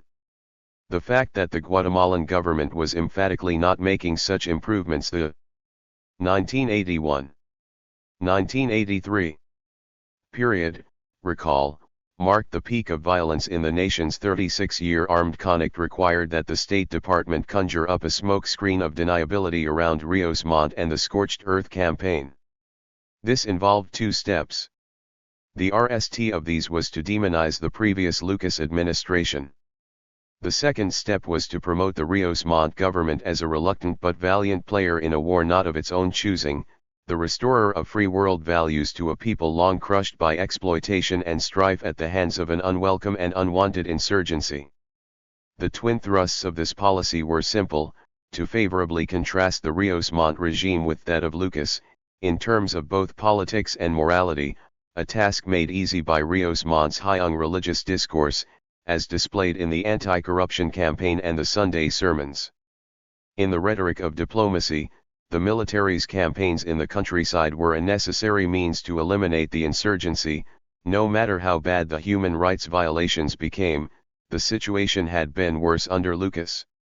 Certainly, Rios Montt's much publicized order and progress campaigns contributed to the credibility of these claims, his anti-corruption project and the dramatic decline in urban violence after March 23, 1982. Helped U.S. officials to frame a portrait of Rios Montt as an effective leader and a champion of law and order. The central dilemma of statecraft, however, was that formal U.S. aid was still contingent upon improvements in human rights, a criterion that was not a high priority within the Reagan administration but which still held credence with much of the U.S. Congress, human rights advocates, and at least some of the American public. The answer to this problem lay within the U.S. Embassy in Guatemala, which set out to obscure the human rights situation behind a scrim of vagueness, claiming that it was virtually impossible to attribute direct blame for abuses on either the Guatemalan army or the Rios Montt government. Kate Doyle, director of the Guatemalan section of the National Security Archive, a private archive made up of declassified U.S. government and intelligence. 154. Documents that provided the sources for much of this chapter, writes of these efforts, read collectively, the declassified documents covering the period of the highest incidence of violence. Provide a fairly stunning portrait of an embassy determined to deny the facts before it in favor of misleading government statements, a controlled press, and outright lies served by the very army carrying out the carnage. 34 Even confidential documents within the U.S. Embassy designated for internal consumption and for the State Department in Washington produced misleading and contradictory accounts of the violence. In his diplomatic correspondence, Ambassador Chapin was adamant in his contention that it was difficult to sort out who is doing what to whom. 35 In his many reports and memos to the State Department, to Congress, and to the Joint Chiefs of Staff, Ambassador Chapin took three approaches in reference to accusations of significant human rights abuses by the Guatemalan army against civilians, that U.S. intelligence could not substantiate charges of abuse. 36 That the guerrillas often deceptively dressed in Guatemalan military uniforms or had committed the vast majority of abuses, or the abuses were committed simply by unknown persons. 37 Or reports of human rights abuses were part of a concerted and intentional propaganda campaign on the part of enemies of the United States that solidarity and human rights groups in the United States and abroad willingly or unwittingly propagated. Throughout this period, the U.S. Embassy made little effort to investigate the claims of state-sponsored violence on its own. The embassy rarely sent staff into the ELD to gather intelligence information on conditions in the countryside. In fact, the embassy exhausted its entire $1.6 annual domestic travel budget for 1982 on a single fact-tending mission, but instead based its human rights data on information provided to it by none other than the Guatemalan army. 38 In June 1982. In the early days of the Fusil's Y Frijoles campaign, Chapin outright denied reports of massacres by human rights organizations such as Oxfam and the Washington Office on Latin America on the grounds that such charges were politically motivated and that allegations of genocidal behavior discredit the efforts of the Rios Montt government to re-establish international credibility. 39 Although the records made available through the Freedom of Information Act are replete with examples of U.S. Ambassador Frederick Chapin's reports of disinformation on human rights to the State Department, a few select examples will suffice. For example, a confidential embassy cable to the U.S. State Department attributes massacres in San Marcos and in Zillage, Coban, on June 18, 1982, To unknowns, while attesting, we have no information, either from the press or other sources on the alleged massacres in San Miguel Icatan. 155. Nor Nataliyabaj near Coban. The other alleged scenes of massacres reported by Radio Havana not appear in any information available to us as scenes of massacres or killings. 40. In fact, the 1999 REMI database indicates that the Army initiated massacres in at least 4 of these locations that correspond to the time of this report. These include the notorious massacre in Rio Negro, Rubinal, in which 177 people died at the government's hands, Paraxtud, Sacapolas, El Quiche, where America's Watch recorded 180 killed, and El Managal, where 100 reportedly died.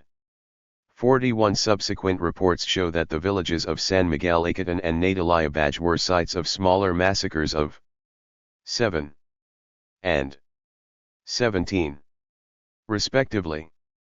42. The official U.S. position on human rights abuses allegedly committed under Rios Montt's watch was publicly unequivocal and rm. Although the following quote is lengthy, the embassy's position as stated in a confidential memo to the U.S. Secretary of State and the U.S. embassies elsewhere in Central America in response to criticism from international and domestic human rights groups bears quoting in full. We conclude that a concerted disinformation is being waged in the U.S. against the Guatemalan government by groups supporting the communist insurgency in Guatemala. This has enlisted the support of conscientious human rights groups and church organizations which may not fully appreciate that they are being utilized. This is a campaign in which guerrilla mayhem and violations of human rights are ignored, a campaign in which responsibility for atrocities assigned to the GOG is alleged when evidence shows guerrilla responsibility, a campaign in which atrocities are cited that never occurred. The campaign's object is quite simple: to deny the Guatemalan army the weapons and equipment needed from the U.S. to defeat the guerrillas.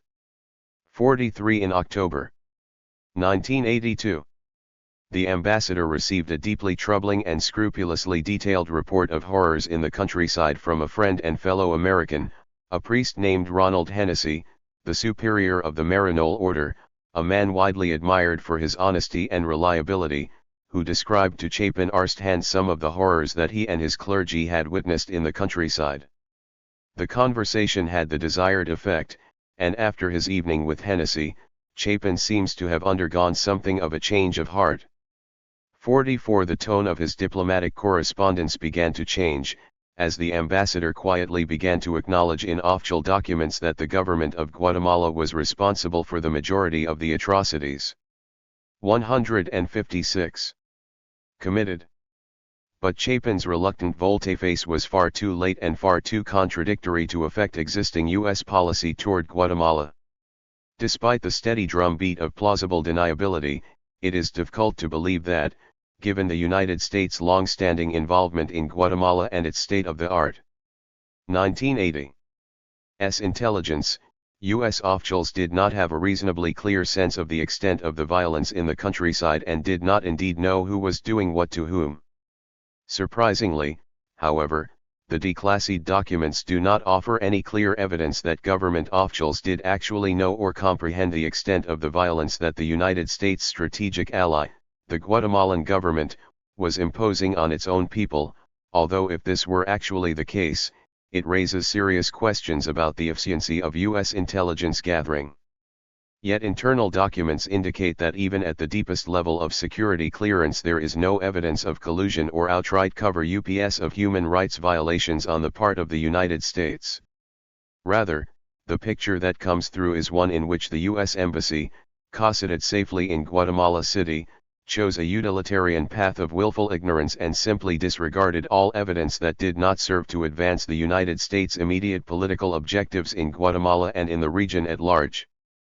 In November 1982, a planned visit by Reagan to Central America and pressure from human rights groups on members of Congress forced an inquiry into the veracity of human rights reporting from the U.S. Embassy in Guatemala led by Deputy Assistant Secretary of State Charles Fairbanks.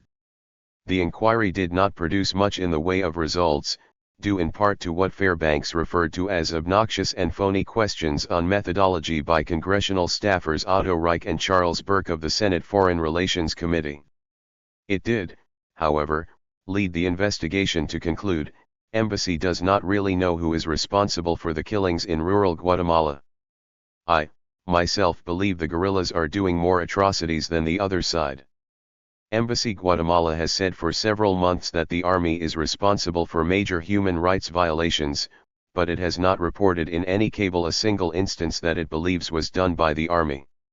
I do not think there is any misrepresentation by our embassy, but there may be wishful thinking.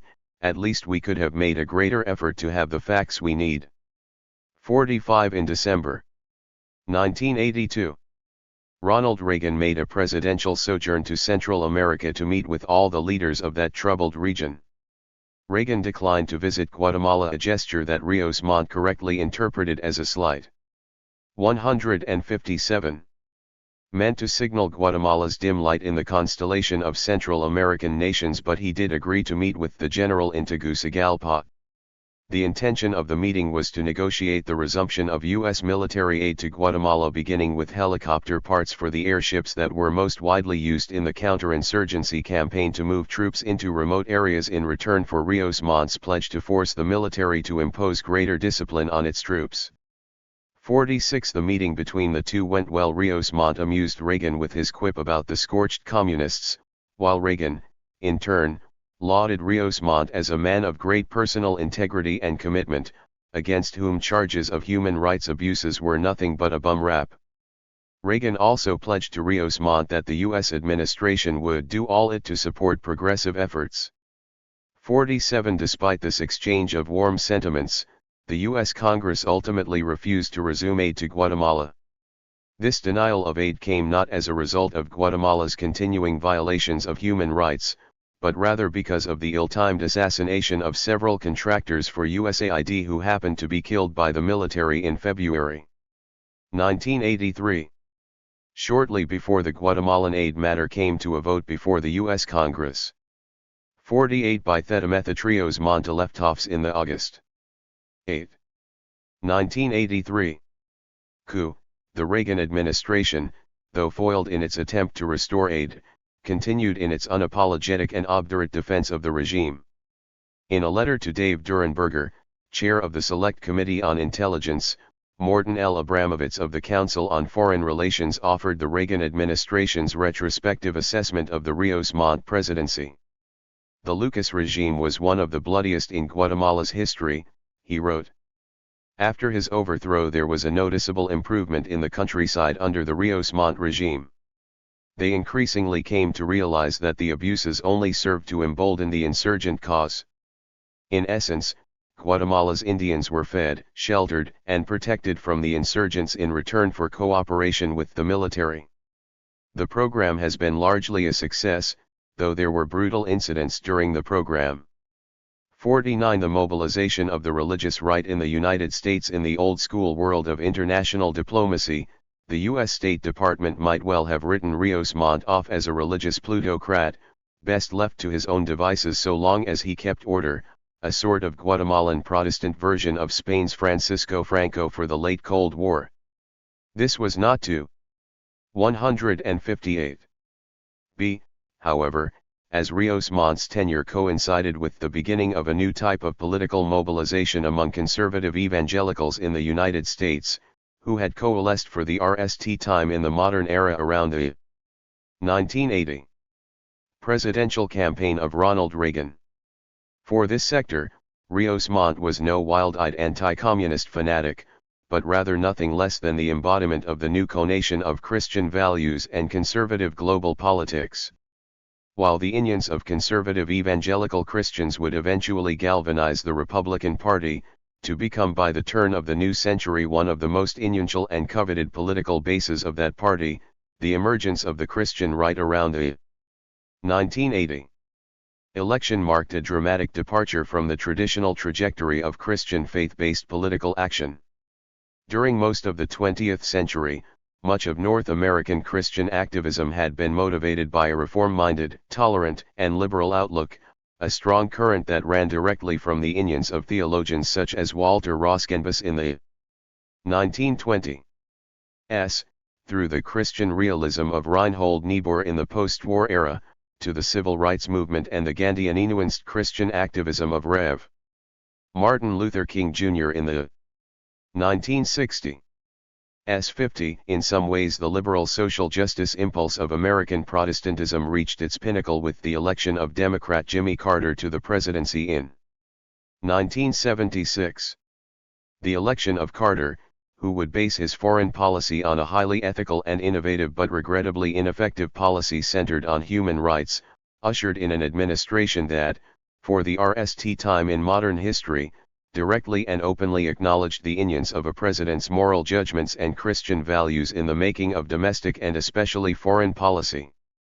Carter's direct evocation of Christian activism, ironically, helped open the door to the political mobilization of conservative evangelicals in the late 1970s that would make possible the so-called Reagan Revolution a mere 4 years later, and which would, for the rest of the century, transform conservative Christians into the new base for a revitalized U.S. Republican Party. American conservatives labeled the morally estimable but politically maladroit Carter administration a period marked by the worst energy crisis to date, severe economic recession, and the national humiliation of a hostage crisis in Iran debacle. However, the Carter presidency provided them with a useful catalyst for organizing other disaffected but religious Americans into the political mainstream, an unfulfilled Republican objective since the time of the Nixon administration in the early 1970s. 51 with the twin arrows of the Carter presidency and the Supreme Court's 1973 abortion decision in their quiver, Republican 159. Party politics and conservative Christianity coalesced with the formation of the moral majority in 1979. Although the term moral majority soon became political shorthand for conservative Christians, it originated as an actual organization, Moral Majority, Inc., that a Southern Baptist pastor named Jerry Falwell established to help elect Ronald Reagan, who promised to support the social agendas of conservative evangelicals, to the White House. While the moral majority quickly became iconic, it was only one manifestation of a movement eventually known as the religious right, a loose coalition that was made up primarily of evangelical Protestants but which also included like-minded Catholics, Mormons, and conservative Jews who used a religious intellectual framework to espouse a profoundly conservative political agenda. 52. In his early published work The Liberty Bible Commentary, Falwell described himself as aggressively fundamentalist and cited historian George Marsden's observation that fundamentalism must be clearly distinguished from other conservative Christian movements for its militant opposition to liberalism. 53. While the primary purpose of Falwell's organization and others like it was political, the notion of a moral majority tapped into a deep vein of resentment that many traditionalist Americans had felt toward the liberal and, especially, the secular direction that the nation's culture and politics had taken in the post-war decades. 54. Certain touchstone issues. The Supreme Court's ruling against school prayer in 1962. The efforts to pass an Equal Rights Amendment to the U.S. Constitution during the 1970s, and the Roe v. Wade Supreme Court decision to legalize abortion in 1973. Helped to consolidate this dissatisfaction. All seemed to this sector emblematic of a secularized American culture unmoored from its fundamental values and adrift in a sea of libidinous sexuality, drugs, crime, and anarchy, and a secular government complicit in the cultural drift to perdition. In its earliest days, the religious right in the United States was focused almost exclusively on domestic issues, with the exception of its ardent support for Israel, which was based as much perhaps more on biblical as on political considerations. With the Reagan presidency, however, the movement quickly assumed a staunch anti-communist position, one that reeked of the president's fervent political beliefs but which also resonated strongly with a generation of conservative Americans who had come of age with the rhetoric of the Cold War and who also believed that communism and Christianity were entirely antithetical. As George Marsden has noted, communism, since the time of the Bolsheviks, had long been a focal point for fundamentalist politics, serving to funnel more diffuse fears of atheism, evolutionism, and modernism into a single embodied enemy. 55 It was the Ronald Reagan presidency, however, where 160. The two preoccupations of conservative Christians, the cultural decline of America and anti-communism, merged into a unit, modern political voice. Although Reagan was not himself religious, he had grasped the value of a conservative Christian coalition early on and had cultivated what he considered to be right-minded church organizations since his LM days in the 1950s. Indeed, Reagan was speaking to a convention of conservative evangelical broadcasters when he famously denounced the Soviet Union as the evil empire in March 1983. 56 Thus, it is not surprising that when Reagan reinvented the civil wars of Central America as the decisive battles of the international Cold War, the Christian right was ready and willing to insert itself into the struggles of small countries that many Americans had never heard of before.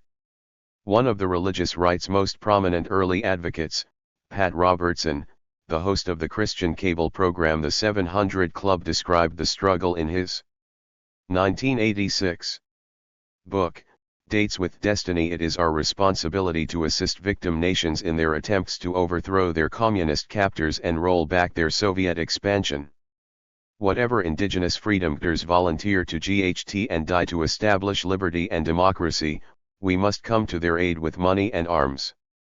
57 Jerry Falwell, weighing in on the subject in his widely read 1980 book, Listen America, a work that spent many months on the New York Times bestseller list, further underscored this sentiment. I believe that there are really two philosophies of warfare, he wrote. One of them, the left, represents the Soviet Union and says there is no God. On the other side, the philosophy that I adhered to, that of Western civilization, headed up by the United States of America. It operated on the philosophy that there is a God. 58 Within such a context, Rios Montt seemed a literal godsend. The religious right immediately embraced him as a Christian soldier who would both vanquish communism and at last bring a godly era of peace, justice, and tranquility to his long-troubled country, a metaphoric leader in a metaphoric war. Mere days after the March 23 coup, Pat Robertson lauded Rios Montt on the 700 Club as an anointed man of God for whom Americans should pray day and night without ceasing. Robertson also pledged that American evangelicals would donate $1 billion to his edgeling government, a contribution which, had it materialized, would have directly helped to circumvent the federal ban on U.S. military aid to Guatemala. North American evangelicals who were outside the inner circle of the moral majority, in the thrall of new emerging evangelical news media, regarded Rios Montt from afar with wide-eyed and naive optimism.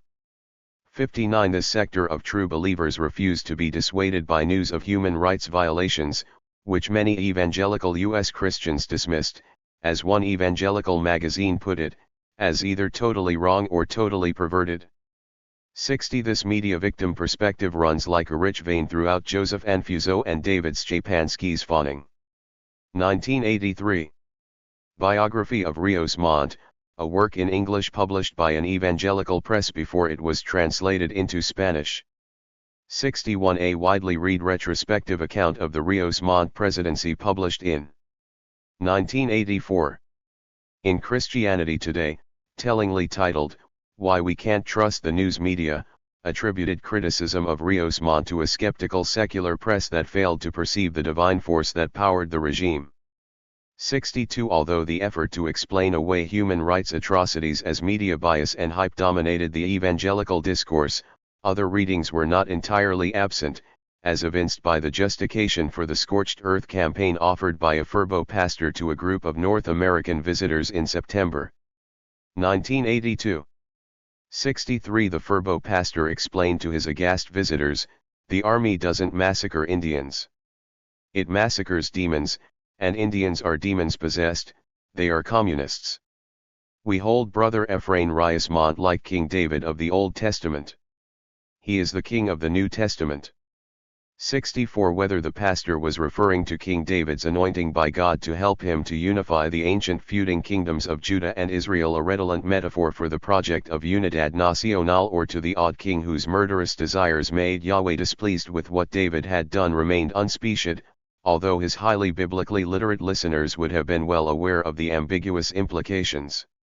Desprestigiando a Guatemala, media coverage of the Rios Montt era. The foreign evangelicals were, in fact, correct on the point that most of the secular media's criticism of Rios Montt was directed toward his kinetic persona and evangelical pronouncements rather than at his human rights record, which neither the domestic nor international press reported on widely at the time.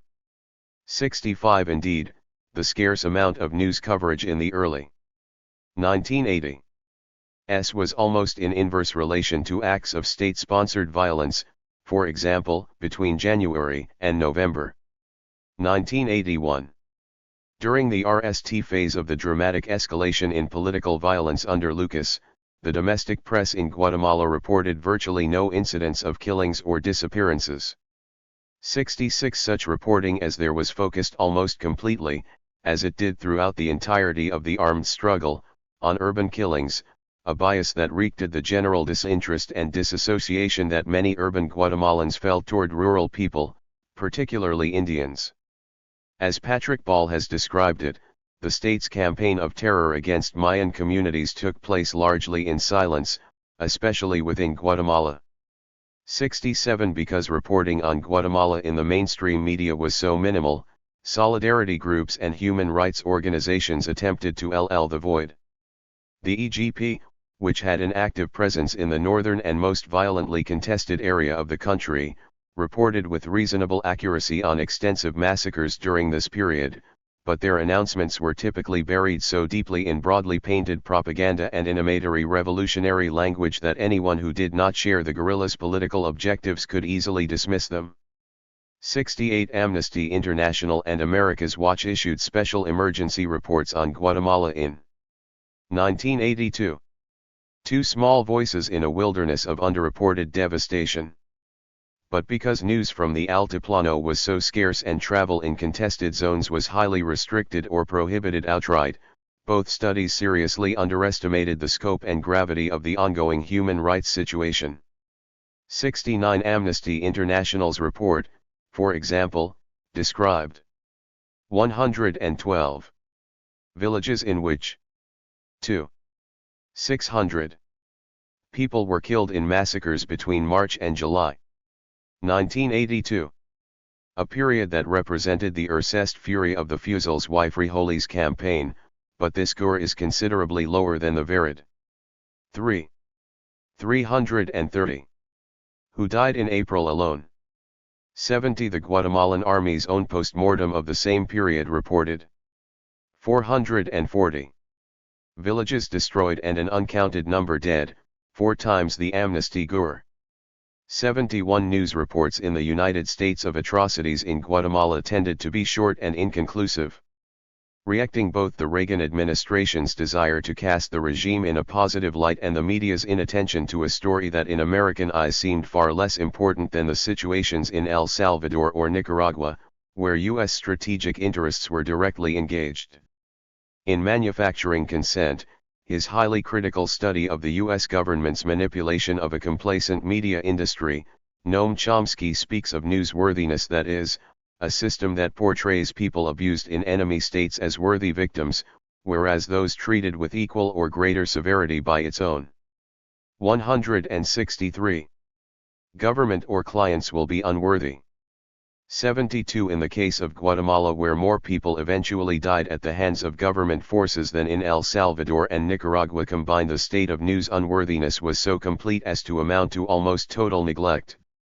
73 A study of New York Times coverage of Central America found that the ratio of stories about Nicaragua was 5:1 compared to El Salvador, 22:1 compared to Honduras, and an overwhelming 26:1 compared to coverage of Guatemala.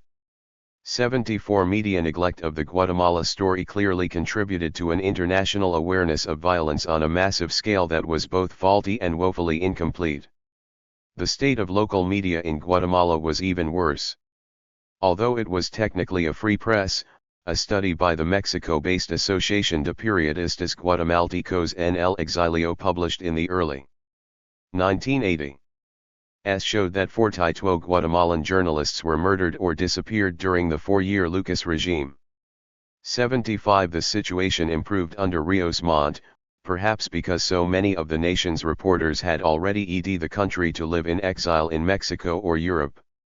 The state of siege that went into effect in July 1982 put an end to even the most limited media coverage of the violence in rural areas, as Rios Montt placed a ban on the publication of any news that may cause confusion or panic or aggravate the situation. 76 To this end, he put rigorous restrictions on an already cowed domestic media, which at the time consisted of 4 national newspapers, state-monitored television, and some local radio. Even before the state of siege, however, a free and independent press had been a chimera. Government informants, who reported back to the government on domestic and foreign reporters who seemed to be crossing into dangerous territory, infiltrated the offices of all major media in Guatemala. The local media outlets also were riddled with favoros, poorly paid reporters and employees who accepted money in exchange for publishing articles favorable to the government and for suppressing negative news in their news outlets. While FIFA typically came from the Chief of State's government press office, the army, politicians, individual ministers, government agencies, and large business associations also paid it out. The practice was widespread and lucrative. Enterprising reporters could hope to increase their monthly salaries typically by around $250, but up to as much as $1,000, or even more. 77 Given this context, it is hardly surprising that stories 164 of government human rights violations barely sullied Guatemala's front pages or nightly newscasts in the early 1980s. In an era that predated cable news and internet, real news traveled informally by word of mouth, by chisme, and, perhaps surprisingly, through local radio. The URNG for a time operated 2 small radio operations, Voz de Atitlan and Radio Quiche, and sometimes sent out local broadcasts in indigenous languages. Its modest bandwidth and poor technical quality, however, prevented Guatemala's rebel radio from gaining the kind of listenership or audience that the FMLN's Radio Vence Ramos, for example, earned in neighboring El Salvador. 78 With such scant solid information, it was not at all difficult for critical sectors to disparage the human rights reports or dismiss them out of hand with apparent credibility. This included the U.S. Embassy in Guatemala, which, as we have seen, shrugged off claims of human rights atrocities as Asian fabricated by the left to discredit the regime. In so doing, the U.S. Embassy not only advanced U.S. strategic interests, but also succumbed to Victoria 82's plan of disinformation, a psychological operations strategy for both domestic and international consumption that cast the guerrillas as the authors of massacres and as tricksters who duped gullible villagers into being the agents of their own destruction. 79 The terms of the Guatemalan government's disinformation campaign were overt and precise. In July 1982, the Army General Staff issued standing orders for the development of anti-subversive operations to the Victoria 82 plan of campaign, tactics to be employed. This command read, in part, trick them, subversion must be fought with its own methods and techniques, and ordered that every effort should be made to attribute human rights violations to the guerrillas and their proxies. These included not only propagandists in Havana and Moscow, but also solidarity groups and any others in Europe and the United States who sought to disprestigier, that is, smear the government of Guatemala with outlandish claims of savagery. 80 A letter from the Guatemalan embassy in Washington in November 1982 to an American reporter provides an example of this inverted discourse of culpability. Responding to a question about massacres in the Ixil region, the spokesman replied, "These are the subversives who dress like army men, they dress like they're part of the government troops. And when they harass the civilians, kill them and burn their huts, naturally the civilians identify 165 them as being part of the government. This is the tactic. They hit and run, they use the civilians as shields, they hold them as hostages. The guerrillas have entrenched themselves in these areas and use the civilians as shields. They harass these people, they have taken away from them food, clothes, tools, money, beasts of burden so they can carry whatever they steal into the mountains. They have taken away young boys with the idea of training them into guerrillas. So, the suffering of these people, as you can well imagine, is a tragedy not created by the government."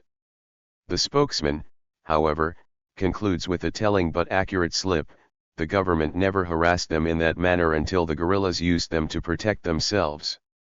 81 Conclusion. Jean-Francois Lyotard has argued that knowledge in the form of an informational commodity indispensable to productive power is already, and will continue to be, a major, perhaps the major stake in the worldwide competition for power. Jean-Franco elaborates, but in Latin America, the informational commodity was to be productive in a sinister way. 82 This was certainly case for Guatemala during the Rios Montt era, a period of time when both internal and external loci of power, the U.S. government and the advocates of perception management, the fourth estate of the media, and foreign evangelicals, all of which could have put pressure on the Guatemalan government, willfully turned a blind eye to the regime's excesses. In the case of the United States, the manipulation of information through diversion, dissemination, and denial on the part of the embassy in Guatemala, designed to allow the advance of U.S. strategic interests through the restoration of aid, instead created a credibility gap between the embassy and Washington that in the long run advanced the interests of neither. For U.S. evangelicals, the new moral majoritarians, heady with their own newfound political power, Rios Montt represented the new generation of Christian soldier, armored in righteousness and armed with political might. They could countenance no information that contradicted this image. Likewise, the restraint and manipulation of a distracted media helped to create such a fog of banality and indifference around the Guatemalan situation that the rest of the world could, in relatively good conscience, pay no attention to what was happening there at all. 166. Epilogue. Guatemala: no canta, no baila, no danza. Anonymous. In the RST chapter of this book, I suggested that the 20th century will be remembered as the century of genocides. It is easy and perhaps worthwhile to debate the use of this word, which has been variously deemed to the point of overspecifity or trivialized to the point of meaninglessness.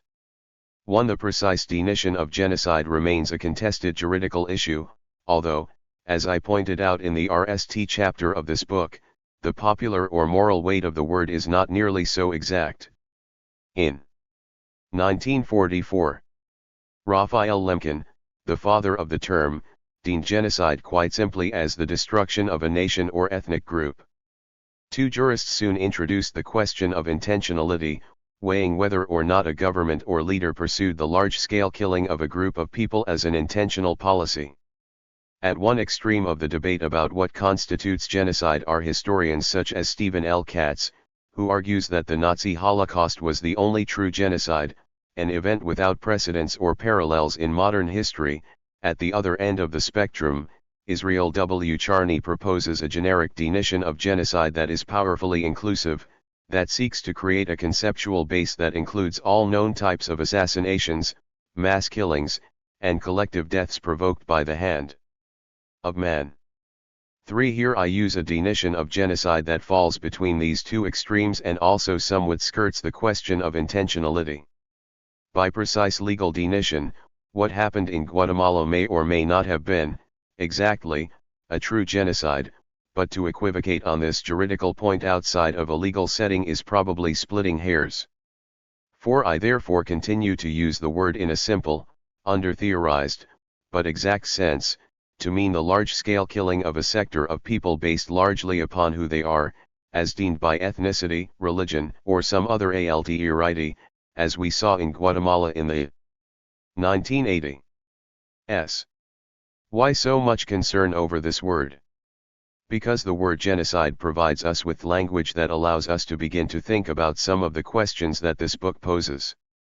Genocide, broadly deemed, takes place at the intersection of ideology and identity, but in the case of Guatemala, other factors, especially class divisions, were also at work. Not all who died in the 1980 massacres were Maya, though most were. Violence that comes from this kind of thinking is especially pernicious because it ideologically constructs people who might once have been friends, neighbors, even kin, into intractable internal enemies. Unlike other categories of war tropes, the enemy is anything but alien or abstract. The enemy might once have been your neighbor, housekeeper, teacher, shopkeeper, your boss, your parents. The 20th century is bookmarked by the Turkish slaughter of the Armenians in 1915. And the Rwandan so-called civil war at the end, and includes all the genocides great and small that took place in between, including the one in mid-century Europe that forced us to develop new language to describe the large-scale slaughter of people. Guatemala is far, very far, in fact, from being the 20th century's worst human rights tragedy, but the details of what happened there in the early 1980s nonetheless help illustrate the enormity of what happened and, despite the many bold cries of Nunca Más, seem to happen instead siempre más.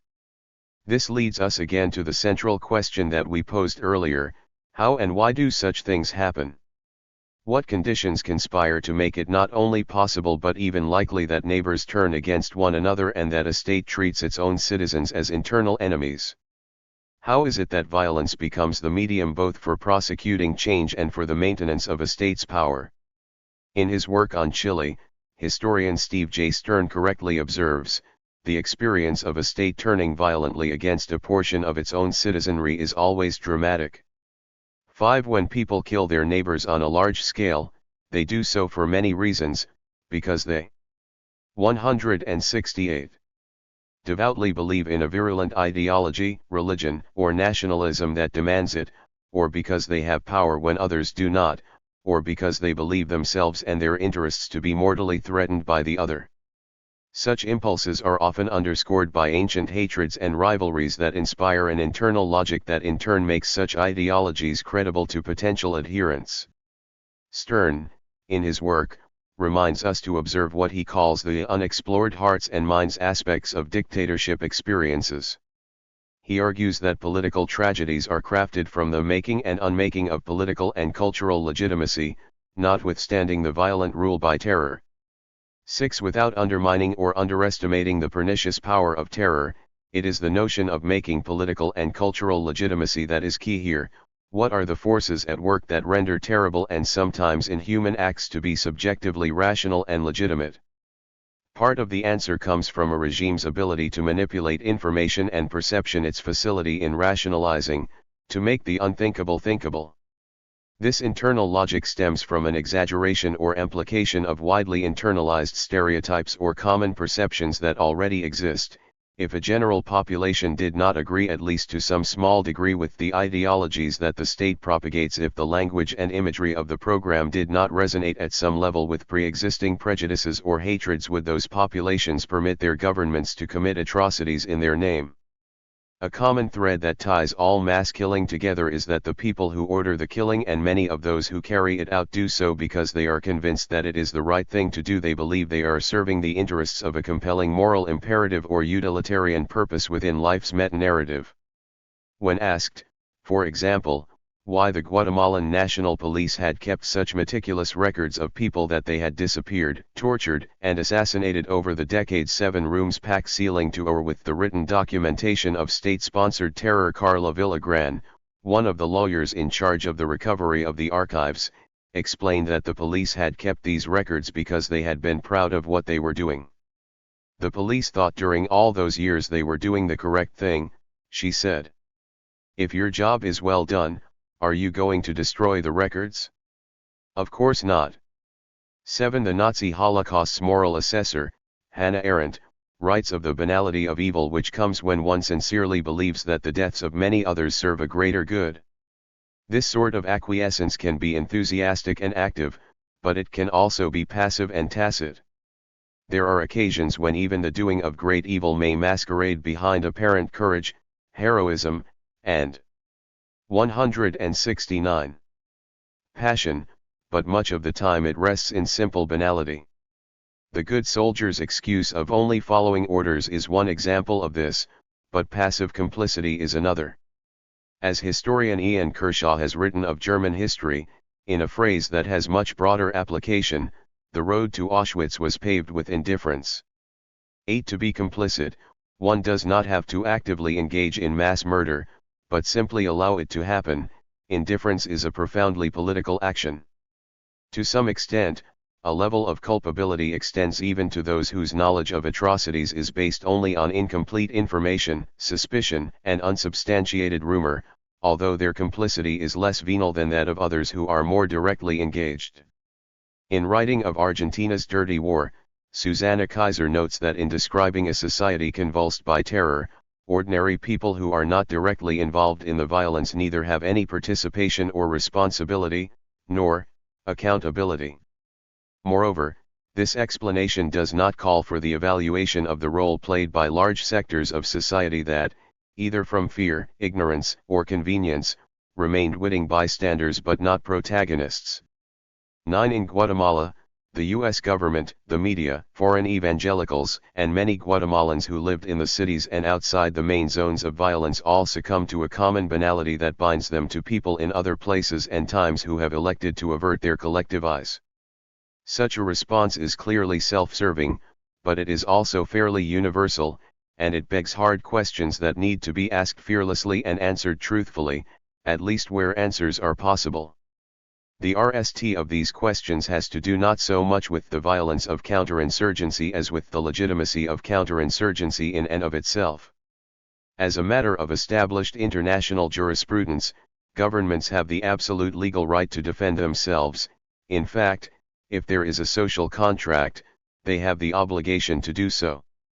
Although few would argue that the post-1954 Guatemalan government was legitimate in a democratic sense, most would concur with the idea that it did have the right to defend itself against an armed movement that expressly sought to destroy it, as was the guerrillas' specific and oft-repeated objective.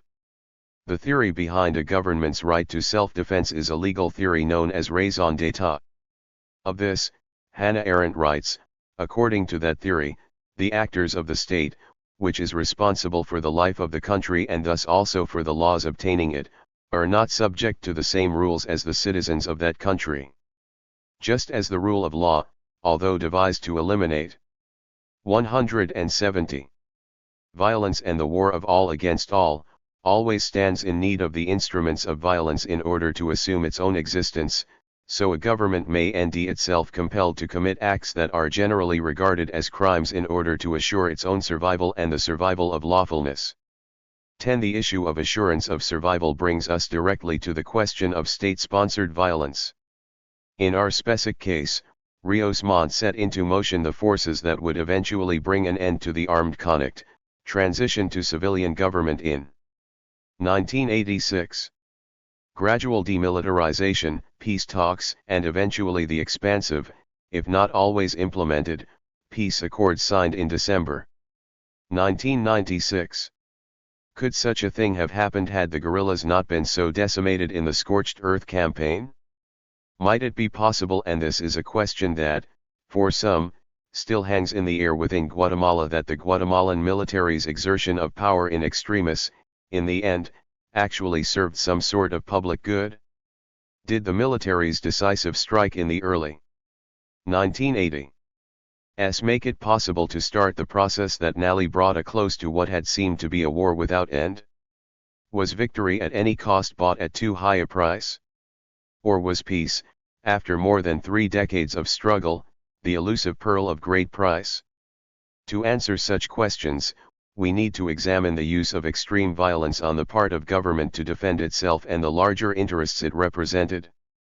Colonel Prudencio Garcia, a Spanish military officer who served as a consultant to the United Nations in investigating human rights charges against the Guatemalan army, underscores this point, noting that it is both the duty and the obligation of the military to protect the interests of the state, but that the military must also recognize the limitations of these imperatives and place moral self-limitations on its own power. This exercise in self-restraint, Garcia argues, is virtually absent and even impossible in totalitarian societies and authoritarian states such as Guatemala.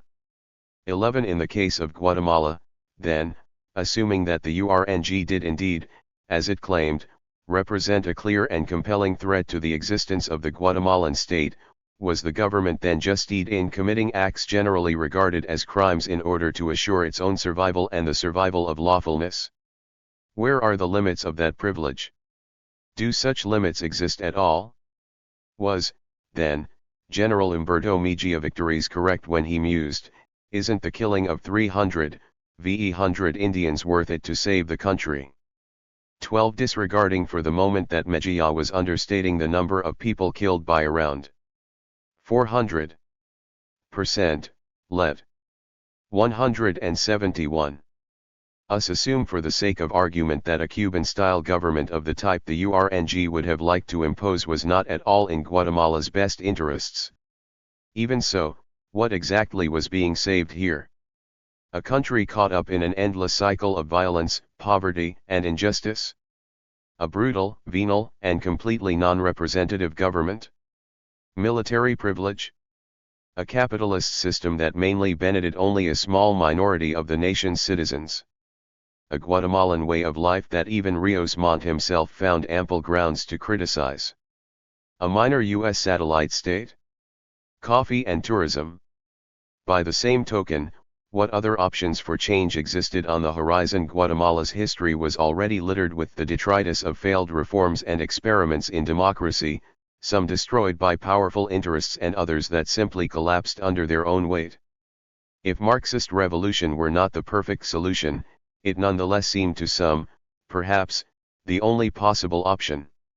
On the other hand, what if, conversely, the URNG did not represent a clear and compelling threat to the existence of the state, a claim that the army and the Guatemalan government repeatedly asserted? One line of reasoning that follows from this question leads us directly down the path of interpretation of the textbook definition of genocide at its most precise: the government killed the Maya out of sheer racism, to solve the Indian problem once and for all. This interpretation is elegant in its simplicity and is redolent with Guatemala's profoundly racist history. It also forms the basis for many of Guatemala's progressive political movements today. A different interpretive path, however, leads to lacunae of other questions. Given the well-understood constellation of contradictions of race, class, power, and history in Guatemala, what exactly did the regime's opponents expect to happen when they took up arms against it, especially after they included the nation's most historically repressed subaltern sectors into that struggle? What, then, of the URNG's association with and co-optation of grassroots church groups and political movements such as the CUC and, most of all, the incorporation of indigenous people into the struggle that brought down Helra upon them? In Mayan religious cosmovision, there are celestial intersections where ideas and destinies meet, where the cross is a symbol not of the death of Christ but of the sacred crossroads of the Milky Way. By the early 1980s, did the URNG believe that it had positioned itself in the critical intersection of race and politics, the crossroads of the Milky Way, where all the universe comes together? Could anyone with a clear understanding of Guatemala's historic patterns of race and class relations have thought it possible that such a challenge would not be met by overwhelming force? Was it possible to anticipate that the repression of the popular movements would 172 come at a level entirely unprecedented even in Guatemala's violent history? Did they believe that they lived in a prophetic and historic moment where victory might really be within reach, even at a price? And yet what other alternatives were out there? For many, especially those intellectuals who came to embrace the revolution, it was not so much that the option of armed struggle was so attractive but rather that it seemed virtually unavoidable.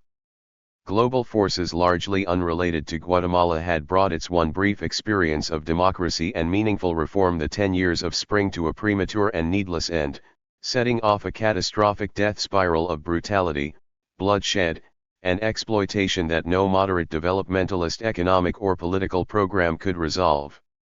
Without revolution, that is to say, a complete break of some sort with the status quo, Guatemala seemed destined to languish forever in a purgatory of gross injustice, poverty, and inequality. For Guatemalans who knew their history, it seemed clear that all other options were already exhausted or extinguished completely. The language and ideological constructs of the Cold War offer easy explications of these issues. The Cold War binary was precisely this, and not only in Guatemala. A Marxist armed insurgency, backed by Cuba and its patron, the Soviet Union, sought to overthrow a capitalist and democratic government supported by the United States. This struggle was a zero-sum game, with clear winners and losers.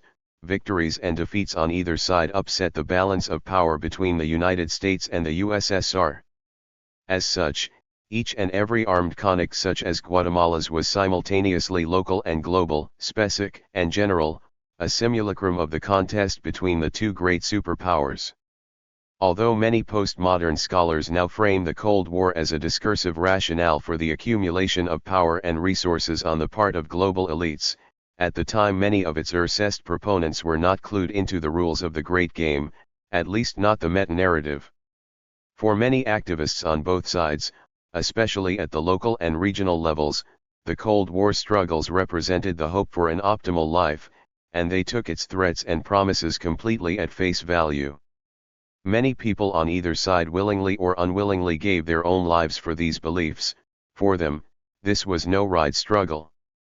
For this reason, it is important that we continue to examine Cold War politics in a place like Guatemala on their own terms and in their own words, as well as through a more sophisticated, if distant, interpretive lens. But when we do so, a looming question arises, not only for Guatemala but also for many countries in Latin America, Southeast Asia, and elsewhere: how? 173. And why did the war on communism become a dirty war? It is ethically simple to justify a government's attempts to defend its power and the dominant economic system, but less so to justify extreme criminality or immorality in the effort to do so. This is obviously not a problem that is exclusive to Guatemala. Jean Franco and many others have suggested that the Cold War was simply a martial expression of capitalism's expansion, framed in a persuasive ideological discourse. 13 Yet more recent history shows us that, if capitalism is a highly virulent contagion, it NDS willing hosts even in places, indeed, especially in places, as we see in Russia and China, where there was once a strong ideological cordon sanitaire against it. If capitalism, for better or worse, is as resilient as it would appear to be, to invert Marx, perhaps even a historical inevitability, this again begs the question: why did Guatemala's Cold War turn so dirty? This brings us, obviously, to the issue of power. As unlikely a twosome as Karl Marx and Jean Kirkpatrick have, along with many others, pointed out that neither people nor entities, least of all governments, are willing to cede power without duress, and this is as true of the Guatemalan government as anyone else. Indeed, should they have? Did the guerrillas speak for all the Guatemalan people? Did the government? In both cases, the answer is a qualied no. Although it is clear that while the guerrillas spoke for more people than some may once have thought, they by no means represented the interests of all or even the majority of Guatemalans, whose long-deferred dreams of a better government did not include a Cuban-style socialist state. Nevertheless, the guerrillas' challenge was a real one, as, by the late 1970s and early 1980s, they genuinely threatened not so much to take power as to harness it, through the incorporation of popular groups into the left, not just the usual suspects of organized labor, students, and Ladino campesinos, but also church people and, most important, the heretofore apolitical rural Mayan population. As the weight of the pendulum swung toward them, the reaction, predictably, was extreme.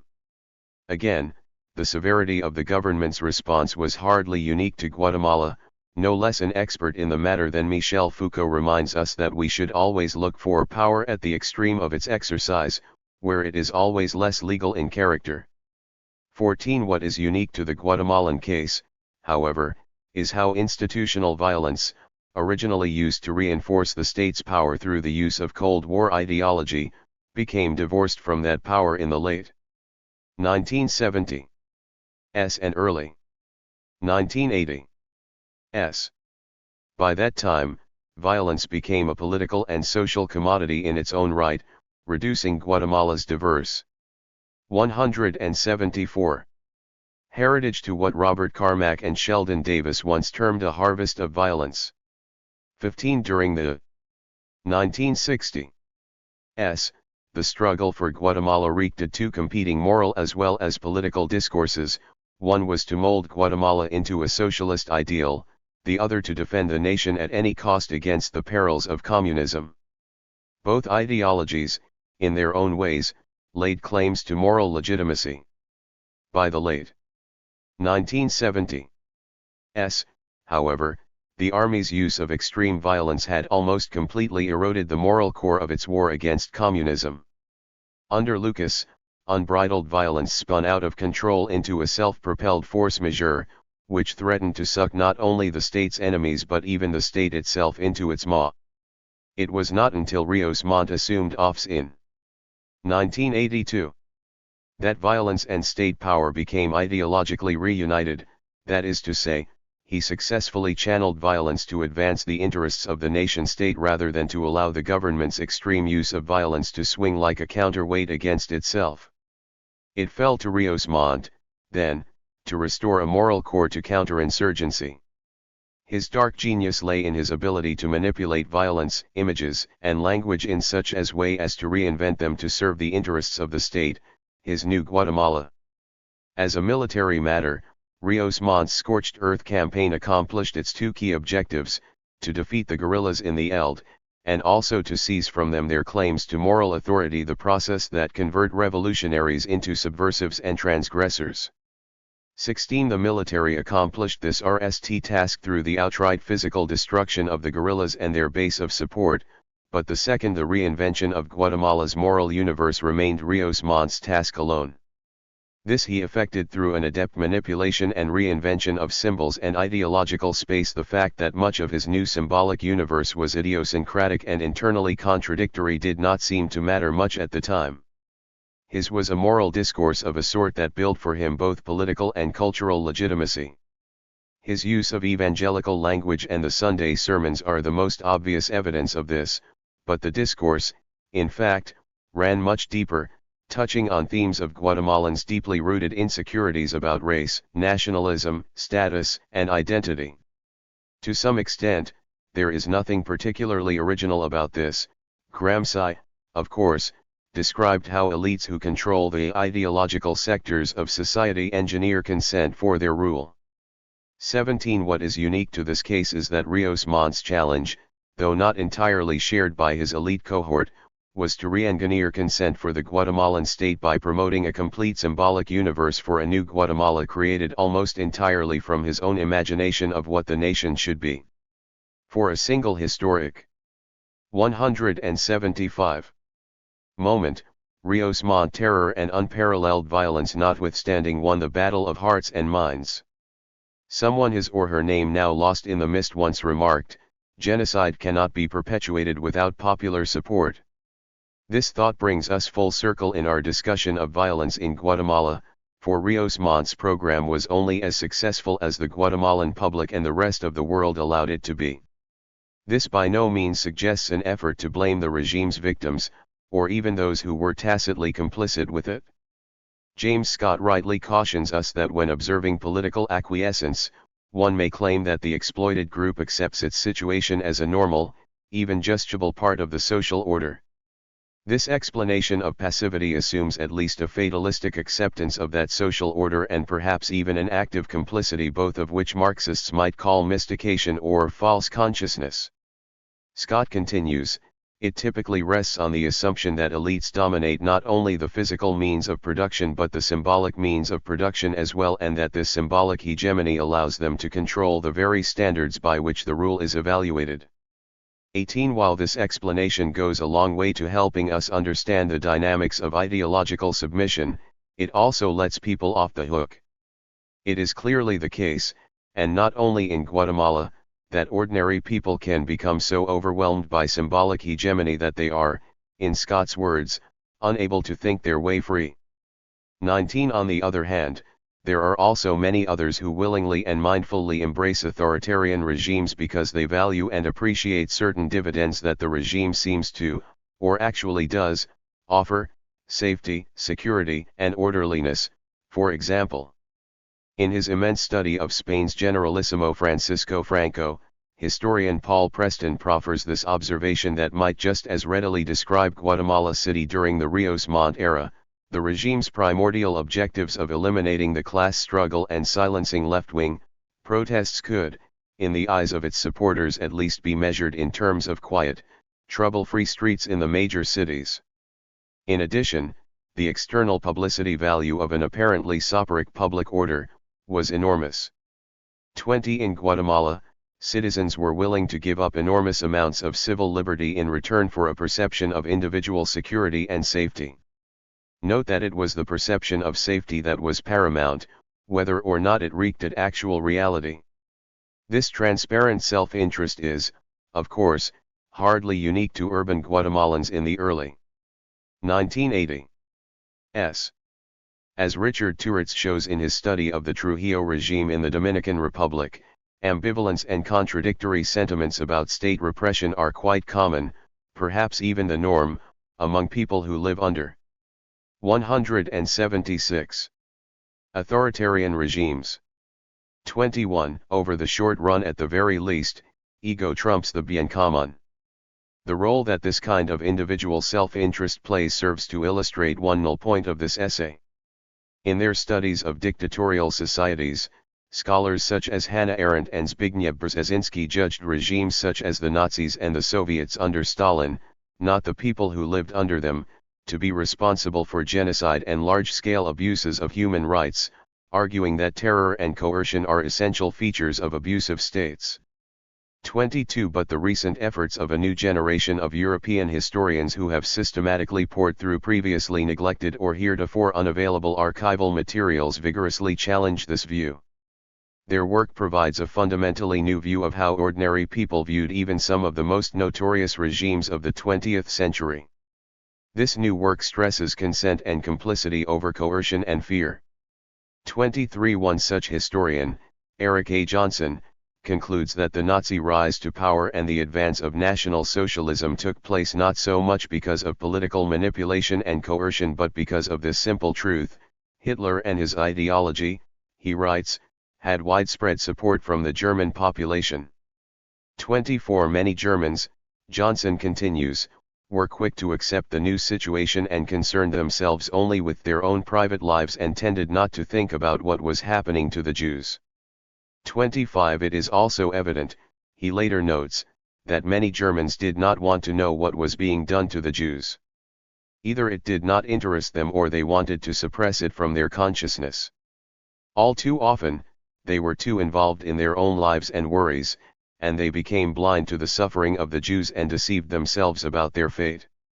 26. The comparison here, one hopes this is painfully obvious, is not between Hitler and Rios Montt, which would be wrong and woefully overblown, but simply to point up the similarities of what happens when blind self-interest and willful ignorance collide. Outside of the zones of conflict, if we can believe our sources to any extent, many Guatemalans, at some level, supported and believed in the Rios Montt regime. In a contest of connecting and competing moral claims for a Marxist utopia or a world free from the plague of communism, it was Rios Montt's 177 Pentecostalized vision of a new Guatemala that, temporarily at least, carried the day. Many Guatemalans, especially urban dwellers and Latinos who could disengage with the rural violence, seemed to have taken Rios Montt exactly at his word, believing that he had brought the nation back from the brink of oblivion, and that he offered his people the non-fungible currency of citizenship, a restored sense of safety, security, and a purposeful sense of national identity. To use Rios Montt's own language, he offered nothing less than redemption. That the cost was the deaths of leftists, radical Catholics, and Mayans, problematic sectors, all, with whom old prejudices and mistrust already resided, was, for many Guatemalans, not at all too high a price to pay for the new Guatemala. This, of course, was true for the military, the planter class, and the industrial elites who benefited directly from a stable, pro-capitalist government and who could not tolerate the sort of political upheaval that added up to the poor investment climate that Guatemala had become by the late 1970s and Lucas era. 1980s. But it was also true for many middle and lower class Guatemalans of the post-Arbenz generation, whose political and social formation had developed within the milieu of fear, coercion, blinkered thinking, and enforced acquiescence that deemed the 1960s and 1970s. Within this repressed, fed-up, defensive, and hard-shelled mindset, Rios Montt's program simply made sense. William Schultz, the former director of Amnesty International USA and a long observer of such relationships, makes this point. Human rights violators are not born, but made, he observes. It's a combination of social context, leadership, and political opportunity that often leads people astray. 27 This is not to place blame where it does not belong. In any situation where a government massively abuses the rights of its own citizens, culpability and blame belong RMLY at the feet of the perpetrators, the leader or leaders of that government. But not every citizen is a victim, even when many are. Those who are complicit, those who are willing to be led astray, both citizens and interested outsiders, or who, especially, condone outright a government's willingness to commit atrocities, must also be willing to accept some small share of responsibility for what happens in the name of the people.